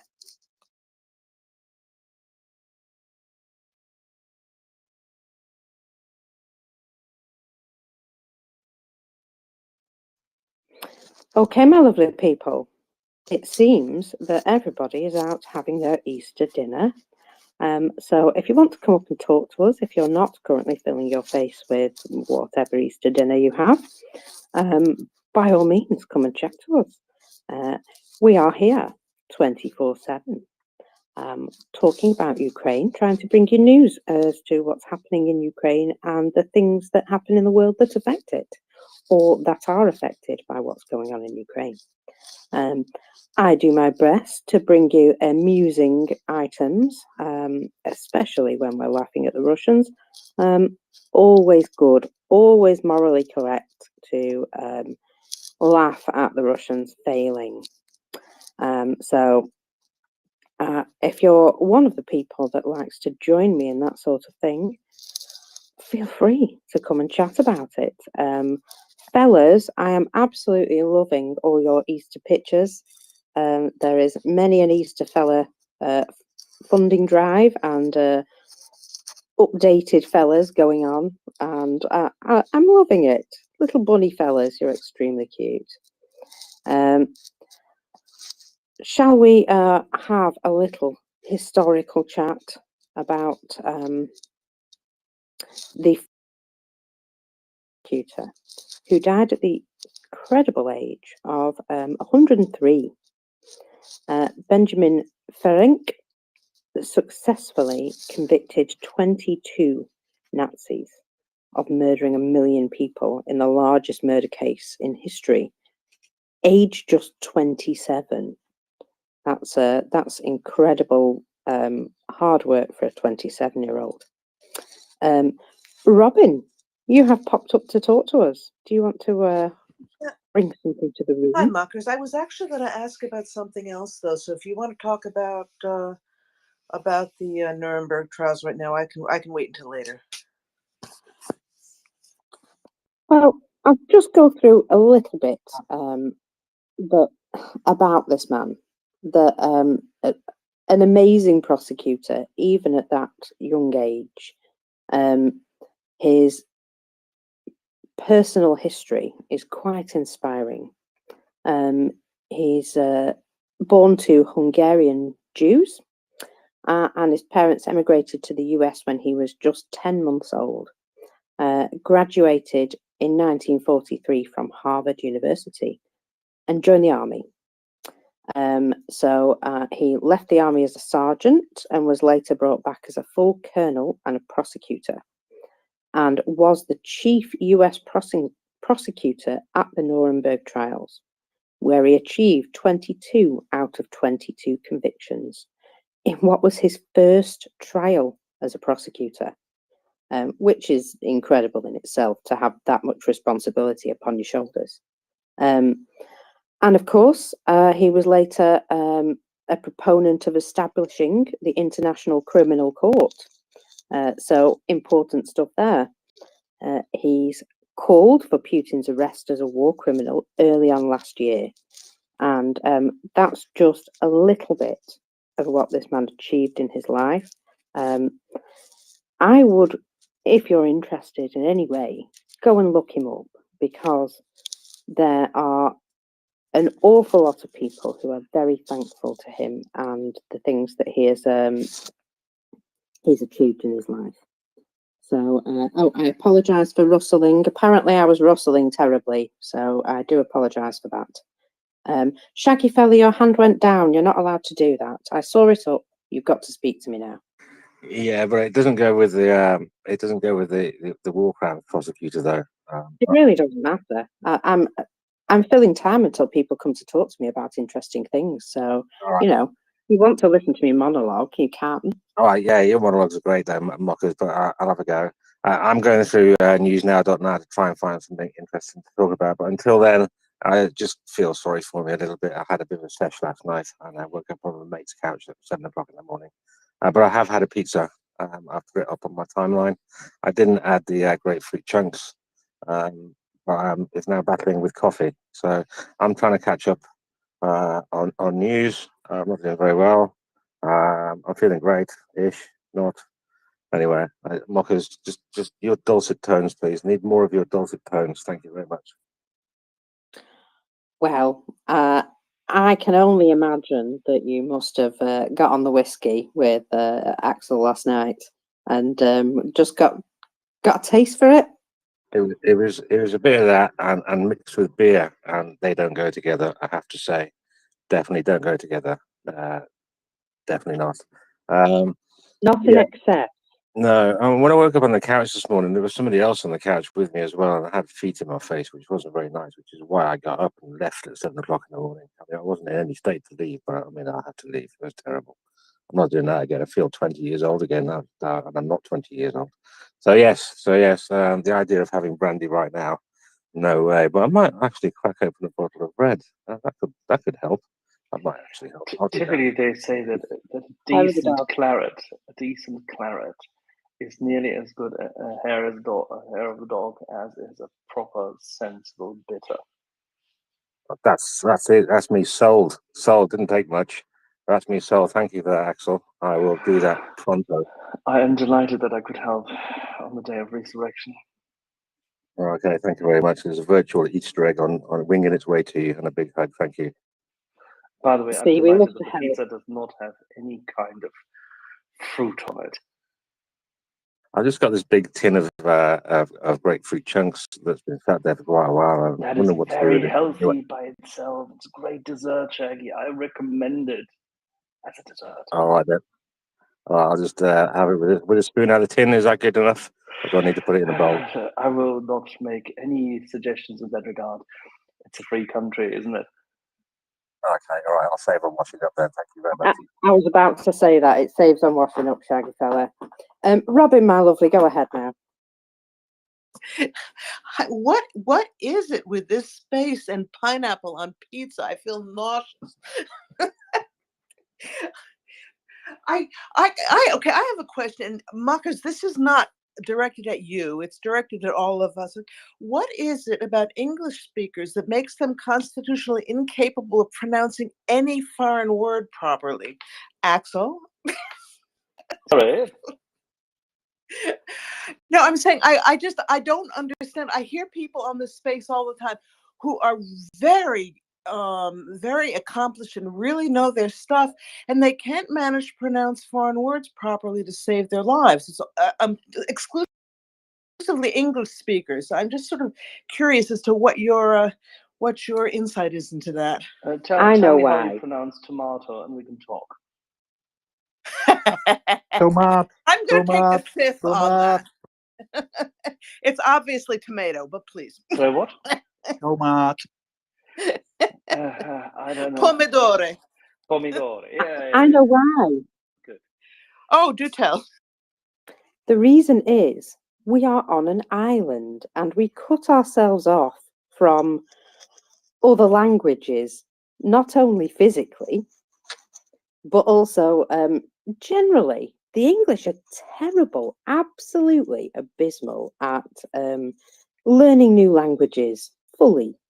And, you know, I hold my hand up. I'm terrible at learning new languages. I think they start to teach us too late, to be honest. You know, that it's not something that we're introduced to until sort of at least 11 or 12. And I honestly think that, you know, it's too late to start exposing people to other languages at that point. If you grow up in a family with other languages, you've got a massive head start. But yeah, if you're British, you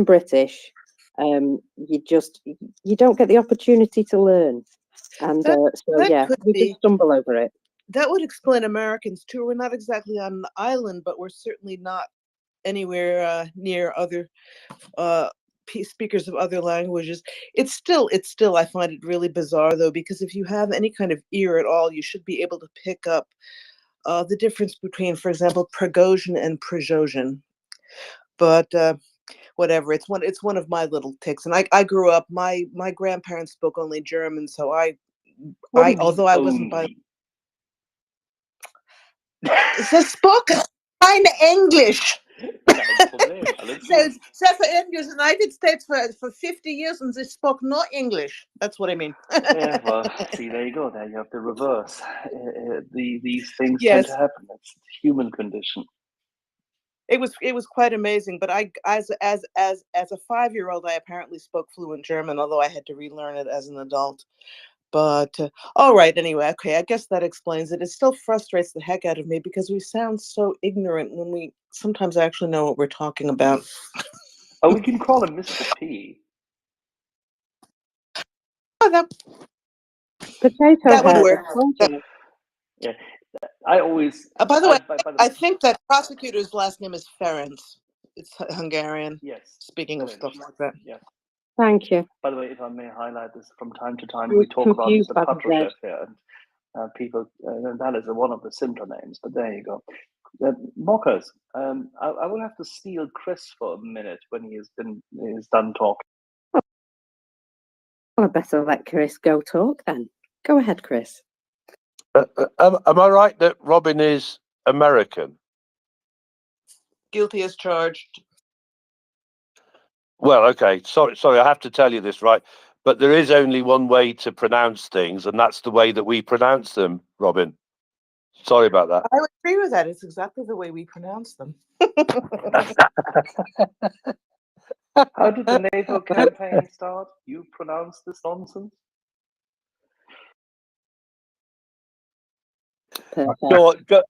Go on, Axel. That's all right. No, as to the pavilion, you said this is at the end of April, right? No, September. Oh, September. Oh gosh. I'll send you the link. Okay, please. Yeah, thank you. That was my only question. Then, right. So then, we definitely need to have a word, because I think by September there will be loads of interesting guests, which we could probably say funnel there to supplement you, but it probably needs some organization sooner rather than later, right? Well, yeah, Axel. Yeah, you know, where are we now? April, aren't we? May, June, July, August, September. Yeah, 5 months. It's nothing, is it? In exhibition time, Yeah. 5 months is nothing, is it? Absolutely. This is Yeah. 5 months prior is pretty much where you should have everything wrapped up in terms of narrative, organization, designs, and the likes, because you want to be building the pavilion or the pavilion, Yeah, as you yeah. mistakenly call it. Yeah, exactly. So, you know, and obviously, Axel, the size of the pavilion is dependent on loads of things, which I won't go into now. But you know, you and I can discuss. Yeah. Okay, you lads go and discuss that, and I will go to Richie Rich. Yeah, actually, I was just interested in the conversation regarding the, you know, how to pronounce certain things in a foreign language. I don't know what the curriculum's like now, certainly in the UK, but because it's been about nearly 30 years since I've been out of that whole situation. But I remember very, you know, vividly back when I was certainly in my educational years in terms of schooling, we had curriculum sort of level French and Spanish. A lot of schools were doing German, but we had Spanish. Sorry, there's a vehicle just going to drive past. I apologise for that. I was very good at French, I have to admit, but I never kept up with it, which is sad because I could have been really good. But Spanish, I was terrible at, especially with the male and female types of words that you would have to use in Spanish. That was always, you know, a mystery to me. But yes, I mean, for want of a better statement, I struggle with English on some days, to be fair. What I've decided personally is that if it's a Russian word, I'm not really going to be that bothered if I pronounce it incorrectly. And if it's a Ukrainian word, I do make the effort to try and pronounce it correctly. I might fail, but I do make the effort. Although there are a couple of people who pronounce things incorrectly all the time, who I find it endearing. I'll be honest. Chuck Farrer, my lovely, if you're listening, yeah, we might need to work on that with you at some point in the future, because bless you, I love the way you say certain places. Shaggy fella, go ahead. Yeah, I also like the way the honey-toned water ninja says some things. I like the way Europeans speak English. Actually, I like the V's and the W's getting mixed up. I find it very, very cute and amusing. Much better than English accents doing the same thing. Actually, It's funny when you say that they are mixed up. Yeah, the whole of pass me the vine. Pass me the vine. What do you want? You want a plant or do you want the actual bottle? Oh, the whole of Italy, Spain, France, as well as Germany and the East just had a chuckle. I like it. I find it very, very funny.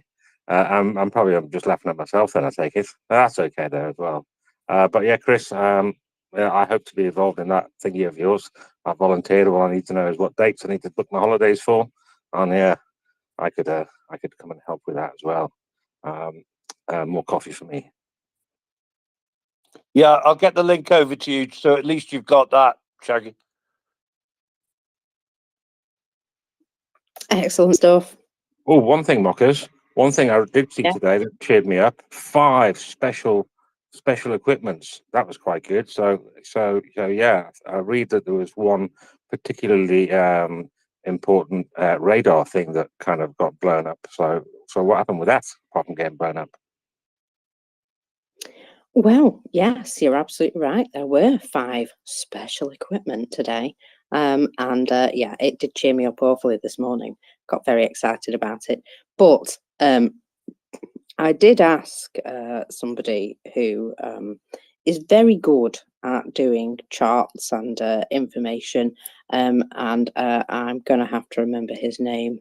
Prince, you know it. You sent me the details. He does weather reports and everything. What? I'm sorry, I was reading about the Pope. Go ahead, say that again. You know the chap who does all the charts and weather reports and charts of equipment Oh, Ragnar. on a daily basis. Yeah, RAGNAR. yes, that fella. Thank you. I knew it began with an R. And we asked him this morning, me and Doman, if he could tell us what the special equipment was, and he sent a picture of a box, and he said, "Inside this box is what I know about the special equipment." So yeah, apparently, indeed, radars do form part of that special equipment number, but we don't know how many are radars. We don't know how many are, other types of equipment. It's basically everything that couldn't fit into another category that is something that's specialized on the battlefield. Mr. M, go ahead.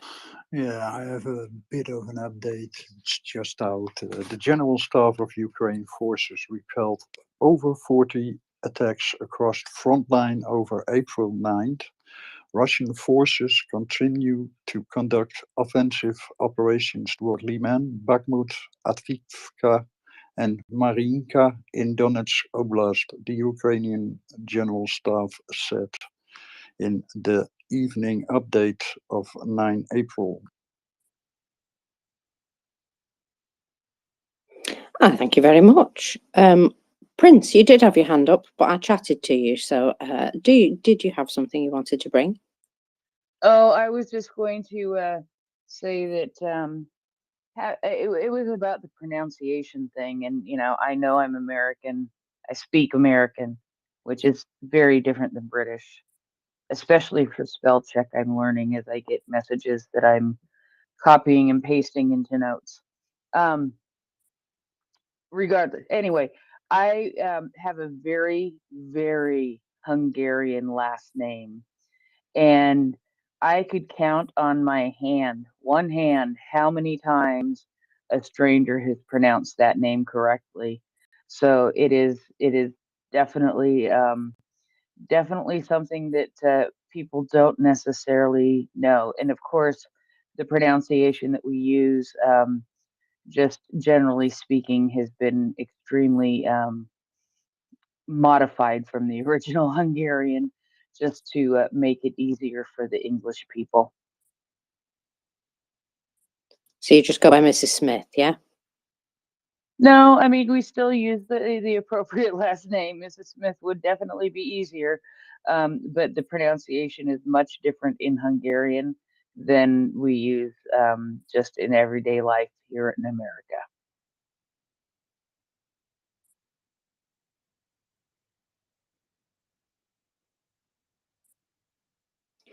Robin, your hand went up and down again, but people can't do that to me. You've got to speak now.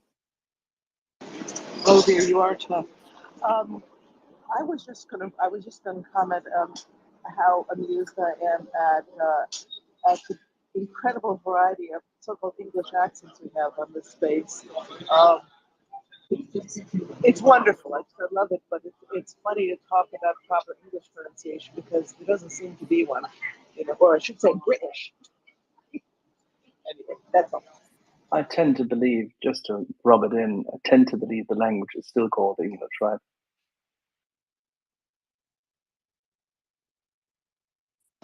Absolutely. Although just inquiring. It would be much better to call it American. Yeah, I'm just What we inquiring. speak, we should call American. Yeah, well, my dearly beloved American friends.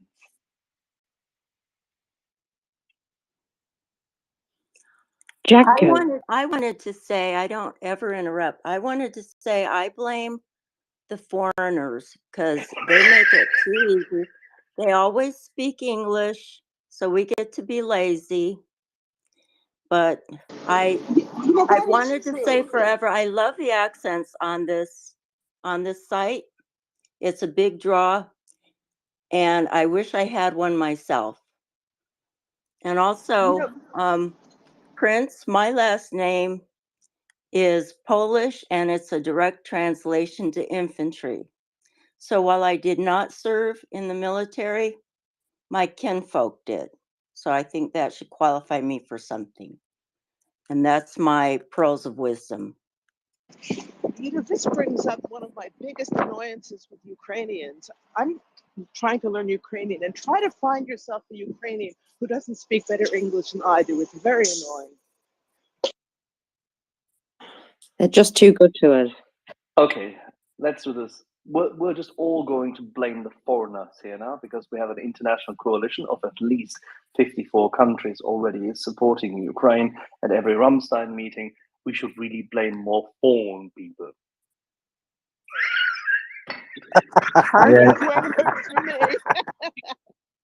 Yeah, they come over here speaking our language. What better than we? What does and everything in it? Yeah, terrible. It is delightful, isn't it, You know, Marcus?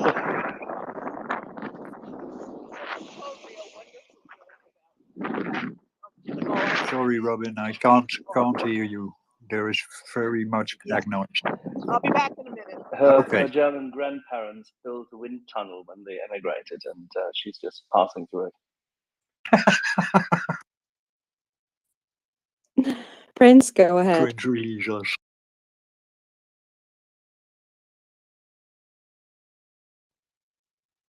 She's actually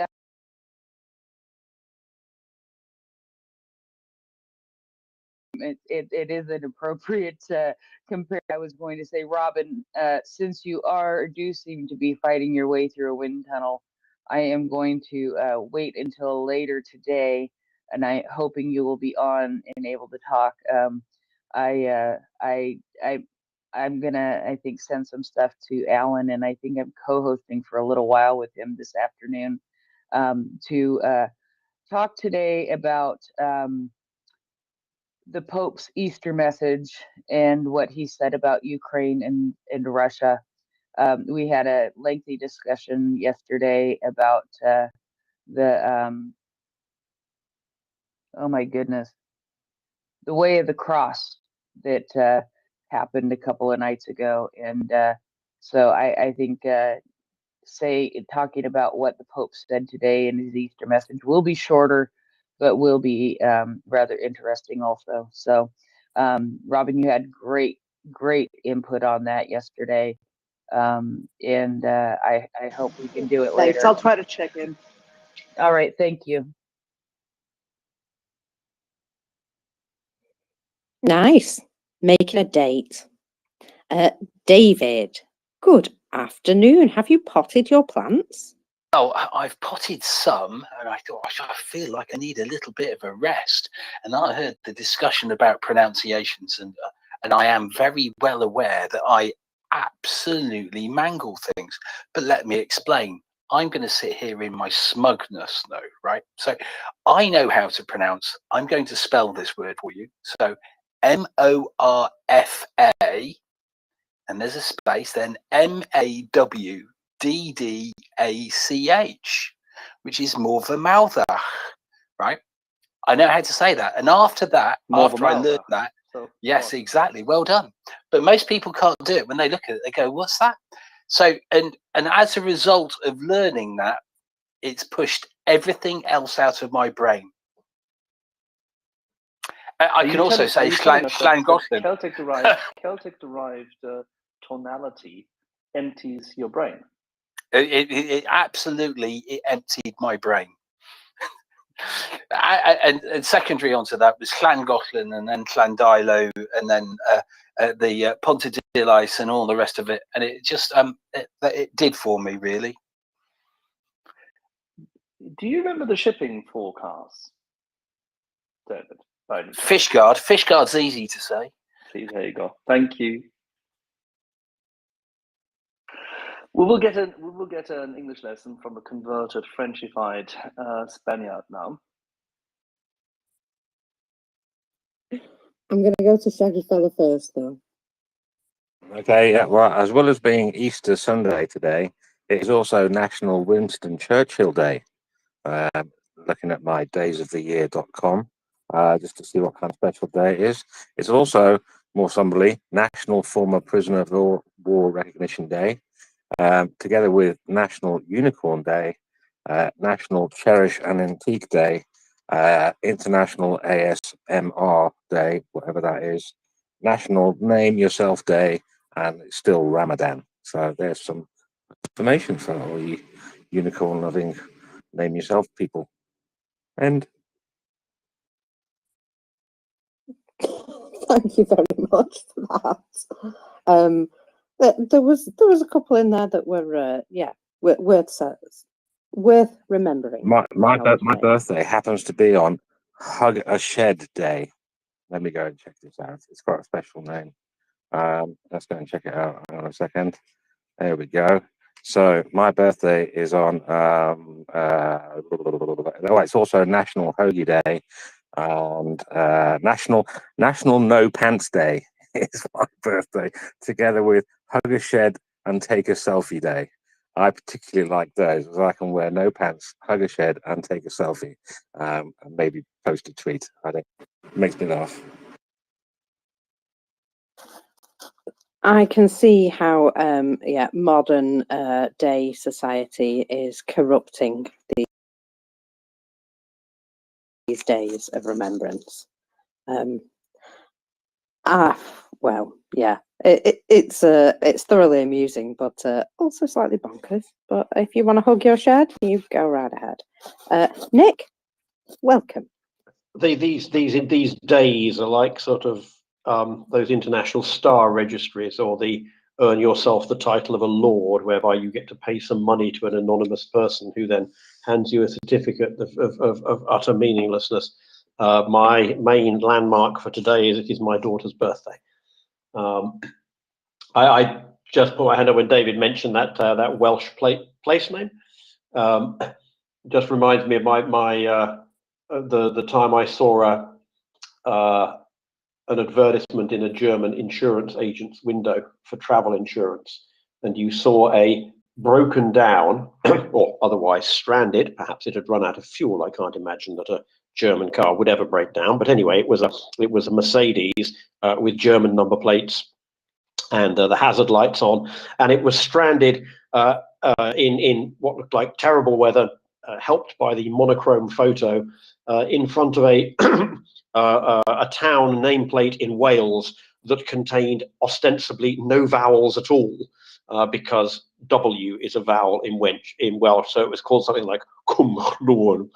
And this had clearly been selected by the marketing people after an extensive focus group on Germans as to what would be their worst possible holiday nightmare requiring urgent assistance from Allianz. And it was breaking down in your Mercedes in Wales with no vowels.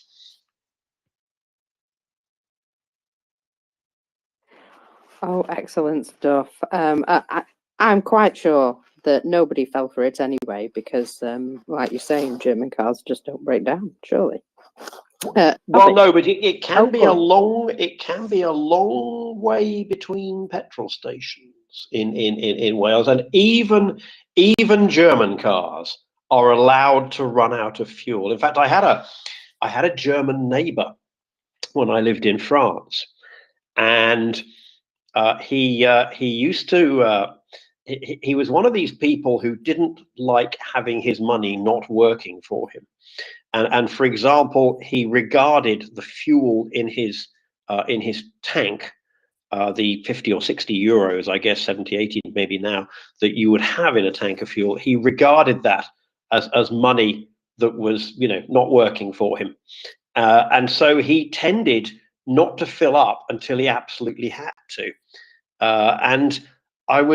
But his wife was telling me about this one day and how she used to get rather worried and the light would come on.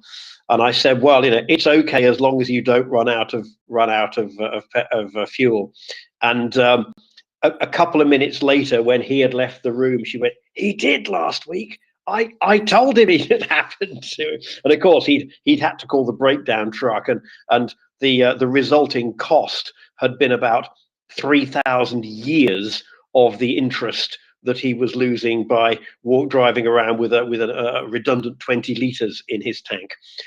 So that was pretty funny. So yes, I usually fill up when I'm kind of just below halfway, because if I don't, I know that something will come up requiring me to drive some distance, and it'll be a bank holiday or 2 in the morning or something. So yeah, I also like my money to be working for me, but not to the point of 30 euros worth of gasoline.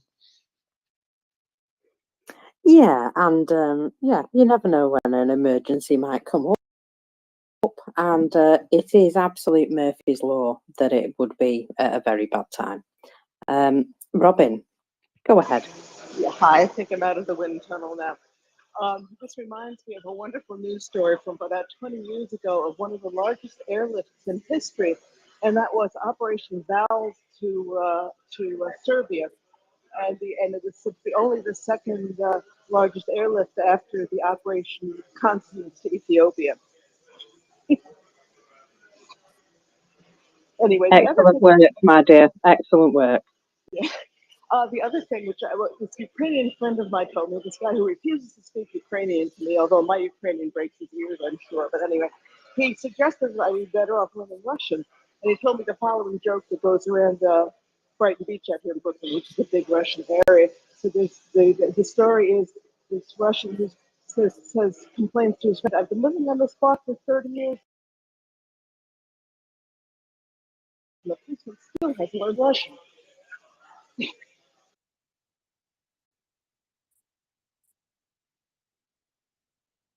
Thank you, Robin. Nick, go ahead. That raised a question for me. David can probably tell me, but when would you always top off your tank in your tank? Would you always top off your fuel tank in your armored vehicle after a mission? What's the typical range of one of these things? And if you've only sort of been out for 10 kilometers today, would you bother to top it up? Would you always try to go into battle with 100% absolutely bung full tank? Are there perhaps disadvantages even to doing that, or tighten up some nuts and fill it to the brim with fuel? So the way it works is that I mean I'm talking about engineer sections here in the way we worked back in the day, right? So you would know, right? So let's just say you're, and this wouldn't be normal, right? So the Cold War stuff engineers, if you were working as a troop or as a section, sparse in actual fact when we got rid of the 432s, and let's just say you're given a series of tasks. Those series of tasks may cover 5 days, right? For which you would know, okay, from here to here to here to here, right? This is about how far we're going. This is how much fuel we've got, right? And there may be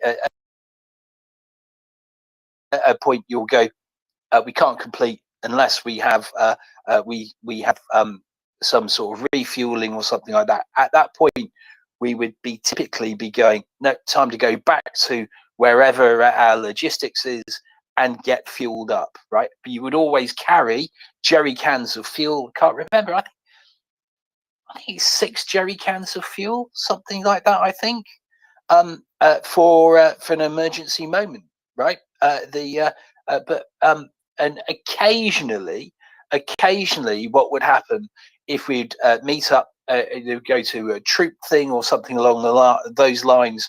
Let's just say, for instance, we've gone from damming up a bridge, laying a minefield or something like that, and then it would be going to we called it a bridge gallop, which is building a bridge quickly. And then what you would do is at that point, all the vehicles would be fueled up as well because they're all in one place. And then you would have a fuel bowser, which would come along and fill you up.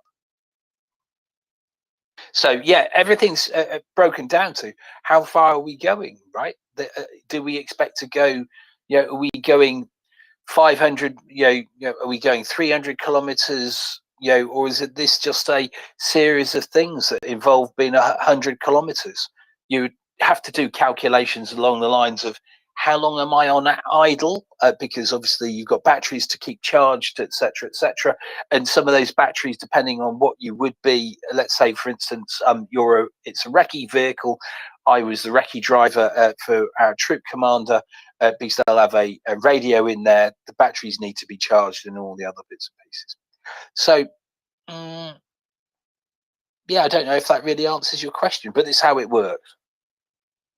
No, I thought it was interesting. You know, sort of we've gone from a rather random comment about some my neighbour's filling his tang habits to a useful information about logistics. So, anytime we can.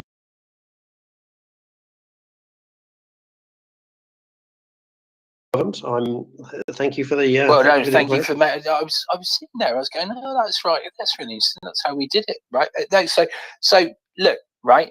If you went somewhere and there was a fuel bowser, right, next to you, this is all about the amount of effort. If there was a fuel bowser there, you would fill up, right? Unless you've just done 10 kilometers, right, because you've just used a couple of liters. Spartans are really very good on fuel, right, because they're not 12 tons or something like that. And they've got a petrol engine, and there's the thing to remember: it's a petrol engine and not a diesel engine. So yeah, if you only use a few, there'd be no point. It wouldn't be worth the effort. But otherwise, if you've come in from quite a way and there's a fuel bowser, you would just go and fuel up. And that's a complicated process, by the way, because you've got to get hand in. This is the vehicle, right? The vehicle ID. This is our registration number, etc. And then you've got to log it, right? How much fuel you've used. Nowadays, that's probably a barcode. That would be really easy.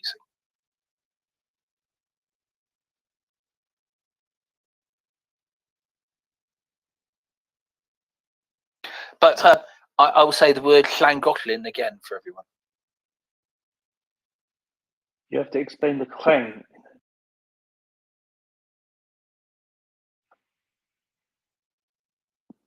Thank you. Not a trillion miles from the Spanish double L. Interestingly, I wonder if there's some dim common ancestor to those two. Oh, that's interesting. I mean, here's the thing, though. There is a story that there were quite a few Spanish Welsh, right? People who ended up on the Welsh coast after the Spanish Armada. It's interesting, isn't it? Because when Welsh is an ancient language, so presumably those people were pretty stuck and didn't get back to Spain. Stuck there, stayed there. Yes. Yeah. No, but I mean, so we can't really know, of course, exactly how these languages were pronounced at the time. But it would be amusing if we were able to invoke Omniscient Jones. He's a personage who figures in the work of the wonderful psychologist Paul Meal. Omniscient Jones is the man who can give you the answer. You can't actually consult him, but if you were to consult him, he would know it. And it would be interesting if Omniscient Jones were to appear unto us and tell us that, in fact, yes, that the L used to be pronounced just L like everywhere else until the Spanish turned up in Wales. That would be a turn up for the books. Well, I think double L's always been around. I mean, Lloyd's. It's interesting, isn't it? Not even in Wales do they say Lloyd's Bank, and people think of Lloyd as a very, I think, English name now, isn't it? It's not even regarded as a Welsh name. No, not really. Lloyd's of London, Lloyd's. It gets even more complicated in Catalan, where they have both the Spanish double L, and also, because unlike Spanish, they have lots of double consonants, they have a situation where they have two L's together, meaning an all. And in Catalan, they write the two L's when it's being a lull. They put a dot between the two, which is a grammatical styling that I'd never seen before I saw it on a bus here in Mallorca. So you've got the chl and the all sound. And the distinction is if it's the all sound, they put a dot between the two. And when I first saw it, I thought it was one of these kind of politically correct things like they do in French with, étudiant .e, meaning student or studentess. But no, it's a standard feature of Catalan. So much etymology, so much history, and so many common ancestors. Yeah, I've spotted that in language, just through sounds and pronunciations. You can find an awful lot of similarities in a lot of languages. However, the Cyrillic alphabet still, from my position. Robin, go ahead. You know, actually, the Cyrillic alphabet is the easiest thing about Ukrainian. It all gets worse from there. My question, though, is Welsh is a very old language, but when was it actually codified as a written language? Because it clearly has to be, I guess, after the Norman invasions when there were, since it's Latin. We could write before the Normans arrived. Thank you very much. No, but before, excuse me, but before the Normans, there were thorns and things like that, which I think. So anyway, I'm wondering when, you know, depending on who committed the language to writing or where they came from, it's possible that that double O could have crept in from Spanish, even though it is a direct influence. I would also just commend to you, if you've got too much time on your hands, is a wonderful podcast called The History of English by a lawyer actually in the Carolinas here, a brilliant guy. One of the things I learned, and so I'm interested in written language particularly, is apparently the words in English guarantee and warranty are actually from the same root, but in southern England, the first letter is pronounced as G, I think, and northern England is W, or the other way around. So it's, the development of written language is also very interesting. Anyway, so I wonder when Welsh was first written.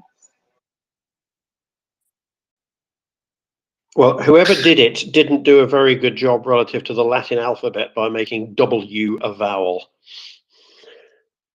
I think we were writing when the Romans arrived, so the Vikings have got nothing to do with it.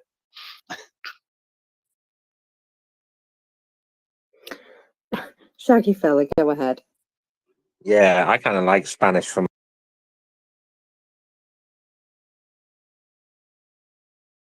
a learning it point of view. I mean, I don't speak it very well, but I had to go at learning it. I found it very phonetic, apart from like double L's and B's and V's, and just a few things compared to other languages. So Spanish. Spanish spelling is extremely codified. There are pretty well no to learn the spelling and to spot a misspelled word. Unlike English, of course, which is absolutely terrible. And German's generally okay. German's fairly well codified. Dutch is mostly, there are one or two ambiguities, but not really worth bothering about. But English is a complete mongrel of a language, and so has, you know, all that history in it, and the as anyone who's had to learn English and had to learn the spelling of words that contain the OUGH combination will tell you, which originally comes, I presume, from Saxon, but that OUGH has mutated into about 12 different sounds over the years. I don't know if anyone knows if Ukrainian is regular or if it's full of anomalies. No, from what I know, it's 100% totally phonetic. Thank God. Unlike French, for example. Yeah, with French, it gets easier once you realise that the last syllable of every word isn't pronounced, or is almost never pronounced, and it's just completely redundant.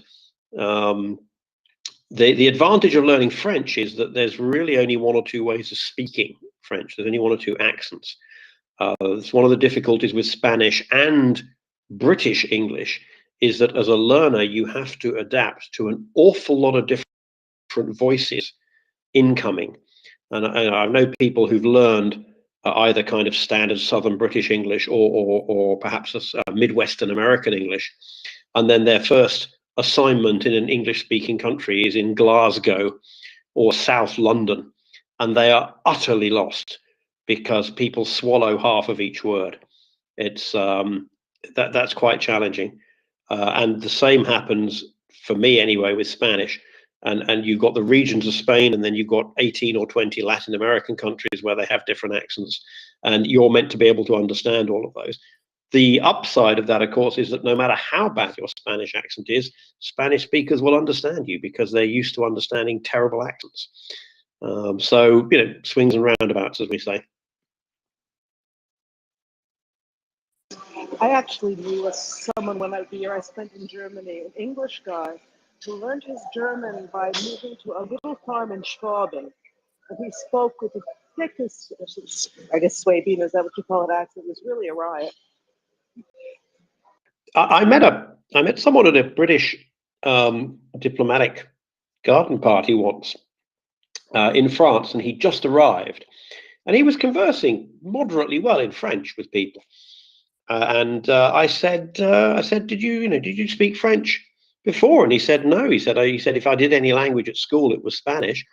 And I said, well, how have you got your French up to this level? And he said, well, the UK diplomatic service has a program where they parachute you, I suspect no longer literally, but basically they parachute you, in his case, into a farm in Brittany where nobody spoke English, or if they did, they kept quiet about it. And he said, you learn pretty quick when, if you want less salt in your potatoes, you have to say in French, could you please put less salt in the potatoes? And he said, basically, they give you a 3-month crash course by virtue of just being totally immersed. He'd done pretty well. So that is how the British, because I suspect many countries do that. When you see a new ambassador, and it's like, congratulations, you're going to be the new ambassador to Lithuania. By the way, within 6 months, you're going to be expected to converse with people in Lithuanian. Don't join the diplomatic service. I don't know how it works for other countries. Certainly don't join the British diplomatic service if you're not prepared to learn 2 or 3 languages at very high speed.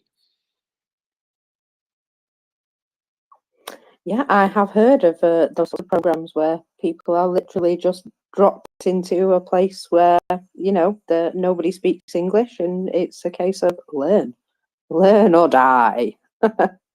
Bearded Brett. Hello, everybody, and good morning. Picking up on Nick's thoughts about fuel, some little known tank facts, perhaps. Challenger 2, for those of you that are observant, has 2 fuel drums on the rear of the vehicle.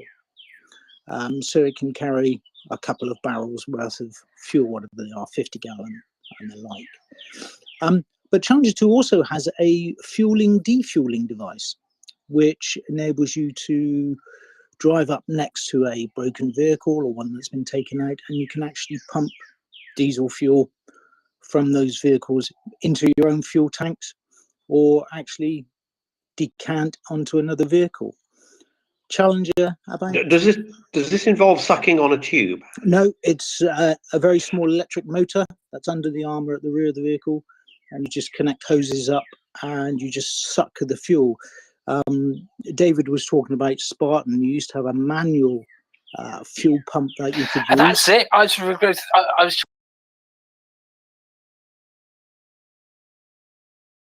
trying, as soon as you went, I went, yes, it was hand pumped, wasn't it? That's right. And we used to adapt the hand pump water container and create an instant shower.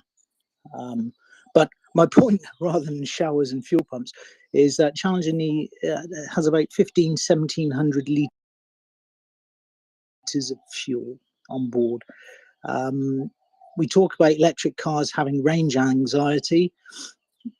When you have many other things to be thinking about when commanding, the last thing you want to worry about is fuel anxiety. So if you weren't getting about 1,000 litres per vehicle per day, you'd get a bit twitchy. Challenger 2 has an auxiliary power unit, which is basically a donkey engine, to minimize the fuel consumption while powering all the electronics and the electrics. When you talk about efficiency, a Challenger 2 with a Rolls-Royce engine does about 2 gallons to the mile fuel-wise when the main engine's running.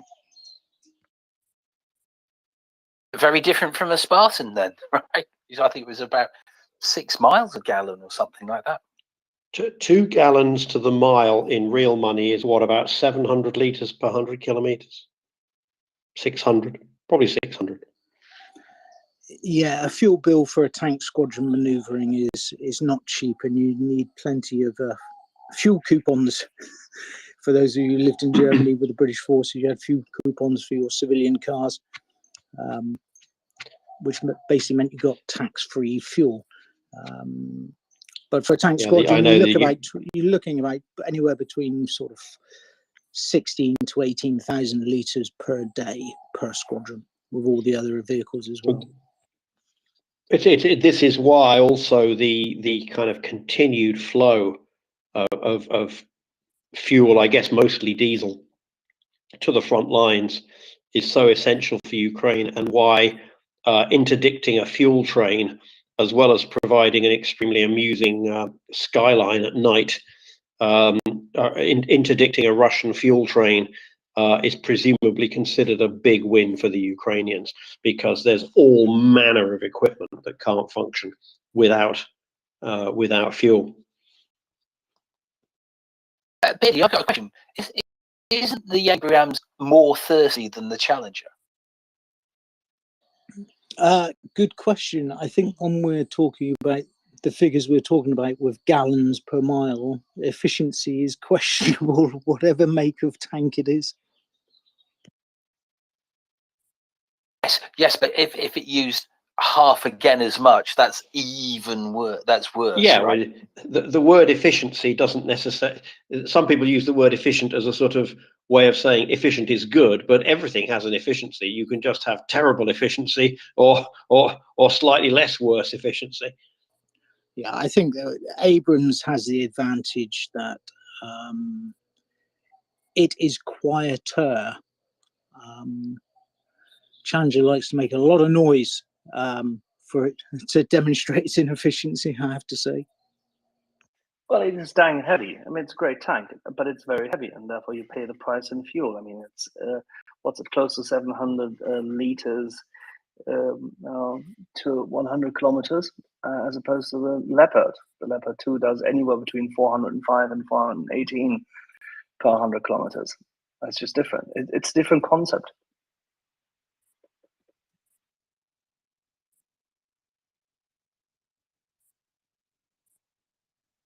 It is interesting to note the extent to which different weapon systems assume that a whole lot of other stuff is working. I mean, the whole of the NATO, relatively low artillery system assumes that NATO will have air superiority. You can build an fuel inefficient tank if you assume that there will always be plenty of fuel, A, available, and B, near to where you need it. It's a trade-off. I mean, it's a trade-off also for society. If we want to get really philosophical about it, is our societies are based on the idea that electricity and increasingly mobile data signals and GPS are available 24/7, and if they weren't, we would feel it pretty damn quick. Whereas 50, 60 years ago, we managed without. We needed electricity, but we managed without the mobile data signals and the GPS. And so the trade-off with these things is always, you get this new stuff, it makes you more efficient, but then you leave behind the older manual solutions, and it's these things, I presume, have the potential to break down, and I presume that there are plans B, C, and D.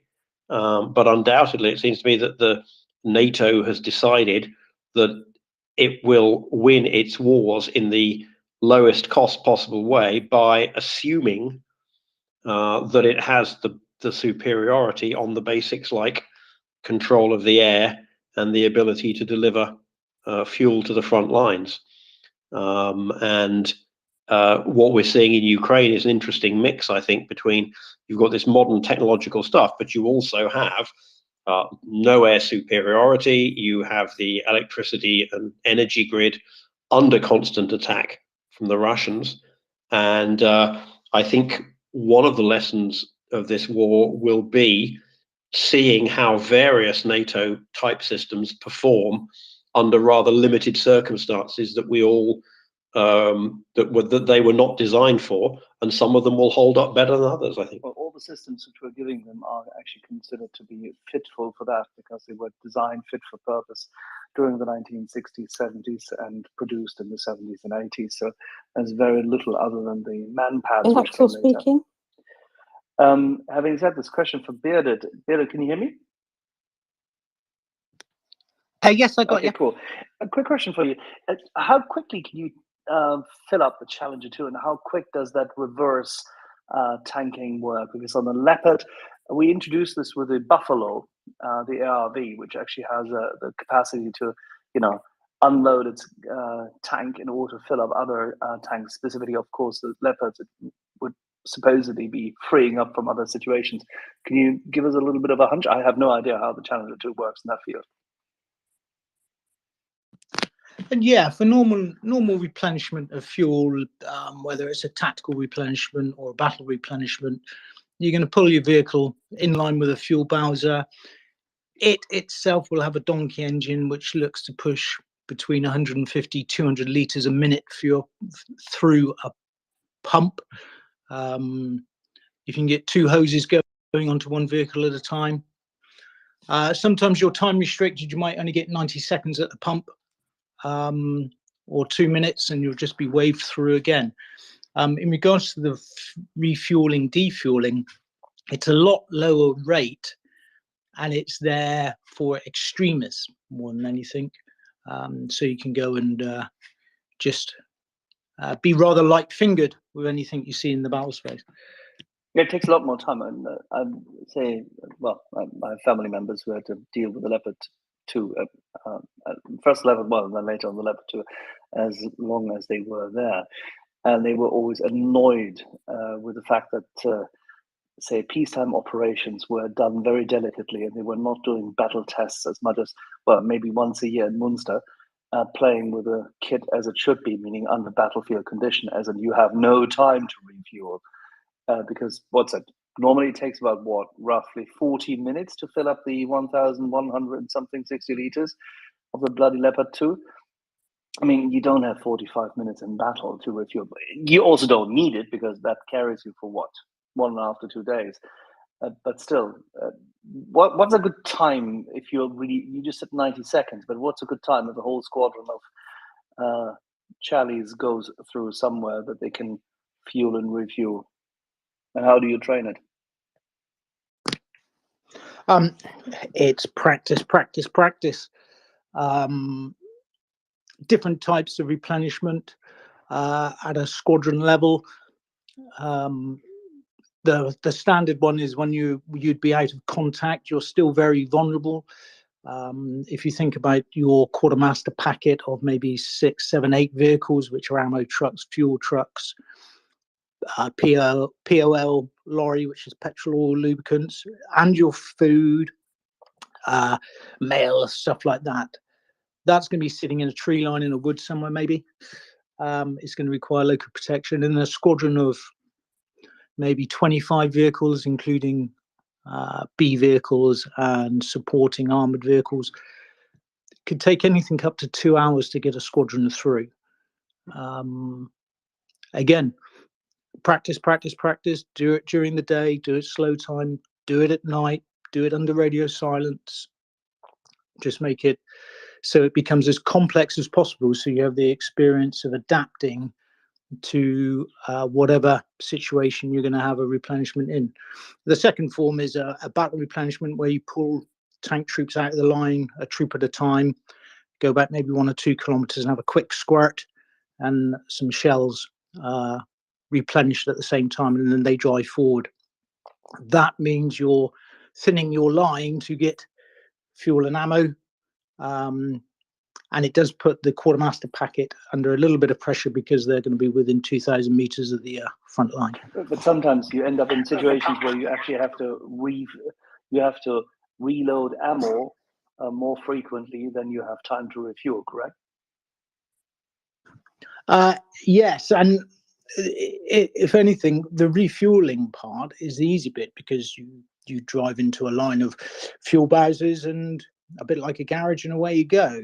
With the ammunition, you're required to actually get the ammunition out of the ready bins on the logistics truck onto the top of the turret with the charges, and then move to an area where you can actually rotate the turret to get everything stowed.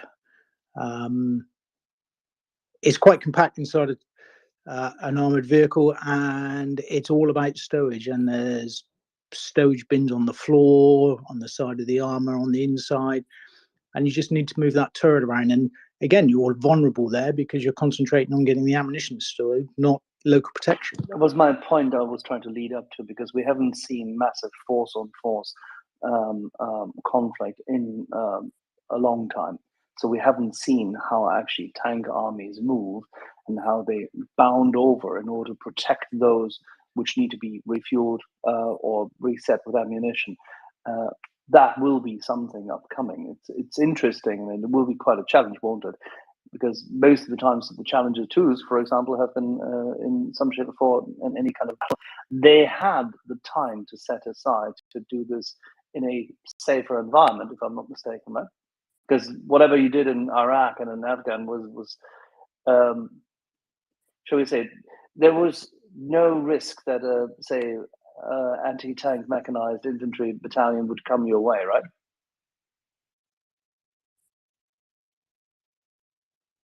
Yes, the threat environment obviously has a key part to play as and when you replenish. And sometimes you might have to hold off 6, 12, 18 hours, depending upon the tempo and the state of play. Hence, wherever possible, having the ability to suck fuel to keep you going, because without fuel, it's just a pillbox. Is there any way that you can reload the ammunition, say in some kind of a train sequence when you're still close to the line of contact or potentially under threat, to optimize or minimize the vulnerability? It's about getting yourself out of line of sight, both visually and electronically. More than anything, it's having your spidey senses, knowing as a squadron commander and as the quartermaster sergeant where it is appropriate for you to actually fit a replenishment into what you're doing. It's only a transitionary phase. It just enables you to push on with what you're doing.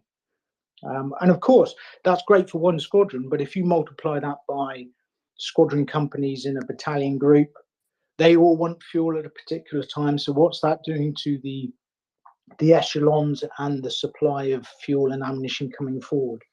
And another thing which people might not appreciate is the amount of reporting that goes backwards and forwards about logistics and personnel and ammunition states and fuel loadings done at certain points of the day. And I've had experience where a battle group headquarter didn't put its fuel demand in for the following 24 hours into brigade, and consequently we didn't get any fuel, which meant you had a battle group's worth of armor running out of fuel left, right and center.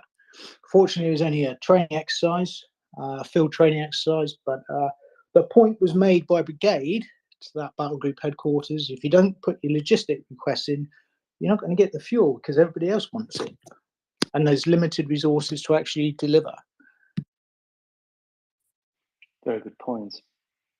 So essentially what would help is that having not just one squadron or one battalion of Challenger 2s, but having at least 2, right? So you can bound over. Just joking.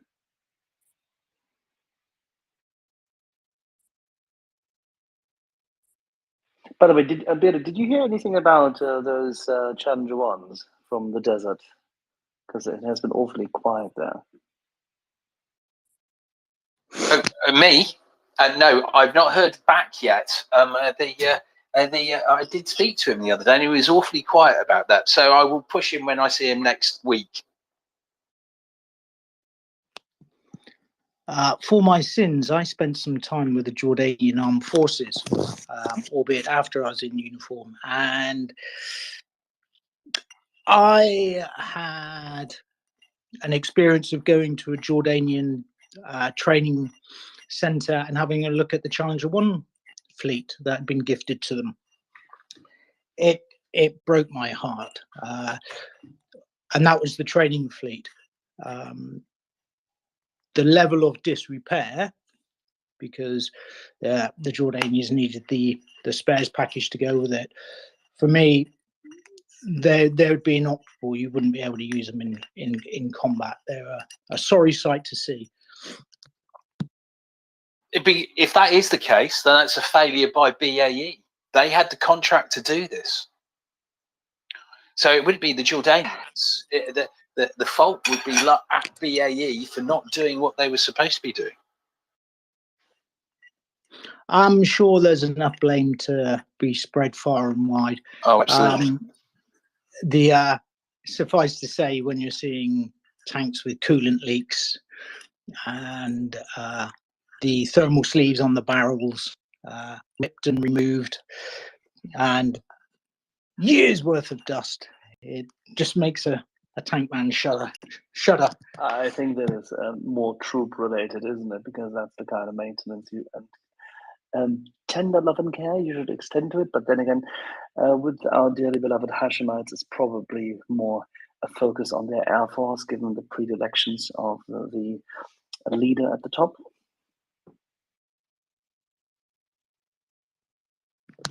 Well, King Hussein, his father has had a long affinity with the British Armed Forces. In fact, I believe the current king is Commander-in-Chief of the Light Dragoons in the British Army. Yeah, funny enough. And he so has a pilot's license, if I'm not quite mistaken.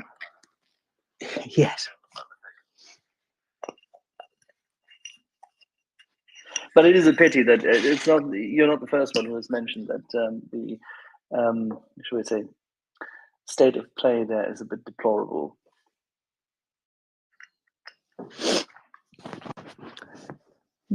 Yes, I will give the Jordanians their due, though. The KDDC, which is their Design and Development Bureau, come up with some extremely effective improvisations of armor.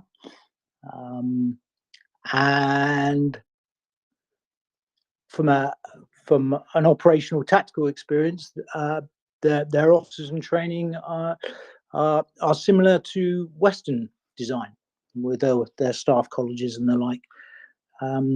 It's the equipment, I think, and Jordania is not the richest country in the Middle East and lives off handouts, so not all their money's going on defense.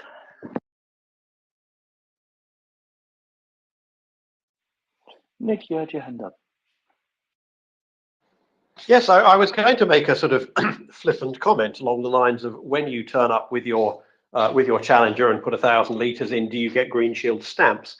But that actually led to a serious comment, which is, in your experience in the British Army or whatever, when you turn up to fuel your vehicle, what kind of accounting is done? Does the commander sign off?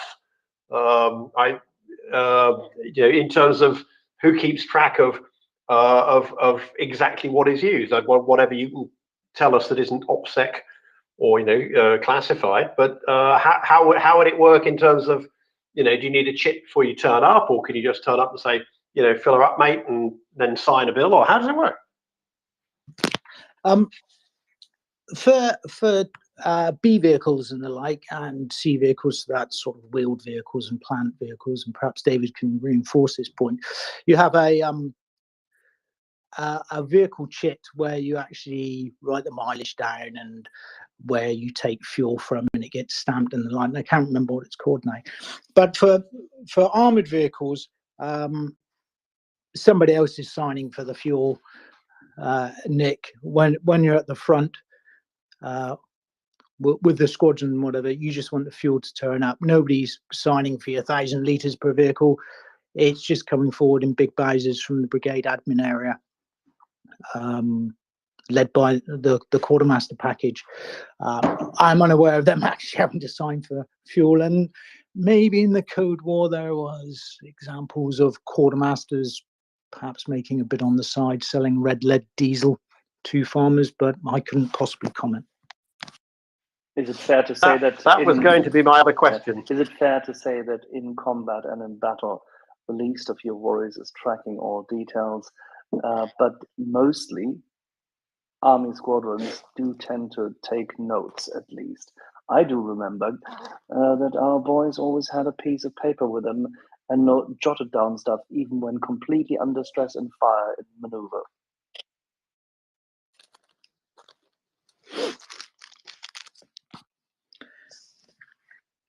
And you can always call it in. So I can confirm at our end, we would you would have call it the vehicle logbook, and you would fill it in. It would have to be signed for, and the rest of it really. But Spartans aren't as thirsty as challengers. Nowhere near, especially with the diesel engine they have now. I am quite certain. Well, yes, but there's thirsty in terms of miles per kilometers per 100 or liters per 100, but there's also thirsty in.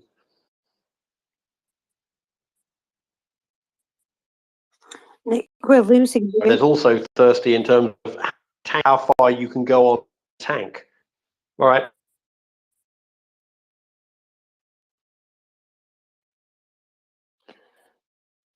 Nick, I think we've lost you.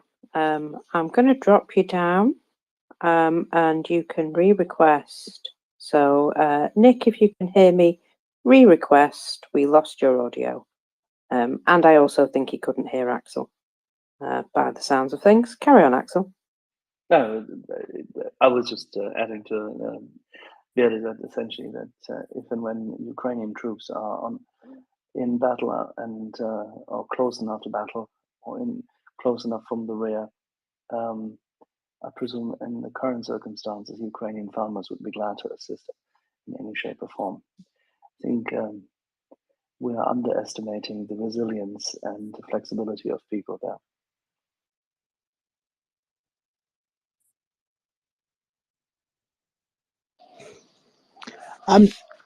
As an adjacent thing, we talk about fuel for the vehicles and linking into our Soup for Ukraine. I mean, fuel for the crews is important. I know we've had endless discussions about fatigue and the like, but you've got to keep your focus on the crews. That those vehicles are only as good as the crews that are manning them, and they've got to be fed and watered just like the vehicles and maintained.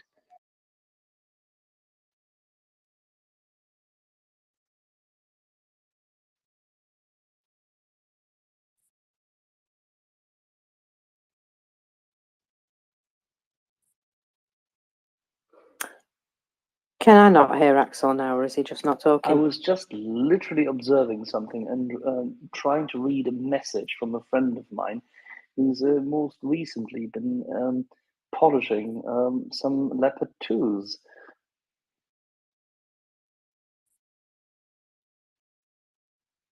Oh, very nice. Well, I hope he enjoyed polishing them.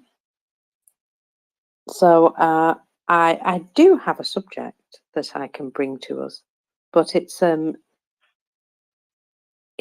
tangent.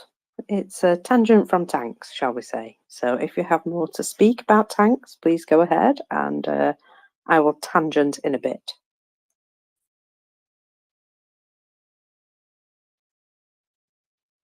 Okay, that silence tells me that the tangent is coming up now.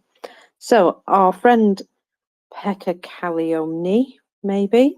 That wasn't Just say right. our friend Pekka. Our friend Pekka, yeah.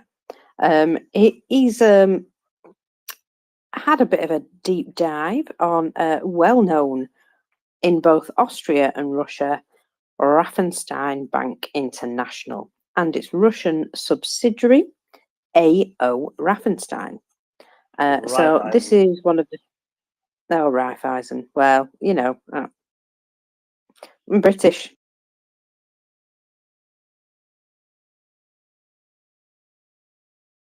because raffen is actually being Scrooge McDuck. You try to get all the money to you. It's so in Russia. In fact, the Russian branch was founded in 1996 and has been expanded massively. It took over Russia's Impex Bank in 2006, and a year later, they had become the largest bank that dealt with foreign capital, the 7th largest overall in Russia. So he's looked at their dealings in the early 2000s here, and Raiffeisen, yeah, was opening new branches around Russia, including St. Petersburg, Samara, Yekaterinburg, Novosibirsk, and Krasnodar. After 2018, they focused on digital expansion, and in 2021, they had a digital presence in over 300 cities. Apparently, their customer satisfaction is very high, you'll be glad to know. In 2021, American Forbes called it the best bank of Russia. And in 2018, Euromoney magazine referred to it as the best bank for private banking services for wealthy customers in Central and Eastern Europe. Yes. So it basically just said gangsters there, didn't it? Yeah, okay. After Russia's full-scale invasion of Ukraine in February 22, many Western companies and banks obviously decided to leave the Russian market. And in general, when this happens, when banks leave in it en masse, it can indeed have devastating consequences on the economy. Which, of course, is why Russia has been doing everything in their power to disrupt departures. And apparently, nowadays, any big exits have to be signed off personally by Putin himself. It isn't entirely recent, this. A number of Western banks left Russia already in 2014 after the annexation of Crimea, but as you can imagine, this particular one didn't seem to have those scruples. So, including Raiffeisen and Italian UniCredit, saw the opportunity to make some money. Of course they did. So they decided to stay. So staying and continuing business as usual in Russia has actually been pretty profitable for them because they don't have a lot of competition, I would imagine. So around 60% of its profits, a total of 2 billion euros, came from Russia. This bank holds more than 20 billion euros of Russian money. And Raiffeisen stay in Russia has faced some challenges, though, recently, which I like to hear. Recently, Russia started granting loan repayment holidays to their troops who fight in Ukraine, which I'm going to imagine some of them turn into permanent holidays because dead men don't pay debts, usually. So the banks that grant the loans are just having to write off the entire debt if the soldiers are either maimed or killed in the battlefield.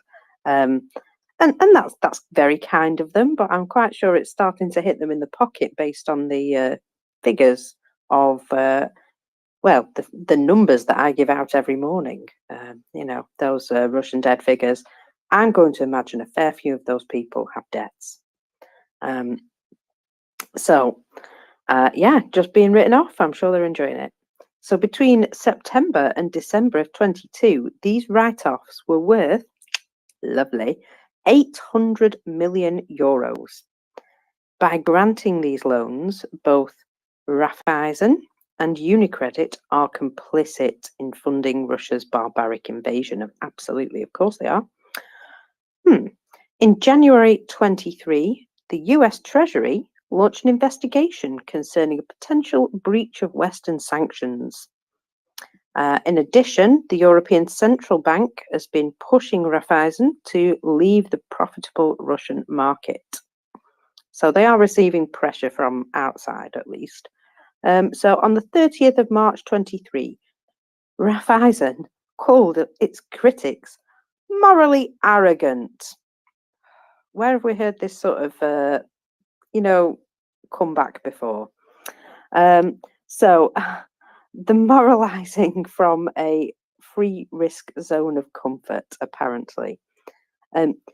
It's worth noting that one of the most vociferous critics of Raiffeisen has actually been President Zelensky, and he is not operating from a risk-free zone of comfort by any means.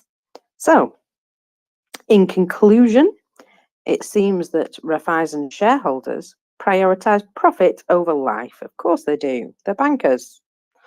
But international pressure is increasing. So hopefully there will be eventually the correct decision, although it looks as though they're having to have their arm pulled up their back and to be marched to it.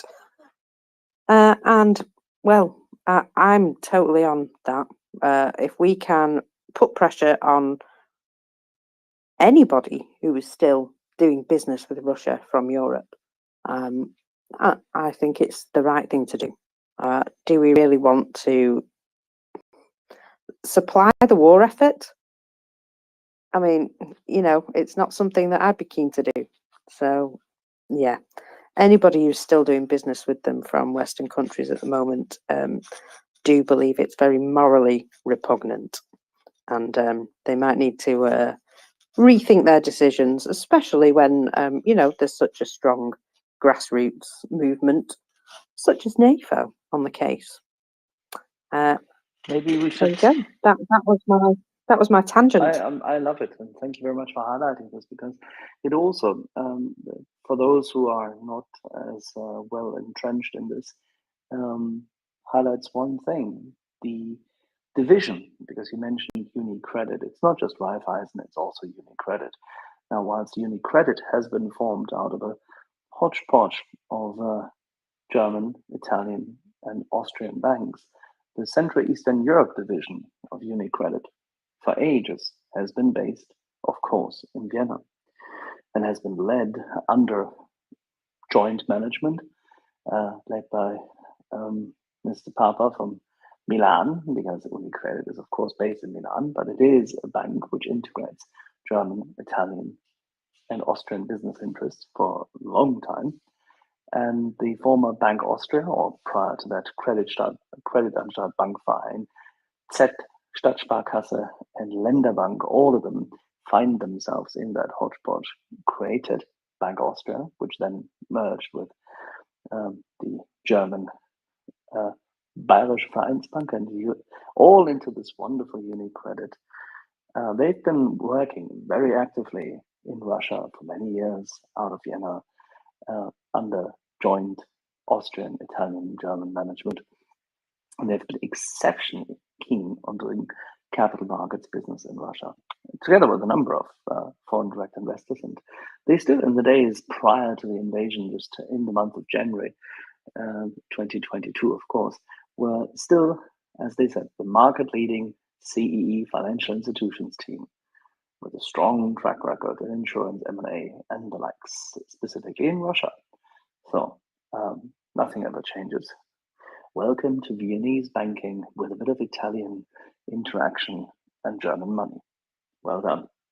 And don't forget, Bank Austria had, say, the majority shareholders of Bank Austria are interesting to those who are interested in Austrian politics.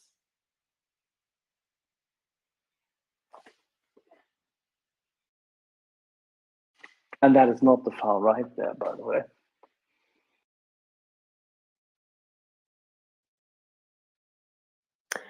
Well, unfortunately, when there's a lot of money involved, and they see that their competition has left, the more mercenary and the more corrupt are quite happy to, continue to be involved. But what they're doing is absolutely morally so repugnant. And I can only imagine that they have no souls.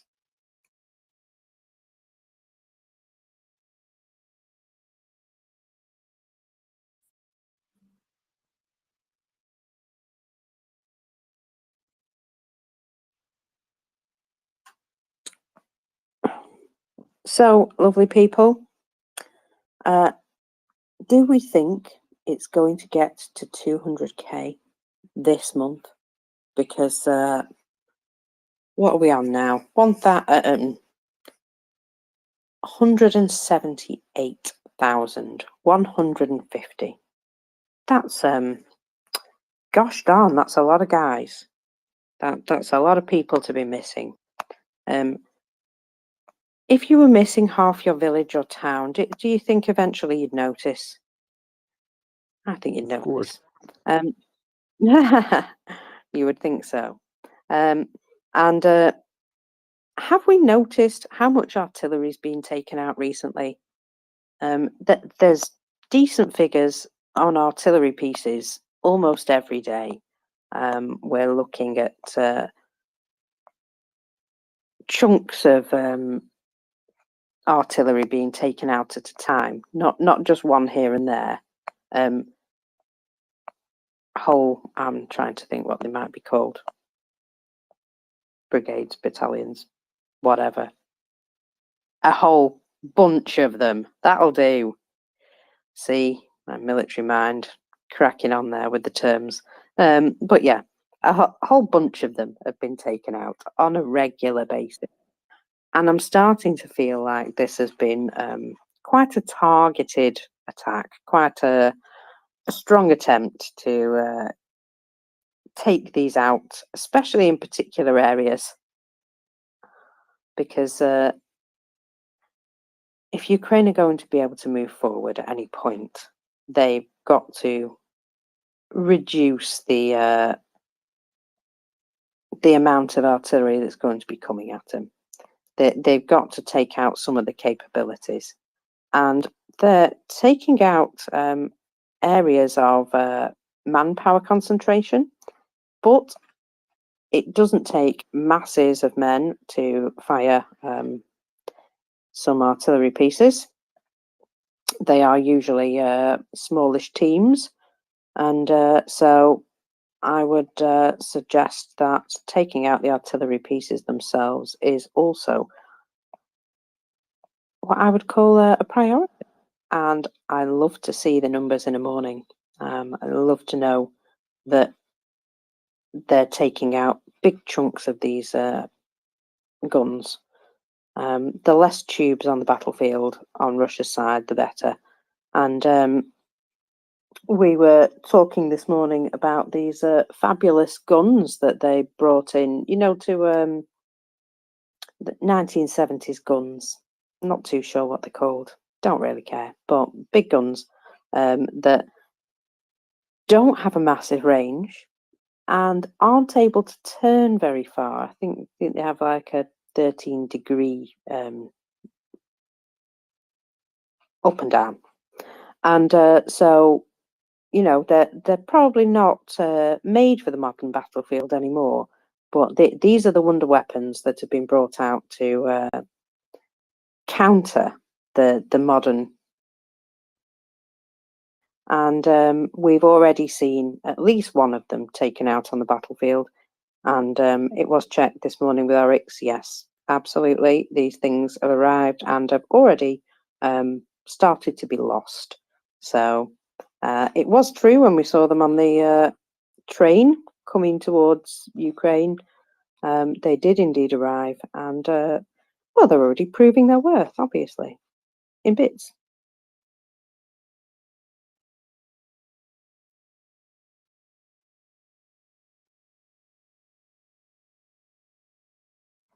You know what, guys? I love it when nobody wants to talk to me.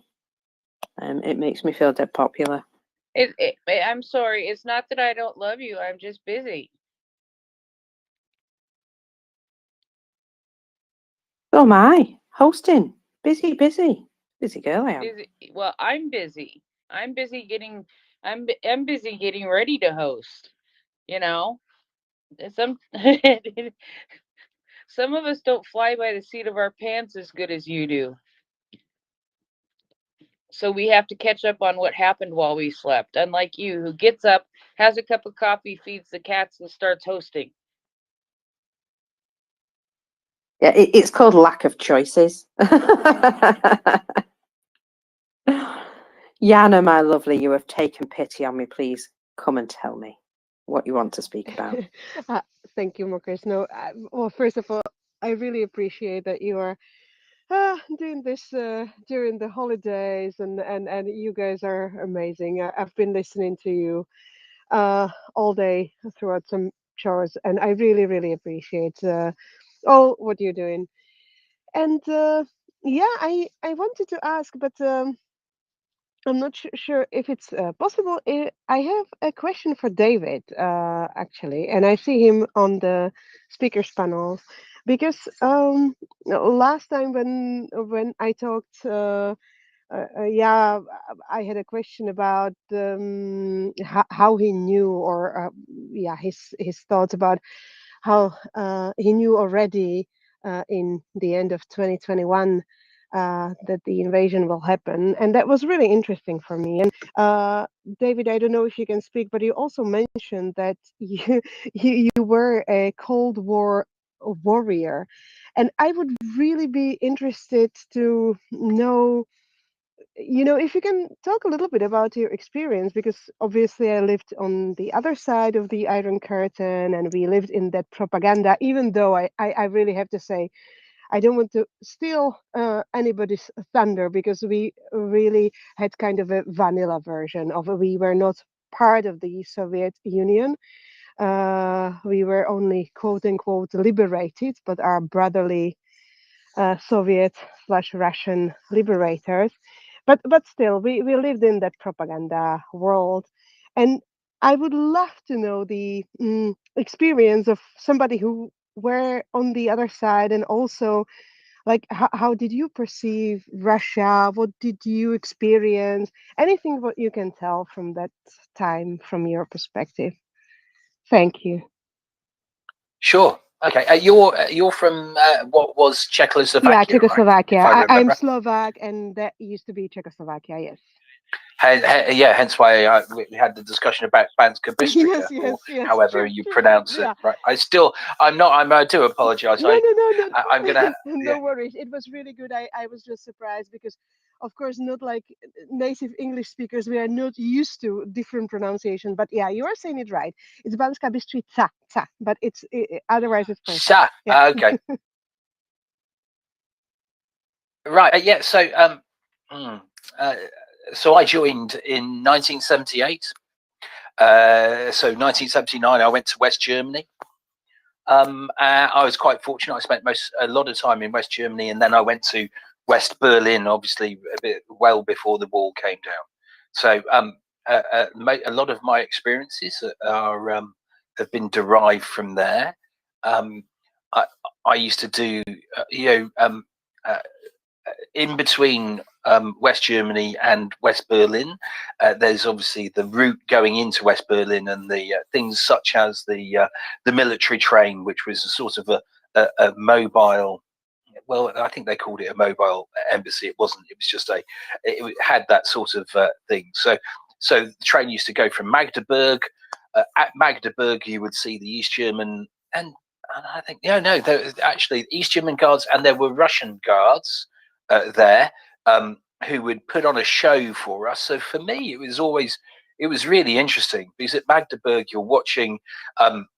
You would have the people who were on guard, and quite often I would be because everyone in the military would do guard duty. And I often more than others, because sometimes I used to get into trouble, right? So therefore, I would do poor guard duty. If only I'd have learned. So watching the process was always very interesting. So especially at Magdeburg, and you would see there's watching out of the train.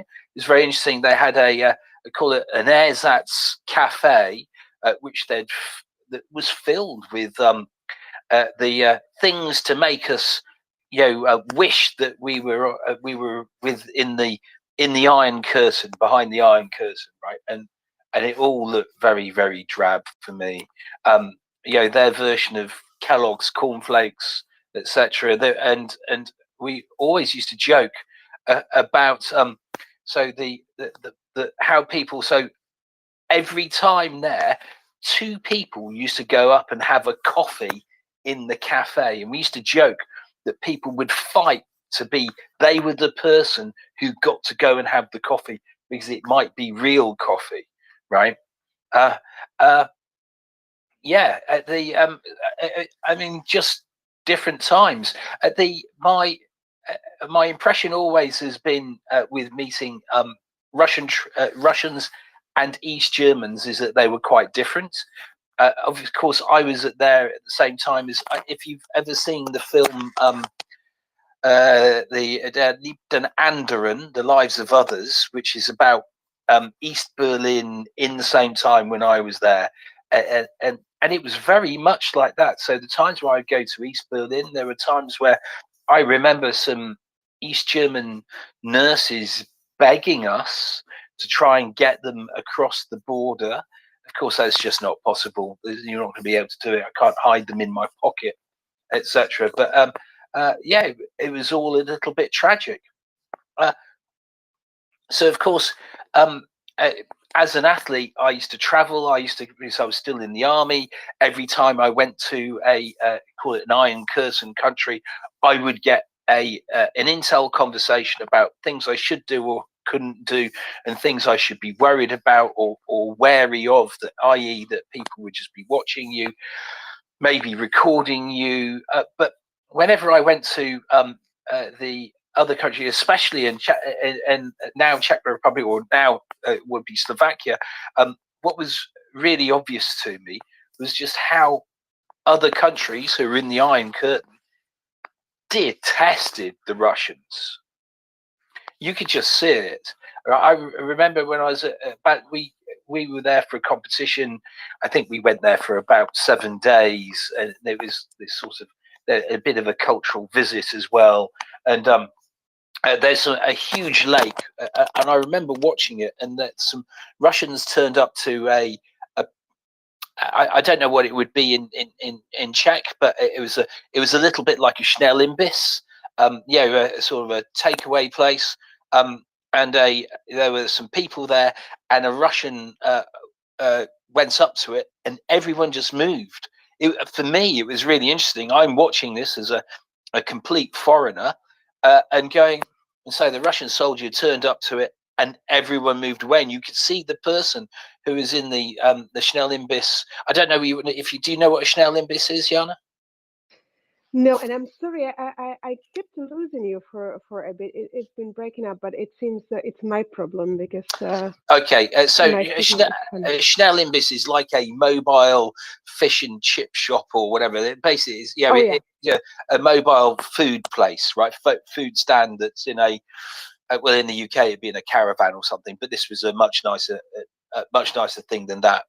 But what was so interesting is, as I said, when the Russian arrived, everyone just moved away, and you can see it when they were looking at the Russian. It wasn't, oh, look at that. It was like, yeah, who the hell are you? Why, get the flock out of here, right? And that was, for me, really, really interesting, watching those interactions. Yeah, because you're just going for in those days, people rarely went over into Iron Curtain countries, really, but watching those interactions and recognizing that just no one liked the Russians, right? I don't think I've ever went to a country, Hungary, Poland, Czechoslovakia as it was then, right? None of them, no one had a good word for a Russian. Right, and that for me has always been something I've always kept in mind. Right, people don't like people for a reason. If they were nice, right, they would be thinking, right. So it's always led my opinion. It's like, if I can just contribute with a personal anecdote. Please do. Yeah, it's yeah, we it's a good word. We detested them, and of course, we heard the stories of our grandparents who were liberated by them, but basically, all of the grandparents from the villages would tell you that the Russians were worse than Germans, whom we were fighting, but Russia, quote unquote, liberated us, and they were, of course, like the usual thing, raping, pillaging, getting drunk, destroying stuff. Yeah, then of course we had the Prague Spring in the 1968. That was the year of my parents when they did as the Russian and the normalization years, which I think don't. I think ingrained in hatred. Of course. Jana, you are breaking up, or is it only for me? I think majority of people really hated them, and my personal anecdote is like when we started to travel to the West. Of course, the women's name in Slavic countries or in most of the Slavic countries are a little bit similar to Russian. Of course, we see the difference, but we have this ova ending, which also Russians have, and often people would ask you, "Are you Russian?" And I always remember like literally shudder in disgust. And it's like a visceral reaction, even without thinking. Like your first reaction, you feel disgusted. Of course not. And then I grew up a little bit older and I thought, okay, I'm not going to be so xenophobic. I should, be nice to people. And I actually do have one friend who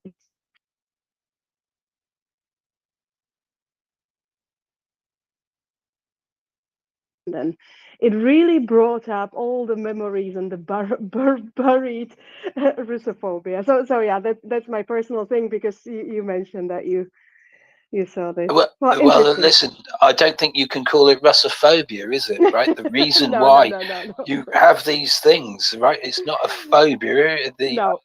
It's something you when you dislike something, right? I mean, look, and there's the thing for me, as I said, look, it's benefited me because it meant that I've always had a distrust, right?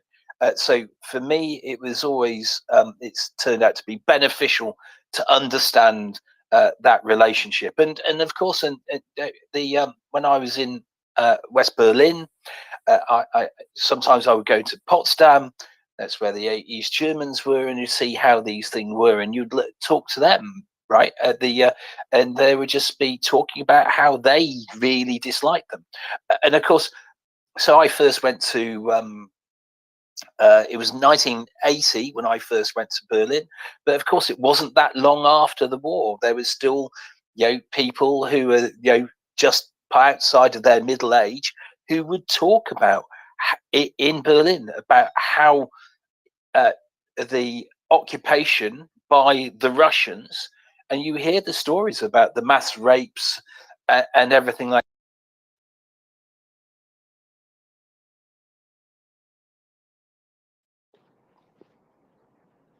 Are we losing And then all David that now? for me has done is reinforce my my opinion, right? I would suggest that that everyone readjust their thinking, and just though you wouldn't be doing yourself any disfavors by just saying nothing to trust from them, really. I think you're breaking up a little bit more, Jana. I'm sorry. Yeah, I think so because I only heard part of it, but yeah, the part I heard, I absolutely agree with. That's okay. We can do it again when you've got your better reception. I'd love that. Thank you. Nick, go ahead. Yes, I mean, I was a different experience. Excuse me, coffee. Different experience today because I was on the military, but I grew up. So I was born in 1960. We grew up with this rather nebulous idea that there was something between the Soviets, the communists, the Russians, and some people vaguely allied with them, but that you couldn't really tell their accents apart. So any sort of Slavic accent was suspect and was considered to basically be Russian / Soviet / communist. And there are many people of my generation who 30 years later have not fully processed all of those differences. Some of them think that Ukraine is a rebel province of Russia. They see names like Kiev and Kharkov, it used to be written with an O, and go, hold on, isn't that in Russia? They see, they think of Warsaw as somewhere where Lech Wałęsa is still holding off the communists. There are still plenty of people on Twitter who appear to be under the age of 100 who actually whose support for the West against Putin seems to be entirely based on a fear of communism, which isn't, really up to date anymore. So there is enormous ignorance in the West of, and there are people who don't trust the Czech Republic as a member of the European Union because they think that it's secretly the communists. We grew up with this like mother's milk, and or like our religion, and a lot of people have not yet fully processed it. A lot of people have, if you suggest to them going away for the weekend, and you give them a choice between Paris and Warsaw, or Krakow, a beautiful city, a lot of tourists there, but a lot of people over 40 wouldn't dream of going to Krakow or Prague for a weekend. Not because they explicitly think that when they get there, there will be no fruit and certainly no, imported products, and that perhaps people will attempt to buy their jeans off them, but because that's kind of the memory they have from what they learned from their time at school. And what we learn as children very strongly influences us for the rest of our lives, which is, why religions work. So my only experience of the Eastern Bloc at the time was in 1987. I was living in the Netherlands, and my wife and I went to Berlin for her 30th birthday. And we got on the train. It was an East German train. We got on the train in the Netherlands. It was run by the East Germans, and we ordered coffee, and the coffee was horrible. I don't know if it was actually coffee or not. I think it probably was. But what struck me was it was served in a very thin, stiff but fairly thin plastic cup, the kind that on Dutch railways at the time, because we didn't recycle, you would empty and stick into the bin. And we'd just finished drinking the coffee, and we were about to stick these plastic cups in the bin. And the attendant came round and carefully collected these cups, and it was quite clear that they were going to be washed and reused. Whether that was because of a shortage of cups or because the person concerned was maybe, buying them with hard currency and could therefore fiddle 2 cups worth of extra income out of it, wasn't clear.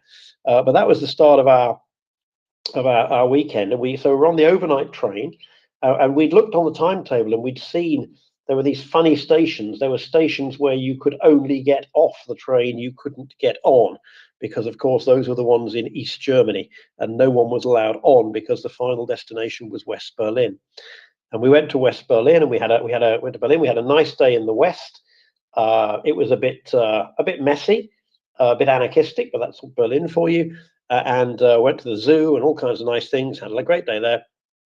And it was a sunny day. And then on the Sunday, it was raining, and we went to the east, and oh God, it was just drab and dreadful. You could see the bullet holes in the buildings still, like the war had just ended. And the only good thing was the beer. They didn't mess up the beer, but everything else was just, they made you change 15 or 20 Deutsche Marks into DDR Reichsmarks, and there was literally nothing to spend it on apart from beer. Excuse me, Axel, host phone connection. Host phone connection. Carry on. And we went past, I remember we went past it looked like a shop, and it was called the People Socialist something Friendly Museum of Technology, and it was exhibiting the very best of the Soviet bloc's high-tech capability.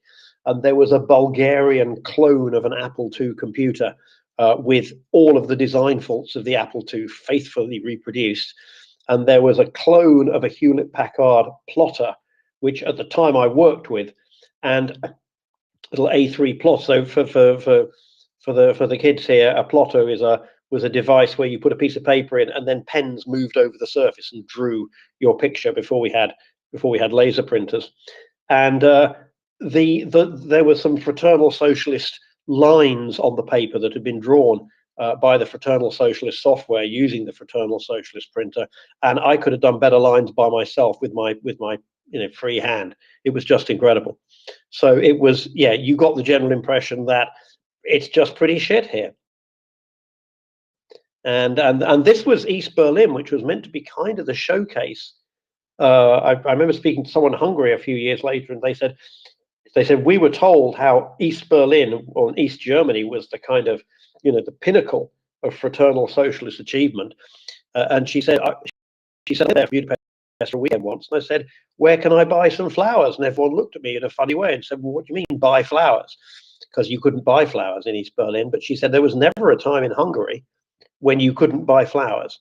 So yeah, it was all, we just got that visit to Berlin certainly did nothing to dispel the idea we had that everything in the Eastern Bloc countries was monochrome, unfriendly, dull, and not much joie de vivre about. But overwhelmingly, I would say people in the West at the time certainly were had a lot of people had difficulty distinguishing between communist, Russian, Soviet, Warsaw Pact, Slavic accent. It was all them. It was another form of othering, and we didn't begin to appreciate the extent to which, for example, the Russians were disliked in those countries. That was just not part of our experience or upbringing. But I think it's important to understand there are plenty of people my age who still haven't really got over that.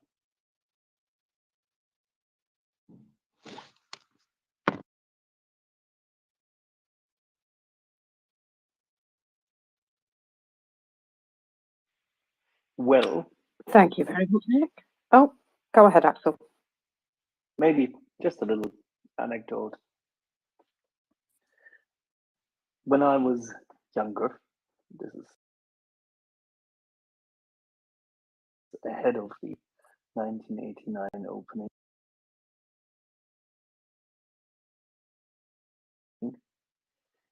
and ahead of everything which came then.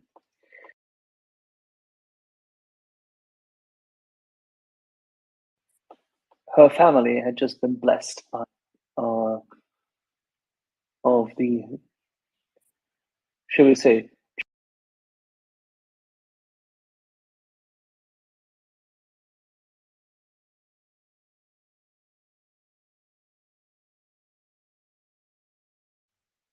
what can only be described as someone as emaciated as you see them coming out of the worst imagery of the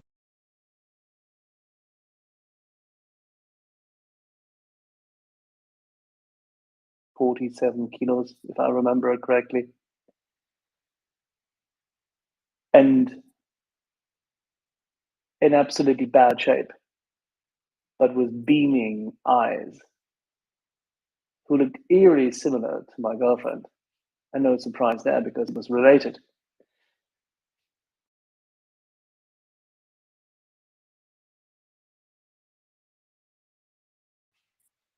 We had just bought West